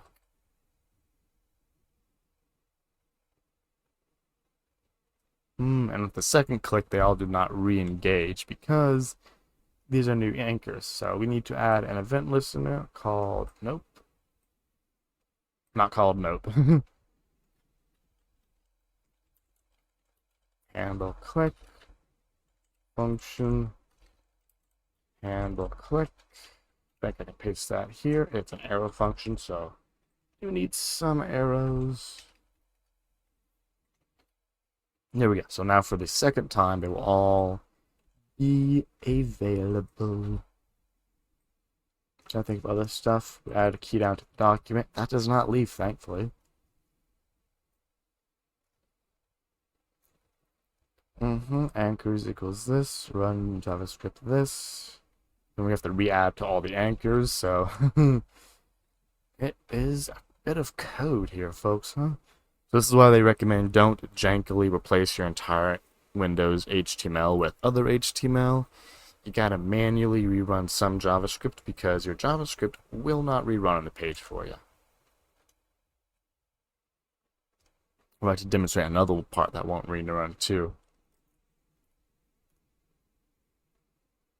So again, we're choosing the cool cat.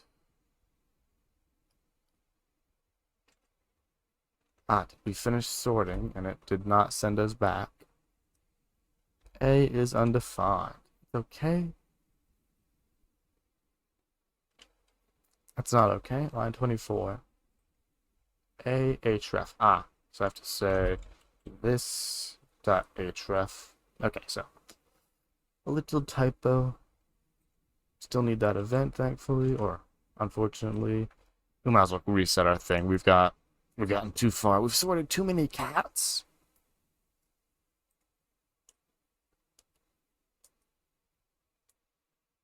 This should be an option I'm seeing now that viewing should be a toggleable option. That's off by default.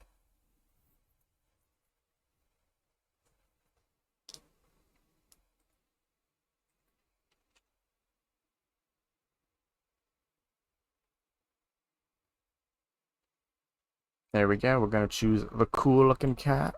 Boom, it's loaded. We're going to choose pointy-eared cat. Boom, it's loaded. Now we're going to recognize a feature. You have been lost. Never mind, that still works because it's pure CSS apparently.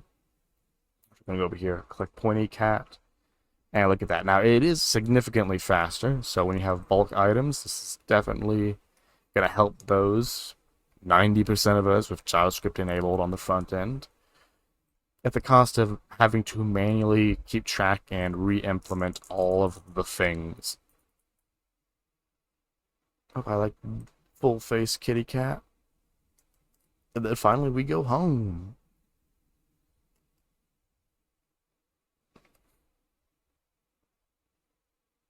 And there we go. The sorting's the same because my ratings were the same. Not surprising.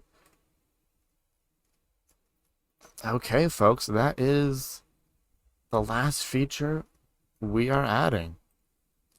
So I'm gonna add this as a change, and let me peek real quick. See who we got. Techie Girl, they're doing good. Whistle thing. Oh, we got Aaron on. They're always pretty fun. Unless y'all got any raid suggestions to make as I make these commits. It's gonna take like another 3 minutes, so no rush, no rush. Git add public, git add use, git diff cached, all the things. Yeah, so we made that there, select false, all that there. Lovely listeners. Extracted that to a cute little function. Add the comparison up there. Yeah, those are some good changes to the package JSON now. A new user feature, 2 user features in a row. Get add to the package JSON. I need 30 minutes to get to 10 hours. I mean, I can add some more stuff. You know, we'll go ahead and finish off. Let me think. That's code wars are kind of getting bare. We can add some end-to-end tests. You know what? 30 more minutes, folks. We'll add some more end-to-end tests. So commit. What did we add? We had add comparisons client side JS. Bada boom, bada bing.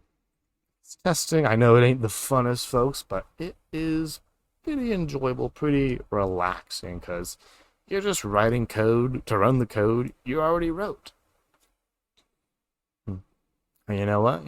Might as well look into getting some coverage. I know. Big speak. We're doing coverage now. Okay, so we're not writing a test. We're writing test coverage. What is it? C8 or NYC? I'm trying to think which one I want. Cypress code coverage. Okay, no. I know we haven't been. This has been the longest we've gone without our break, but we'll go for just. I'm gonna think have it 36. That much longer, and then we will call it a stream. So let's see what code coverage says about Cypress. So whatever they're using, we're going to use. I feel like we're going to have to use NYC because we are not pulling, we're not using ECMAScript modules. Okay, instrumenting code, use the NYC module, use Babel. We're not instrumenting client-side code, unfortunately. We're doing back-end code. And, here it is. To handle code coverage collected, we created a plugin. I love plugins. We love ourselves a plugin that does all this work for us. That's what it's all about.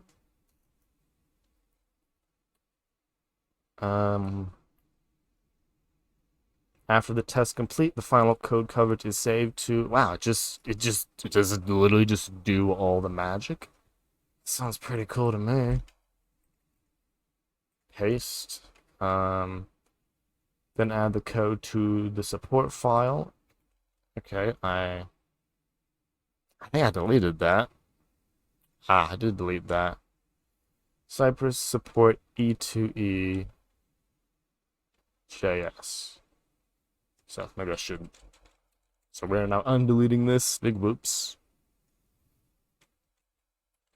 Support JS. Or it's E2E JS. E2E. Maybe I should not have deleted this file, folks. It's coming back with a vengeance. Then NE2E require on config So this is my config file. We can look at that. Oh, so we'll disable that. Okay, I deleted a whole bunch of stuff apparently. Setup node event on config parentheses acquire this return config. When you run the Cypress test now, you should see a few commands after the test finished. Okay, let's call NYC to generate other report. Okay, yeah, let's see what happens. npm run test. Just see if that part there works. You can also do some backend test. Love me a unit test or two. We'll find out.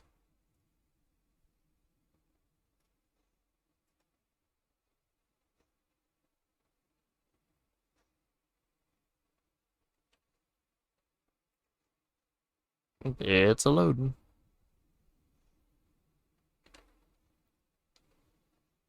Every single test can cover a lot. Da, da, da, da, da. After running the test. Ooh, look at that. Is this front end or? Okay, I'd love to see this picture in higher detail. I paste. Source actions here. This is front end code. I love me some front end code. So it looks like this is instrumenting my front end, which I do like. I mean, I'm going to need to do both of them. So flip a coin. This is the one we're doing first. I should also be clicking the dialog away to test some more front end code. That's specifically like a model tester or whatever. Well, look at that, all that jail JavaScript being loaded unnecessarily. Big sad. Okay, npx see port. No such. Big sad. Okay.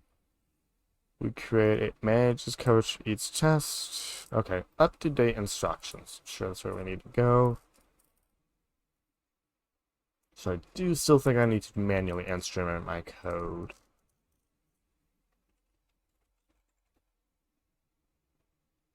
Yeah, I don't think this instruments my code, or my support file isn't working. This plugin does not instrument your code. Got it. You have to instrument it using Istanbul. If you're using Babel, not doing that. Has been instrumented. You should see additional counters, window coverage. Plugin will save it into the thing. Okay, so this is for front specifically. Test only instrument backend. I like to see that. Ooh, I want to see all this cool stuff. I would just like to see it without having to involve Babel or any difficult stuff like that. I'm not seeing any Babel. I see Babel, never mind. Only instruments backend. Okay. Now, I don't think I need it done separately per each test. So maybe I can just do it myself. Let's see what the package says. I think it's literally just as simple as running NYC, right? Run, start test 3000. Oh, specific binary for it? npx NYC report, check coverage, button tarnation. Okay, let's check out. Oops, so Babel does do some Istanbul stuff. Cypress config, check it out. Code coverage at that URL, expected packet only. Oh, it uses this plugin, base URL, all that good stuff. Hey, 43 left C films. Nice. Almost done. I mean, not almost done, but from 50 to 43, that's 7 of them down. That's pretty good progress.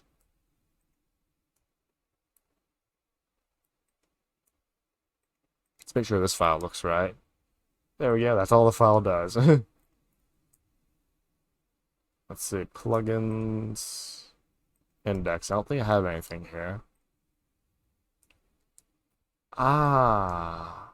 Oh, no, it's just you have to do your plugins one of possible ways. Let's look at the real code. Oh, I needed to register task in my plugins. Hmm. So the thing about this is this doesn't actually instrument my code.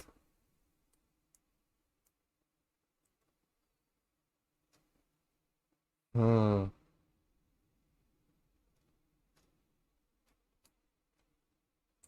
I can run that. That's not a possible thing to run. Hmm. Try to think of the easy way to do this, because basically every reference to JavaScript file will need to be swapped out, or when running test, I'll need to swap out for instrumented code. Okay, either way, npm install save dev nyc. So we're doing that either way for the back end. So figure out the front end at a later date. So let's see, how do we run this? nyc all. Whoa, I didn't mean to delete all that. First, we're just going to see if this whole command right here works. I'll have to np exit since I'm not in the script, but that shouldn't be a problem. Is there no output on this script?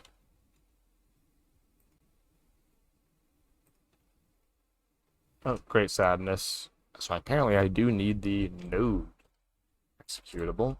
It's not, doesn't figure that part out for me.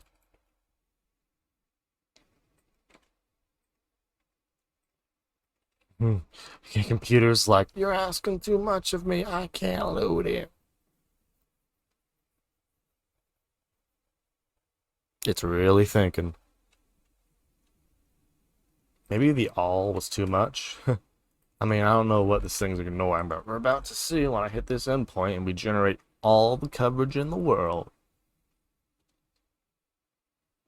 Look at all that coverage. Yeah. Now we stop. Boom. Okay, what did we generate? We looked at a lot that we should not have looked at. Okay, so let us set up nyc config file for all the things that we need to be ignoring.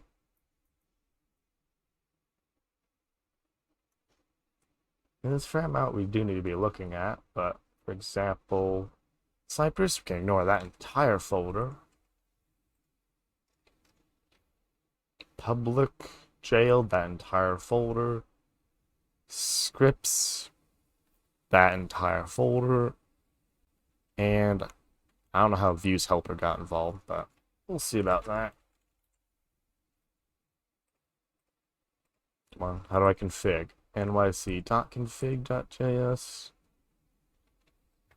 That's another configuration file. Yay! Don't you love it? Add your own override, extends all, check coverage. I do love this. Oh wait, which file? .nycrc. I do like those ones a little better.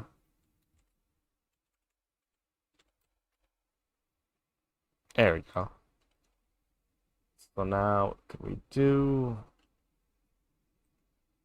All is true, include and exclude. There we go. Let's get our exclude going up. We're not doing TypeScript. Any defaults here? Default is a list. Default exclude. I guess I should look there. So I do want to implement, wow, there's a lot here. So it's an array, I imagine, of, yeah, exclude node modules, obviously. Then coverage. I assume just pointing to these names will be enough. Also excluding any test files. Public jail, there was another one I mentioned.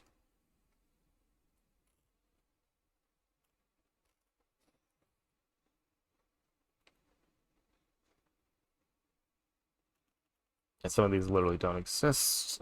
Cypress.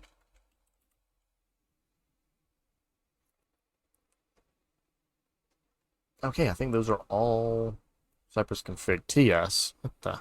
Oh, that's where your TypeScript file. Weird. Okay, yeah, so this should be good for exclude, assuming I did that right. And now,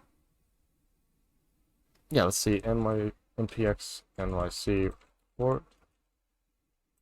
reporter equals HTML. Just to give a good look at this. Firefox coverage, index HTML. Let's see what we did cover in the one click. Nothing. Well, it wasn't nothing before.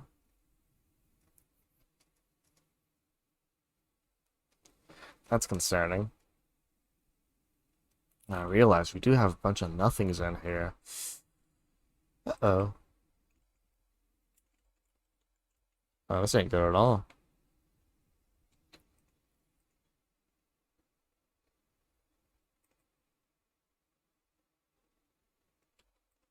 Not good at all.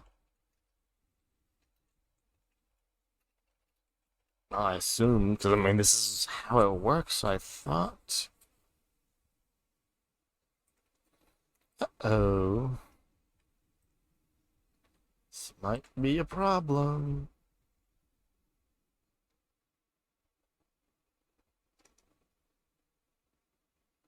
Let's go back a page. Clear some of these out. Clear that one out. I guess we gotta manually visit this page. Maybe I'll fiddle around to another page just to make sure it runs things. Please run the things.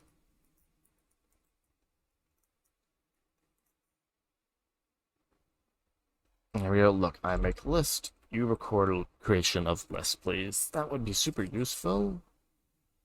Yep, got another. Love seeing those. Okay, there we go. Phew. I got really nervous there. But hey, now we can see all kinds of things being ran. Routers, 100%ed, models, middleware. Look at all this coverage. That's just from like one page. Hey, look at that. That is what we like to see. You can see controllers, a fraction of the entire thing, few on the user. What did we use in the user? Oh, we imported the file. What we actually did. No, okay, the rendering on these lines aren't the best, but yeah. We imported the file. Okay, so this is our command for this. Let us minify this. This command do be working. I'm liking the all. Is there anything I'd like to ignore?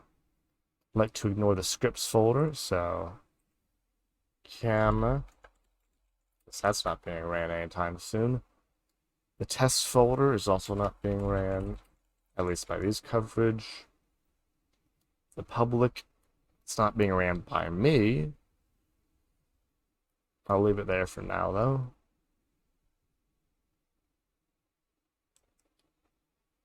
Some other files. This weird specific file. Sorter will be ran. Index will not be ran. Just a few excludes here. And yeah, okay, that coverage is good there. Okay, let's see how they talk about instrumenting the front end coverage. That wrong one. Examples. The plugin. So that's one thing I think I was missing. The Cypress C plugin, because we have setup. You don't have plugin. Use Webpack. Runs. Nope. Okay, so we are doing full stack. So I guess I'll need to check all that.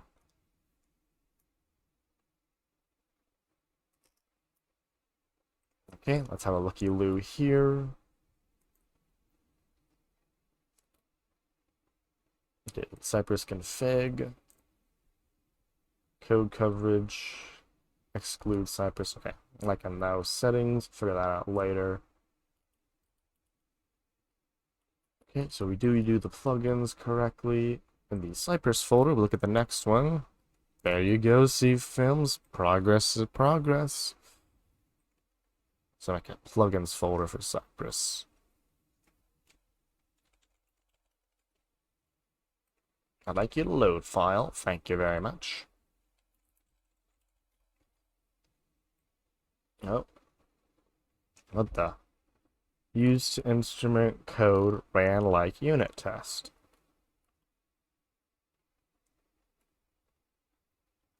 Okay. I don't remember seeing that in the docs.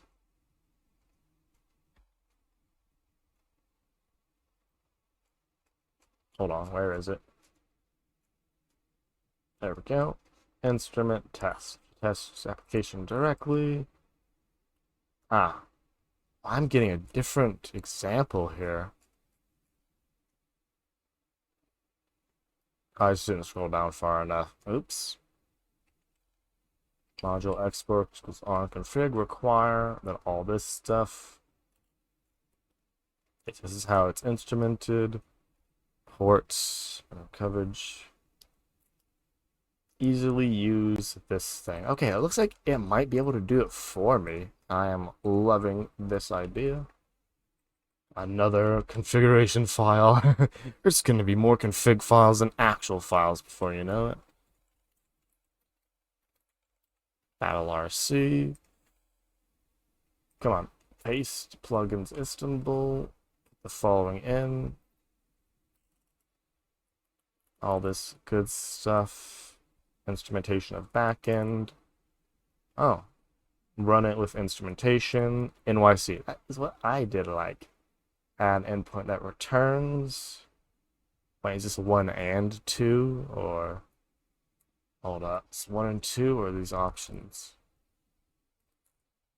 Add endpoint that returns. Simply do this. Use happy for other server. Okay, and then I need to expose an endpoint. Okay, I'm starting to see the picture here. So let us go ahead and add this. It's all coming together. So Cypress will be the manager of all this good stuff. So let's first get this part on my server, specifically my testing server. Now they do it as first line. I will try to do time. I'm not going to experiment, so I'm going to do it as they do it, optionally. So, let me see. Node.js require try catch. Because I think you can try catch or require. Last I heard. Cannot find. Yeah, I think you can try catch this. I want to ignore this lovely error. Yep, try and then catch. Okay, glad to see it. So I can inject if possible. If node env triple equals test. Yep, we're not doing that. Only if testing. Hopefully that'll work. And then in my config, place it in env code coverage. I gotta do the right port. I think this is a global, not ETE. I just did a format. It's gonna take a minute. Let's go to the example.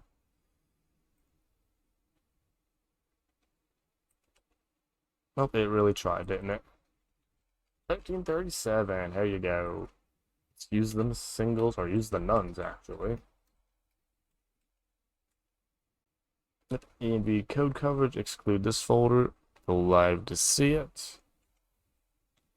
AL, Cal Gloom. Any reason for Cypress over Playwright? Well, I've used Playwright and the Calcium. Oh, my bad. I was like, ooh, how do I say that one? It's just Calcium. Someone already had Calcium. I gotcha. So I've used Playwright in the past, and it's been a long time since I used Cypress, so simply, refamiliarizing myself with it, getting, been a while since I used it. Also, like the whole, like the replayability of tests and the DOM snapshots, they're pretty nice, even though I know Playwright has some of those things with its code generator UI thing. Cypress is pretty nice too. It's been a while since I used it. So, besides that, no reason. And I have used Cypress, or I have used Playwright in a recent project too. So, you know, I like seeing how the tools compare and stuff. Thanks for coming on by the way. Right now I'm trying to do the whole code coverage thing of Cypress, which I have not done before, so it's gonna be fun. At least I think I haven't got this working. VM run test. I'll see if this works. Got a lot of moving parts here. Hope your Saturday, or almost Sunday at this point, has been going well. Hey, no cucumber yet, see films, just the cypress. Ooh, I'm glad I'm using start server and test, because NYC all takes a hot minute to load this. There we go, finally loaded. Yeah, oh, it's that close, see films, eh? I'm sure you'll probably not get this finished by then. But we'll make progress on this by then. Yeah, see films, that's right. Almost 10 hours.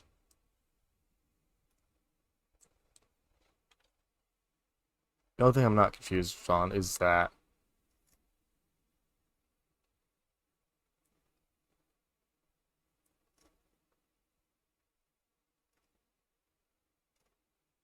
I could have done custom reporters and stuff, and it's too late.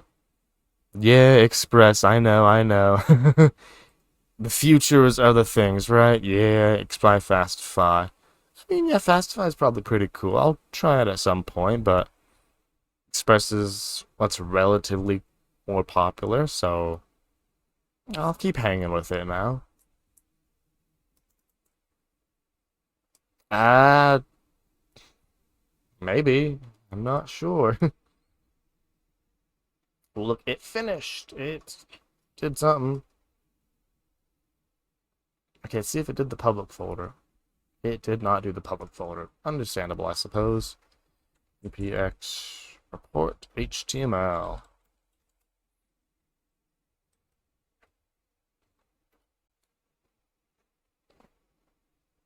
Relatively slower as well. That's true. That's true.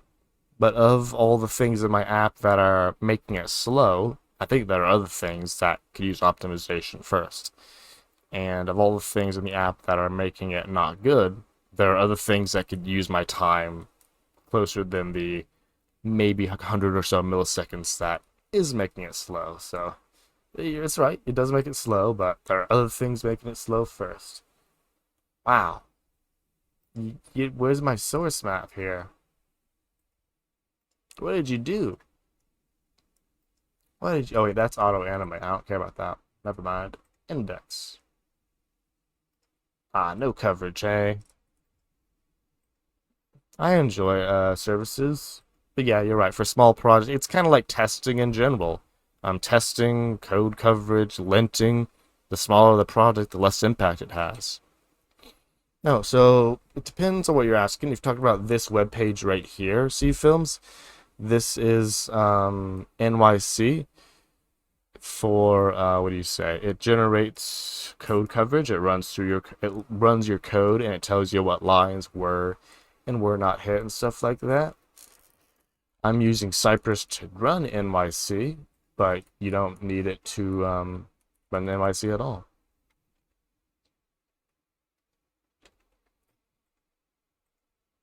I'm trying to follow these instructions.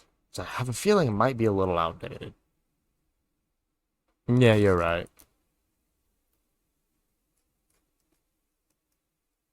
So run the thing. I'm trying to figure out if this is an or an and.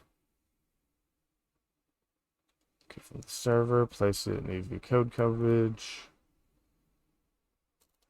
And merge, producing a combined report. npx nyc report. Does that not do the thing? Interesting.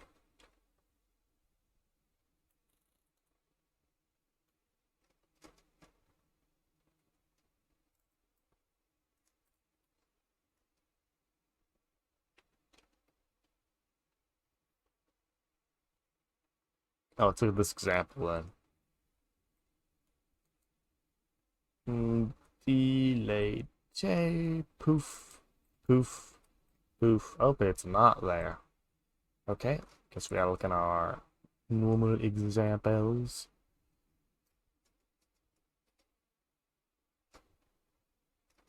Where are the examples? They're in a different repo. Nope, not there.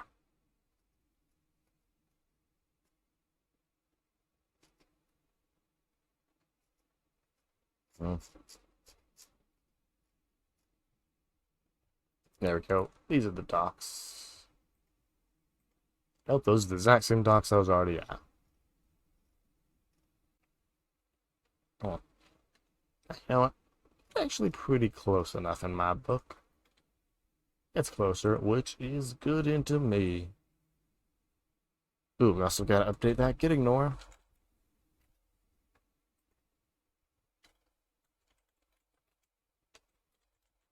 I think I already had coverage on there. Good for me.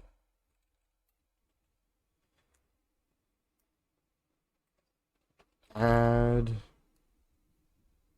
E to B coverage. There we go.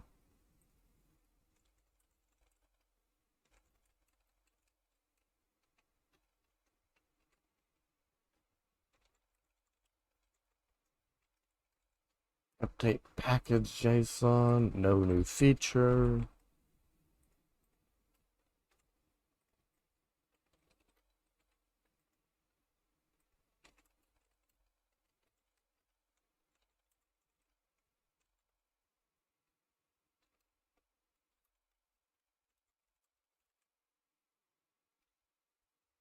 And I would like to make that technically server, which I can do because I am explicitly setting it. So if node env triple equals testing, then do that. And that should make it happy.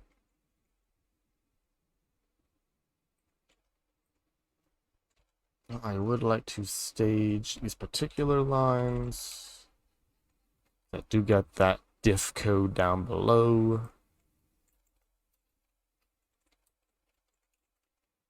Hey there, Chandu, it's going well. Hope your Saturday, soon to be Sunday, or at least for us, is going well too. Over here, just finishing adding some code coverage to our relatively medium small project. It's already Sunday morning. Hey, I'm glad. How is the future going? Got any lotto numbers you're willing to share with us, past dwellers?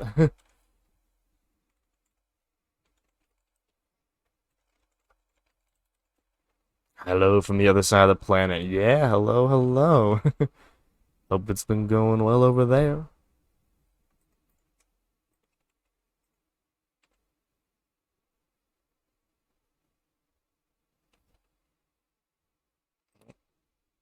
And I think these are the final tests, folks.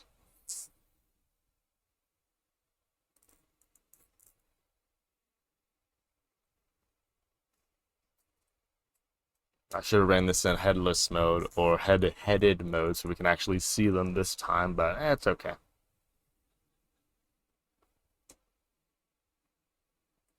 But yeah, we got a fair amount of features done, which we will review once this thing finally makes its way to GitHub.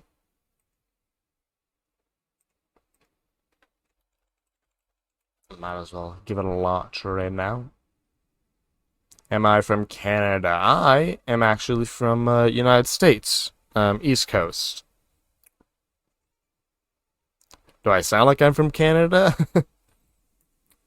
So I will take it as a compliment, I suppose.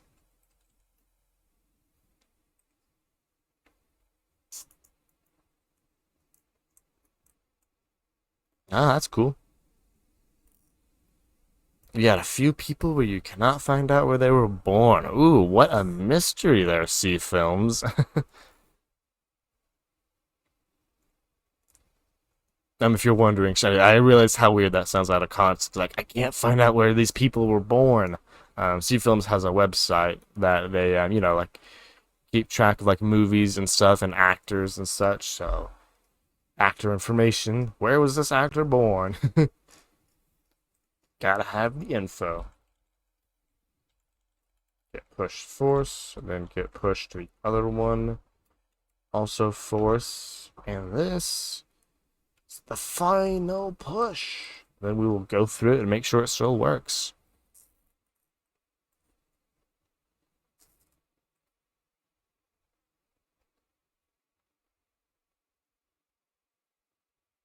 There we go. It's running. It's alive.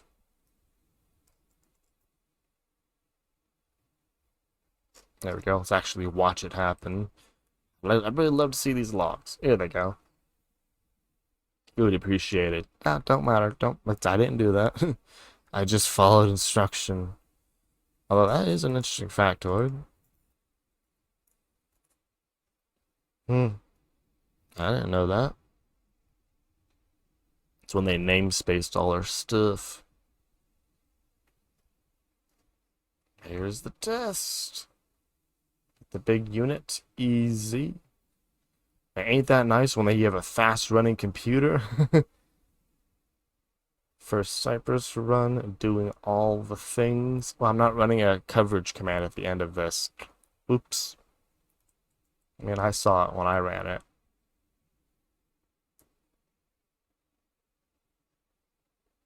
Look at all that green. Hey, and look at all them. Well, we ain't got no colors here, but there's output.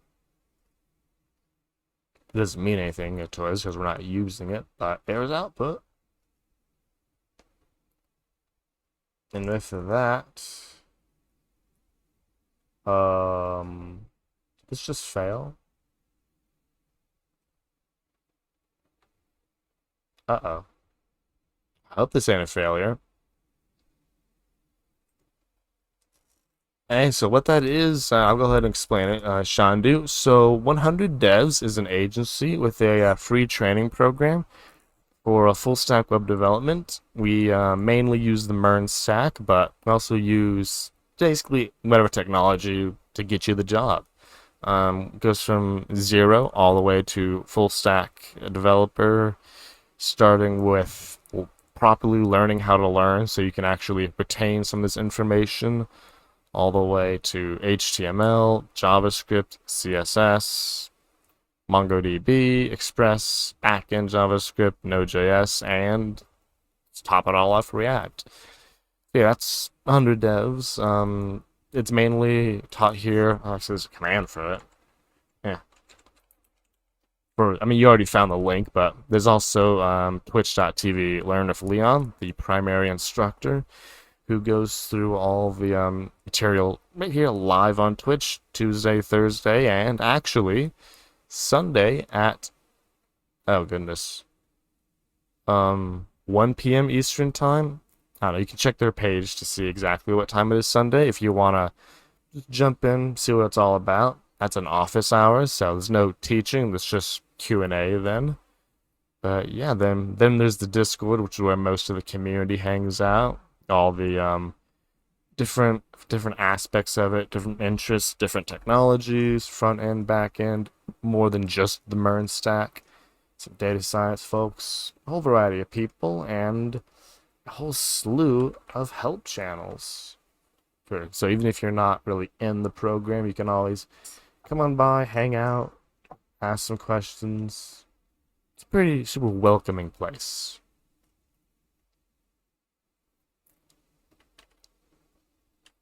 We're about to find out if all that worked now. Did it work?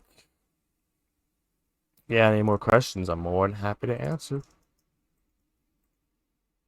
Watch it not be working. Oh no. Well, we were gonna go raid someone, but not now. We're stuck here until I get this thing working. Cannot find module Babel plugin Istanbul. Why? Why? Because I installed it as a dev dependency, but this is a try catch. What's the point of try catching if this don't work? Oh, that isn't confusing C films.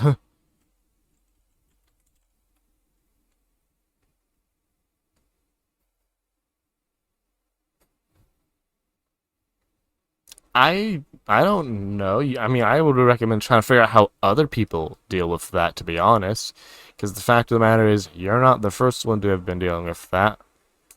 But I don't know. I'm trying to think of it. C films. How would you deal with that? Um, inside of cities. Yeah, I don't. Yeah, your guess is as good as mine there. That's a tough one.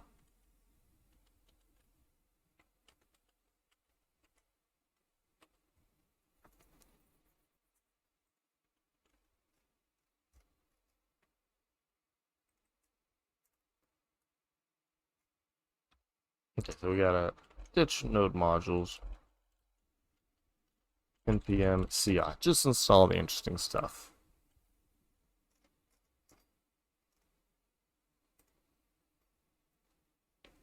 So, yeah. So much for that array. We're gonna have to give that raid a few more minutes, so hopefully we don't make it to the 11th hour. Try not to, but kinda gotta get this working. Can't leave it broken. We could leave it broken, but can't real responsibly leave it broken.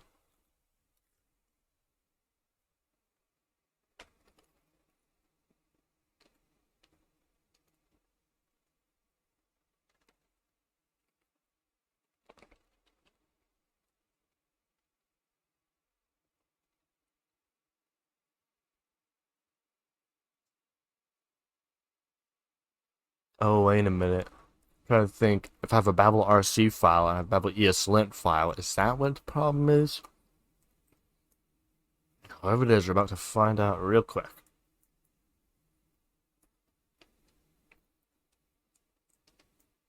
Hmm. Express React views. There it is. Oh, because I have a Babel RC file and it sees a Babel. Ugh, ugh, ugh, ugh, ugh. So we can turn that off. So yeah, this just became a real dependency because I am about to figure all that out. Oh, cancel that. So yeah, how do we do this? npm move and npm I. There we go.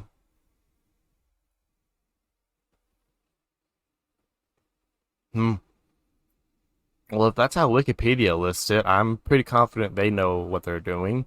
What I would look for C films is try and find a table. So like look for a table of all towns in West Yorkshire.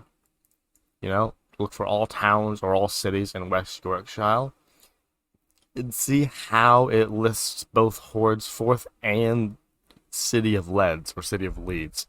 That will be how what would inform my basically rendition of that same information.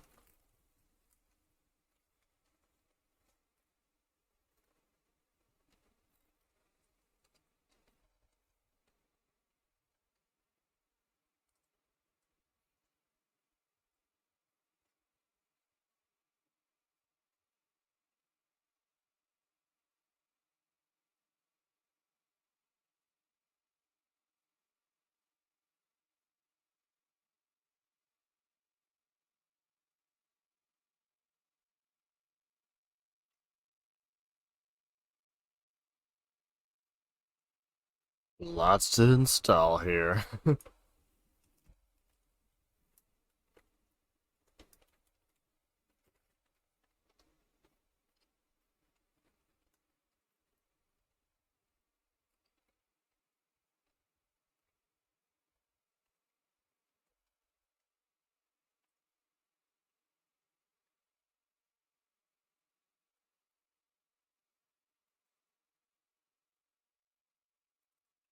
Ooh.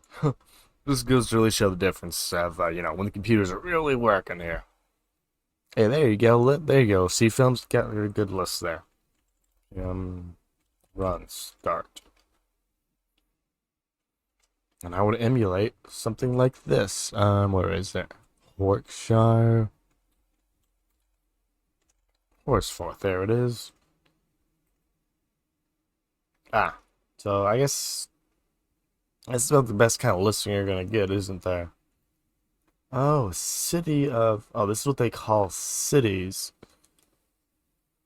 Oh, I see.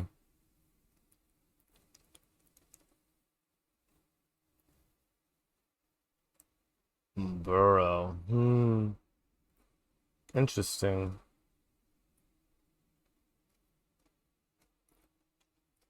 You could list them as separate entities.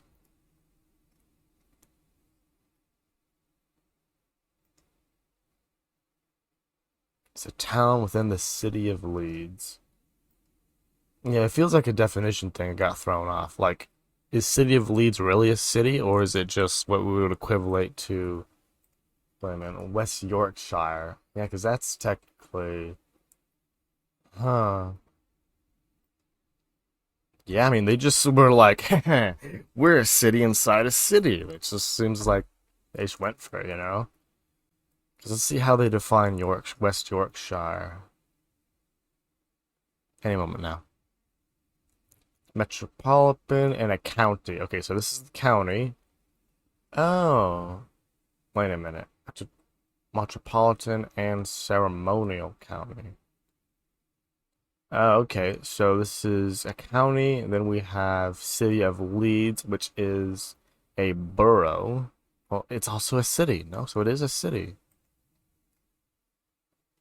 Town and civil parish within the city, and I mean, yeah, see films, it is what it is. What you can do is you can say both of them are cities within the province or the state equivalent, and not no, they're inside. I mean, we can look at City of Leeds. What's their map? Yeah, City of Leeds is this entire red section, and Horsefire is in the red section. Now, let's go bang over the picture. Yeah, so you got these five over there, that one over there. You got Horsefire, those over there, it's over there.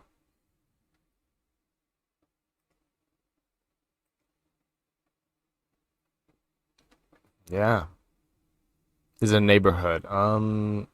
I mean, I'm just reading off of here. It's a civil parish. So it's a town and civil parish. Type of administrative used for local government. So it's got its own postcode district. No, it's using all the ones of Leeds, actually. Police, fire, using all the things of Leeds. It's a civil parish. Yeah, it's definitely distinguishing itself as a parish. Lowest tier of local government below districts and counties. Yeah. So it's a parish within the city of Leeds. That'd be my closest estimation. Or you can just list them as two separate cities. That would also work. Oh, why did I stop the server? I need to click on the server. Clicky clicky. Oh, didn't mean that. Clicking. There we go. Okay, we'll try it one more time.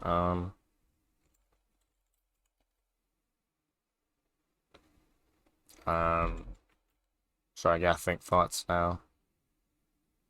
We also fixed. Technically, this was an amendment, so git add package. Well, we got both of them. Git status, git commit, amend, no verify, push all the things, git push. Gotta fast forward. I don't really want to wait for Heroku. Heroku add, right? Is that how we do it? I would say so. C films, it seems be somewhat equivalent. Although, like, Yeah, I'd say so. Which command is it? Heroku get add? One of these is it.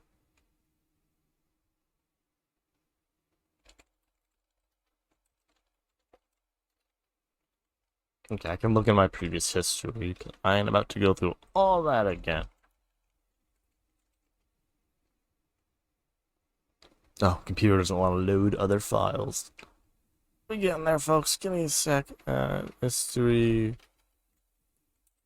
Heroku. Where's my Heroku? Ah, Heroku kit. Oh, this is the command. There we go. Paste. Oh, not those two files. And app requires a value. Minus A. There we go. Get. What a weird, interesting command. Get push main. Oh, I guess just push Heroku. Doesn't specify what. I'll just force you. Go, darn you. Because I am not running another test.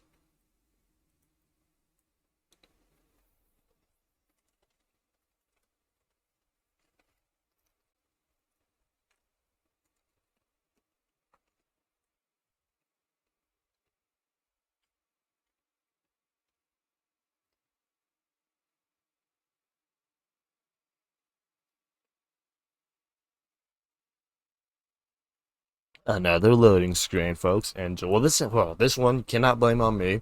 We're waiting for Heroku this time.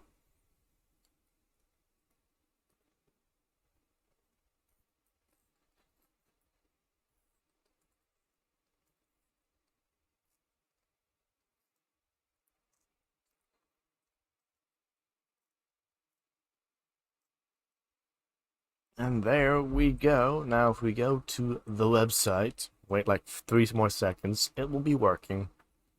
And we go to our lovely list, and you know what?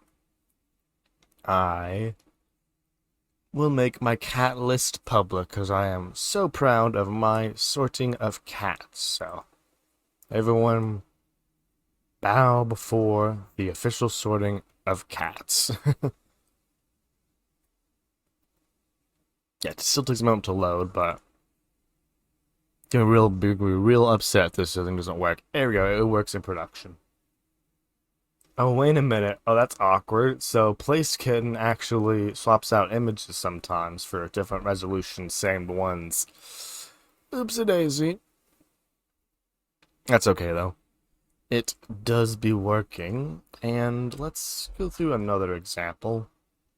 I just want to see if this one's possible at this point. VS Code, list extensions. So I want to list all my extensions.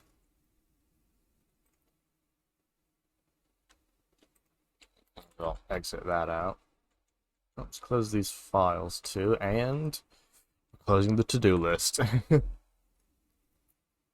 Code list extensions. Is that what we do? Paste. Come on. There they are. Look at all these extensions. Now, cool thing about extensions is that once you have their ID, I disabled that thing. What you can do with an extension ID is be all like, hey, click on it and get the kind of like a page of this information.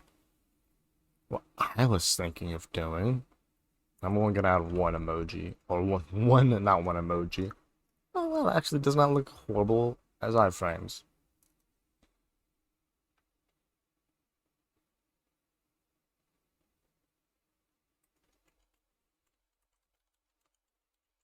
You can see I've tried this before, before I accidentally realized, wow, I need a lot more for this whole listicle as arbitrary items to work. There we go. So, minor.emoji sense. What I'm gonna do is I'm gonna create a little iframe with some JavaScript. So we're gonna see how iframes work. I haven't actually tried that part out. Iframe. Oh, that's not gonna work. Iframe source equals there. Curly. Nope, that's not what the dollar sign goes. So it's this place item name, then name. Again, you could shove real, what do you say, JSON in here. I wasn't about to do all that though. Downingtown is a borough in Chester County, Pennsylvania.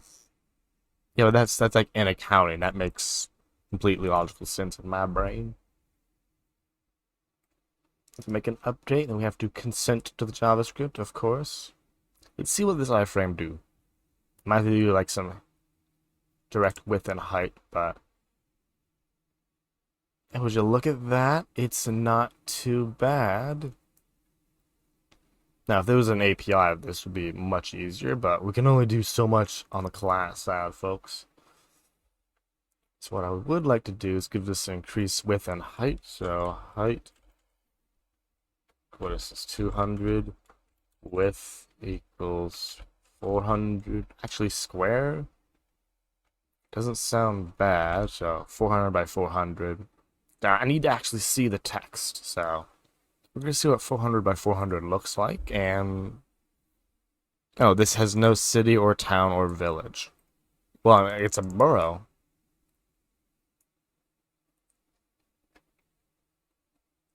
There we go. Okay, this looks good. So now I'm customly tweaking this iframe out. Let's update it again. So I think I can go with half height, or at least third height. So let's say 300. But our width, though, ooh, we need that thing to go to 600. Technically, we also would like to be scrolled already, but I don't know how much I can customize with an iframe.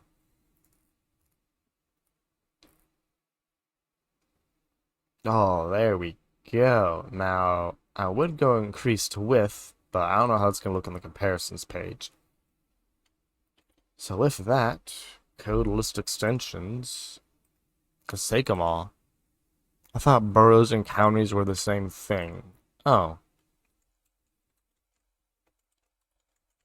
I thought something different.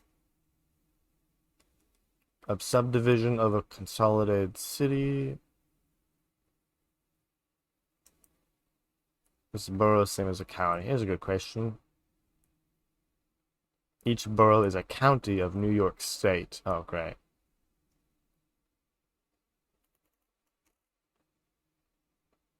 Oh, that's is a word for town or region of a town. Oh, often used instead of county. Huh. Interesting. Yeah, man. The same words, right? If only we could all get unified, right? I mean, I don't think we can get unified for simple measurements. I don't think we can get unified for what we call sections of the land. Okay, I just named that wrong. That's okay. Extensions. Then we will, what do we say? Delete this item.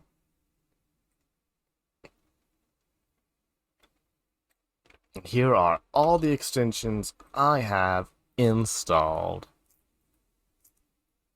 Oh, that's going to be a lot of iframes. Okay, we immediately go to the sorting page. So we're not going to do all of these. We're just going to do like 4 minutes worth, I suppose.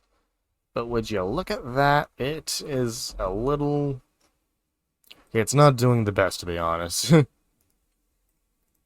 You're not wrong, Steve Films. You are not wrong.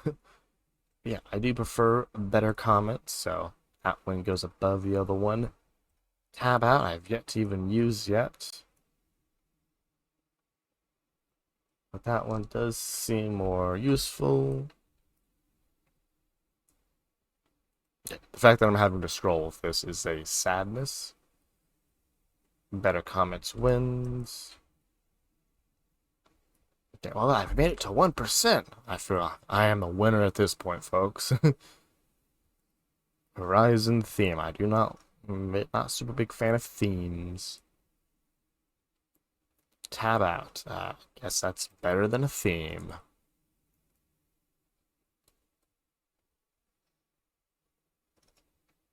There you go. So you can see, folks, how you can use this technically to sort anything you want. Ooh, a theme versus M3AU. Would I even count this as an extension? You know what? I will not. So I'll go and delete the thing. But hey, we can see with just a few answers already, I have sorted 3 lovely items. We got... I will be decreasing the width of this. I think 400 is actually pretty good. Yep, we got better comments being my #1 extension. You heard it here, folks. Tab out being another one. #2. #2, real low comparison, but still, it's #2.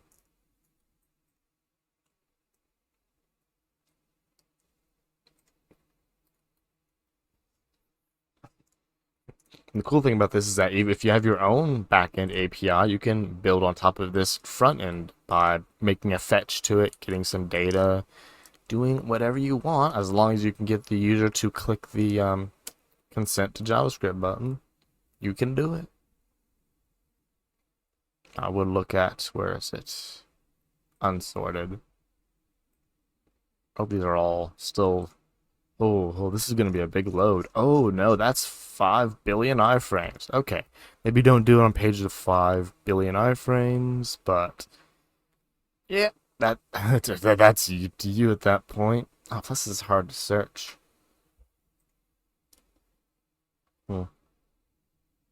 Yeah, folks, it is working, so... Just to show... That was the main goal, making it so people can, with their inspiration, make a list of whatever it is they want. VS Code extensions, iframes. The sky is the limit, and it'll be super limit once I actually make an API for this, but this was the good middle in between. With that, folks, it has been great, but that is concluding the end of the stream. Then, unless anyone has a good suggestion, we got the classic errand available. Doing some Godot. We got music over at Whistleface. Paddington is an area within the city of Westminster and Central London. An area. Oh, they're getting real good there, see films.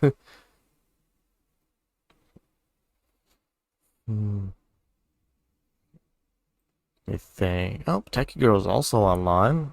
So yeah, we have a choice between, let's see, Techie Girl, who is doing some, what is that? What is that? Is that Svelte? Okay, we got some Svelte over there. We got Aaron doing some Godot. You know, they're always a fun time. Hey, of course, Interplanet. Yeah, it was a pretty good stream. I did really want to get this feature done because now, for all you people who are asking about what are your recommended extensions, I can guarantee that now that I can sort them, I will have that answer for you sometime before next stream because I'm going to go through and actually use my own app to sort all my extensions. So you'll be able to see my most recommended.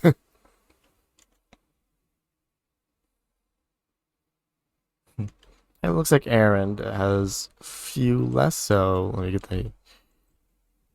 There is the Aaron... So it's up to y'all, folks. Godot, Svelte.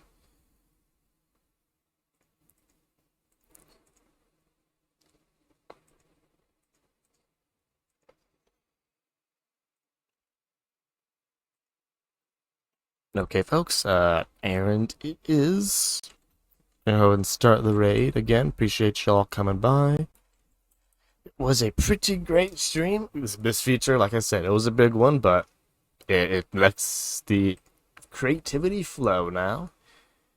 And yeah, I will catch y'all probably next Tuesday, or this Tuesday rather, on 2 to stream time, and then next Saturday, and of course I'll see y'all tomorrow in Leon's office hours and Maya and Wolf's videos. Yeah, night chat. For those who gotta sleep, good night, good night. Catch you next time. As always, Appreciate all the support. Appreciate the raids. Appreciate the anonymous sub. Bits from intelligence. I will catch y'all next time. Doodles.